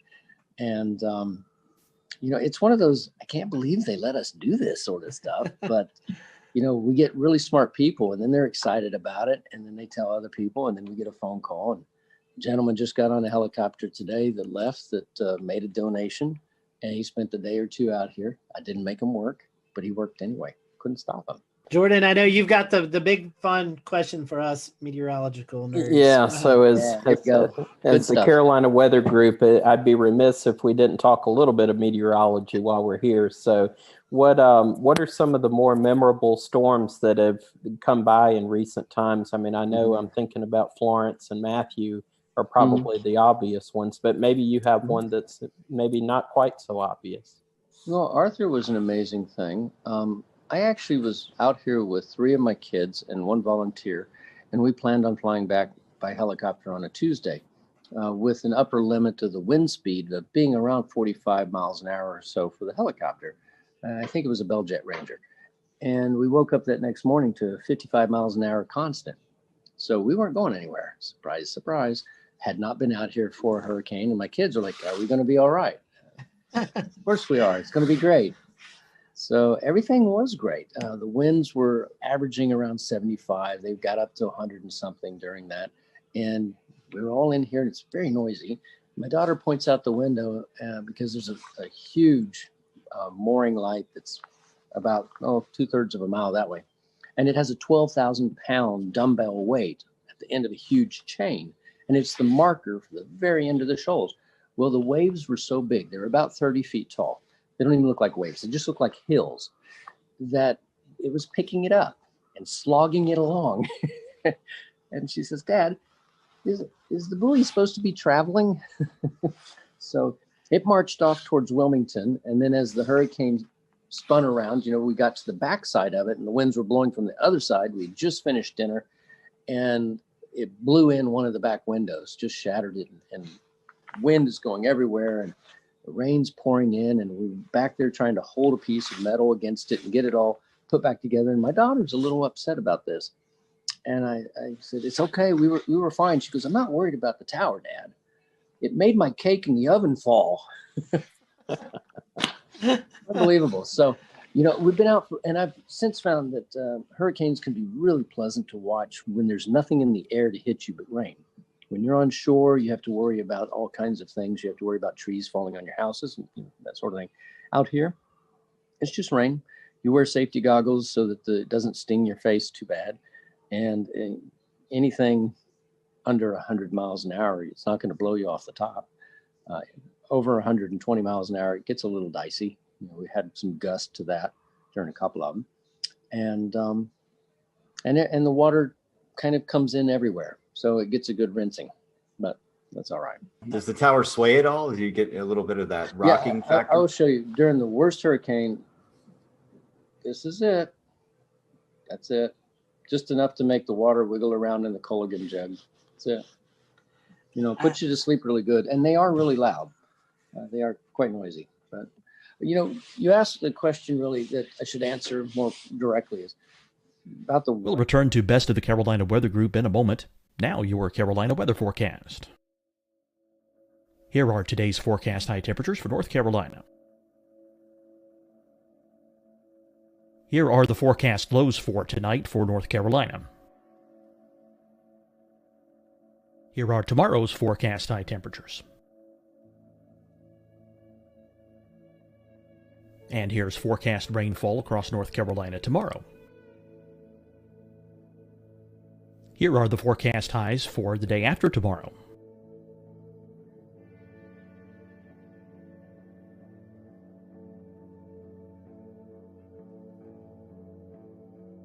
And here's the forecast rainfall across North Carolina for the day after tomorrow. This is the total rainfall forecast across North Carolina for the next 3 days. Here's the severe thunderstorm outlook for today from the Storm Prediction Center.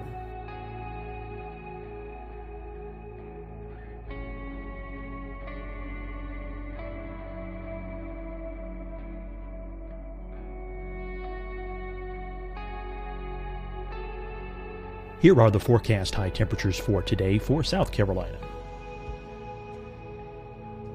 Here are the low temperatures for today for South Carolina. Here's the probability of precipitation forecast across South Carolina today. And here are the rain chances across South Carolina tonight. Here are tomorrow's forecast highs across South Carolina. Here are the forecast low temperatures for tomorrow for South Carolina. And here is the probability of precipitation across South Carolina tomorrow.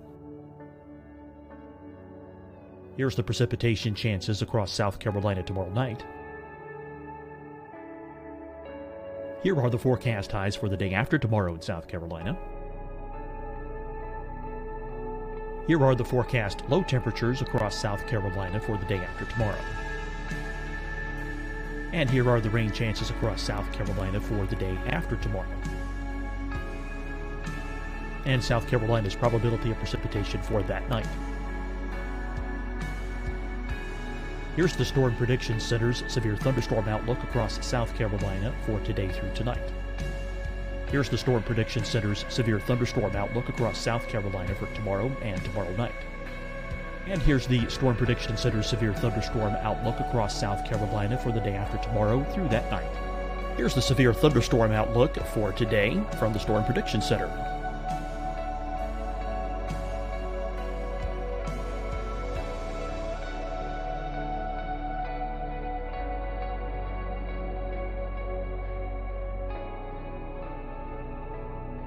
And now here's a live look at weather radar across the southeast. Deciding when to wear a mask isn't about who you know or how well you know them. Just ask yourself, will I be with anyone I don't live with? If the answer is yes, get behind the mask. Help slow the spread of COVID-19. Get behind the mask. Learn more at covid19.ncdhhs.gov. Hi, everyone. I'm Dr. Mandy Cohen, Secretary of the North Carolina Department of Health and Human Services. And when you follow the 3 W's, you protect your family and your neighbors from COVID-19. When you leave your home, practice your W's. Wear a cloth face covering, wait 6 feet apart, wash your hands often. Wear, wait, wash. We're in this together. Stay strong, North Carolina. Fight the spread and take a stand against coronavirus. Wear a mask in public. Stay at least 6 feet apart from others. And get tested. Join us and fight the spread. Visit scdhec.gov/COVID-19. tested for COVID-19 helps you to take the steps needed to protect yourself, your loved ones, and your community. Find the testing location at scdhec.gov/COVID-19 testing.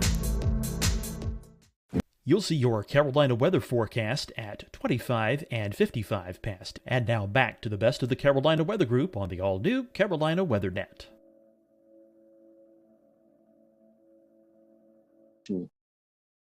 How do we know when we can go out here? It's only 30 miles out, but the weather here is very different than the weather on shore. On shore, we can have 30-degree days, and out here, because they have this enormous mass of water underneath us, we could be in, t-shirt and shorts, or like today, we had a 25-degree temperature drop out here. I mean, it was beautiful. It was 75, and then it went down to 55 for a while. And I'm wearing a jacket because it's cool. So you kind of have to be aware that the ocean is what they would call an ever-changing, never-changing environment. So it's always going to be a little different, and you can only tell about 3 or 4 days in advance as to the true conditions in this one location. Being on top of a hill at the end of the shoals creates a Venturi effect. So the water goes much faster underneath us than it would maybe just a half a mile away. But it's quite an interesting place to try and go scuba diving, that's for sure. I would imagine the waves, Yeah. We see storm surge on the coast with landfall and hurricanes. And, we see these models that are predicting 20, 30-foot waves out in the ocean, but the normal everyday person doesn't get to see that. But you do. I mean, you were just talking about the experience with Arthur. I mean, I'm sure the first time you saw it was like, oh my gosh, but have you kind of got used to the fact of seeing these huge waves now after being out there so long? It's funny, the smaller waves, just the 12-footers or so, those actually impact harder than the big ones. We have these legs that are 42 inches in diameter, so relatively speaking, they're very narrow. But if you catch completely square to the cross pipes at the 12-foot level, a 12-foot wave, you know the weight of water, it's quite a bit per cubic yard. You feel it, just a shudder like that. That was a good one. That hit well. The huge waves, they look strange because they really do look like hills rolling past. And then occasionally one of them will break over like you would see on a small wave on the surf. But then you look across it and you realize that it's breaking over hundreds of feet wide and 7 or 8 feet, the top of it's cresting over. And you're just thinking to yourself, if I had a jet ski, I bet I could ride that all the way to shore. But I don't know. From what you've told us, it sounds like there's not many things that would cause such a concern that you'd have to evacuate. But I am curious what your emergency procedures are like. What things might it take to get you to have to bug out of the tower? And if so, what's the process? That's great one. We have about 4 different forms of communication. We have, and that's for knowing what's going on. Of course, we benefit other people out here by having that available for them too. So we shoot our signal around here. So we kind of know what's going to happen weather-wise to some degree. It's really about a decision of, do I need to get back to shore because there's people on shore I might need to help?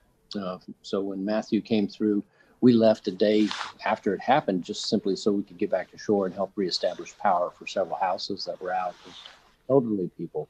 But, it's funny. I guess it's kind of the reverse. We got plenty of food, plenty of water. If you have a string and a hook, you can't starve. It's really more a matter of we stay away from things like COVID virus and monitor the people that come out, that sort of thing out here. People have said that this is probably the best place to survive a end of times or a zombie apocalypse. I don't know. As long as we have our connection to shore with the marine band radio, with the internet that we have here, with emergency locator beacons, things like that, probably could sit out here and ignore the world for about a year if you had to.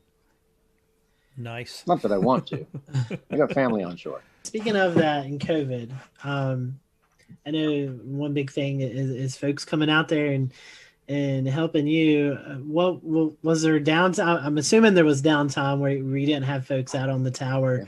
Yeah. What was it like when the world was going crazy and you're already out on this island? I'm sure for you personally it wasn't much of a change, but what was it like? A few years ago, I had finished a job of 11 years and I needed a break. So I came out here and was just here for 6 months straight. Went to shore one time. And I noticed that you don't know what day of the week it is anymore. You don't really know what month it is after a period of time. And you start just living, oh, I'm in this season. Oh, gee, I'm getting into fall now. Okay. But during the time that everyone was really locking down on COVID, I was here for a few weeks by myself and isolating. And it was odd because, you know, I turn on the TV, I get it over the air, I get it over the net, I can see everything that's going on. So, you know, you do always have the ability to communicate, same as we all do while we're still locked down. But I think it just made me really appreciate the fact that out here, I have a mask, probably got one in my pocket right now. And anybody that comes out here is going through a questionnaire of, have you been around anyone? Do you have the temperature taking? All that good stuff.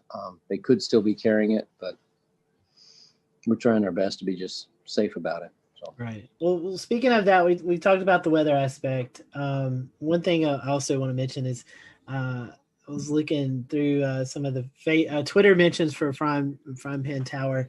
Water spouts also, I'm sure you get to see your fair share of water spouts out there. Oh, that's amazing, yeah. But any other memorable moments? I know you were talking about the meteors a little bit earlier. I mean, you are out in the middle of nowhere, dark skies, so I'm sure you can see all the meteor showers and International Space Station travel across the. I mean, any other memorable moments out there? Any sunsets, sunrises? We did a time lapse of what was it? The Neowise comet that was off, and we could see it pretty clearly. And what we didn't realize in our time lapse was that the ISS, International Space Station, came cruising right past. So it's all on the time lapse with there's the comet, there goes the space station, and there's the meteor. It's just, you don't know what you don't know if you're not in a dark enough area to see it. On the same type of thing, you might look down at the water, and I didn't know this, but there's a shrimp variety that when they snap their tail, they make a blue flash. And I'd never heard about that, but I was looking down in the water one evening and all these little blue dots of light of all these shrimp just pop, pop, pop, pop, pop. And it was like incredible. How would you have known? So, you know, the wildlife that you don't see when you just look across the ocean is all abundant underneath there. And it's just increased my desire to help educate people. So we have the above camera, the water level camera, and then the shark camera down on the very bottom that we do for explore.org. And that's in classrooms all around the world with kids watching it. Just kind of fun. So hopefully they'll learn about the ocean and, you know, keep the straws out of the turtles' noses and understand the power that is in our oceans.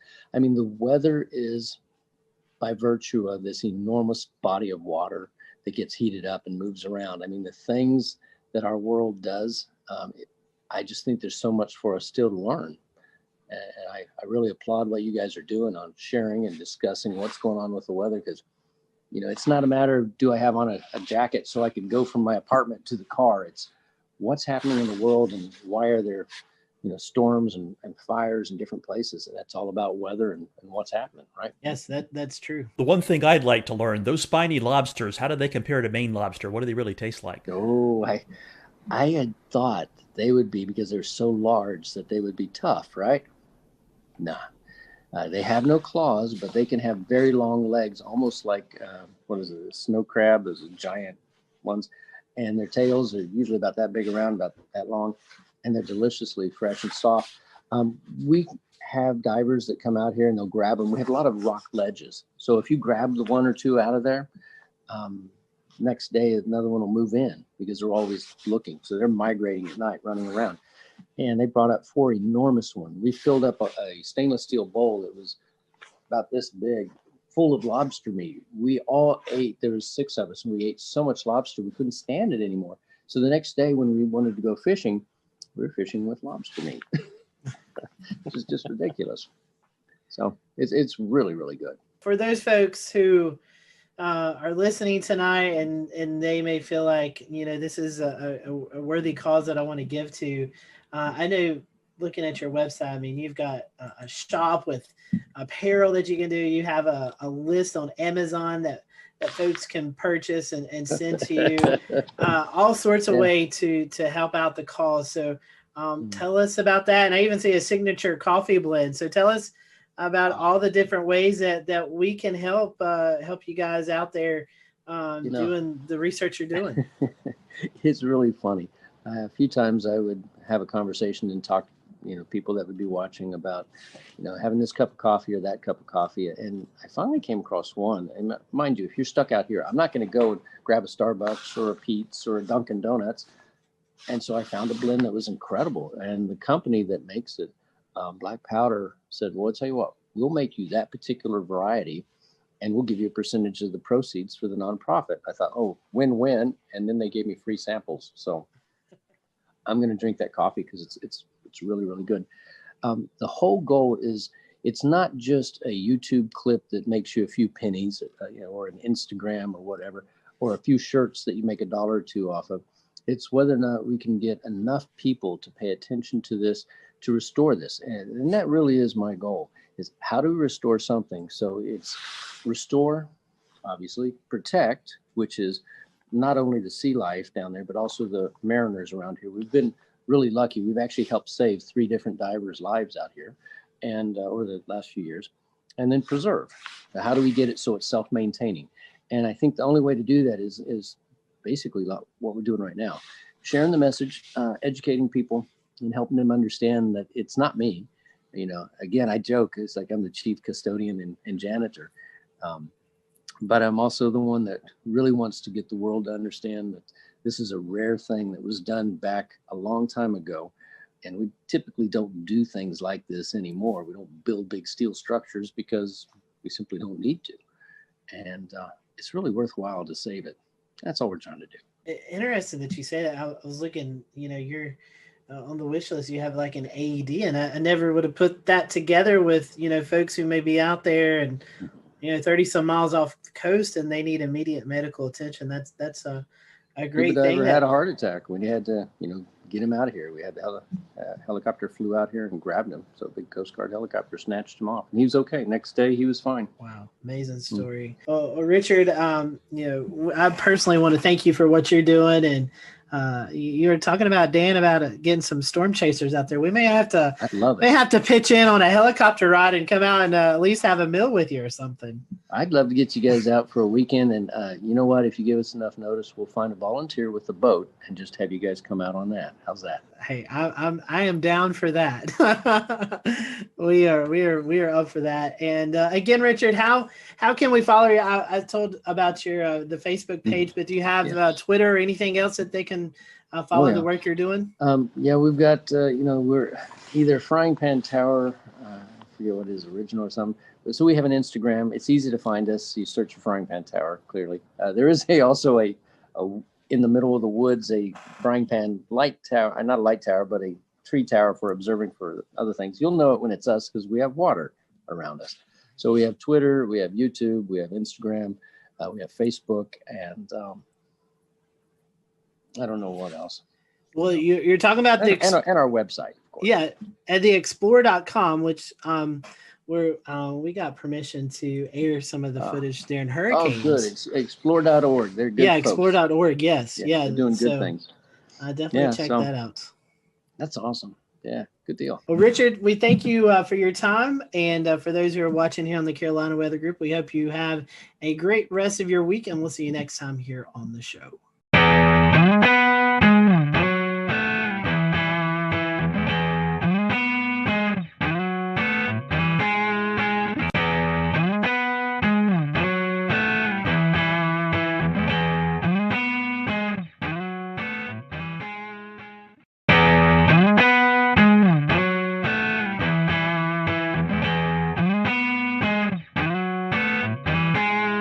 Welcome, everyone, to the Carolina Weather Group. We continue part 2 with the Weather Channel's Jim Cantori.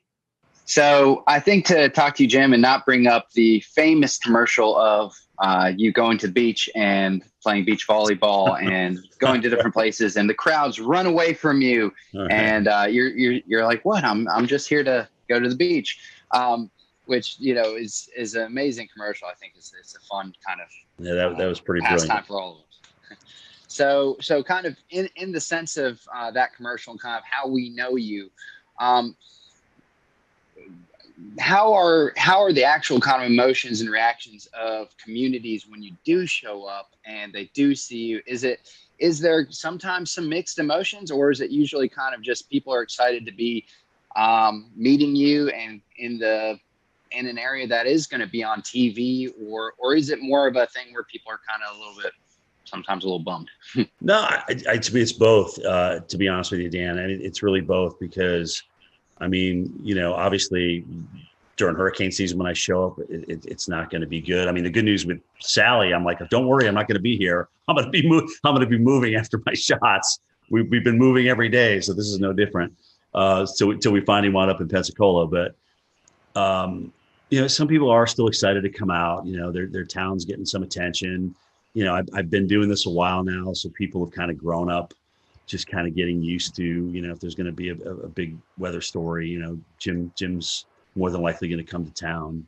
So if it like I've always said, if it creates the awareness and it has people react in a way that they protect themselves and their family, then great, mission accomplished. So I still kind of get both ends of the spectrum. I mean, I told you one time, I can't remember which storm it was, but I think I was going to North Carolina. I mean, this lady literally, she saw me on the plane. She hollered at me. She told me it was my fault in front of everybody on the plane. I was just like, okay. But yeah, so you run the gamut. That was probably the most extreme right there. And there's whole, I'm sure you've probably seen them or ran across them, but there's Facebook groups devoted to Where's Jim Cantori. I don't know if you've seen that, but there's a Facebook page, right? That's right. And they post pictures of what they think is you, what certain like storm chaser cars or weather channel cars. And they'll say, he's now been spotted at Sunset Beach. And then, it's got hundreds and thousands of members. So for the record, guys, do you know how many bald, short Italian men exist in this world? A lot. And I'm just one of them. Okay, so yeah, I get spotted a lot in places. I'm like, and I sometimes I read those in my Twitter, and I'm just like, I'm sitting right here at my house looking at this, and who is playing me, or who do they think is me? So it's cool. I mean, in a way, it's kind of cool because I never in my wildest dreams thought that a guy that just wanted to get the forecast right would be, somebody who developed a Facebook page for. So, I mean, it's kind of fun when I can play along, I will. But, like I said, at the end of the day, if it helps people get ready and creates an awareness, then mission accomplished. Mission accomplished. All the memes that come out of that, I'll read you one. I sent you the memes. Oh my God. Oh man. So one that I thought was kind of funny. I sent this directly to you because it was right in the middle, right when the COVID was just, the fear was so high at one point. And I said, if Southerners don't seem too worried about this coronavirus deal, it's because we have been conditioned to believe that we likely don't need to be concerned unless or until this man shows up. And it has a picture of you. So, I mean, yeah, they seem to get better every year. So it's like I said, it's very humbling. It's nice to be a meme. I like your attitude. I like your attitude on it a lot. I mean, the idea is if you can bring attention in a positive light to the storm, then you're doing a good thing no matter what, and that's great. It's really weird.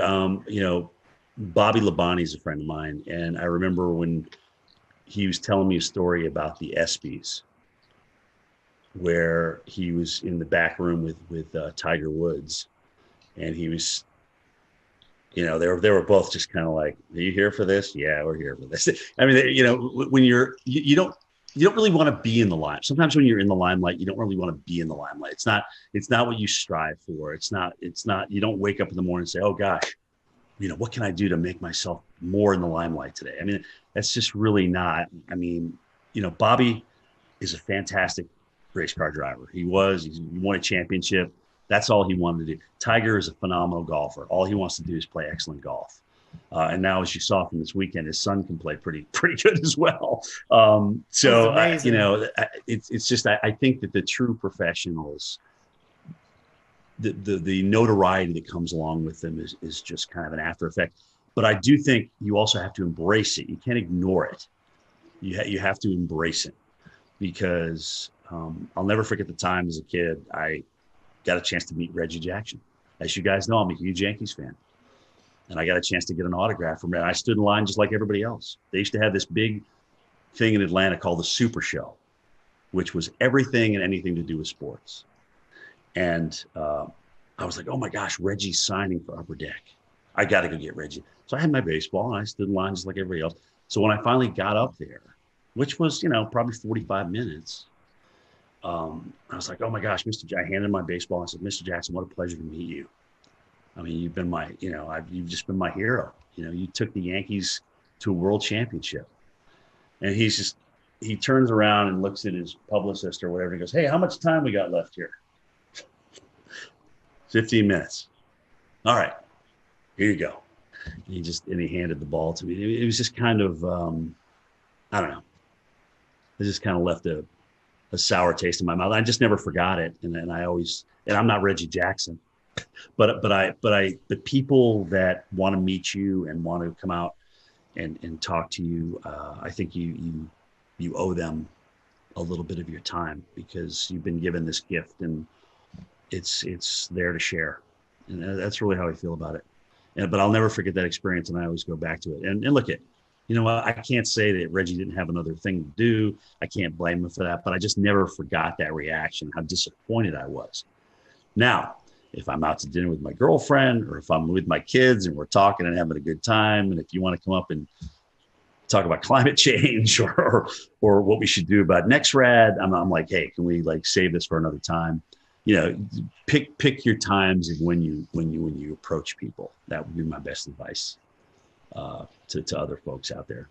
But I'm happy to talk to you. I am a true weather geek. I love talking about it. I'll give you my opinion. Sometimes it's going to be good. Sometimes it's going to be bad. Sometimes it's going to be right. Sometimes it's going to be wrong. But that's me in a nutshell. Speaking of NextRad, could you talk to those folks in Washington and get us a radar in Charlotte?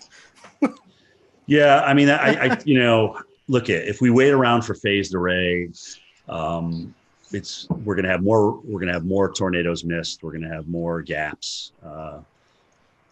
They told us not to really talk about this, but now that I'm on with you guys, yeah, let's fill the holes. Let's fill the gaps. It's long overdue. I mean, we got a nice system down now, and I know this data needs a lot of maintenance and it's very, very expensive. And if that's the case, then come up with a great, new phased array, and let's roll that out. Let's just roll out phased array. But until we get there, let's fix the stuff that we got. Maybe add a few mobile radars here and there to fill in the gaps, especially when you're talking about large metropolitan areas and cities. I mean, at this point, the NWS radar, the guys that are operating the radar and monitoring the radar, they know where the gaps are. They've been doing it for years. I mean, it's not like they're just coming out with this out of nowhere. So, yeah, I'm pro filling the gaps all the way. Do it. It's long overdue, guys. It's long overdue. So I have just one follow-up question here about how you deliver your message and the best way you can kind of connect with your viewers and stuff. So really, in a perfect world of your day-to-day, big storm comes around or whatnot, would you rather spend more time actually kind of doing on-camera storm action coverage where you're in the heart of the storm, or would you rather spend more time kind of in some instances being from a safe location where you can spend better time broadcasting, have clearer messages, and work more on the communication side? So studio versus non-studio, I think that's what you're asking me, right? I like a mix. I've got to have a blend because I still need, like when I was told I was going to go out to the snow the other day, I was like elated because A, it wasn't a hurricane, and B, it was just, I just love getting out in it. Because here you are, you spend all this time looking at model data and this, that, and the other thing, and reading this and reading that, but you to go out and experience it, and then to kind of bring it home to the viewers, that's the win, that's the home run. I don't want to live in the field, and I don't want to live in the studio. I got to have a blend of both, and hopefully, I'll be able to carry that to the end of the career.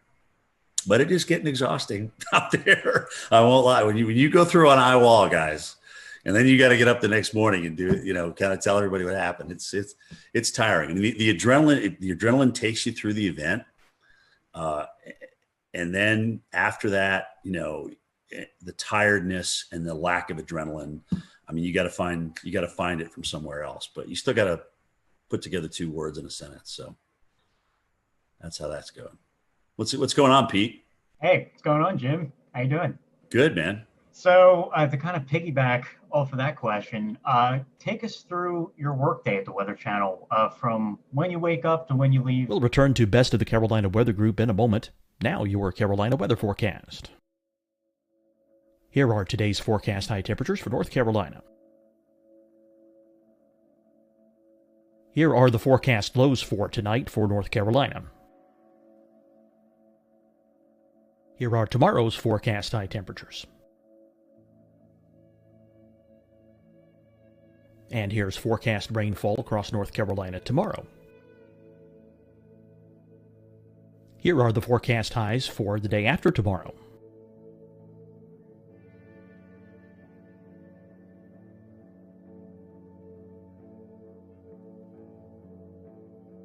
And here's the forecast rainfall across North Carolina for the day after tomorrow. This is the total rainfall forecast across North Carolina for the next 3 days. Here's the severe thunderstorm outlook for today from the Storm Prediction Center.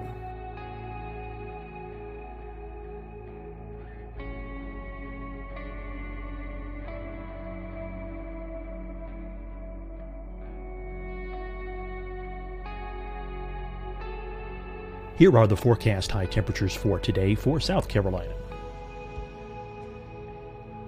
Here are the low temperatures for today for South Carolina. Here's the probability of precipitation forecast across South Carolina today.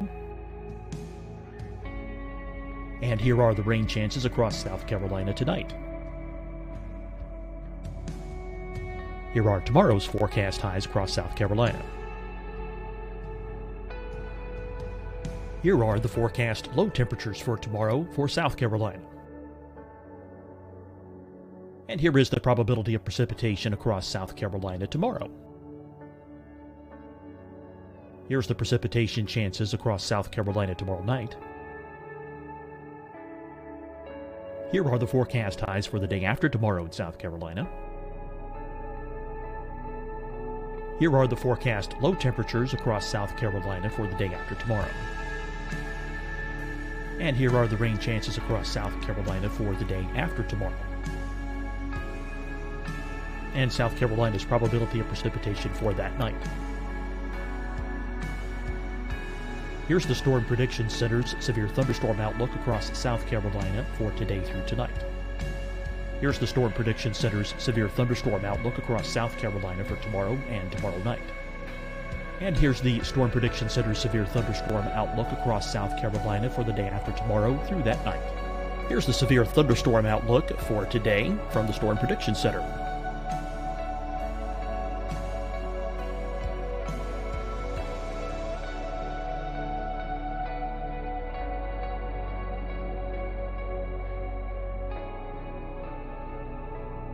And now here's a live look at weather radar across the southeast.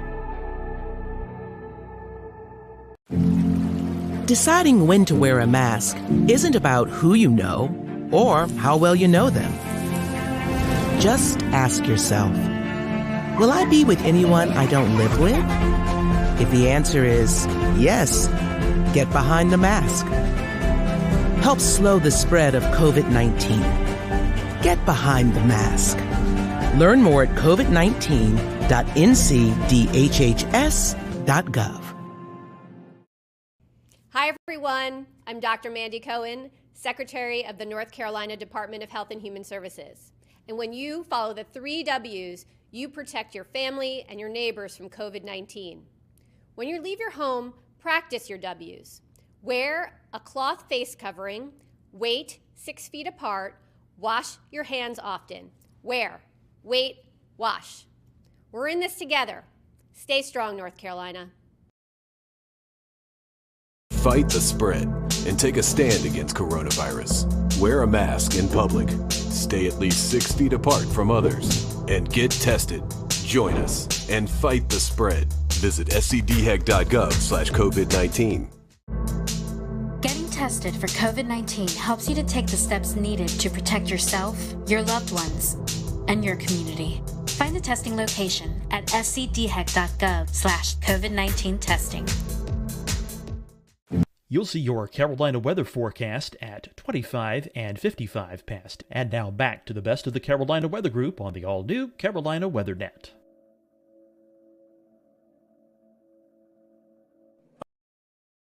So AMHQ is the show I'm on, 7 to 10 in the morning. Get up about 4:15, come down to this very computer that I'm on, jump on it, see what's going on. Like I said, Twitter is nice not only for us to communicate with each other in the enterprise, but also it kind of helps me centrally get my thoughts together. What do I really want to say about this? What do I think about it? And I can put it down right there and go from there, because more than likely I'm going to be talking about one or more of those things when I get to the Weather Channel. So, I'll get in about an hour before my show. I'll slap a little powder on, put my mic on, go meet with my weather producer, talk about any interviews that are coming up with my show producer, and boom, here we go for 3 hours. Strap in and enjoy the ride, and be ready for whatever Stephanie has to throw at you, because it's usually something you didn't expect. But it's great. She makes it fun. She really does. She makes the whole 3 hours go by. I mean, when her, Jen, and I aren't there together, it's definitely different. And that's not to say other people aren't talented, because Felicia and Tevin and Jordan and Chris, those guys are all incredibly talented. But it's just we've been working together so long now. We kind of got this little routine. We kind of know each other's quirks and things like that. So it's very fun. After the show, we have a meeting at 10:30. A call in, kind of talk about the evening show, Mike's show, Bettis' show, and then what's going to happen the next morning, who we may have as guests and things like that. And that is my day. And tell us, like, behind the scenes, who's in the studio during the show, and how many people are, working on the show every day?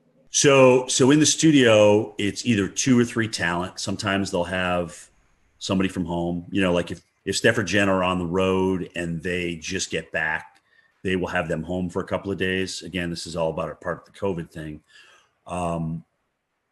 It's been weird. I've actually been lucky, because when I've come back from the field, it's been a Friday. So I just go into my weekend and I just come back into the studio. I think I'm the only guy who doesn't have a home studio. I said, look, I will come in. I have no problem in coming in. They have me in this area where nobody's around. I have my own desk. It's literally yards and yards away from anybody else. So I'm nowhere near anybody. And it's literally as soon as you walk in the door. There's a couple floor directors, 2 weather producers in the studio, but we're all spread apart. I mean, that studio that we have downstairs that we're doing the immersive reality on is huge. It's kind of like a half a gym, if that gives you an idea of the size. So ceiling wise and width wise. So we just have everybody spaced out perfectly. And, a lot of the cameras are run from inside the production booth, so they can run those from upstairs with the joystick. So we don't need people down there moving cameras, even though sometimes you have to move some of the cameras. It's really the jib operator who's got to move this big jib and this big teleprompter so that we're out on the new augmented reality set. That's got to be there for you. But let me tell you something, guys. As you get older, that prompter doesn't change size. It's still the same old TV, 15-inch TV. So you're trying to like, why is that thing way far away? Why can't I see that? It doesn't get any easier to read, is my point. So that's really been the biggest change. A lot more reading versus just ad lib, especially with video and stuff like that. And you're kind of bridging different things together. That's what it looks like in the studio. It's cool. It's really cool. I enjoy it. I really do. Guys, it's still a thrill to get up in the morning and go to work every day. It is. I don't even consider it a job. It's still fun. It's still fun to look at the weather and get it right. It really is. That immersive reality technology that you were talking about, I know we discussed it last year, but 12 months later, I'm still fascinated by it, as many others are. Tell us about some of the challenges of working with a piece of technology that's Ooh. maybe new. Well, so remember, I just said this is like the size of a small basketball court, or half a basketball court. So with prompters way over here and monitors way over there that can't get close to you, some of the data on the graphics is really hard to read. So when we walk along and we see those little candlesticks there with the high and the low and the precip, one of them looks like a little crystal ball. So I can't see those numbers unless I'm looking at a monitor. And sometimes that monitor is just far enough away where I can't quite read that number. So if I don't preview those graphics first, it's definitely an beep moment out there and sometimes I'll turn the wrong way because you're so far away, you forget which side it's actually on in the real world. So it still takes some getting used to, and I'm absolutely not as comfortable as I am with a telestrator and a monitor in front of me or right next to me where I can touch it. So I'm out in no man's land, really. Well, another one of the neat things you've been a part of at the Weather Channel is the local on the 8s. Your voice is on there. Tell us a little bit about that process and how cool it is to be that person. So local on the 8s. Oh my gosh, when did I do that now? Maybe 10 years ago. But it took about 18 hours to record all that. I mean, you have to record each number. There's different phrases that are coded. And so they put those codes together based on the forecast, right? And so partly cloudy will come up with winds increasing to 25 miles per hour. Those are two different things that I would record. I don't record all that in one thing. But so I thought, oh my gosh, so I get a chance to do this now. I'm going to be fancy with it. I'm going to like, if it's 108 degrees, I'm going to like really, it's 108 degrees, heat index 108, wind chill minus 55. So I went through and I did all that. And, that was about 3 hours worth of recording. And so then they got back to me and said, Jim, you can't really do that. You need to be kind of monotone here because we're going to marry all these different phrases and words and numbers together based on code. And you can't like be way up here and then but winds will be calm. Winds are 0 to 10 miles an hour. So it just won't sound right. So you need to be so I had to go and record all that again. But so much for trying to be different, right? So that's the story behind your local forecast. Well, and it's crazy, dude, because when I here I am with my mask going through an airport and somebody will look at me and they'll be like, I know who you are. I recognize that voice and I know it's from the local forecast. So not even being able to see my face, just from the local forecast, I get recognized now. It's great. Well, it sure sounds a lot better than it used to before that. Yeah. Well, it's HD. It's got a little bit more resonance to it, reverb to it. And yeah, it's not the National Weather Service radio. That's for sure. Well, Jim, I had a question about what it's like to do your road trips. You've already talked about this a good bit, and we know that no two road trips are alike for sure, especially when some are go to severe weather events, some go to hurricanes, some go to winter storms. Right. But what is a typical road trip like for you? What's the advanced planning like? What's it Frank, like to actually cover it? Yeah, the hardest thing for me is that I want the ball when the game's on the line. Okay. So what that means is in the morning before I travel, I don't like if we have a pending hurricane, I don't want to not be on the air.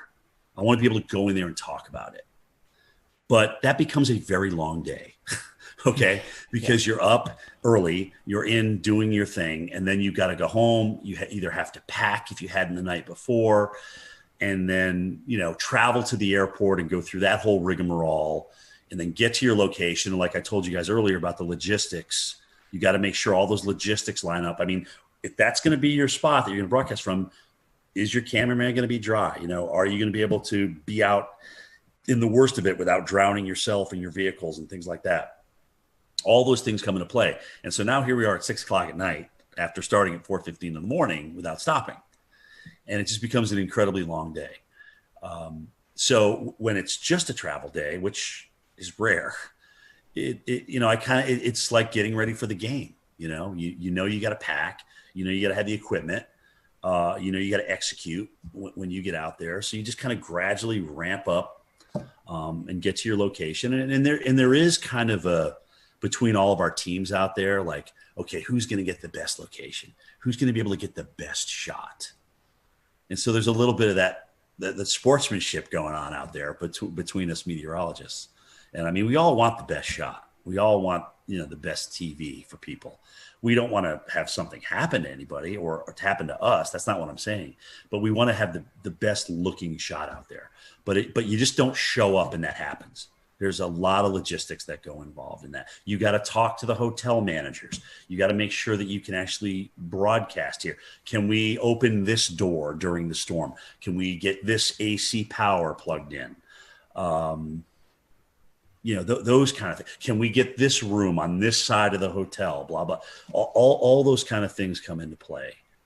And if you've worked the morning and it's like, let's say it's a Thursday and you've been doing this all week, you're pretty tired by the time you roll into Friday, and you're going to work the weekend because that's when, the storm's coming in.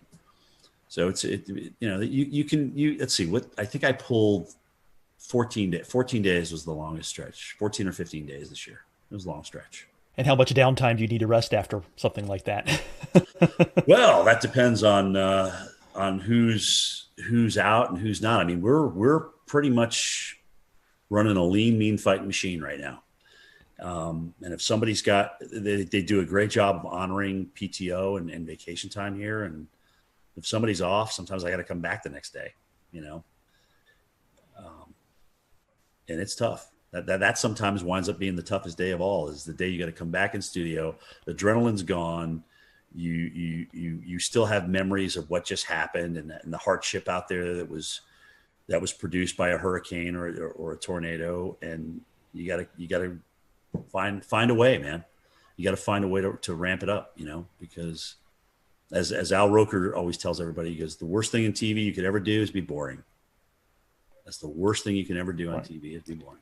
Absolutely. Your passion has to come out no matter what. Yep. So, Jim, you started at the Weather Channel right out of school. So tell us how you got the job and talk about the demo tape you sent in. Well, I never even sent it in. Oh. So that's I never applied to the Weather Channel. The guy who was in charge at the time, his name's Ray Ban. A friend of his apparently was doing a research project. They were researching where broadcast meteorologists were coming from. So there was a whole bunch of schools with this big reel of all these different broadcast meteorologists. So Linden and Penn State and Florida State and Mississippi State. And I was on that reel for whatever reason.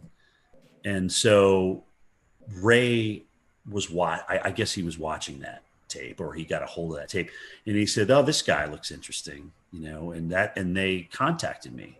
They got a hold of me that way. And I was up, like I said, it was July. I was painting the building. I was up on the scaffolding, and my brother hollers up. He goes, hey, the Weather Channel wants to interview you.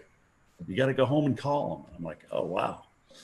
That's cool. Because we had just gotten them on cable in White River Junction, Vermont, back in '86. So I remember seeing Gay Dawson and Bill Schubert and Bill Keneally and Mark Mancuso and John Hope and Will Annan and all those guys and Bruce Edwards.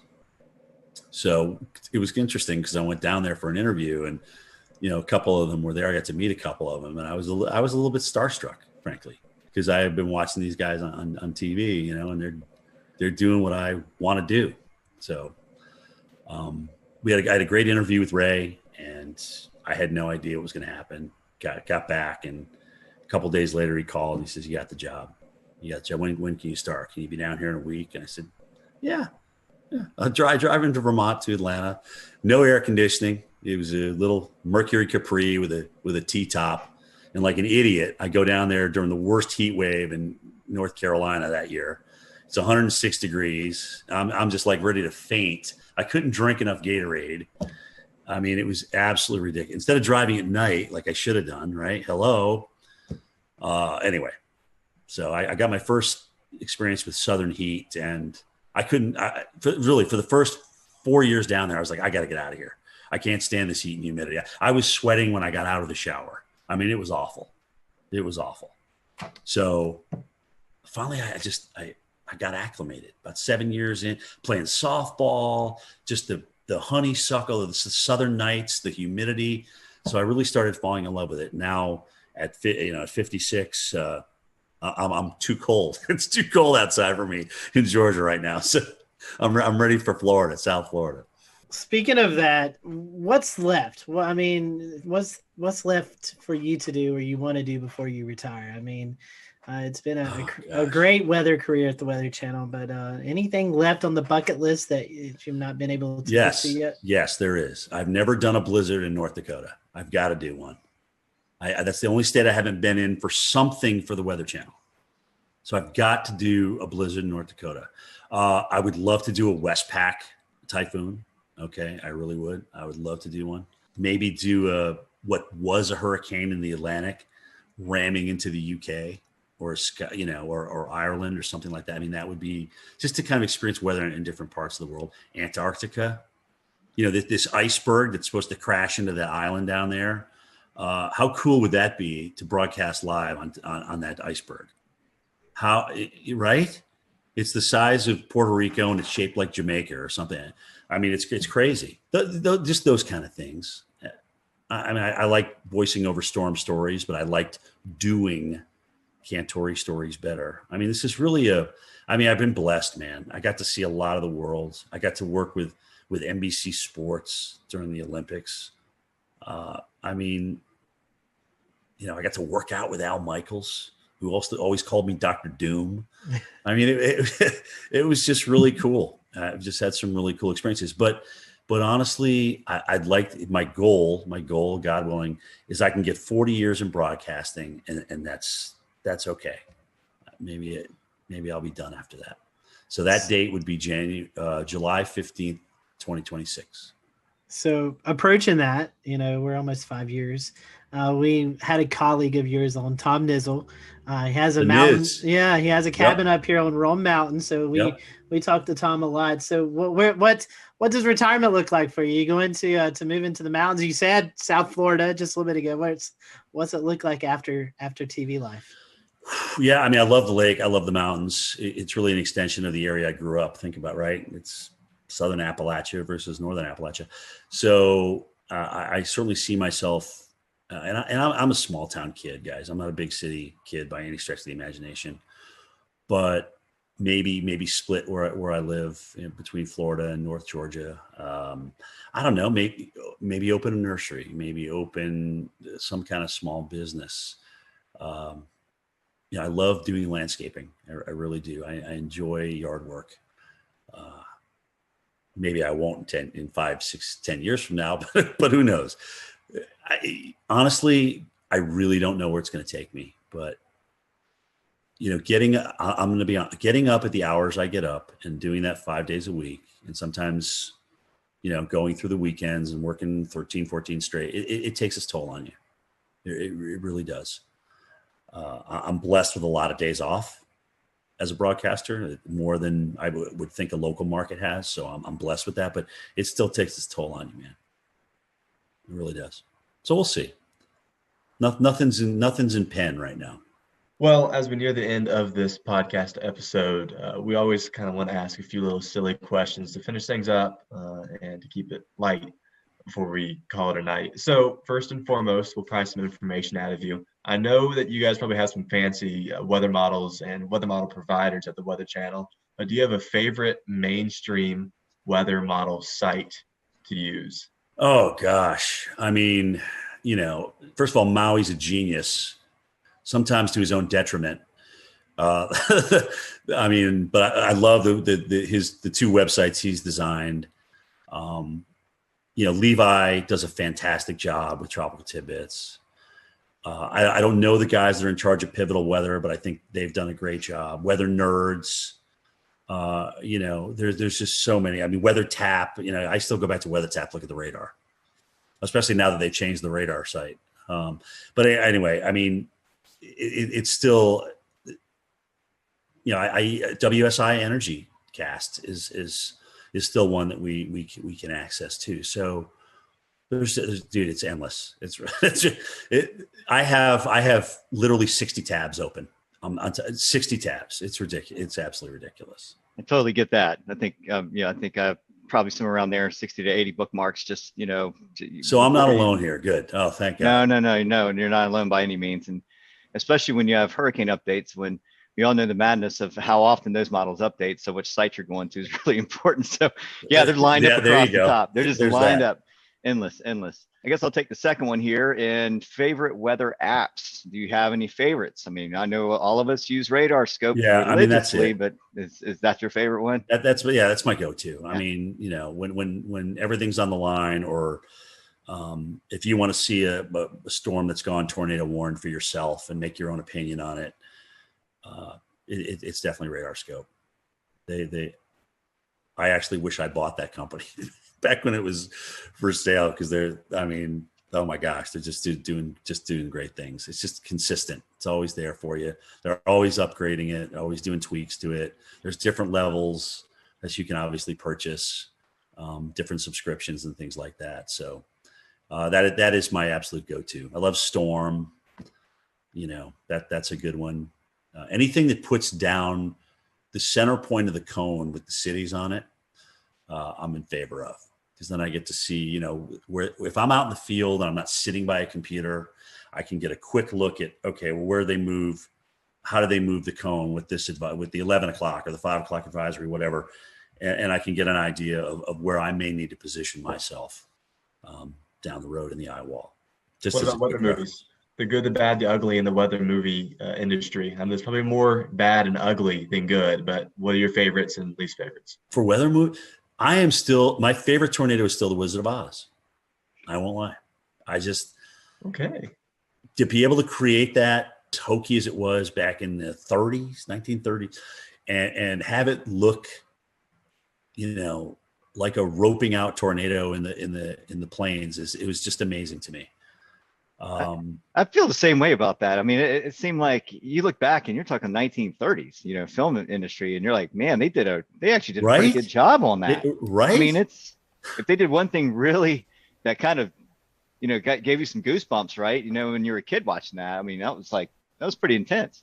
I remember I met Bill Paxton when he did the first Twister, because they premiered it in Atlanta. And I remember seeing him again at a Kentucky Derby that I was doing for NBC Sports. And he was telling me that they were talking about a Twister 2. Now, granted, he's not around to do it, which is incredibly sad. And he was the movie, in my opinion, but that's just me. Would I like to see another Twister out there? Sure. Because when you think of how many young people it influenced to get into our enterprise and maybe have a better understanding for what we do or look into what we do, I don't think you can lose from that. So I'd love to see another Twister. I agree. I don't think Sharknado cuts that. No, I didn't bring that up. I'm always a glass half full kind of guy. I didn't want to bash anybody, but that was a little ridiculous. Well, this last question, and promise it's not loaded. Do you listen to podcasts? I'm not gonna put my career in jeopardy on this anser. Right. Exactly. Good. Do you listen to podcasts? And if you do you have a weather podcast that you enjoy listening to? Marshall does some good stuff with our Weather Geeks podcast, and occasionally I'll listen to his stuff. Of course, you guys, come on, you're killing it right now.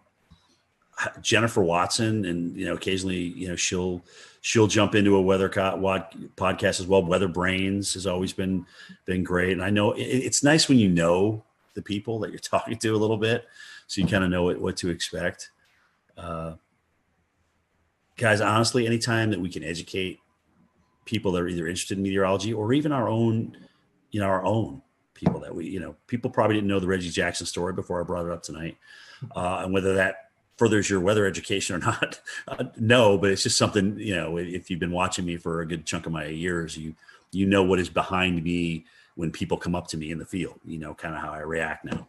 So yeah, I mean, and I think it's good for the enterprise. It's just all good. It's good to talk about things. You know what? Sometimes subjects aren't great. You know, the radar thing's is a touchy subject, right? I mean, but we got to talk about it because radar save lives. Early warning save lives. We know that. So it is. It's definitely another fun topic just because I think I can only speak to Evan and Peter, at least on our panel right here. We are avid TikTok followers, and I've seen you appear in a few TikToks with Stephanie Abel. That's all Stephanie. That's all Stephanie. Trust me. That's it's funny. She goes, Cantor, just do this with me. Come on, just do it. And Steph just has a way to kind of beg you to do what she asks you to do, what she wants you to do. So you did, and I'm like, you know what? Why not? I mean, what? It's just like, what the hell? Yeah, I don't want to be. We'll return to Best of the Carolina Weather Group in a moment. Now your Carolina weather forecast. Here are today's forecast high temperatures for North Carolina. Here are the forecast lows for tonight for North Carolina. Here are tomorrow's forecast high temperatures. And here's forecast rainfall across North Carolina tomorrow. Here are the forecast highs for the day after tomorrow.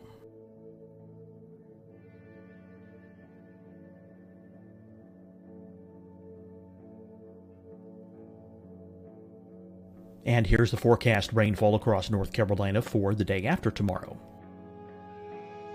This is the total rainfall forecast across North Carolina for the next 3 days.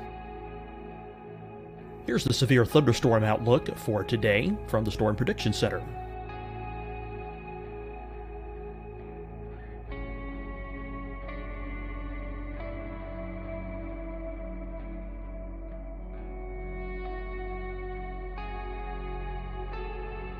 Here are the forecast high temperatures for today for South Carolina. Here are the low temperatures for today for South Carolina. Here's the probability of precipitation forecast across South Carolina today. And here are the rain chances across South Carolina tonight. Here are tomorrow's forecast highs across South Carolina. Here are the forecast low temperatures for tomorrow for South Carolina. And here is the probability of precipitation across South Carolina tomorrow. Here's the precipitation chances across South Carolina tomorrow night. Here are the forecast highs for the day after tomorrow in South Carolina. Here are the forecast low temperatures across South Carolina for the day after tomorrow. And here are the rain chances across South Carolina for the day after tomorrow. And South Carolina's probability of precipitation for that night. Here's the Storm Prediction Center's severe thunderstorm outlook across South Carolina for today through tonight. Here's the Storm Prediction Center's severe thunderstorm outlook across South Carolina for tomorrow and tomorrow night. And here's the Storm Prediction Center's severe thunderstorm outlook across South Carolina for the day after tomorrow through that night. Here's the severe thunderstorm outlook for today from the Storm Prediction Center.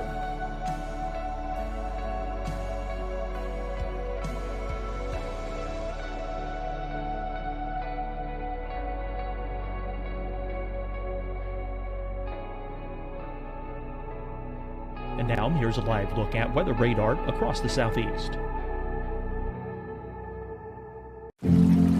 Deciding when to wear a mask isn't about who you know or how well you know them. Just ask yourself, will I be with anyone I don't live with? If the answer is yes, get behind the mask. Help slow the spread of COVID-19. Get behind the mask. Learn more at covid19.ncdhhs.gov. Hi, everyone. I'm Dr. Mandy Cohen, Secretary of the North Carolina Department of Health and Human Services. And when you follow the 3 W's, you protect your family and your neighbors from COVID-19. When you leave your home, practice your W's. Wear a cloth face covering, wait 6 feet apart, wash your hands often. Wear, wait, wash. We're in this together. Stay strong, North Carolina. Fight the spread and take a stand against coronavirus. Wear a mask in public. Stay at least 6 feet apart from others. And get tested. Join us and fight the spread. Visit scdhec.gov/COVID-19. Getting tested for COVID-19 helps you to take the steps needed to protect yourself, your loved ones, and your community. Find the testing location at scdhec.gov/COVID-19 testing. You'll see your Carolina weather forecast at 25 and 55 past. And now back to the best of the Carolina Weather Group on the all-new Carolina WeatherNet. Total bore, so I'll jump in and usually make a fool out of myself. But you know what? I'm okay with that. Yeah. I'm okay. I can still sleep at night, and it's all good. So. All right. Well, my last question for you, and let's take weather out of it because I know you've made many trips to North and South Carolina. Yeah. Top 5 destinations to visit in the Carolinas. I mean, I know you've been in the Carolinas covering winter weather, tropical weather, but if you're just coming on vacation to North and South Carolina, what'd be your top 5 spots to visit? Oh, man. Well, I love, first of all, Greenville. Greenville is my number one. I mean, it's a hidden gem. Nobody knows about it. If I had to retire in Greenville, I would do it. Yes. Okay. Greenville, South Carolina. Love it. Absolutely love everything about that city. I got a lot of good friends up there too. So their Euphoria Festival they do every year is second to none. But behind that is Charleston. I love Charleston. It's the charm of that city, just being down in there, being in the thick of it, the history, the weather history. I mean, everything. It's just absolutely beautiful. Wilmington. I've seen them get the crap kicked out of them and come back and be this wonderful, wonderful town. I love Asheville. The Grove Park Inn. I've been there for the gingerbread contest. I mean, that is just unbelievable. It's just a beautiful historic place. The Biltmore, obviously, up there. I mean, holy cow. Gosh, where else have I been in the Carolina? I think it was Winston-Salem. Maybe, or was it Hickory? I can't remember. I got a friend that I went. They had just like refurbished the downtown. I can't remember which one it was in, which one I was in, but I thought that was a pretty cool place.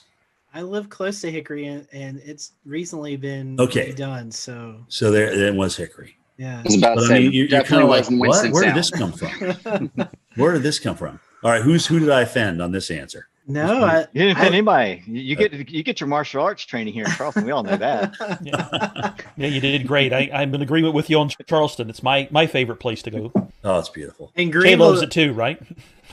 Greenville's number 1. Charleston's number 2. It really is that, just like that. I tell people, I say downtown Greenville is the most underrated place to visit. It's a beautiful spot. Not a lot of people go. I mean, you can go out on a nice Friday or Saturday night and go eat dinner, welcome the river. It's a beautiful spot. Like I said, if somebody said, all right, Jim, you have to leave Atlanta, you have to go somewhere else, where would it be? It would be Greenville, South Carolina. I know our buddy Wes Grimes, who actually submitted a question earlier. He loved when you visited Boone a couple of years ago during the big snowstorm. And oh my God, that was awesome! I know Boone loves you, so if you ever make it back up there, I know you'll have a lot of folks and friends up in the Boone area. So. By the way, the Boone stick is still around. Apparently, it's in my producer's Steve Pederak's office. And I'm like, dude, you got to bring the Boone stick back out. I've never pushed so many cars out of the snow in my entire life than in Boone, North Carolina. Well, I will tell you this from a guy, Evan and myself living in Western North Carolina, we definitely hope we can copy that sometime soon because we're in our snow drought. That was the last time we had measurable snow here outside of the mountains was that storm a couple of years ago. It's going to be tough with La Nina, but we'll see, especially strong. If we go to strong La Nina. But it's an active pattern, dude. And we got the negative NAOs. So you may get a little bonus out of that. We'll see. I'm afraid more ice than anything. That's my concern this year. Yeah, Well, that's the models keep head faking though. They keep wanting to bring the AO back positive again, but it keeps not happening. And the well, we all know how those forecasts go sometimes. Right. we've all been disappointed a few times. Look at that NAO. It's going to go so negative. Anyway, we'll see. We'll see what happens. Well, Jim, we certainly appreciate your time. We want to wish you a very Merry Christmas and a Happy New Year. And for those who are listening to the podcast, I'm sure they're probably following you on Twitter, on social media, but if they can't, or if they're not, how can they do that? So at Jim Cantori is my Twitter. I don't do Facebook, but my tweets go to Facebook. At Instagram, at Jim Cantori on Instagram. That's more of my personal life than sometimes I'll throw some weather on there. I have been lately, but that's personal's Instagram and weather is mostly Twitter. And that's me, man. We appreciate your time and thank you guys for watching tonight. Yeah. We hope you have a great evening and we'll see you back soon here on the Carolina Weather Group. Merry Christmas, guys. Thanks for having me.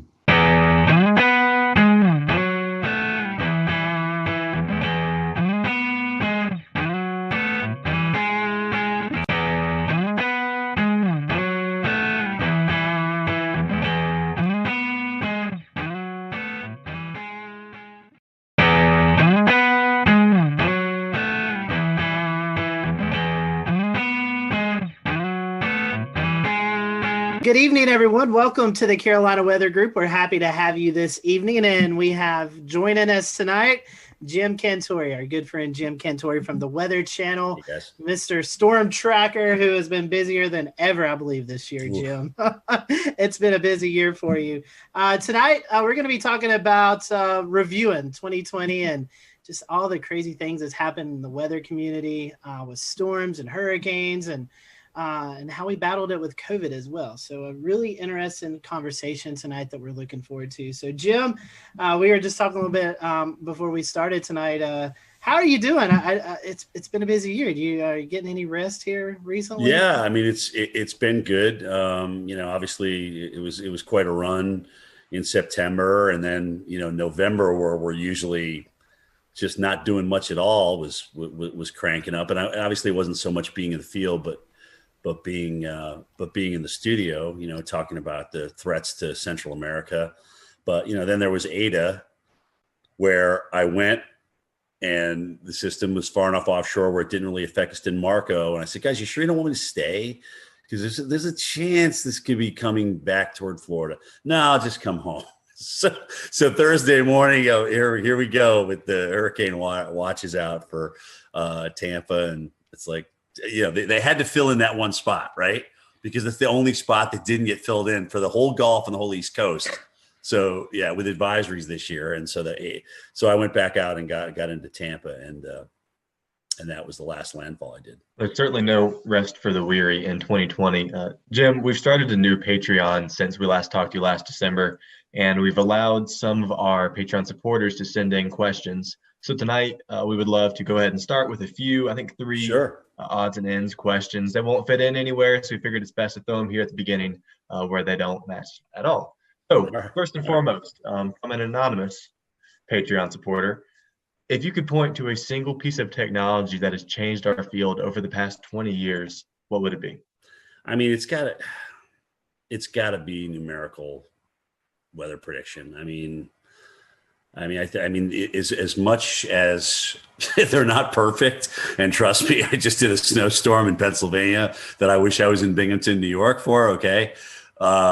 Anyway, as much as they're not perfect, I do think that they've helped us, and they've gotten us a much better idea of what we can do with, but the list is close. I mean, you look at the upgrade to NexRad and having radars available to us, and unless they get blown out like Lake Charles did during Laura, they're obviously very, very valuable. I mean, we can see tornado signatures, and we can see the winds.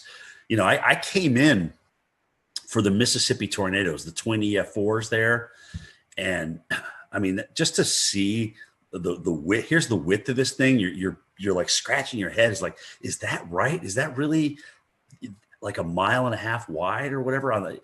So the radar is certainly a close second. The new GOES and what we can do with GOES. There's just so many things that are available to us. And honestly, guys, social media wise. I think a lot of us are communicating with each other. A lot of us are getting to know each other better on Twitter and Facebook, especially Twitter. I really like Twitter for us because it's quick, it's to the point, and you kind of know now if you follow certain people where they stand and where they're going to go with what they're thinking. And I will say, for me, certainly being a veteran, to learn from you guys, from the younger generation of stuff that I didn't go to school for, but yet I'm going to school through you. I mean, I never even heard of PV streamers before Philip Pepin talked about them many, many moons ago. So it's like, wow, that's pretty cool. And it makes sense to me. So those would be my top four without question. All right, two more, both of these coming from Wes Grind. And the first one's kind of an interesting one. So is it possible, and he said he's heard this before as maybe a wives' tale, is it possible to forecast low temperatures overnight using the dew point in the evening if it's relatively tranquil weather? Yeah, that's what I did in college. That's what I did at Linden, because I would get look at the dew point and what it was going to be like the night before, and I'd be like, okay, well we're going to kind of settle back down toward that, all things being equal. And it was usually within about 10 degrees of what that dew point was. So it's part of the equation. It's not all of it, but I thought it was part of the equation. It's a neat little forecasting tip. Yeah. And last but not least, on a favorite topic of yours, when you go out and you go storm chasing, how do you end up in the right place at the right time? Well, dude, sometimes it takes a lot of work. Like Sally, oh God. So I'm like, you want me in New Orleans, but the models are trending east. I'm like, we're flying into Gulfport. We could really stay right there. So we went all the way to New Orleans because that's where they wanted me. I'm like, all right, whatever. I just do what I'm told, And then we made our way back to Gulfport the next day. And I'm like, okay, well, you realize though, we'll go back to Gulfport, but it's probably going to go even farther east than that. That's what the models are trending to do. So the next day after Gulfport, we went over to Pensacola and finally kind of found a home there on the eastern side of that thing with the storm surge.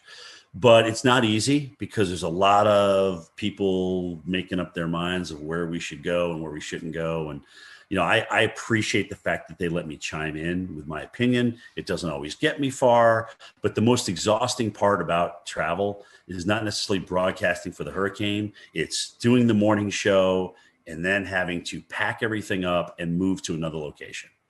Because once you get to that location, it's not just, okay, we're here, let's do our live shots. It's, okay, where are we logistically going to be? What's going to make the best shot? Is there going to be storm surge here? Are we safe here? Is my cameraman going to be protected throughout the live shot? So there's all these logistical things that come into play. So by this point now, it's 6:00 at night and you're exhausted because you've been up since 3. And now you got to get ready to do the whole thing again the next morning. So every time we move on a day we do live shots, it just exponentially wears you out. But, I appreciate the fact that they do give me a say in my locations. But it is up to me to get my team in a good spot. Like where we at the Golden Nugget for, oh God, what was it? Beta? I don't even remember the damn name of the storm. What was the Mississippi one that crushed them? You guys jump in. Delta. Okay, Delta. I knew it was a Greek name. I just can't remember which one. So Delta. I'm like, this is going to be a great shot because the water's going to come right in here, and this is just going to be a great shot.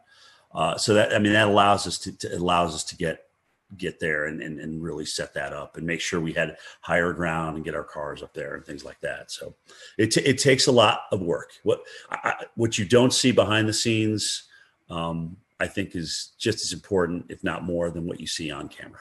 And Jim, this one's coming from me, man. I'll tell you what, this year has been interesting with the tropics. I mean, we've cleared over a third of the Greek alphabet, and it's just been an unreal season. I mean, when we talk about, will we ever see something like this again? Is this going to be the norm going forward? What ingredients come into it? Tell us what your take is on. Do you think the strong signal in La Nina was a triggering factor? Do you think our warm pool in the Atlantic has a lot to do with it? I mean, kind of give us some ideas of why you think we had such a hyperactive season. I mean, it was off the charts. You know, if somebody would have told me we were going to have 30 storms this year, I would have been like, oh, I mean, we're going to have an above average season, but that's a pretty bold forecast. I think you hit the nail on the head. I mean, La Nina, you know, certainly coming in and when it did, getting into the mid to strong range. So what that tends to do is just, you know, cut the shear, and the whole basin was warm. There was plenty of warm water. But the weirdest thing was all these rapid developers. I mean, we had all these storms that had developed either late before landfall or developed at some point over the, like Paulette and whatnot, you kind of a rapid developer over the ocean and things like that. So we just had so many rapid developers this year, and that's kind of the oddity to me, because you can get certainly a strong number of storms if you get a warm basin and light shear, but all of a sudden, you know, what's kicking these things into overdrive? And in some cases, at the last minute, when normally the continental shelf will weaken them, we already had a bona fide cold front come through the Gulf of Mexico and South Florida, and here's Ada.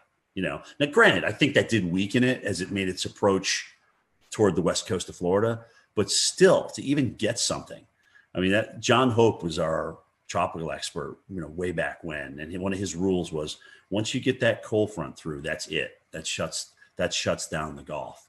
And we had a couple of storm threats after that. So, you know, I guess in 2020, the 2020 factor kind of applies here. Yeah. But I think it's really interesting how many rapid developers we had, and so many of them close to land. I mean, even, you know, look at Iota and Zeta down in Nicaragua. I mean, we had to wait till the last storm of the season to get the Cat 5. I mean, goodness gracious, that's crazy. Yeah, there was definitely a lot of our eye this year. And what I felt was interesting is that you didn't see a lot of rapid dissipation over land. I mean, these things stayed strong over land for some time, whether it could be attributed to brown ocean effect or whatnot. But you brought up a good point. When it got wrapped up along cold front, usually when hurricanes enter into a baroclinic environment, they fall apart pretty quickly, or they get pulled up along it and stretched out. And, you know, these storms defied odds this year. You know, some of these just they did. They never got like dry air intrusion. It was like they were like protected from this cocoon. And that's the other thing too. If you get a rapid developing system that comes ashore and is accelerating onshore or moving onshore, it's going to take a lot longer to wind down. I mean, you should see the mess that Zeta did in northern Georgia. I mean, there's a lot of trees down up here. And it reminded me of Opal back, I think was it 95? Was that Opal? That's right. But it kind of did. It was like one of these storms that actually was a 5, went down to a 3, but it was holding its own, and then it accelerated up in North Georgia. So it takes a while for these things to wind down, but they just cause a whole bunch of tree damage, man. It's a mess. I think I remember seeing the power outages. It was more in Georgia than Florida, than Louisiana per se. It was like over 1 million without power in northern Georgia. So that was. Yeah. And it kept going too. I mean, we had a lot of trees down in western North Carolina and up into Virginia too. That's true. Once we get off hurricane duty, it's kind of hard to lose track sometimes, or it's actually easy to lose track of what actually happens after that. But it's just been amazing to me, these things as they come ashore, especially this year. Like you said, their damage path has been incredible. And even if it's a TS or a depression, I mean, it's like they just don't want to die. They don't want to go away. And that's the year it's been. One more for me. I'm going to pass the baton off to Dan. And the question is, you've been to a lot of places this year. I mean, you probably wouldn't be able to remember off your memory, but give us some of the more significant places you went to experience storm chasing, whether it be hurricane or winter storm, even earlier in the year. Well, yeah, actually Milwaukee was the only winter storm that I did last year, which was kind of mind-boggling because they're so fixated on the Northeast coast. It's like, well, guys, what if Kansas City gets 2 inches at rush hour on a Tuesday morning? That's a big deal. Plus, they were concerned about the COVID thing and everything toward the latter part of the season. I thought that was awesome being in Milwaukee. Great city, seeing the Lake Michigan just go crazy. in Milwaukee was pretty awesome. That's kind of started the year. Then we went through all the hurricanes. I went to New Orleans 4 times. And interestingly enough, New Orleans really never got a big threat. Okay. They had the one storm toward the end there that hit them pretty good, but they never really got a big threat that flooded them. And that's really the biggest issue for New Orleans. But flying there 4 times, I thought I'd never done that before. I think they were in the cone like 8 times or something, 7 or 8 times this year. It's just crazy. And then the snowstorm, I just went Bethlehem, Pennsylvania. I knew Philly would change over. I knew they would mix. I knew we'd actually mix with sleet in Bethlehem. I just didn't know we'd get dry. The dry slotted thing is what really killed us. And then to see 4 states with 40 inches plus, I'm like, this is just absolutely nuts. Absolutely nuts. From a low pressure system that I don't even think broke under the 990s when it was doing its work. I mean, really? That's crazy. I know, non-lake effect too. I mean, that was right. all just a low. I mean, all-time snow in Binghamton, all-time single day. So they broke their all-time single day by almost twice as much snow. So 18 to like 31 or something. I mean, that's crazy stats, man. Crazy stats. Speaking of, some of the hurricanes this year, we want to, of course, mention Hurricane Isaias is, the Carolinas' kind of biggest hurricane of the year. I was there in Wilmington myself for the storm, and we know you were over in Wrightsville Beach there, Jim. Yep. So we have a video that we want to play, and kind of the best way to describe what happened there with you. Video says 1,000 words. So we're gonna play the video and kind of just if you could kind of tell us what happened over there in Wrightsville and kind of what you experienced.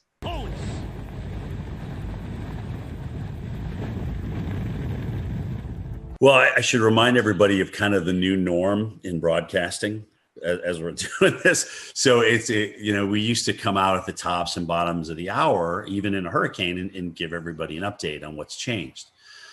But the new norm is like, okay, well, look, since we've got a great signal, we've got HD audio and video now, why don't you just stay out during the entire storm and take us through the whole thing?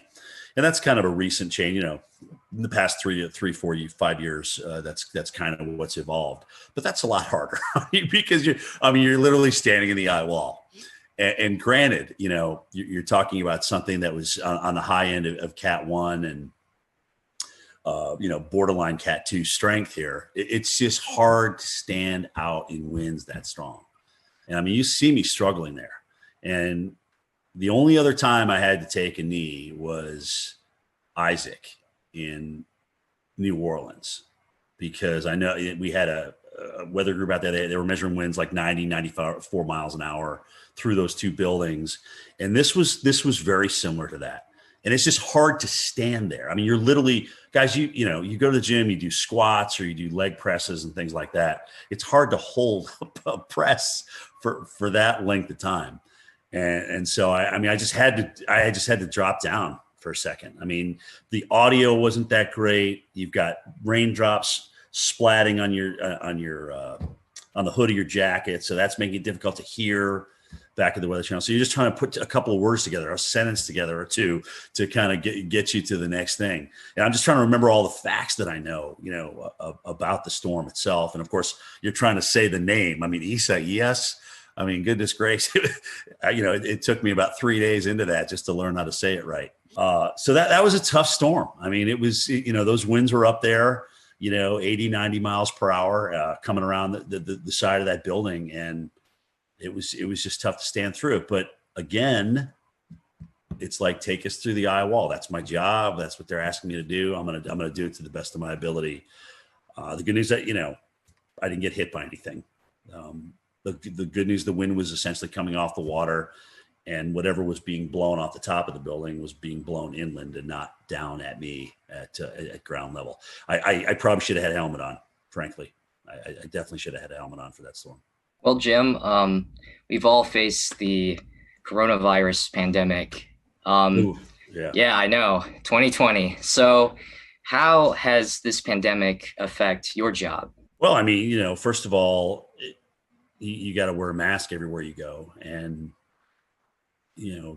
people still come out and want to meet you and take pictures with you and things like that. And, and my producers Steve Peterak has had to police that the entire summer. It's where people get so excited about taking a picture for whatever reason. I don't know why but they do. And then they're like, well, you got to stay 6 feet apart. We got to stay 6 feet apart. And I got to put my mask up and things like that. Sometimes somebody will come around the corner. You don't have your mask on. You're just taking a breath, looking at weather data, and they'll just grab a picture without saying anything to you. And then management gets upset with you. So that a lot of that to tell people to kind of like, well, take a picture with me, but you got to move away. You got to stay 6 feet away. But I get it.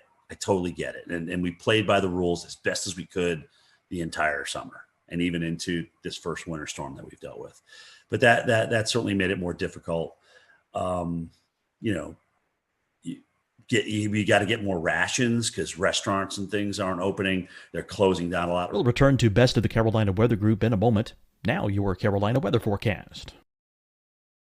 Here are today's forecast high temperatures for North Carolina. Here are the forecast lows for tonight for North Carolina. Here are tomorrow's forecast high temperatures. And here's forecast rainfall across North Carolina tomorrow. Here are the forecast highs for the day after tomorrow.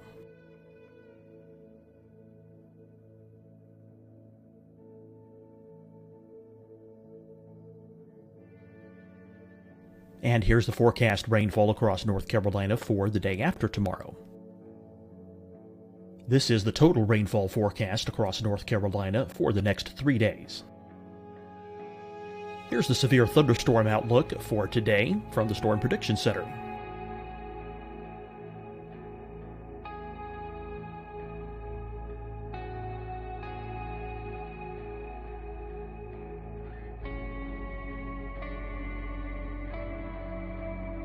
Here are the forecast high temperatures for today for South Carolina. Here are the low temperatures for today for South Carolina. Here's the probability of precipitation forecast across South Carolina today. And here are the rain chances across South Carolina tonight. Here are tomorrow's forecast highs across South Carolina. Here are the forecast low temperatures for tomorrow for South Carolina. And here is the probability of precipitation across South Carolina tomorrow. Here's the precipitation chances across South Carolina tomorrow night. Here are the forecast highs for the day after tomorrow in South Carolina. Here are the forecast low temperatures across South Carolina for the day after tomorrow. And here are the rain chances across South Carolina for the day after tomorrow. And South Carolina's probability of precipitation for that night. Here's the Storm Prediction Center's severe thunderstorm outlook across South Carolina for today through tonight. Here's the Storm Prediction Center's severe thunderstorm outlook across South Carolina for tomorrow and tomorrow night. And here's the Storm Prediction Center's severe thunderstorm outlook across South Carolina for the day after tomorrow through that night. Here's the severe thunderstorm outlook for today from the Storm Prediction Center.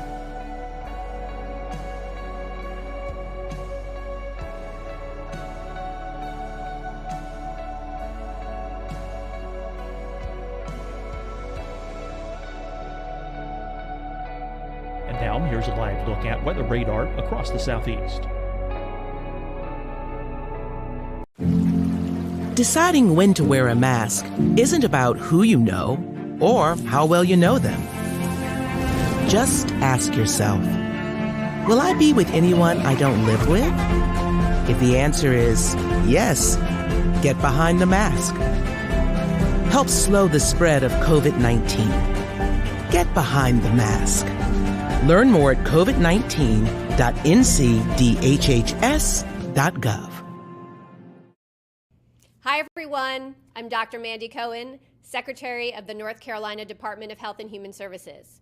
And when you follow the 3 W's, you protect your family and your neighbors from COVID-19. When you leave your home, practice your W's. Wear a cloth face covering, wait 6 feet apart, wash your hands often. Wear, wait, wash. We're in this together. Stay strong, North Carolina. Fight the spread and take a stand against coronavirus. Wear a mask in public. Stay at least 6 feet apart from others. And get tested. Join us and fight the spread. Visit scdhec.gov/COVID-19. Getting tested for COVID-19 helps you to take the steps needed to protect yourself, your loved ones, and your community. Find the testing location at scdhec.gov/COVID-19 testing. You'll see your Carolina weather forecast at 25 and 55 past. And now back to the best of the Carolina Weather Group on the all-new Carolina Weather Net.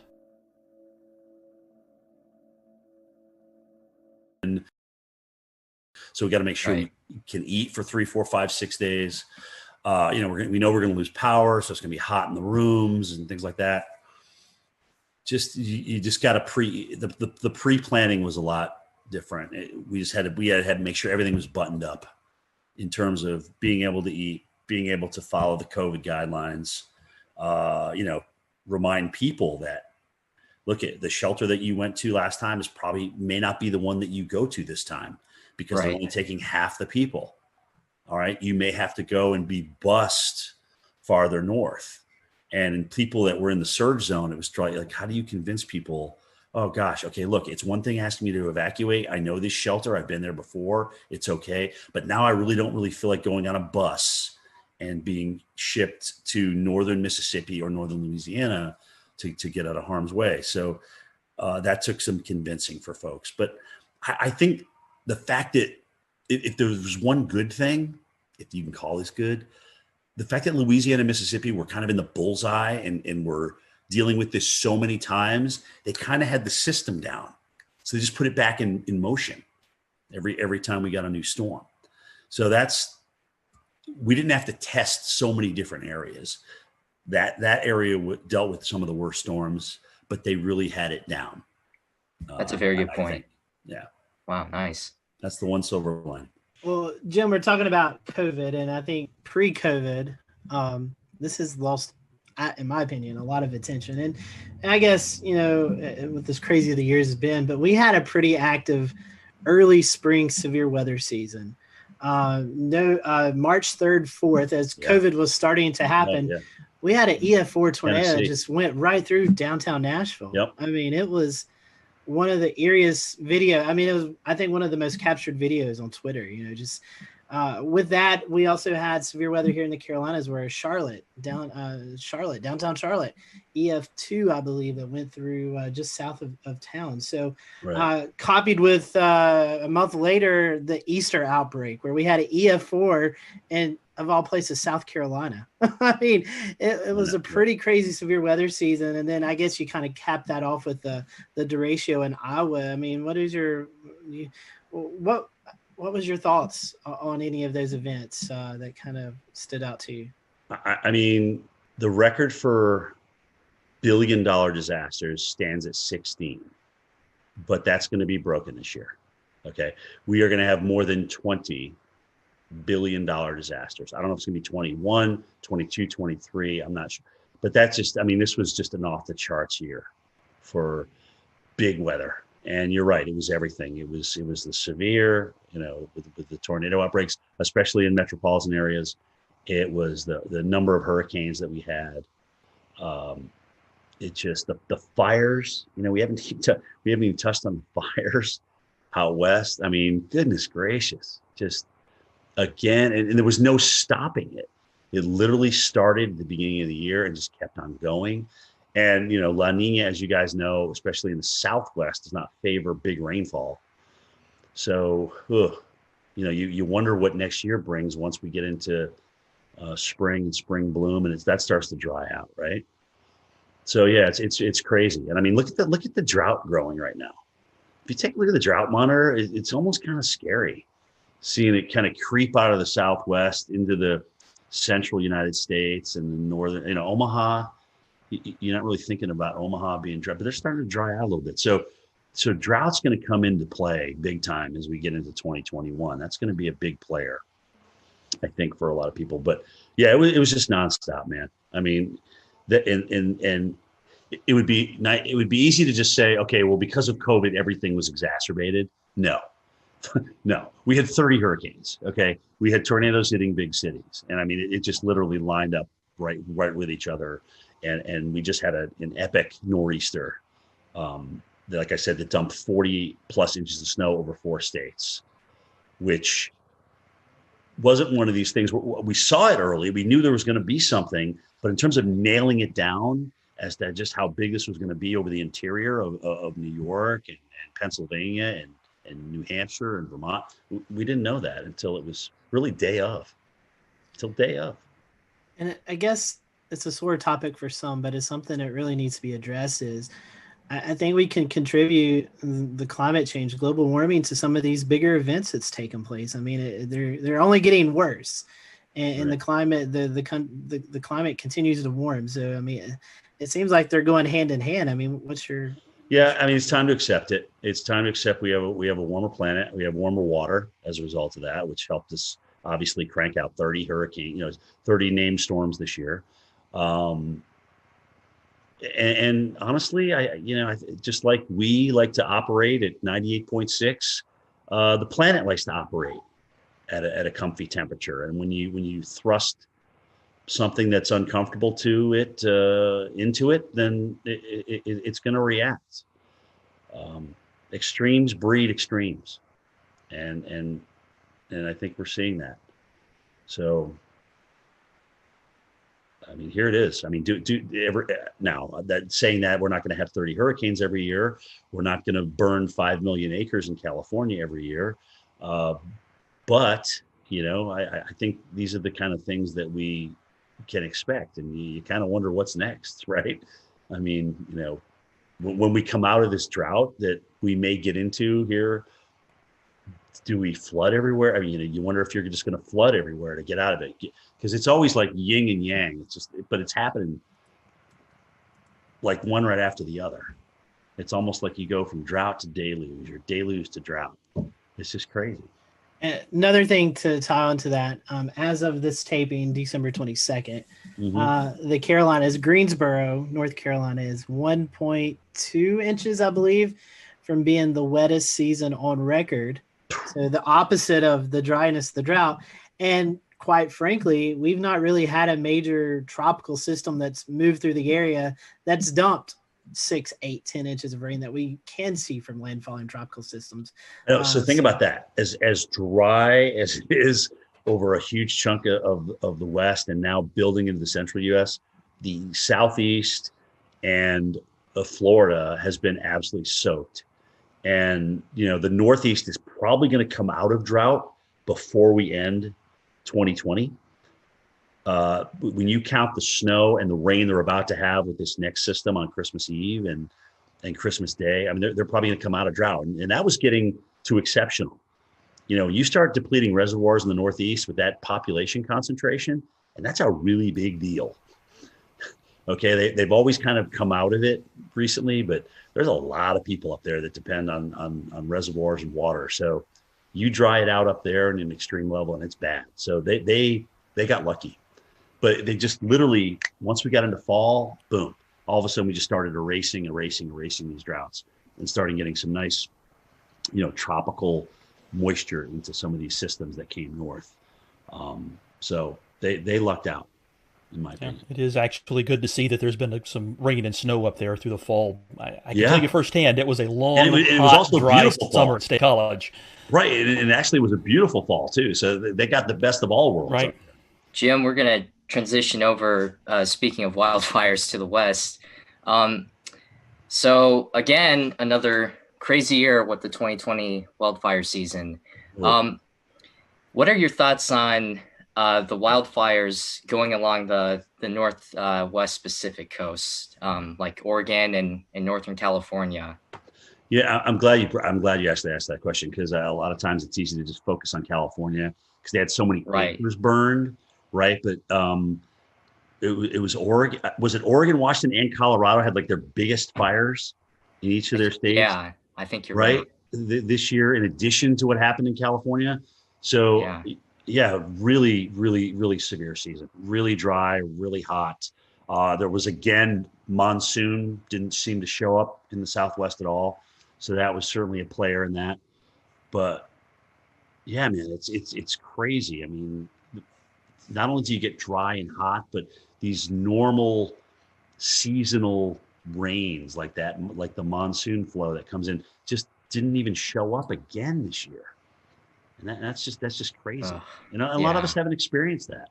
Has it happened before? I don't know. They say that California used to have, really, really long droughts. And you can see that in the tree rings and things like that. But, the fact is a lot of people have moved into the wildland interface, and there's a lot of structures in there, people's livelihoods and things like that. But but here's the deal. Knowing that we know that, we have to build to our natural disaster. We have to do a much better job of building to our natural disaster. And frankly, in some places like Barrier Islands and maybe the deep woods of the West, we don't need to move there. Let's just leave that alone. Let's leave that to nature's preserve. There's plenty of other spots to live in. And we've also seen just phenomenal weather with dealing with fires. Like I think there was a fire NATO out in California this season, and it's just another crazy. One. Yeah, another right. one. Wasn't it the campfire that they had the EF3? Do you remember that? I can't remember which fire it was, but they literally had an EF3 tornado. It's the strongest tornado in California history, and it had what would have rated probably EF2, right? Yeah. With this one, yeah. So the strongest, isn't that amazing? The strongest tornadoes in California history have actually come from fire nados. Wow. Yeah. Using the term pyro tornado at a conference I attended. Alex Hoon, one of the incident meteorologists out there, coined that. Are they acknowledging that as the strongest tornado, or are they kind of putting an asterisk by that and just saying? I'm not sure if they're calling that the strongest tornado or whether they're had the asterisk like you said, but it certainly has been recognized as a fire generated tornado. Right. I mean, well, there's video of it. You can see it on the radar signature. I mean, the damage. Right. Signified EF3 damage. I mean, I don't know what else you need, really. I think that was the Loyalton one, right? Is that the Loyalton NATO? Fire NATO? It was the one with the campfire, I'm pretty sure. Yes, the camp one was the big one. That was the big one. Right. That was really wild. I'd say one other thing about the fires was seeing the difference in smoke. When you have your Diablo winds, your Santa Anas in California, the sagebrush, right? You have the white smoke that goes up. But further north you went, it was more peaty. So there, just the fact that fires could burn in these wet environments was a feat of itself. But you could see the different, like the greenish colored smoke and the real dark gray. It was really gnarly on satellite. It was wrapping out over the Pacific Ocean, and boy, that was intense to see. Yeah, you're right. Some of those satellite pictures and the type of pollution that they had in San Francisco for days and days and days. I got a nephew out there. He's just like, you can't even breathe. You don't even want to go outside. It was really bad. Even inside your home, you could smell the smoke. That's how bad it was. So, yeah, man, we need a break. Yeah, that's how I'll remember it. Is just day after day of smoke covering almost the entire western half of the country. Yeah, you remember those pictures? There. Yeah, remember those pictures of San Francisco, like orange?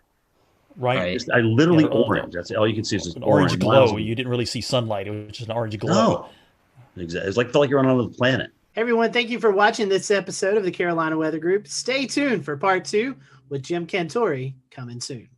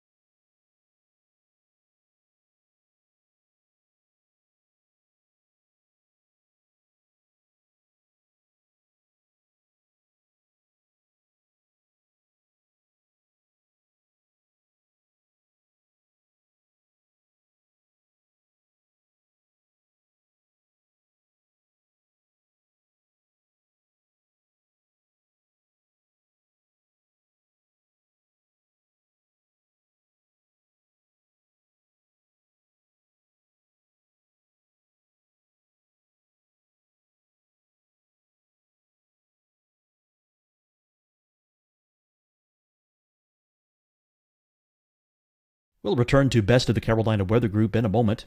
Now your Carolina weather forecast.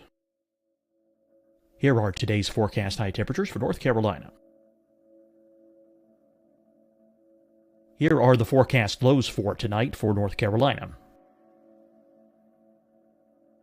Here are tomorrow's forecast high temperatures. And here's forecast rainfall across North Carolina tomorrow. Here are the forecast highs for the day after tomorrow.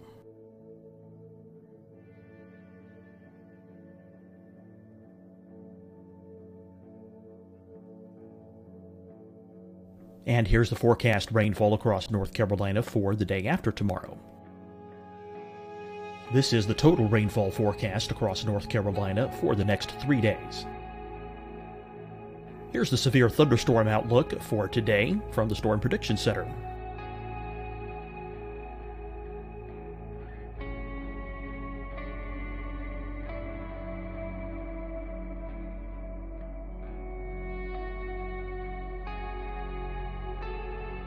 Here are the forecast high temperatures for today for South Carolina.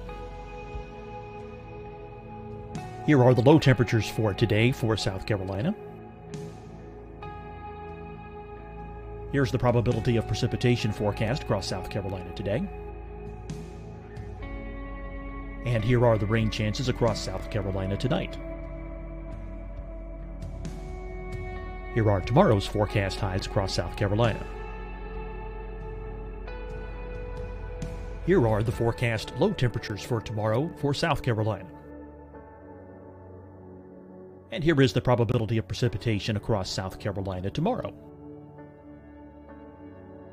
Here's the precipitation chances across South Carolina tomorrow night.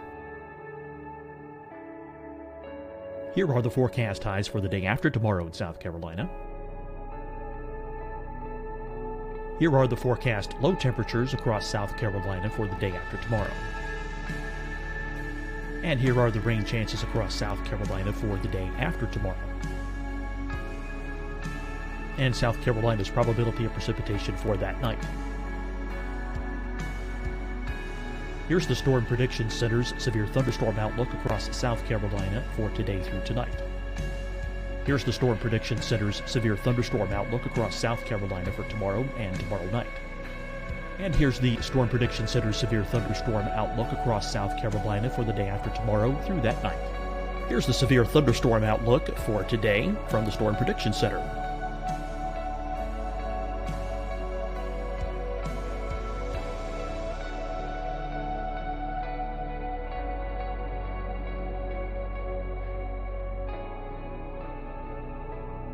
And now here's a live look at weather radar across the southeast. Deciding when to wear a mask isn't about who you know or how well you know them. Just ask yourself, will I be with anyone I don't live with? If the answer is yes, get behind the mask. Help slow the spread of COVID-19. Get behind the mask. Learn more at covid19.ncdhhs.gov.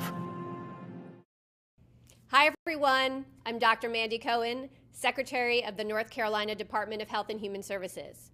And when you follow the 3 W's, you protect your family and your neighbors from COVID-19. When you leave your home, practice your W's.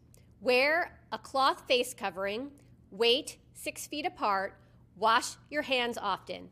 Wear, wait, wash. We're in this together. Stay strong, North Carolina. Fight the spread and take a stand against coronavirus. Wear a mask in public. Stay at least 6 feet apart from others. And get tested. Join us and fight the spread. Visit scdhec.gov/COVID-19. Getting tested for COVID-19 helps you to take the steps needed to protect yourself, your loved ones, and your community. Find the testing location at scdhec.gov/COVID-19 testing. You'll see your Carolina weather forecast at 25 and 55 past. And now back to the best of the Carolina Weather Group on the all-new Carolina WeatherNet.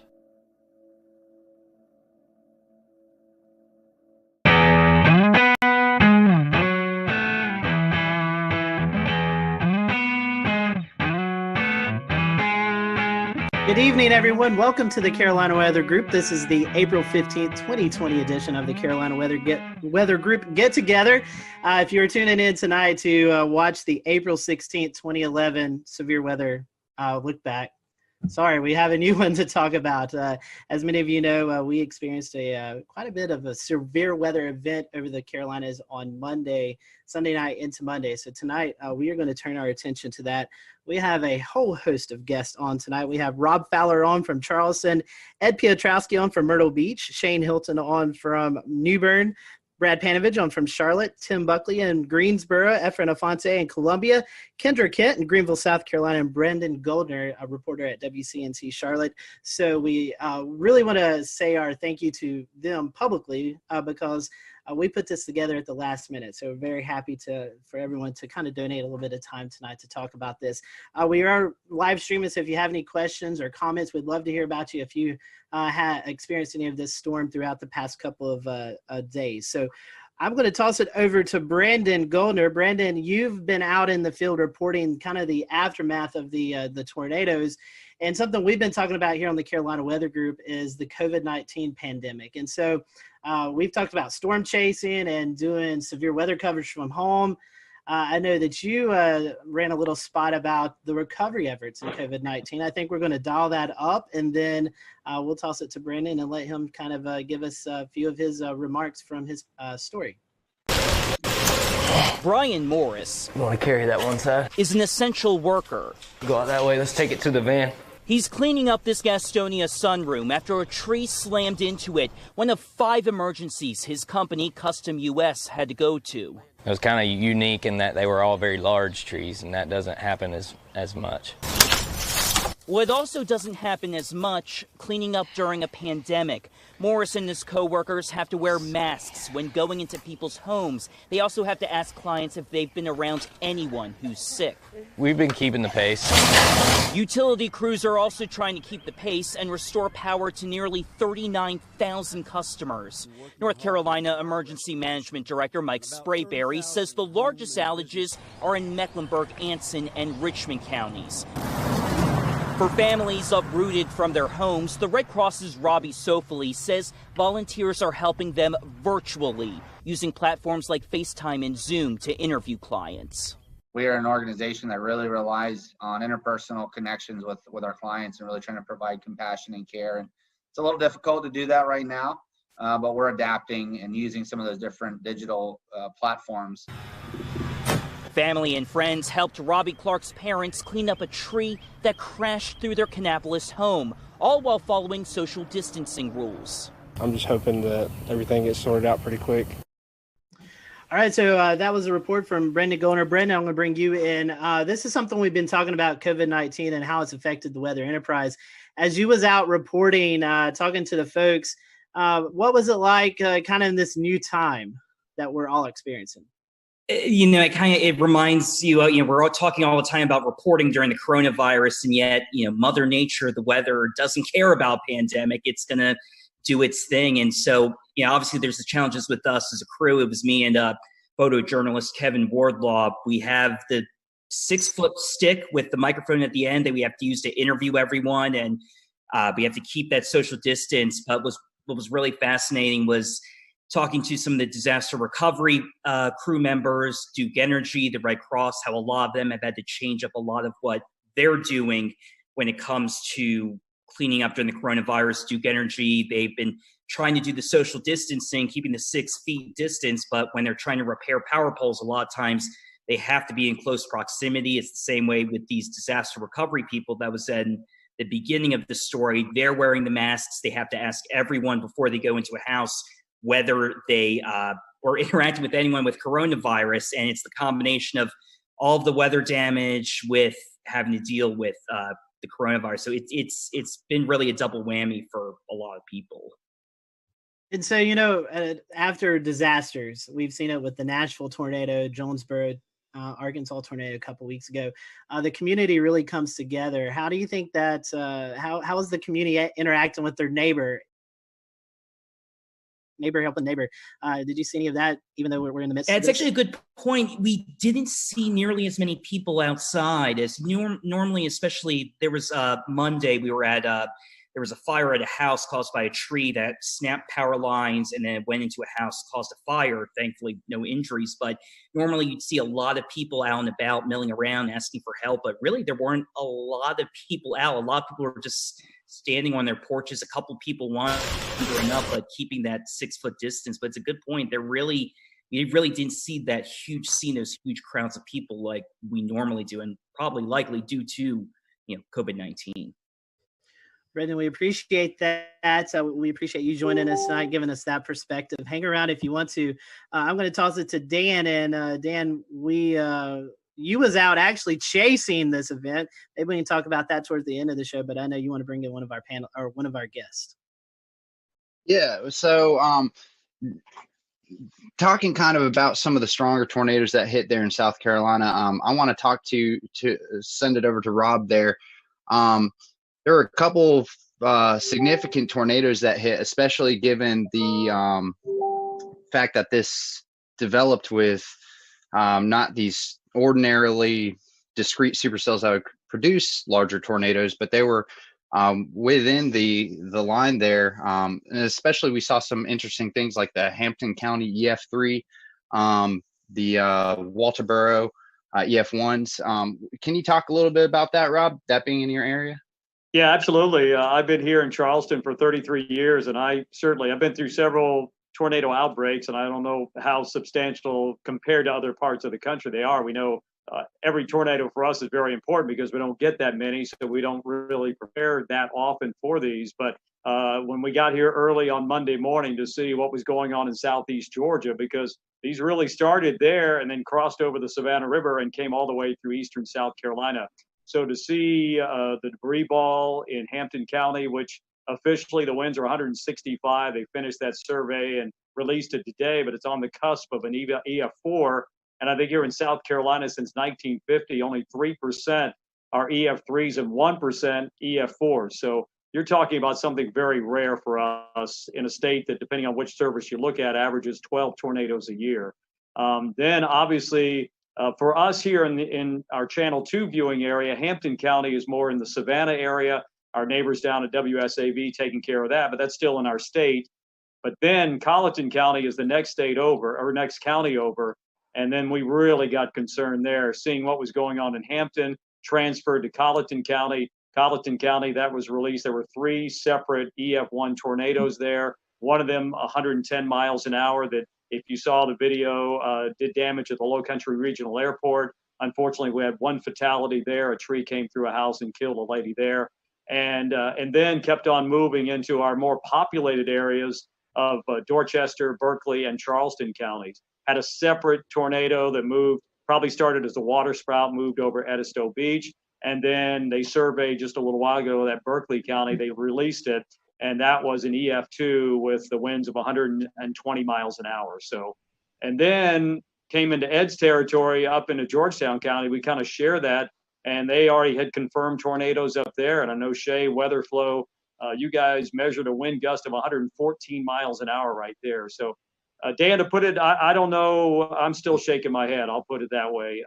It was just something I've never seen before. And I've been through, a lot of the hurricanes that produce tornadoes like Francis, but this was unbelievable. In Irma, we had 4 tornadoes in the Charleston area, but I think we're all still shaking our heads. Okay. Yeah. Well, and I was watching very closely on radar as that Hampton County tornado started showing up on radar in CC, and also kind of the debris ball that was showing up there. I mean, that was a significant signature on radar that you just don't often see in the Carolinas at all. It's something you generally see more in the deep south of Alabama, Mississippi, or in Oklahoma, Kansas, something along those lines. The damage report has it at least a half a mile of a width of that tornado. Fortunately, it seems like a lot of that did happen over rural areas, but that being one of the first tornadoes that happened in that early morning, did that kind of set a precedent for how you were responding to the other tornado warnings and potentially trying to get the message out to people who may have been asleep at this point, knowing that how huge these could be?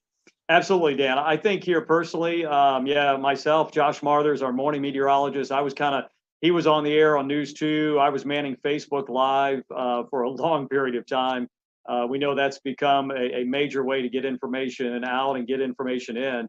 But I think we were looking at that couplet, which was, we just don't get to see that on Velocity products very often here, and to see that continue to hold together all the way across the state. Absolutely. We were able to give warnings upstream.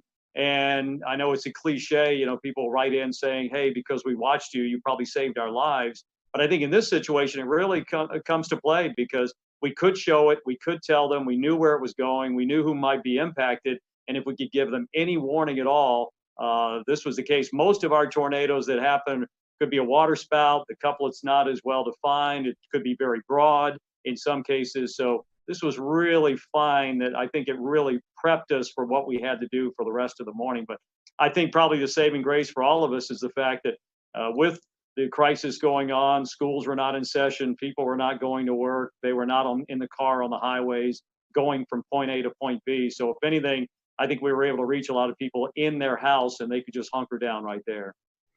And Rob, also, I wanted to ask, how was your response with your audience this early in the morning? This is really early, right? So a lot of folks just waking up, there's no commute, but we did get a couple of days of warning out for this event to start happening, right? So we kind of got the word out, but how do you feel folks responded to your?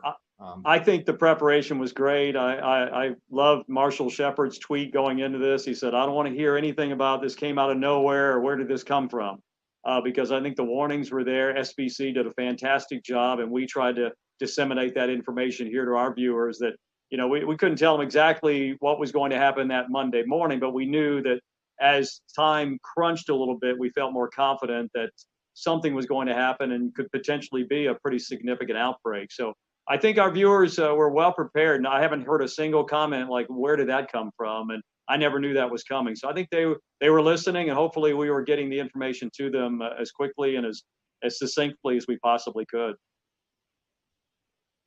Efren, I'd love to hear your perspective on the Midlands, because unfortunately you guys saw the highest number of EF3s as well as an EF2 that passed real close to Orangeburg and even over I-26. How has the community responded to all of these tornadoes, and what kind of steps are y'all taking to recover? Well, the cleanup process right now has been incredible.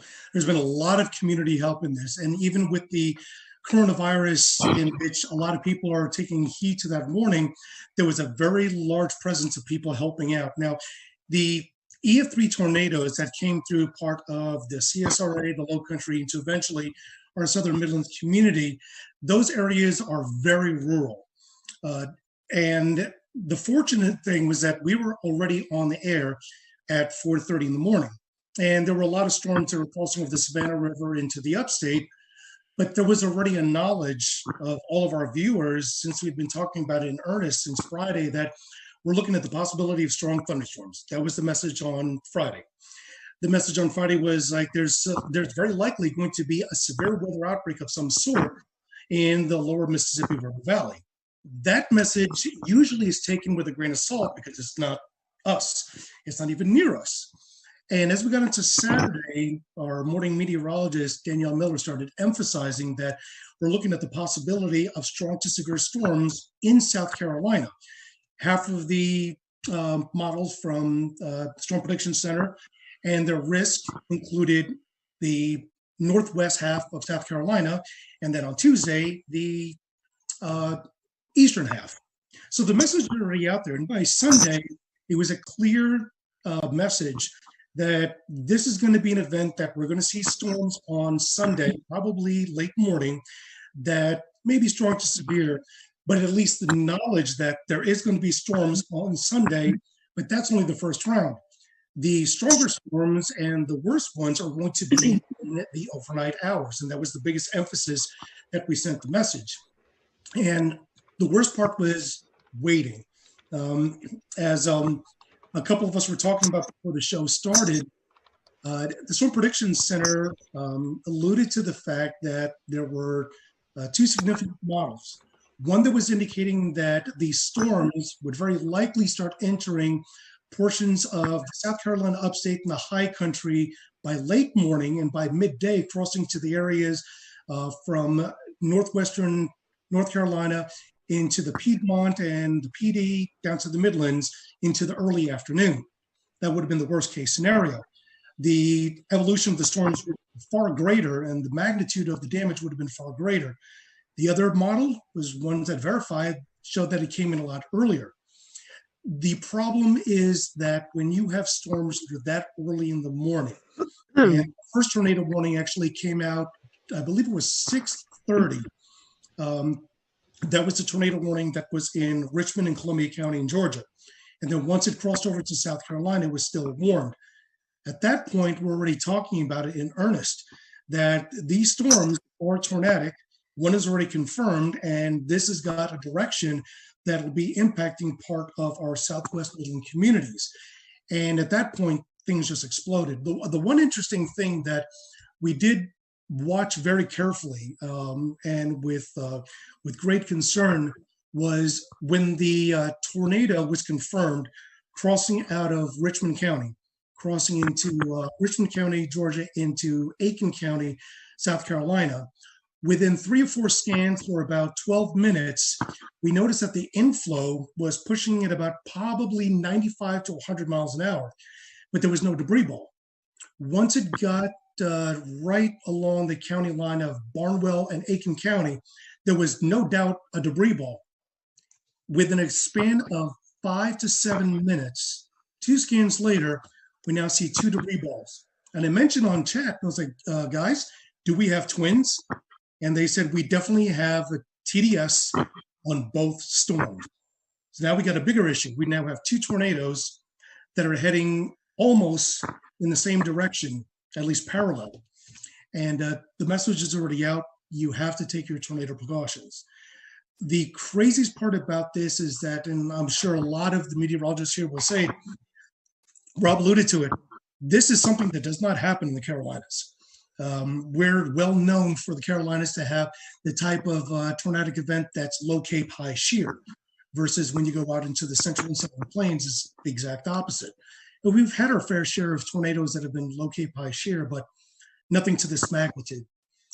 I'm really hoping that the viewers were prepared. Unfortunately, we had 2 deaths out of the EF3 tornado that went through Western Orangeburg County in the community of Livingston, and as well as 7 injuries. But this happened at least later in the morning. If this happened 2 or 3 hours earlier, the result could have been significantly different. Efren, you were talking about the twins. There's some speculation on Twitter, and after looking at the radar scans, it could have kind of been like a Fujiwara effect, like they were kind of dancing around each other. Any comment on that? That's a good possibility. Keep in mind that the only data that we can go off, since we can't really go off of any visual satellite, is off of the radar, but that is the possibility. However, both of the debris balls were running parallel to each other, probably about 7 to 8 kilometers apart, but they were going unidirectionally. Usually when you see a Fujiwara effect, you see the debris balls that are actually dancing around each other. They really weren't dancing around. They were running parallel. So at the very least, we know that this was 2 confirmed separate tornadoes. Was the debris ball and eventually the second one from the original tornado that came out of Aiken? Because the deadly tornado actually originated in northern Bamberg County, northern Barnwell County, and then eventually moved into southwest Orangeburg County. But just as the initial tornado dissipated, the other one continued going. So I don't believe, in my best experience, that was the Fujiwara effect. It could have been, but I didn't see enough motion between the 2 TDSs to facilitate that idea. Yeah, definitely a busy morning for you guys. I want to bring in Kendra Kent. This is kind of where as the storm system moved in, it kind of hit her area first. Kendra, first of all, we hope we can see you or hear you. Sorry, Scotty.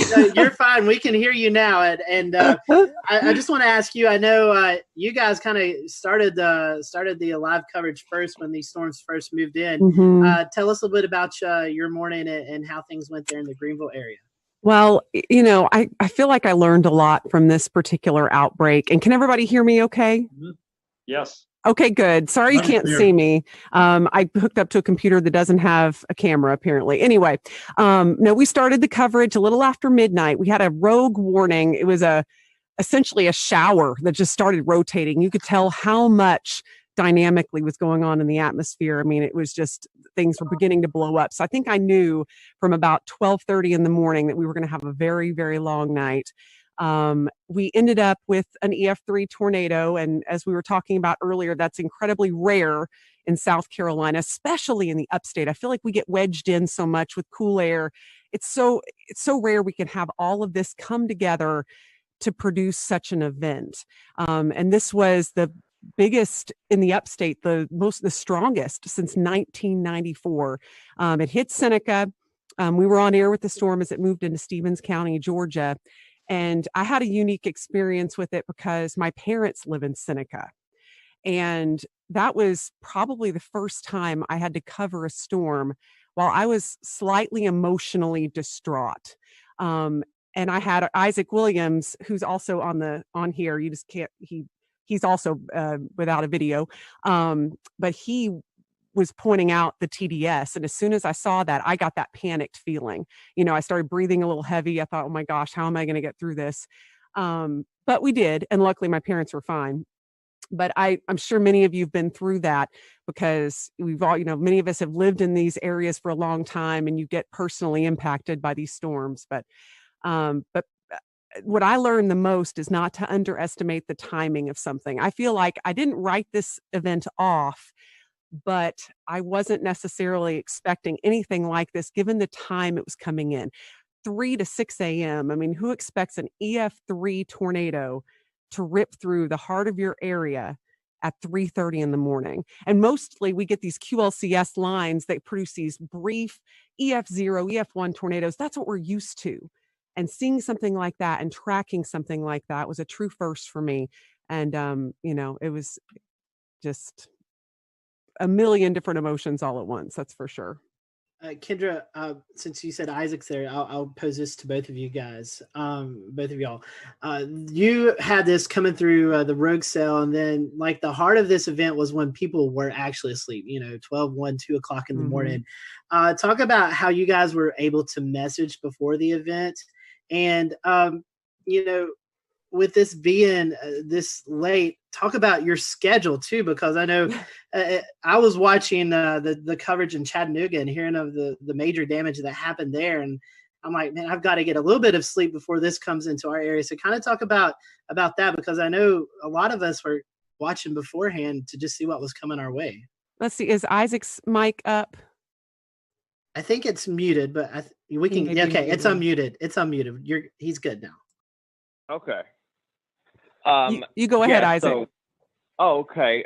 Thanks for having me briefly. I'm one of the morning people, so I'm like almost up past my bedtime here. But so just to kind of with the messaging and any rest. Unfortunately for me, I have plenty of interest in Mississippi and Alabama. That's where I'm from, and for whatever reason, a lot of people still ask me, about the weather there, and they depend on me, and that's great. So I didn't actually sleep going into this event. So that's not uncommon for me because I am a severe weather nut. But that being the case, in terms of messaging, we started talking about it, I think, on Wednesday. Just kind of highlighting the threat for storms. That gave people about 5.5 days, and of course we started ramping up, the wording a little bit more once we got to, Friday and Saturday. And, Kendra always, mentioned, like when I first was hired here, we do get a lot of wedge events, and we started that day in the 50s. And I'm like, back in my head, I thought, what if the wedge holds and, we're going to be seen as like hype people, and that's not what we want, but we don't want severe weather either.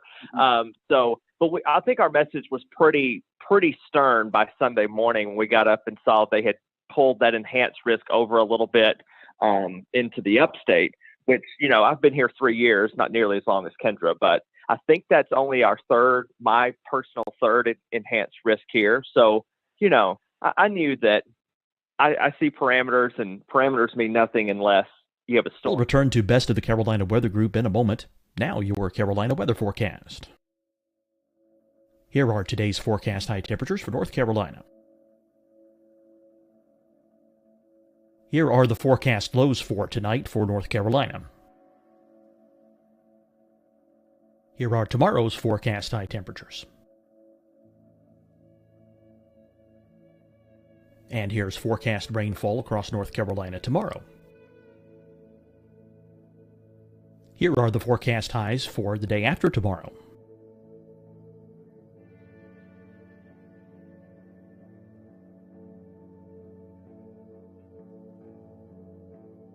And here's the forecast rainfall across North Carolina for the day after tomorrow.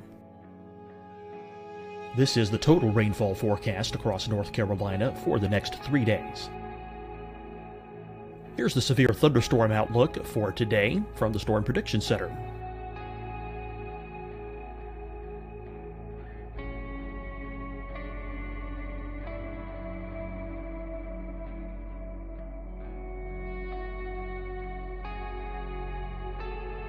Here are the forecast high temperatures for today for South Carolina. Here are the low temperatures for today for South Carolina.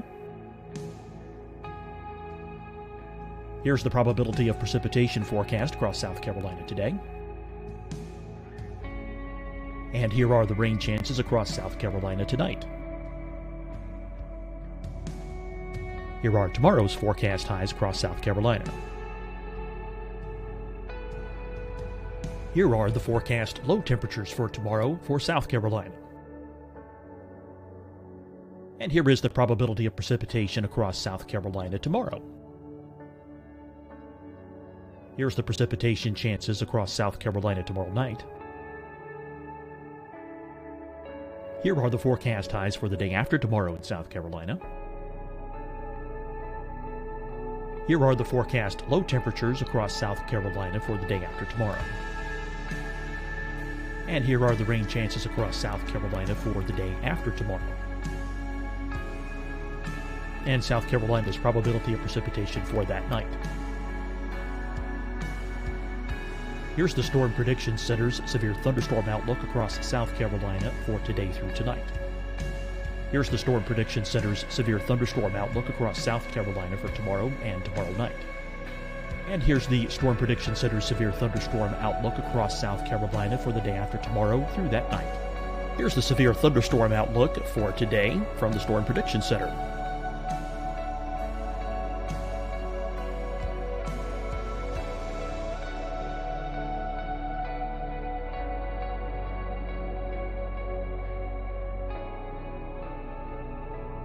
And now here's a live look at weather radar across the southeast.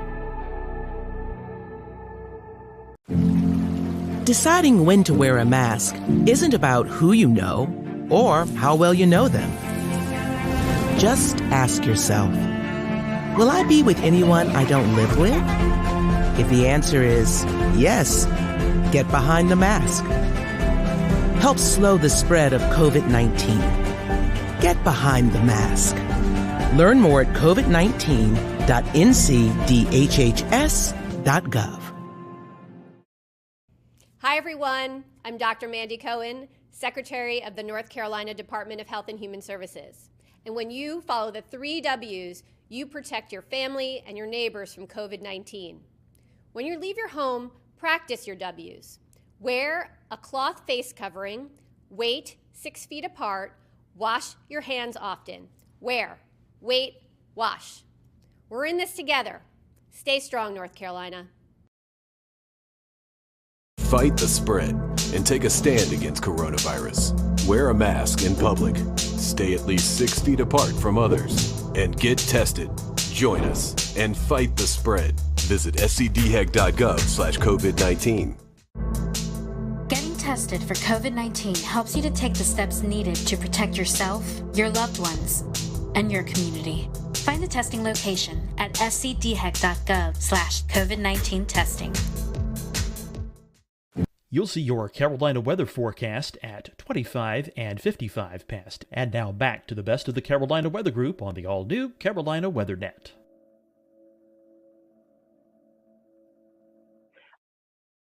I knew with those parameters that we had the potential to have something, fairly unusual happen, but I wouldn't have had I don't work weekends, so I don't even know if I would have said something about a strong tornado even the night before, just because it's just so rare to get them here. Yeah, and I think just given how late it was at night, and we knew this was likely going to be taking at least some linear form. Yeah, I wasn't expecting that either, and it really it caught us off guard. But to see a TDS like that move through our area, and I know the rest of you all saw that too as South Carolina meteorologists. I mean, just something you don't see every day, and it kind of takes your breath away.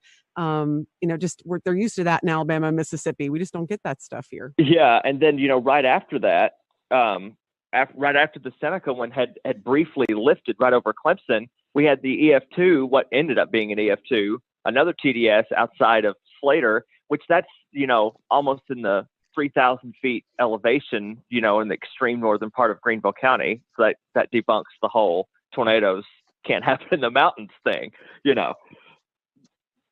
Definitely. So we were watching that, Evan and I, because Evan doesn't live too far from the line there. One last question, and we'll come back to you guys later on in the show. But at the time, we didn't know how long the tornadoes were on the ground. But I think one of the tornadoes there in the Greenville, Pickens County area was on the ground for around 8 miles. So this were not also big tornadoes, but they're also long track tornadoes, something that we're not too accustomed to as well. Yeah, again, that was a huge shocker. But when you saw the signatures on radar, there was no doubt that was going to be a large tornado. And they even put that in the wording of the warning, which I was very happy about. I feel like that really brought people's attention up. And the thing you mentioned earlier too, these were happening at 3:30 in the morning, probably the worst time a tornado could hit. I mean, when people are in their deepest sleep, and all you can do as a broadcaster is beg people to wake up their kids, get their dog, whatever they need to do, get to their lowest level. And so I feel like this was one of the scariest nights for our viewers, hands down, and no less scary for the rest of the state, of course, but at least it was more toward daybreak for some of you guys. But yeah, for us, it was just the dead of night, and we were just hoping that people were heeding the warnings. Right. And for sure, with that, with the Seneca one, we were in a situation where the TDS was so strong, so fast, I don't want to say it came out of nowhere, but that TDS appeared and it was violent looking, on the first scan that I saw. And we were dealing with the situation, once it went past Clemson, I think we had debris fallout on CC. So we weren't positive that it actually wasn't still down, because it still looked like, something could be there. You thought it was debris being fanned out or whatever, but you weren't sure, even though the circulation looked a little weaker. But I'm we're not going to take any chances with it. Obviously the tornado warning was still in effect.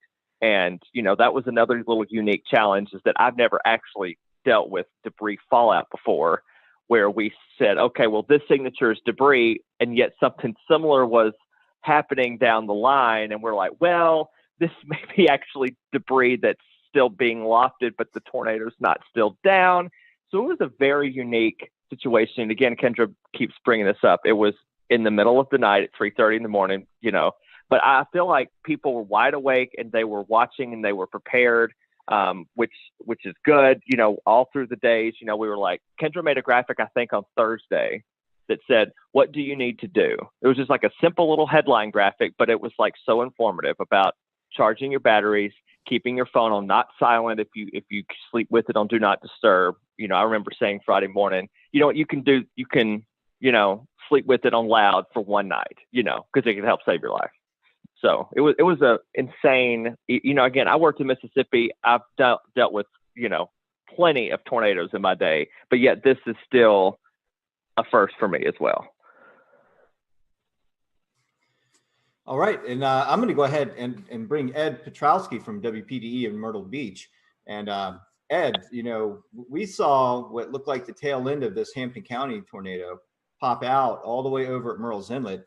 Brad Panovich was nice enough to share a link with us. I'm going to pull it up here and share my screen. Let's see if we can get it to work here.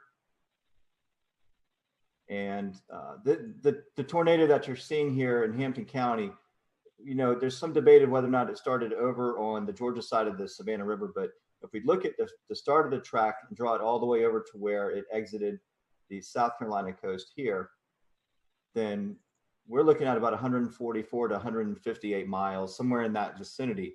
And so, we know this continued on, maybe up even into the Oak Island area of North Carolina, but it's just impressive to see the length and track of that storm. It did pop out in Myrtle Beach, where one of our weather sensors for weather flow got a reading of 114 miles an hour. We had a pressure drop of 7 millibars within a 1 minute time span. So that reading went up within 2 to 3 minutes, from 46 to 76 miles an hour to 114. And so talk about that area and how it affected your viewing portion of that area of Myrtle Beach. But for us, considering what happened across the rest of South Carolina, we were relatively unscathed. We had no injuries and no deaths. There was never really any really tight circulation anywhere in our viewing area. We were, of course, watching the ones that were over Orangeburg County and also down near Hampton County in the morning while we were on the air with our regular morning show at 5 o'clock in the morning. And those were the two big storms, two supercells that we were watching very carefully, knowing that they were heading generally in our direction. The one in Orangeburg County faded away before it ever got to our viewing area.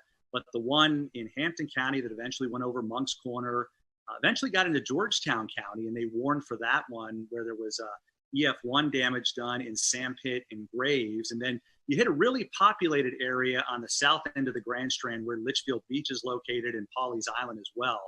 And they both took a hit by an EF0, EF1 tornado. There was substantial damage done to trees and even some homes in Litchfield Beach and also in Willbrook. In fact, one of the things about a lot of people being home is a lot of people took video. So we were able to get pretty good video of at least damage and high wind knocking over trees, but not necessarily a tornado touching down. And then, of course, it went out over the ocean, became a water spout, and that's when it rolled over the Murrells Inlet jetties with the recording of 114 mile per hour winds. And, I look back in that and I think, my goodness, if that was just a couple of miles west of there, we would have had substantial damage on the south end of the Grand Strand. And if it had paralleled the Grand Strand coast, it could have buzzsawed the entire Grand Strand, nearly 60 miles with extensive damage. So we were very fortunate that it actually went out over the ocean. And that was really the only set of tornadoes from that particular supercell that we had in our viewing area. Although I will say in Marlborough County, which is just to the east of Chesterfield County in the northern part of the state, we had a massive microburst of 110 mile per hour winds that did substantial damage in Wallace. And of course, everybody, when they get that kind of wind, thinks it was a tornado.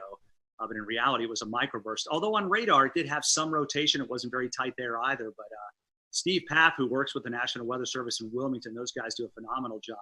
They went out and did the survey yesterday and were able to pinpoint where they had 80 to 110 mile per hour winds. And, typically for us, in the summertime, we get those pulse thunderstorms where we'll get 60, 70, maybe 80 mile per hour winds with a collapsing thunderstorm. But in all the years I've been here, I can't recall one time where we've had a microburst that caused 110 mile per hour winds, but you hear it all the time. They're just as damaging sometimes as tornadoes.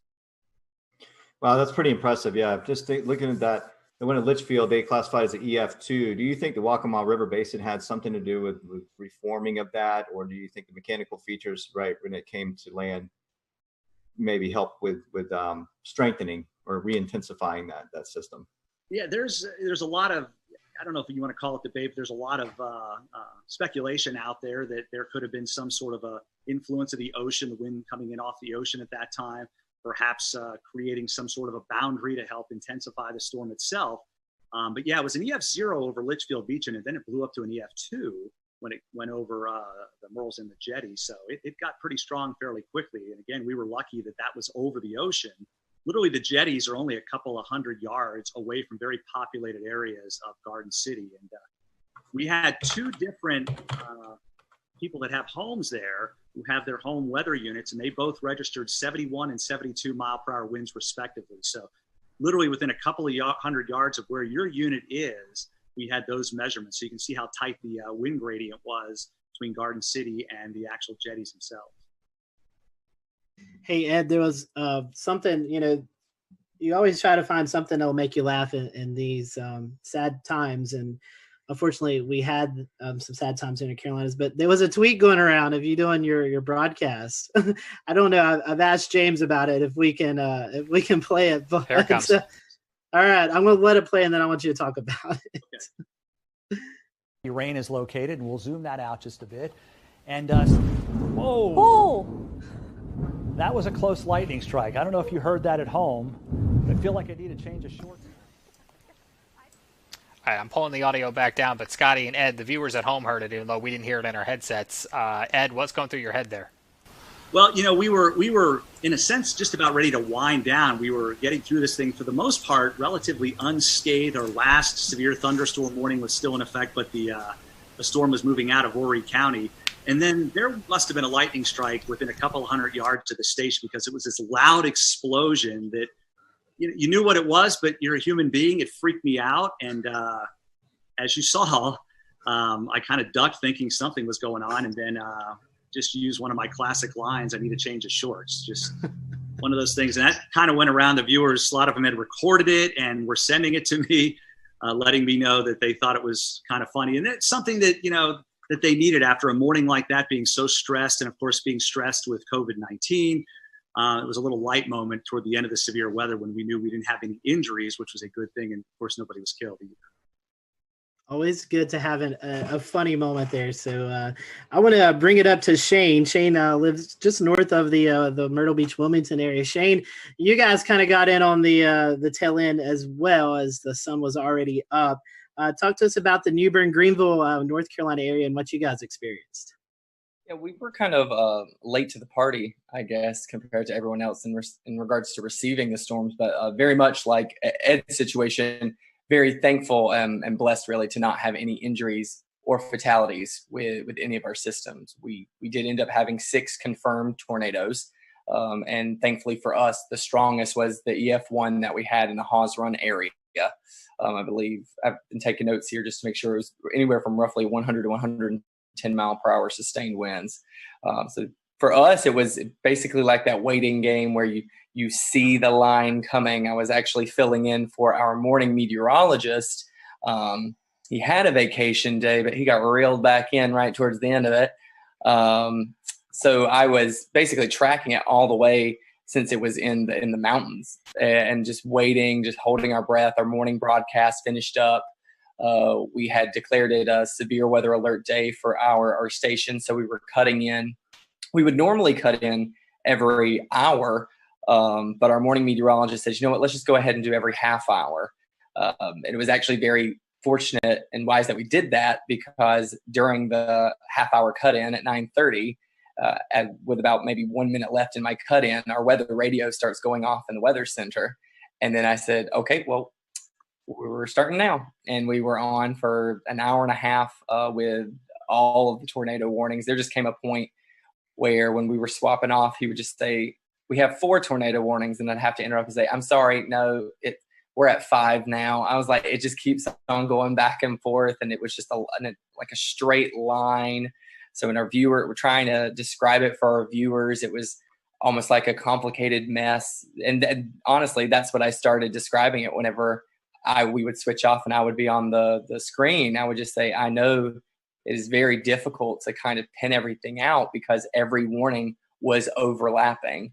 And I think with my experience with tornadoes, with coverage I've had, which naturally have had many, especially with our hurricane coverage that we've seen over the years, I've never seen that many warnings stacked back to back to back in a straight line.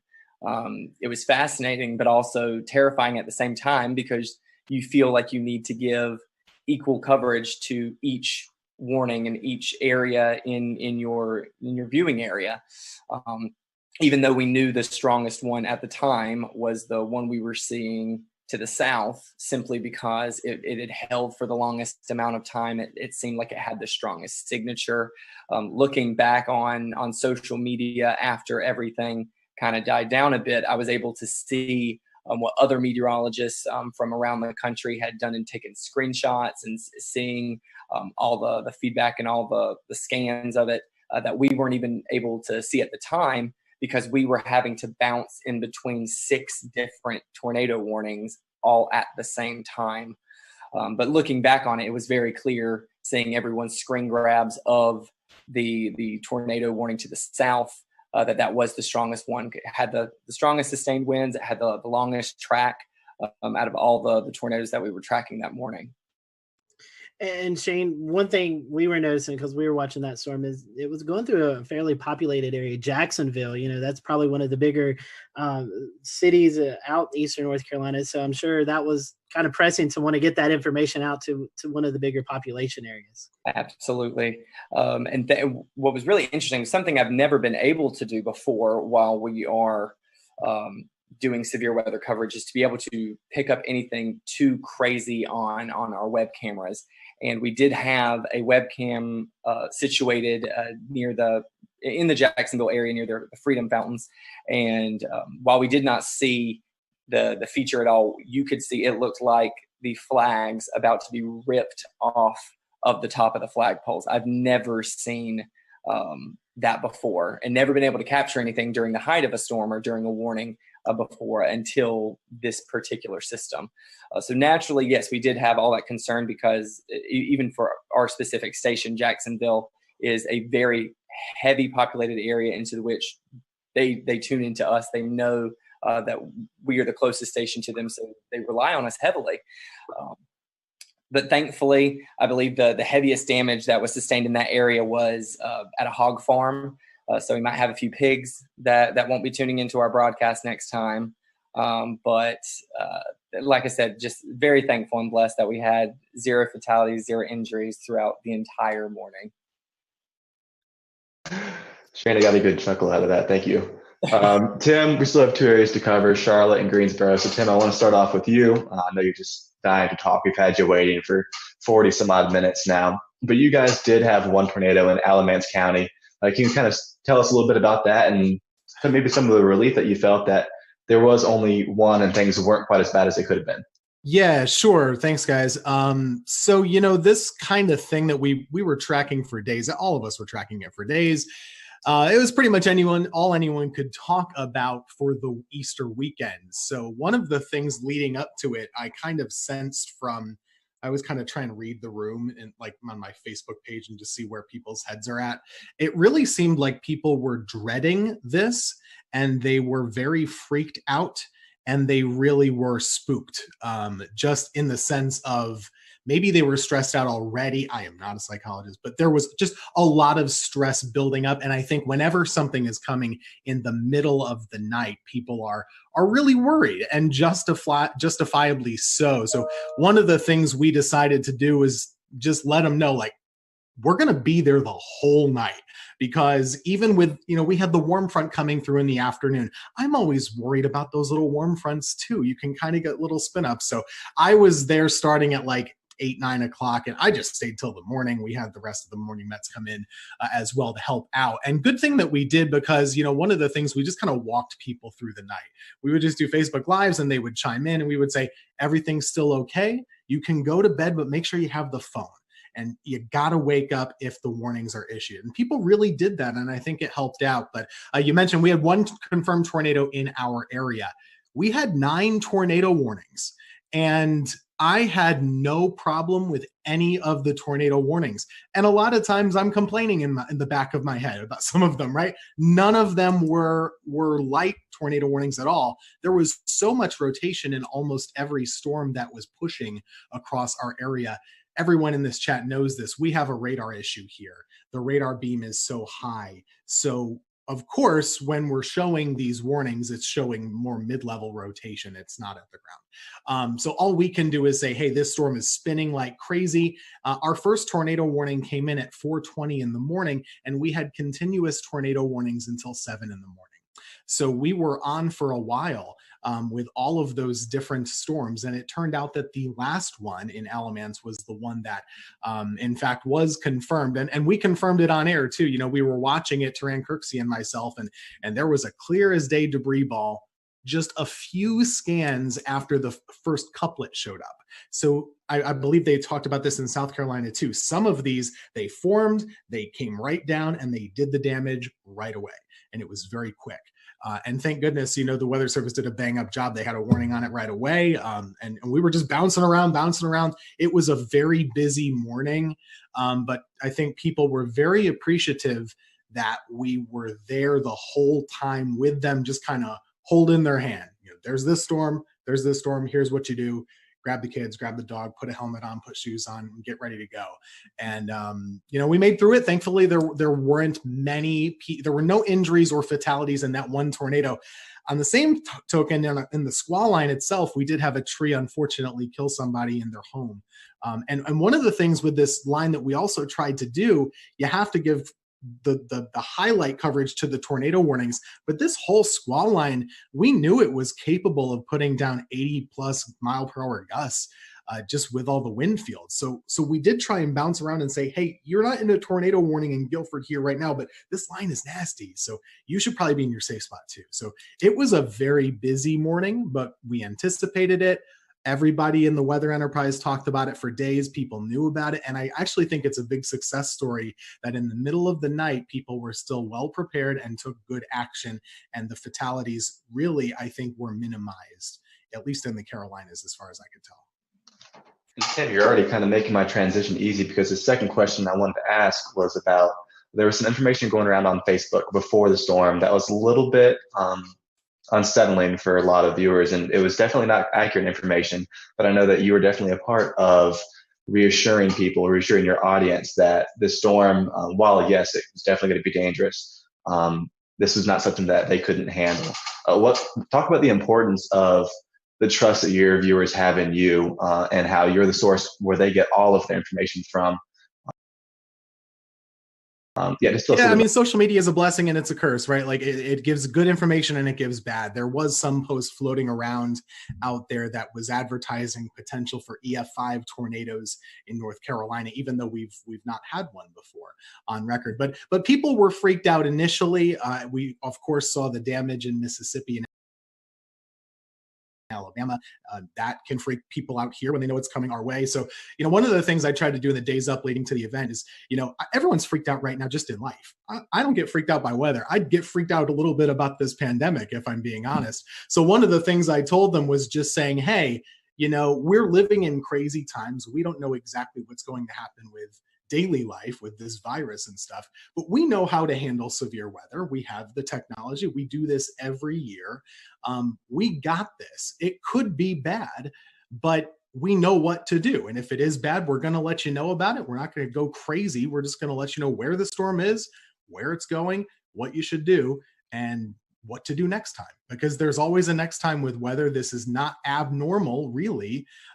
We had a lot of tornadoes, but 1 year ago, basically in April, North Carolina had 12 tornadoes also.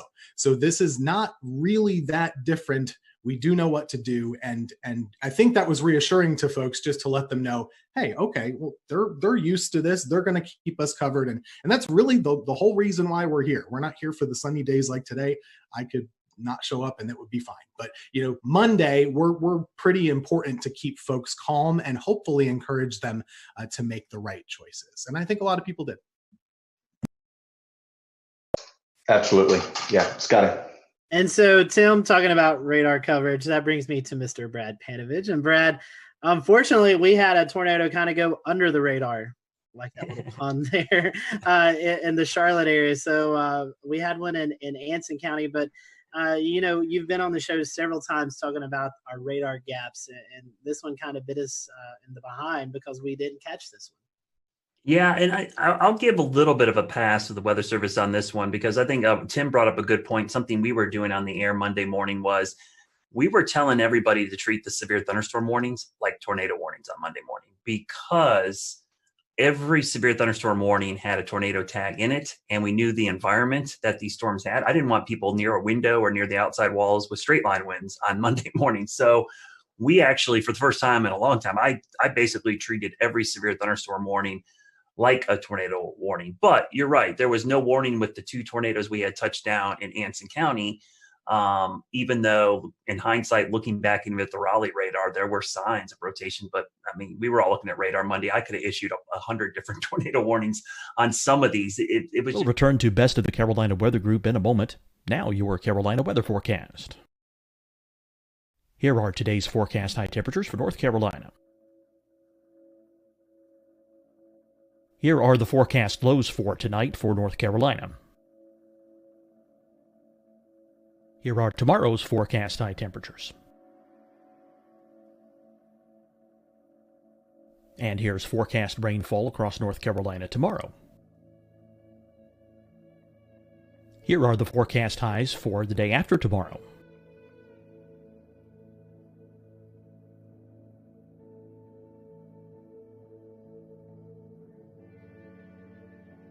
And here's the forecast rainfall across North Carolina for the day after tomorrow.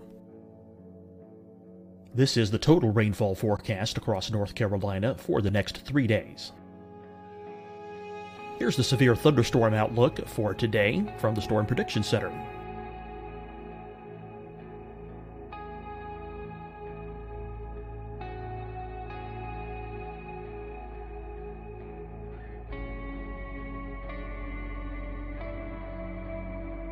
Here are the forecast high temperatures for today for South Carolina. Here are the low temperatures for today for South Carolina. Here's the probability of precipitation forecast across South Carolina today. And here are the rain chances across South Carolina tonight. Here are tomorrow's forecast highs across South Carolina. Here are the forecast low temperatures for tomorrow for South Carolina. And here is the probability of precipitation across South Carolina tomorrow. Here's the precipitation chances across South Carolina tomorrow night. Here are the forecast highs for the day after tomorrow in South Carolina. Here are the forecast low temperatures across South Carolina for the day after tomorrow. And here are the rain chances across South Carolina for the day after tomorrow. And South Carolina's probability of precipitation for that night. Here's the Storm Prediction Center's severe thunderstorm outlook across South Carolina for today through tonight. Here's the Storm Prediction Center's severe thunderstorm outlook across South Carolina for tomorrow and tomorrow night. And here's the Storm Prediction Center's severe thunderstorm outlook across South Carolina for the day after tomorrow through that night. Here's the severe thunderstorm outlook for today from the Storm Prediction Center.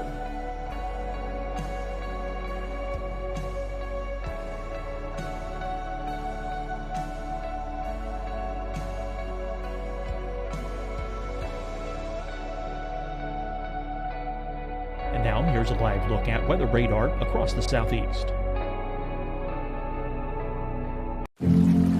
Deciding when to wear a mask isn't about who you know or how well you know them.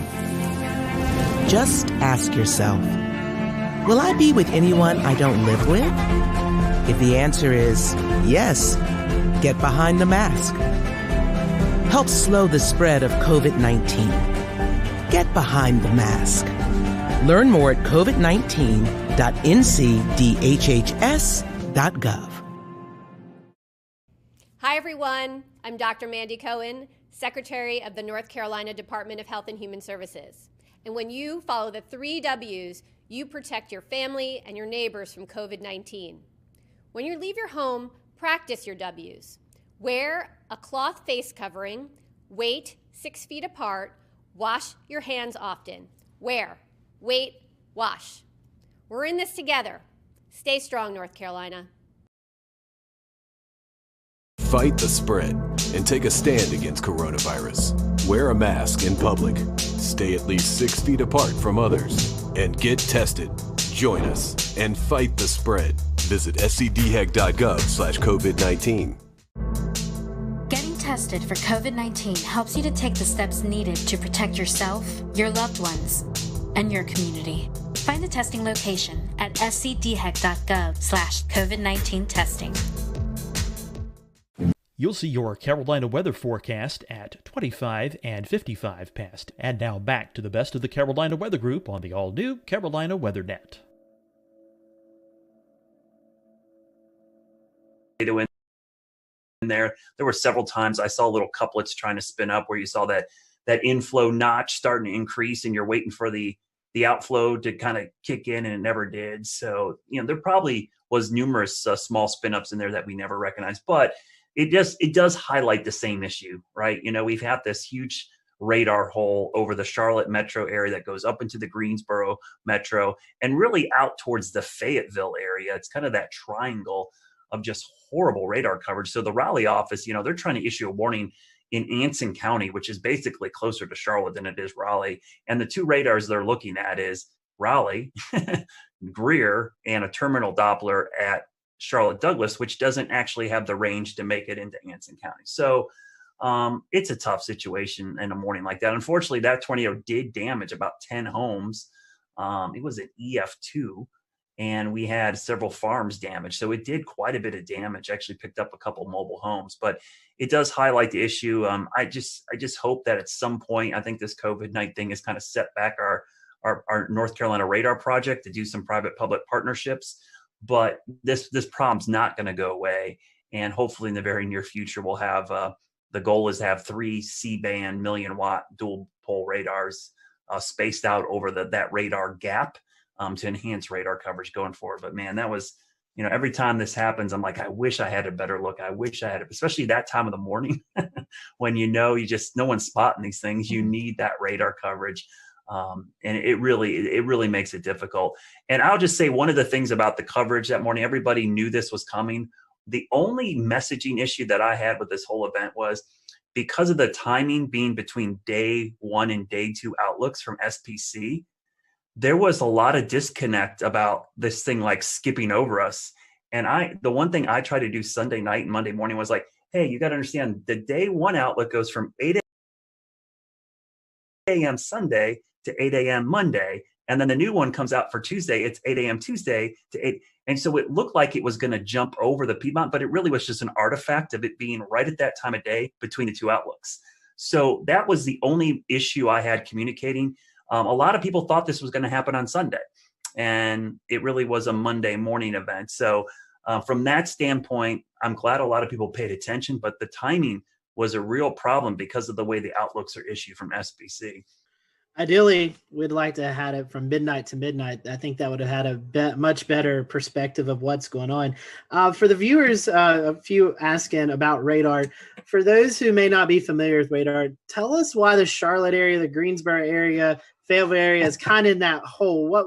Why does the radar miss those areas? Oh man, it's a lot of politics. I'm not going to lie to you. When the Weather Service was reorganized, for whatever reason, Charlotte, which is, I'm biased, I live here, but it is the biggest city between Atlanta and Washington, D.C., all right?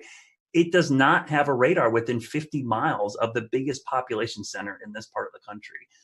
And that doesn't just affect us. It affects Tim up in Greensboro and Winston-Salem. It affects Hickory, Boone. It affects a large area. And so there's some little stopgaps. And I hear this all the time from people, well, you got a terminal Doppler radar. I'm like, all right, terminal Doppler is a Band-Aid. It's like a little tiny Band-Aid that helps fix a little bit of the issue. But, if I had to tell another meteorologist, hey, I'll take your 88D out and put a C-band, non-dual pole radar there to take you up, they would never want that, right? They would want an 88D dual band radar.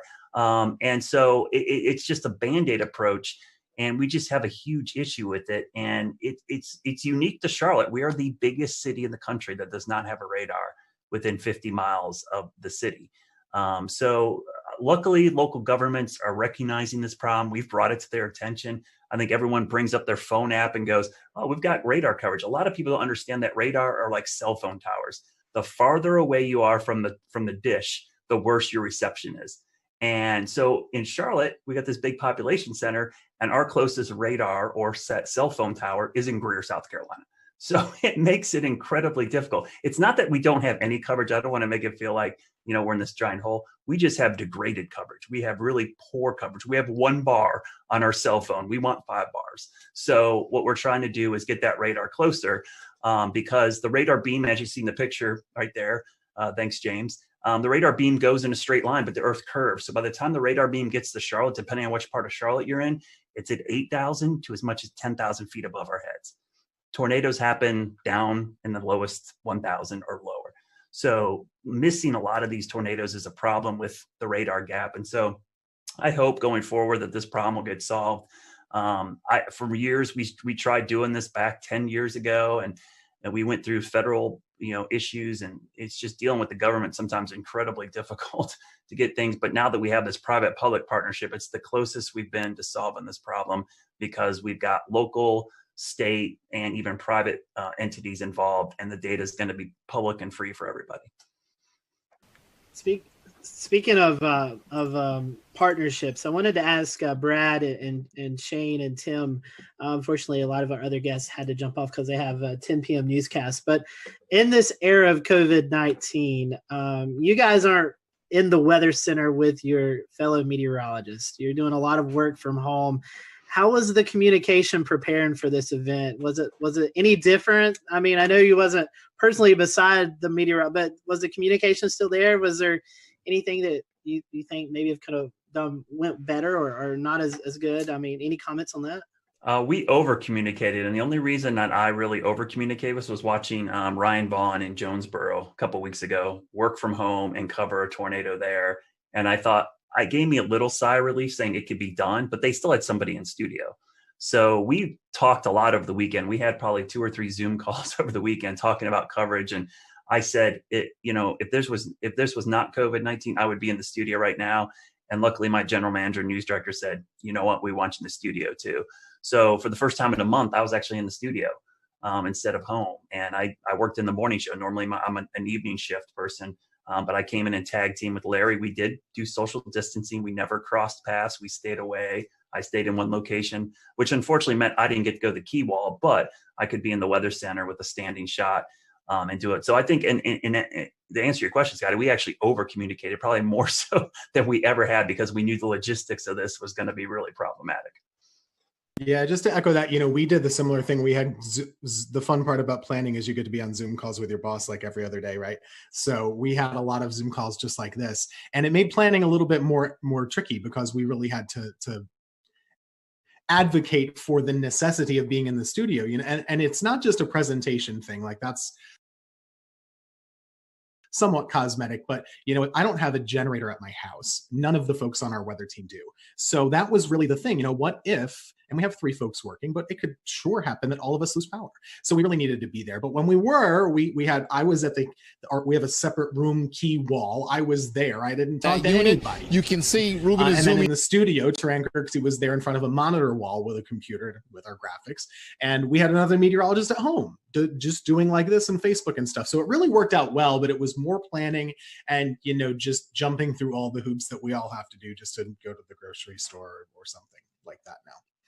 Strange. Yeah, I think kind of just like adding on top of that, this situation has brought anything, it's teaching everyone, in a communication field how to communicate even more, or the importance of communicating more. In our case, we are still fully broadcasting from our station. We don't work from home. I typically will do noon shows twice a week, and then I do double shifts on the weekend, all of our morning and all of our evening shows. So I'm usually the only one in the station for the meteorologist on Saturdays and Sundays anyway. So I was closely monitoring it. And whenever I saw it on one of my weekday shifts, I think I had sent an email out and said, I think we should go ahead and just start having a plan in place. This is our first time trying it with social distancing. So I think it's even more important that we start planning further in advance.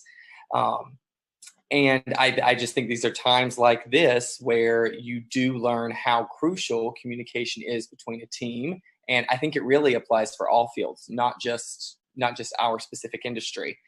We started it with an email chain. We did not do Zoom conference calls because I don't like my employer to know how many times I'm wearing pajamas when I'm on the call. So it is all on the phone only.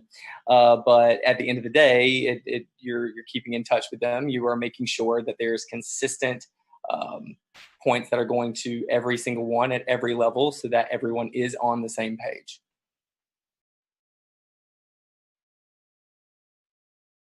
Yeah, I was going to say real quick, Tim, we had that same issue. That was our biggest concern, was the generator issue. Yeah. You know, I have a great setup here. I'm great, but man, if I lose power, out of luck.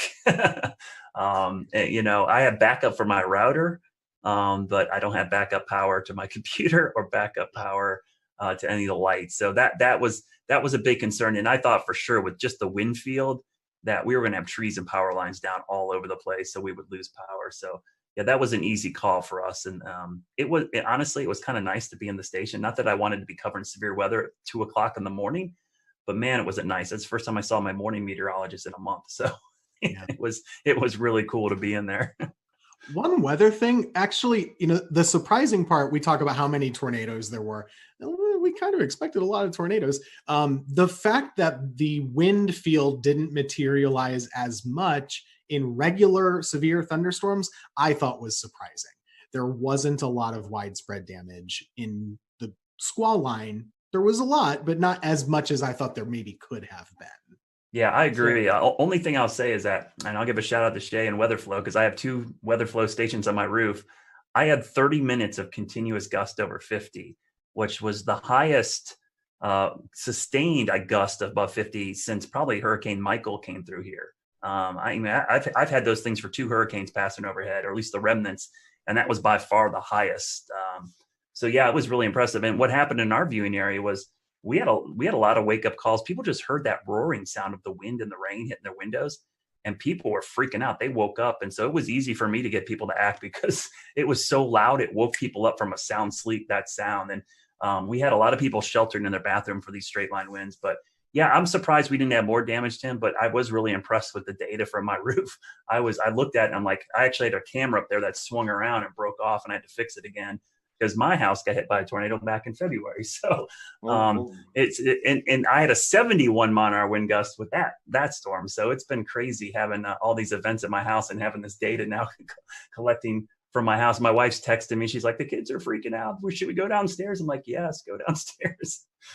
Well, Brad, what a way to QC those stations with a camera breaking, right? And then the stations are still standing. But I mean, that's pretty impressive if you think about the mechanical features over land, how trees and other homes block wind, and you're still getting gusts like that. You could almost assume that just above homes, right at the treetop level, probably several notch stronger just because of those mechanical features. But yeah, you know, even here along the coast, just like Tim said, I was surprised we didn't see a lot of those, you know, those gust fronts or there's really strong convergences right ahead of the storms. It never really materialized here. I mean, we got 30 to 40 knots, and then maybe one little spike upwards, but we didn't see any of these big blasts of wind like we normally do here at the coastline, where the energies just drop out of the storm, and then we get a long line of really strong wind. So and that was a good thing because it was less damage over the entire area, even though we did have one tornado along the coastline, immediate coastline, and even one just inland. But you know, a lot of folks just saw a lot of heavy rain, lightning, and just some gusty wind at times. It wasn't terrible. So, I mean, there's a little bit of reprieve from that storm, at least here along the immediate South Carolina coast, except for Murrells Inlet area and Litchfield. Yeah, so today's date, I think, is kind of significant too. The initial thing we were going to air today was going to be about the 2011 tornado outbreak that everybody really thinks about when they think about the strongest storm system maybe they've lived through or seen. You know, we chose to do this instead because this was such a significant severe weather outbreak. Going kind of back to you, Brad, and anyone else who wants to talk about it, is there any sort of feedback that you're receiving from the public that this is going to be kind of the new thing in their heads as the biggest severe weather threat that they've seen? Or how do you think this compares as far as response to what we kind of saw on April 16th, 2011? I remember that April well, because that is the highlight of that month. But there were 4 separate significant severe weather events back in April. We had a derecho, we had baseball-sized hail, and we had the tail end of the Tuscaloosa tornado outbreak actually affect the Carolinas. And then April 16th, which I remember that night because I stayed up all night long and watched that line of supercells.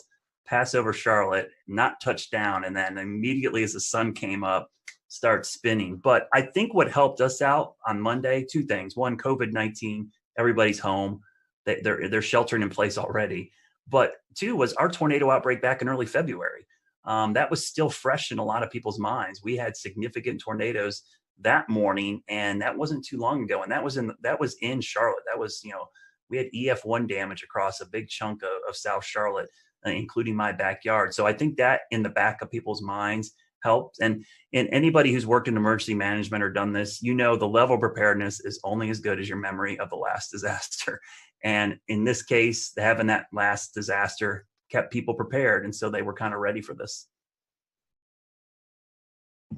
Yeah, for here, this one is not going to be remembered for years for most of the Piedmont area, and at least near the Triad, I wouldn't say, except for the folks who actually were in the tornado path in Alamance County. Just to add to this time of year, it's always very busy. 2 years ago today is the anniversary of the Greensboro tornado, which is still so fresh. We had a reporter do a story today. How is East Greensboro doing? The answer is, still not great. Unfortunately, it was a really rough urban tornado, a strong EF2 that came right through the city, stayed on the ground for 30 miles, all the way up basically toward the Virginia border. And that was just 2 years ago. So for a lot of folks, that's still what they remember, or maybe it's always very personal. So if you're in High Point, you remember the High Point tornado in 2010, right? It just depends on who you are and where you've lived. For me, that April 16th event is still, way up here and everything else is way down. I was working in Wilmington, but that thing was another level. And that year was just another level of severe weather. And I'll just add my own commentary to that. It was a year ago that we had a tornado outbreak here in the Carolinas. I don't even remember the number, but a year later, our thought is already bouncing back to 2011 and not a year ago. Yeah, that was 12 and it was Good Friday. I remember that very clearly. You're right. Scotty, I think that was the first time you sought shelter in your... I remember doing that, but I couldn't remember what date it was. Like, I forgot 2 years ago. I knew the Greensboro tornado, but I didn't know it was today's date. That's Monday the 13th is my son's birthday. And I remember on his first birthday, we were doing severe weather coverage, and on his second birthday, we were doing severe weather coverage.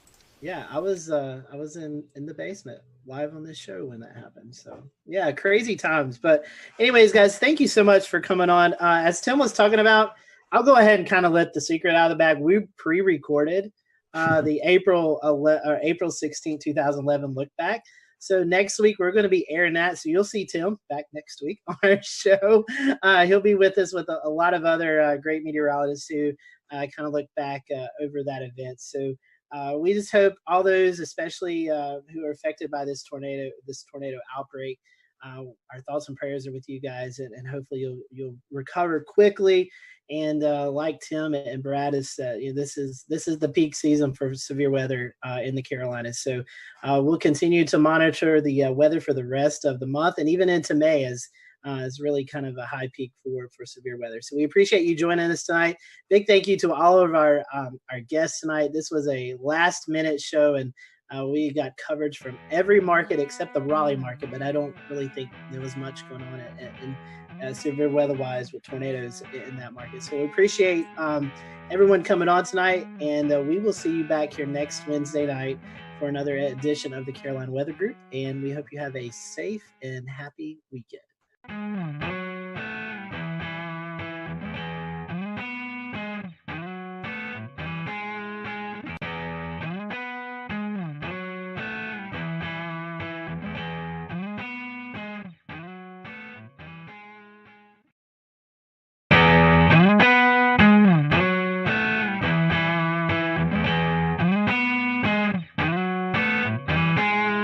Hello, everyone. Welcome to the Carolina Weather Group. We're happy to have you this evening.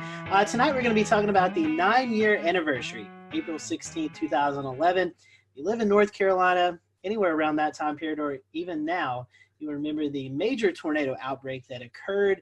And tonight, we're going to be looking back at that event. We have with us tonight Mike Mays, Chief Meteorologist at WRAL. We also have with us Dan Whitaker and Jeremy Gilchrist. They were out in the field chasing these tornadoes, and so we're going to get their perspectives. Also with us, we have Tim Buckley, who is the chief meteorologist at WFMY, but at the time was working in Wilmington, North Carolina at WWAY. And we have Gannon Medwick on with us, who is chief meteorologist at WECT in Wilmington, but at the time was working at WNCT in New Bern, North Carolina.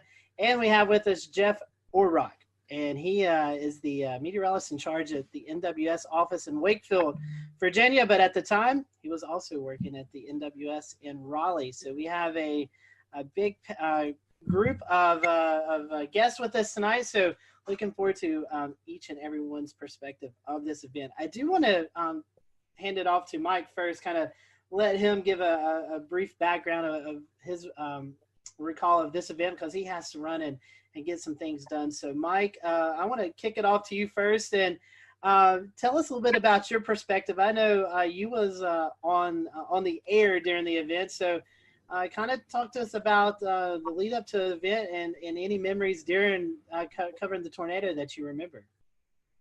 First off, I'll apologize. We got our cleaning crew coming into the studio, so it's probably going to get loud because he's pushing his garbage can around. I recall a few days prior to the event, which happened on a Saturday, SPC putting us in a risk. I believe it was moderate on that Friday, and then Saturday morning I woke up to a high risk. Now, at the time, Greg Fischel, who was the chief meteorologist at the time, was out of town. He had a family emergency up in Pennsylvania, so he had to leave. So I have never covered an event as massive as the one that happened on that Saturday without him being here. So it's kind of like he's Batman, I'm Robin, and then Batman's gone and Robin has to take over. So for somebody who's never been the lead, it was kind of nerve-wracking. But I had Nate Johnson with me, who had tornado coverage experience. He was the chief meteorologist in Abilene, Texas. You guys probably all know Nate. So that morning, just the way the atmosphere felt, you could tell something was coming. And around lunchtime, 1 o'clock, we started having the tornadoes develop over the Sandhills. The first one, I believe, was in Sanford, had caused the damage to the Lowe's home improvement store there and tracked to the north and east. Now, I've been here in North Carolina since 1994. I've been in tornado coverage, but I've never had tornado coverage of long track tornadoes like the ones we saw that day.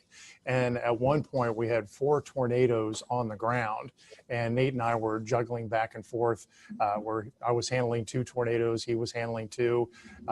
It was just an incredibly rough day. And I'm sure everybody here in this group has their own stories about what happened. The hardest part for me, I guess, was watching that tornado leave Sanford, and it was making a beeline to my house, to my neighborhood. I have family in town, and I was hoping and praying that they were watching the coverage on TV. And I know, Tim, you're on TV. How do you get the point across to people that you know to take shelter? I couldn't stop and pick up the phone and say, hey, listen, a tornado's coming to the house. You need to take cover. So that's one thing that was upsetting to me. The tornado passed about 50 yards from my house, damaged the subdivision right next to mine. I had some damage to some fencing. That was about it. I was very fortunate. And then after it passed my neighborhood, it was heading right here toward WREL. And I remember Nate Johnson yelling out loud to everybody in the studio, go to the basement, because it was at the time coming straight to the TV station, but at the last moment, it moved a little farther east and hit downtown instead of coming here. So it was a really, really rough day. And I thought after all was said and done, because we were on there from 2 in the afternoon to 11 o'clock at night nonstop. I mean, we had continuous coverage the whole time. And when it was done, I thought, okay, this is going to be the worst. This is the benchmark of the worst coverage of a storm that I'll have in my career. But then we had Florence, and it was just days upon days of coverage with that. But yeah, it was not the best. And Jeff, from a National Weather Service perspective, how did y'all prepare, and how were y'all getting the message out in the days ahead of the event? Yeah, I mean, the fact that we had the moderate risk the day before, and we already had a feeling we were headed into a high risk, to be honest with you. So, you know, we were already heavily staffed for that day. We already had a pretty good game plan. And I want to say by the time the storm started to move in from the west and really get going, I want to say we had at least a dozen people in the weather office, and we sectorized warning operations so that, you know, we could have 3 or 4 different folks issuing tornado warnings simultaneously and at the same time. folks working with Skywarn. I was kind of helping lead operations and also doing a lot of phone calls to the emergency managers. There's a lot of spin up ahead of this. There was a lot of email traffic, a lot of email briefings the day before. I remember even briefing Seymour Johnson Air Force Base because they were in the high risk. We'll return to Best of the Carolina Weather Group in a moment. Now your Carolina weather forecast. Here are today's forecast high temperatures for North Carolina. Here are the forecast lows for tonight for North Carolina. Here are tomorrow's forecast high temperatures. And here's forecast rainfall across North Carolina tomorrow.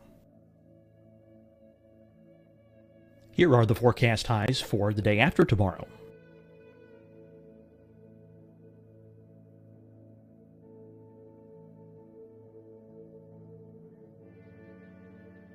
And here's the forecast rainfall across North Carolina for the day after tomorrow. This is the total rainfall forecast across North Carolina for the next 3 days. Here's the severe thunderstorm outlook for today from the Storm Prediction Center.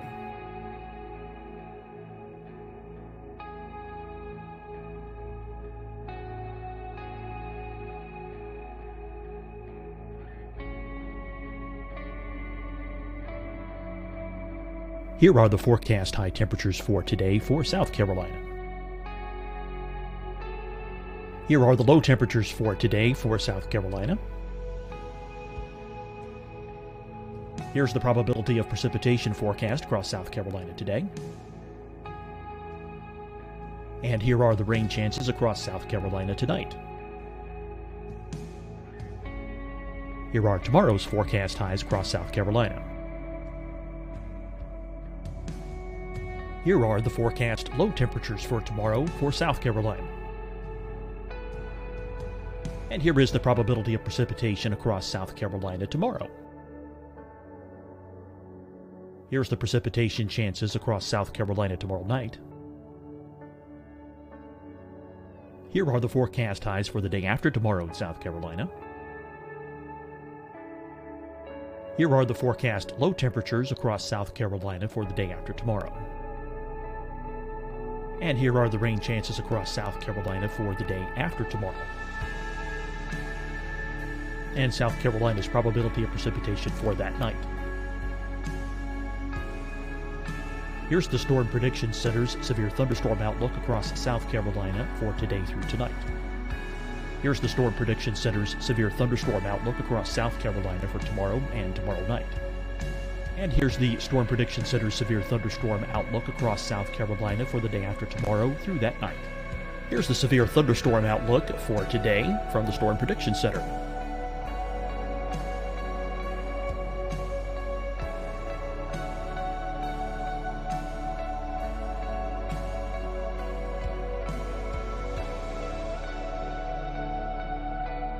And now here's a live look at weather radar across the southeast. Deciding when to wear a mask isn't about who you know or how well you know them.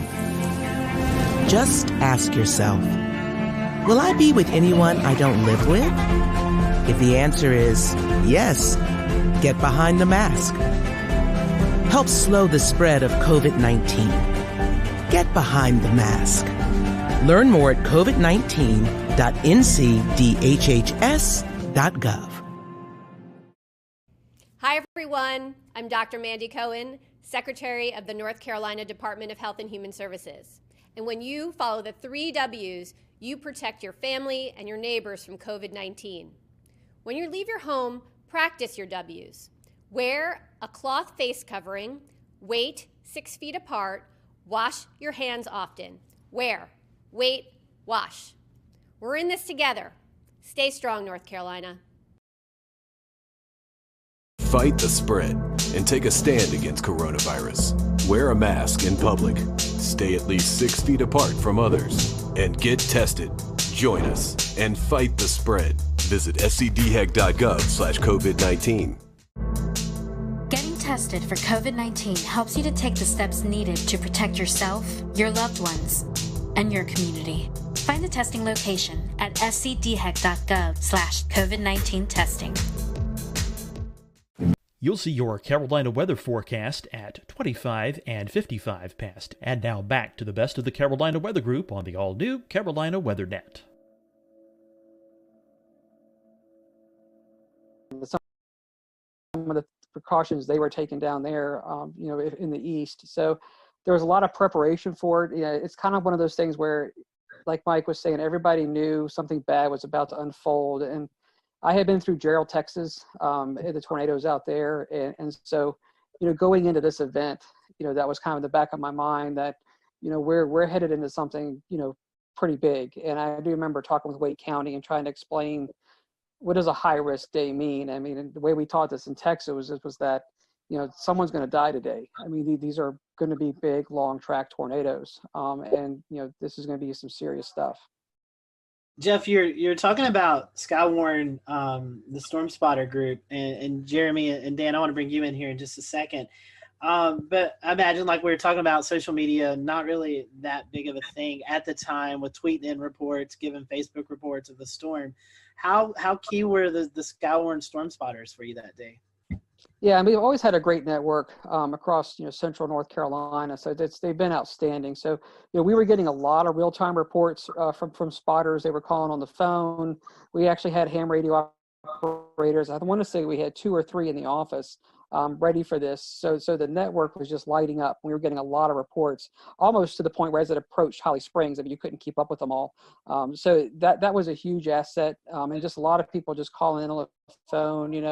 It wasn't. We didn't have the social media like we do today, but we really pretty much knew what was going on. We had heard the Lowe's had been destroyed. About the time it was getting into Wake County, we'd already heard that the Lowe's hardware had been severely damaged or destroyed down there. And of course, you could see the debris ball on radar. So you kind of had a sense that this was really serious stuff going on. But there was a lot of great real-time reports, not only across the Raleigh area and down towards Sanford, but also with the Fayetteville up to a Wilson tornado. I mean, we had a lot of great reports with that as well. Mike, one question for you made me think. You're saying that before Florence, this was the biggest event you covered. Do you see any storm fatigue, even from 9 years from now, people kind of comparing severe weather events to April 16th? There was a lot of anxiety every time a risk would come up. You'd feel that. You'd feel what happened on April 16th. I would worry every time we had like an SPC 3-day outlook, and on the 3-day outlook there was like a enhanced risk or maybe just a slight risk, and what it would be when we finally got to that day. And I got to the point where I was dreading severe weather coverage because of what happened that day. I'd get anxiety, I'd get scared, but I've gotten past that, and that's a good thing. I remember that day when we had the 4 tornadoes on the ground at one time. I was worried about, okay, how are we going to cover this? You can't show everything at one time. And we had to make sure, Nate and I had to make sure that we spent enough time on each storm to let people know that, it was coming to their communities, that they had to remain safe. But how do you juggle 4 tornadoes, inform everybody in their paths, and make sure you allot enough time so they know what's going on? We tended to hang with the one that went through Raleigh more and Fayetteville more because it was affecting larger populations, but that was the hard part and the worrisome part, that we weren't giving enough, coverage to one tornado and giving too much to another one. Tossing over to Tim and Gannon as well real quick. This was a career-defining event, one of the biggest, or definitely the biggest in North Carolina. Are there any specific memories or stories that you remember hearing about that day from viewers? So I was in the Wilmington area, and if you look at the map, the kind of the final one with all the red lines, it confirms where all the tornadoes were. Oftentimes the worst stuff doesn't quite get to Wilmington, right? And in this case, it didn't either. So city of Wilmington was fine. A lot of the populated coastal centers were fine, but on the periphery in the rural areas, most of the tornadoes that we were covering for about 8 hours that day, Robeson County, Columbus County, Duplin County, Onslow County, those counties inland were the ones we were talking about the most. Bladen County had I think a 4 fatality storm. We, as always we do, actually got a lot of angry phone calls that day because most of the people in our area, they weren't seeing much other than blue sky. It was a really nice April morning. It was close to 80 degrees, I remember, breezy. There were NBA playoffs on at the day, so we were kind of fighting that battle in the newsroom, right, keeping people at bay a little bit while we were doing tornado coverage. Now later on, people understood how serious it was, especially once you started to see like the destroyed Lowe's foods and everything. But that was my first time ever really doing tornadoes, to be honest with you. It was my second year in Wilmington. Prior to that, I was in college, so I didn't know a lick about tornadoes. I grew up in upstate New York. I went to school in Pennsylvania. We don't get tornadoes. I mean, not really. So this was new for me too. But myself and Jerry Jackson, we were there for about, I think we went on TV at 2 and we went off at about 8. So it was a while covering these things. And it was just amazing to me how there were very few, if any, false alarms. There were a million tornado warnings and there were a million tornadoes, to use hyperbole, but they were pretty much each cell produced as it was going through, and it was just boom, boom, boom, one after the other, and a lot of damage was done, especially to the rural areas in Southeast North Carolina. My second daughter was born on the 11th. I didn't come back to work till Friday, just throwing stuff out there. Saw the slight to moderate risk, alerting for storms going into Saturday. I was third on the pecking order to be coming in because we had our weekend person, we had our chief, and I was doing mornings. But it became clear, especially what was going down in central North Carolina. I was personally at home watching Nate Johnson with that tornado. It looked like a wedge, looked like a cloud just right to the ground that I was going in. And it's coming back to memories about just making sure you spend time on one storm to identify where the rotation is and give enough lead time before you have to move on to that next storm. And at some points there were 6, 8 active warnings. Just a blur the way it just continuously unfolds. You hit a storm, you move on to a storm, you circle back. Population centers, as Mike mentioned, preferred. There was the one at Tarawa Terrace in Jacksonville. That was a big center in the Greenville-New Bern television market. Jacksonville is the largest city. We had to hit that. Then we saw the storm report that the Bertie County storm had actually killed numerous people. Ended up killed 12 people. So that was surreal.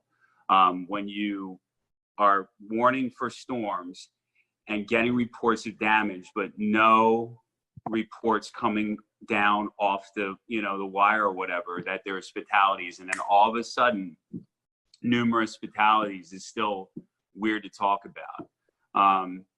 Ended up being 12 in Bertie County.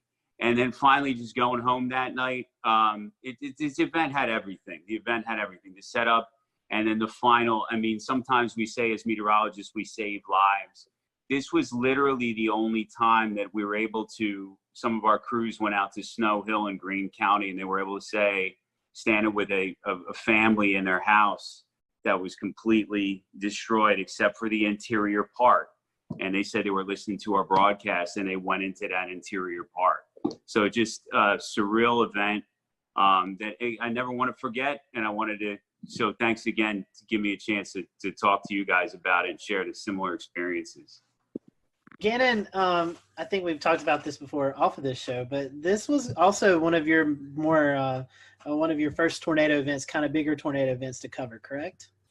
Yeah, I'd gotten to Greenville in October of 2004. There were a couple of active springs and falls as per usual.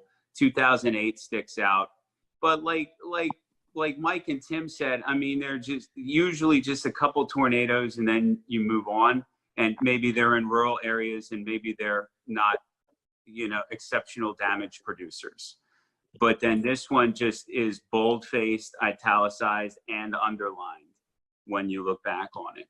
So yeah, the biggest event, And thank God it's still the biggest tornado event. Dorian was a huge producer, but still nothing compares to April 16, 2011. I've been to a few conferences and I've heard, Jeff, I'll send this to you. Obviously 2011 remembered for the Tuscaloosa, Alabama, April 27th event. Had that not happened, this would have been the event that a lot of the meteorological community would have looked back on tornado-wise, Jeff. As the Weather Service, I know you guys do a lot of meetings and stuff. Has this event kind of tailored some of your studies or some of your outlooks on stuff that you've, I guess, done case studies on this event to kind of find out the whys of what happened and how to better prepare for maybe the next setup we get like this? Yeah, I mean, there's no doubt this event, I mean, it still stands out, even though, like you're saying, the later event was even larger than this one. For our region, this is still, what our benchmark, storm. And, it even went up, not even just the Carolinas, eventually went up into Virginia and did a lot of damage up there too. So, it's been widely studied. It was before some of the newer technology came out with on the radar, even some of the new impact-based warnings. So we've actually gone back in and rerun cases like this with what we call the impact-based warnings. And we did use tornado emergency, but nowadays we even have more tags we can put into the warnings to kind of say, okay, it's radar confirmed on the ground before we even have, spotter reports of anything on the ground. We can confirm it just using radar data. And so we've actually used cases like this and kind of run back through them with some of the new products and new ways that we issue tornado warnings, as well as some of the different dual pole products. So, we do go back in and kind of practice and relive some of these events like this, putting them more into, I'd say, the current time. So this is definitely a benchmark event. We also look at it from a standpoint of, staffing and how do you handle events like this, because they don't come around often. So you kind of go back and look at how does operations run in the Weather Service office when you have an event like this, making sure that you're dotting your I's, you're crossing your T's. Every storm is being interrogated simultaneously, and that you've got warning operations going for each individual storm, and you're doing your coordination with 911 centers and working with emergency management, and then keeping the damage reports, as they're coming in, also sending them out. So, looking at how an office should run, and how we should be running our operations to keep things, being pushed out so folks know what's happening. I mean, we use events like this to kind of go back and revisit and relive, what we did right, and also sometimes where we can improve. But it's important to kind of take these events in context, realizing we'll have an event, something like this again at some point in the future. We hope not, but we've got to be ready for it. And Jeff, one more question, then I want to get to Dan and Jeremy and let them talk about what they experienced out in the field. We were talking before this show. You guys, at a point in time, I think it was 5, 6, 7 minutes, were backed up by the National Weather Service in Blacksburg. Can you talk to our viewers tonight who may not realize in these situations when the Weather Service is actually in danger of getting hit by a tornado, you actually pass the coverage off to a neighboring office? Yeah, so it's similar to what Mike was saying earlier. About probably just shortly after the tornado went through Sanford, and you could see the massive debris ball on the radar. Before it got to Holly Springs, we realized that this thing was coming into most likely Southern Wake and eventually the south side of Raleigh, where the Weather Service office was. So I remember I picked up the phone and talked to the Blacksburg office. So we're paired so that a neighboring Weather Service office can really kind of basically restart their computer system, and they can come up as if they're, the Raleigh Weather Service office. So we called them probably almost half an hour out and just said, hey, look, we may get to the point where we've got to be backed up if this thing gets too close, so be ready to go, giving them a chance to get the radar up and running, the warning system up and running, things that they would need. And I think we called them back, I want to say about probably 15 to 20 minutes later, and we basically said, okay, this thing may really come get us now. And so I basically remember saying, if you hear from us again, you've got it. And so then what we started doing is we had 12 people in operation. So as it got closer, we started funneling some folks downstairs into the lower part of the building. And we kept 3 of us up in operations. And literally about the time we could see insulation and things falling outside the window, we picked up the phone and basically told Blacksburg, okay, you've got it. We're sheltering at this point. And we had already issued the tornado emergency for Raleigh. So the warnings were already out for Raleigh. And then we sheltered downstairs, like you're saying, for probably about 7 minutes, and then came up. And the tornado passed just to our east, going up South Saunders Street. Dan and Jeremy, y'all had a very different kind of experience. You guys were actually out in the field chasing these long track tornadoes. I guess, Dan, we'll start with you since you're the first on my screen. Kind of give us the firsthand perspective. What was it like actually being there within a mile of these monsters? One of the things that we had at the time that we still use that was very active was the NC Storm Chasers and Forecasters group on Facebook. And fortunately, there's a lot of information coming in through there being funneled in as well.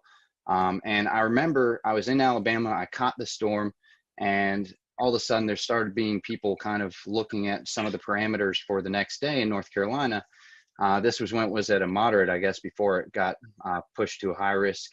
And one of the things that was being looked at was how the storm system I was currently inside and what was turning into a squall line in Alabama was going to keep pushing across into North Carolina. And they were seeing on the HRR runs how basically that squall line eventually was going to break apart into supercells. And that's when really the tornado potential would strengthen. And so when that started coming into play, I just hauled it right straight back towards North Carolina, drove all night long, and made it into Greensboro, Burlington area for the start of where the tornado warnings really kind of got going. Followed the storm in front of it. I actually was able to bust through it because I was inside of it / behind it until about Charlotte to Greensboro, somewhere in there. I busted through the front of it and got in front of the squall line, and then was in front of it near Burlington to Raleigh, somewhere in between there, maybe kind of close to Durham. And that's kind of when it went tornado warned, and it started to kind of quickly overwhelm my vehicle and me and my ability to keep chasing it. There's a couple things that were very clear about this storm system and about these storms, which is one, they were very fast moving. I remember they were going about 60 to 80 miles an hour. Was what I was trying to keep up with and stay in front of, and position myself in hook echoes so that I could try and get a good visual of these, for the most part, pretty rain-wrapped, low nature storms that were just hard to spot. I had great luck in Alabama the day before. I actually found myself up on a hill is kind of how I was able to see that tornado so well for such a long period of time. But this day it seemed, in North Carolina, a lot more heavy rain, a lot more heavy wind. I basically ended up inside of some severe winds going, just at a guesstimate, 50 to 70 miles an hour at the very least, sideways blowing rain. Once I got out of that, I tried to get back in position, ended up in that again. Eventually just kind of the whole storm inside of that tornado warning just overwhelmed me and got in front of me right as it got into Raleigh. And just waiting for this line, and we're sitting there going, oh man, this thing is not breaking up. There's no supercells, what's happening. All of a sudden, obviously within a few frames it started to go. And so we're in Newton Grove still, and which was the right area to be. We just got a little impatient. And so the first one, by then it was already hitting Sanford and the lows. And we decided to speed on towards Raleigh to try to get it there. And I do remember, as Mike Mays said earlier, the broadcast, Kevin had his ham radio with us. He had a ham radio in the car because he was doing the storm spotting. But I do remember that specific broadcast said, do not approach Raleigh, stop where you are, and all this stuff. And one thing I do remember about that whole day is just a surreal feeling that I can't even describe of the atmosphere. And the winds, even outside the thunderstorms, are blowing 40 to 50 miles an hour. Lots of inflow into these supercells from a long distance away, blowing dust and all of that. But when we got to Raleigh, it was said, it went up South Saunders Street. We were not far from there, coming onto the Belt Line. And it was, I remember specifically seeing the power flashes just to my left as we were coming in. And we stopped right there because we knew it was rain wrapped. We couldn't see it. And we looked for an exit after that. And then we were trying to decide, do we, for about a couple of minutes, do we try to keep up with this one? We all knew that the storms, as Dan said, were doing, forward speeds of 60 to 80 miles an hour. We're already behind it. We're in a metro area. We're like, no, let's get out of here. Let's go for the next one down the line. That was the Wilson storm. And interestingly enough, that storm hit Fayetteville first, that next cell down the line.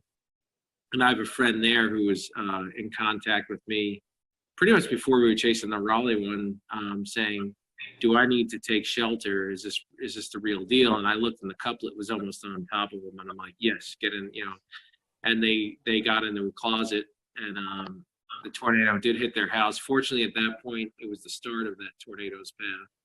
So it was weaker. They had a few shingles gone, but up the road from them, it turned into EF3 damage. So, but they were, they did take precautions and they were fine.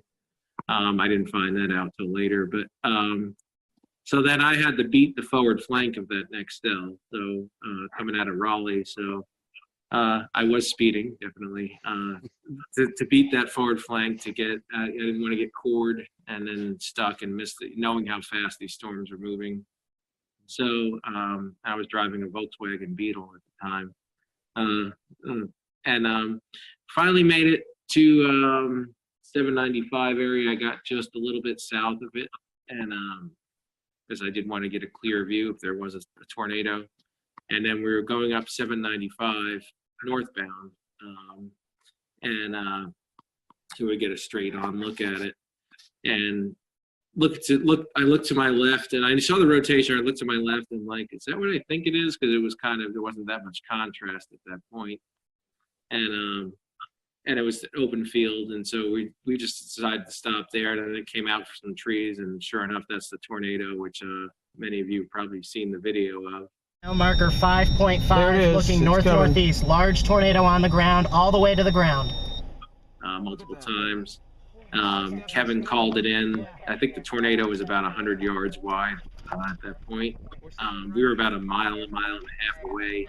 I could have gotten a lot closer to it, but I did not know the area that well, so I didn't know if I was going to pull up. And this is the only reason I didn't. I didn't want to lose the view we had, and I knew how fast it was moving. I knew we had one shot to get a look at it, and that was going to be it, and then it was going to be gone. And so we decided, all right, we got a good view here. We're not super close, but we'll just stay where we are, and we're safe here. So we watched it, and then kind of faded into the rain from where we were as the rear flank downdraft came around. And we got hit by that a little bit. And then after that point, we took off for the next cell down the line, which we ended up in Farmville outside of Greenville. And we just missed it. We weren't fast enough. These storms were moving way too quickly. So we just had to find we actually had to use an escape route and go into the rain and hail so we get away from the couplet and let it pass because we weren't going to be able to see it from where we were.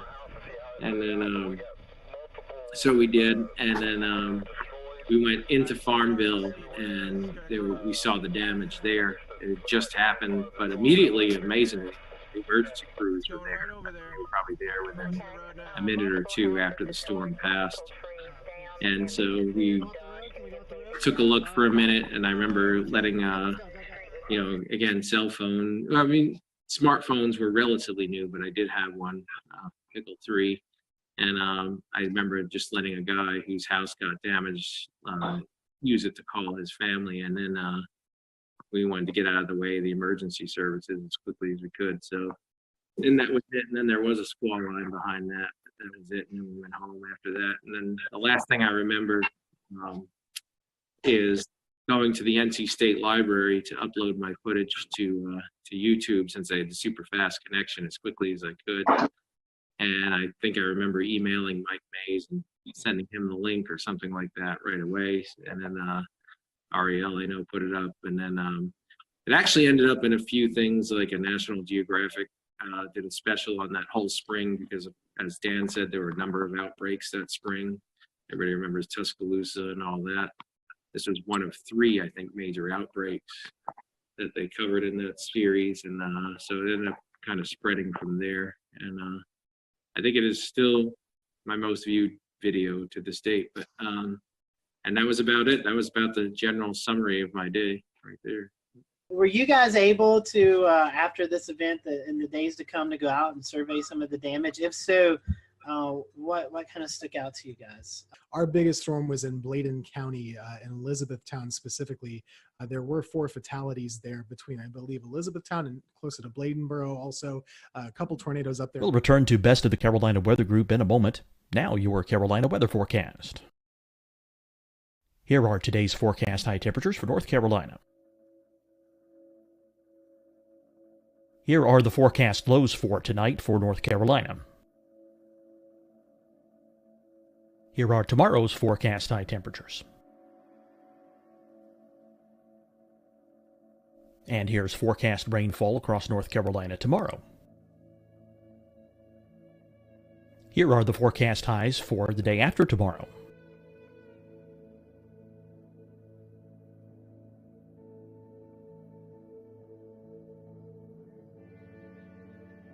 And here's the forecast rainfall across North Carolina for the day after tomorrow. This is the total rainfall forecast across North Carolina for the next 3 days. Here's the severe thunderstorm outlook for today from the Storm Prediction Center.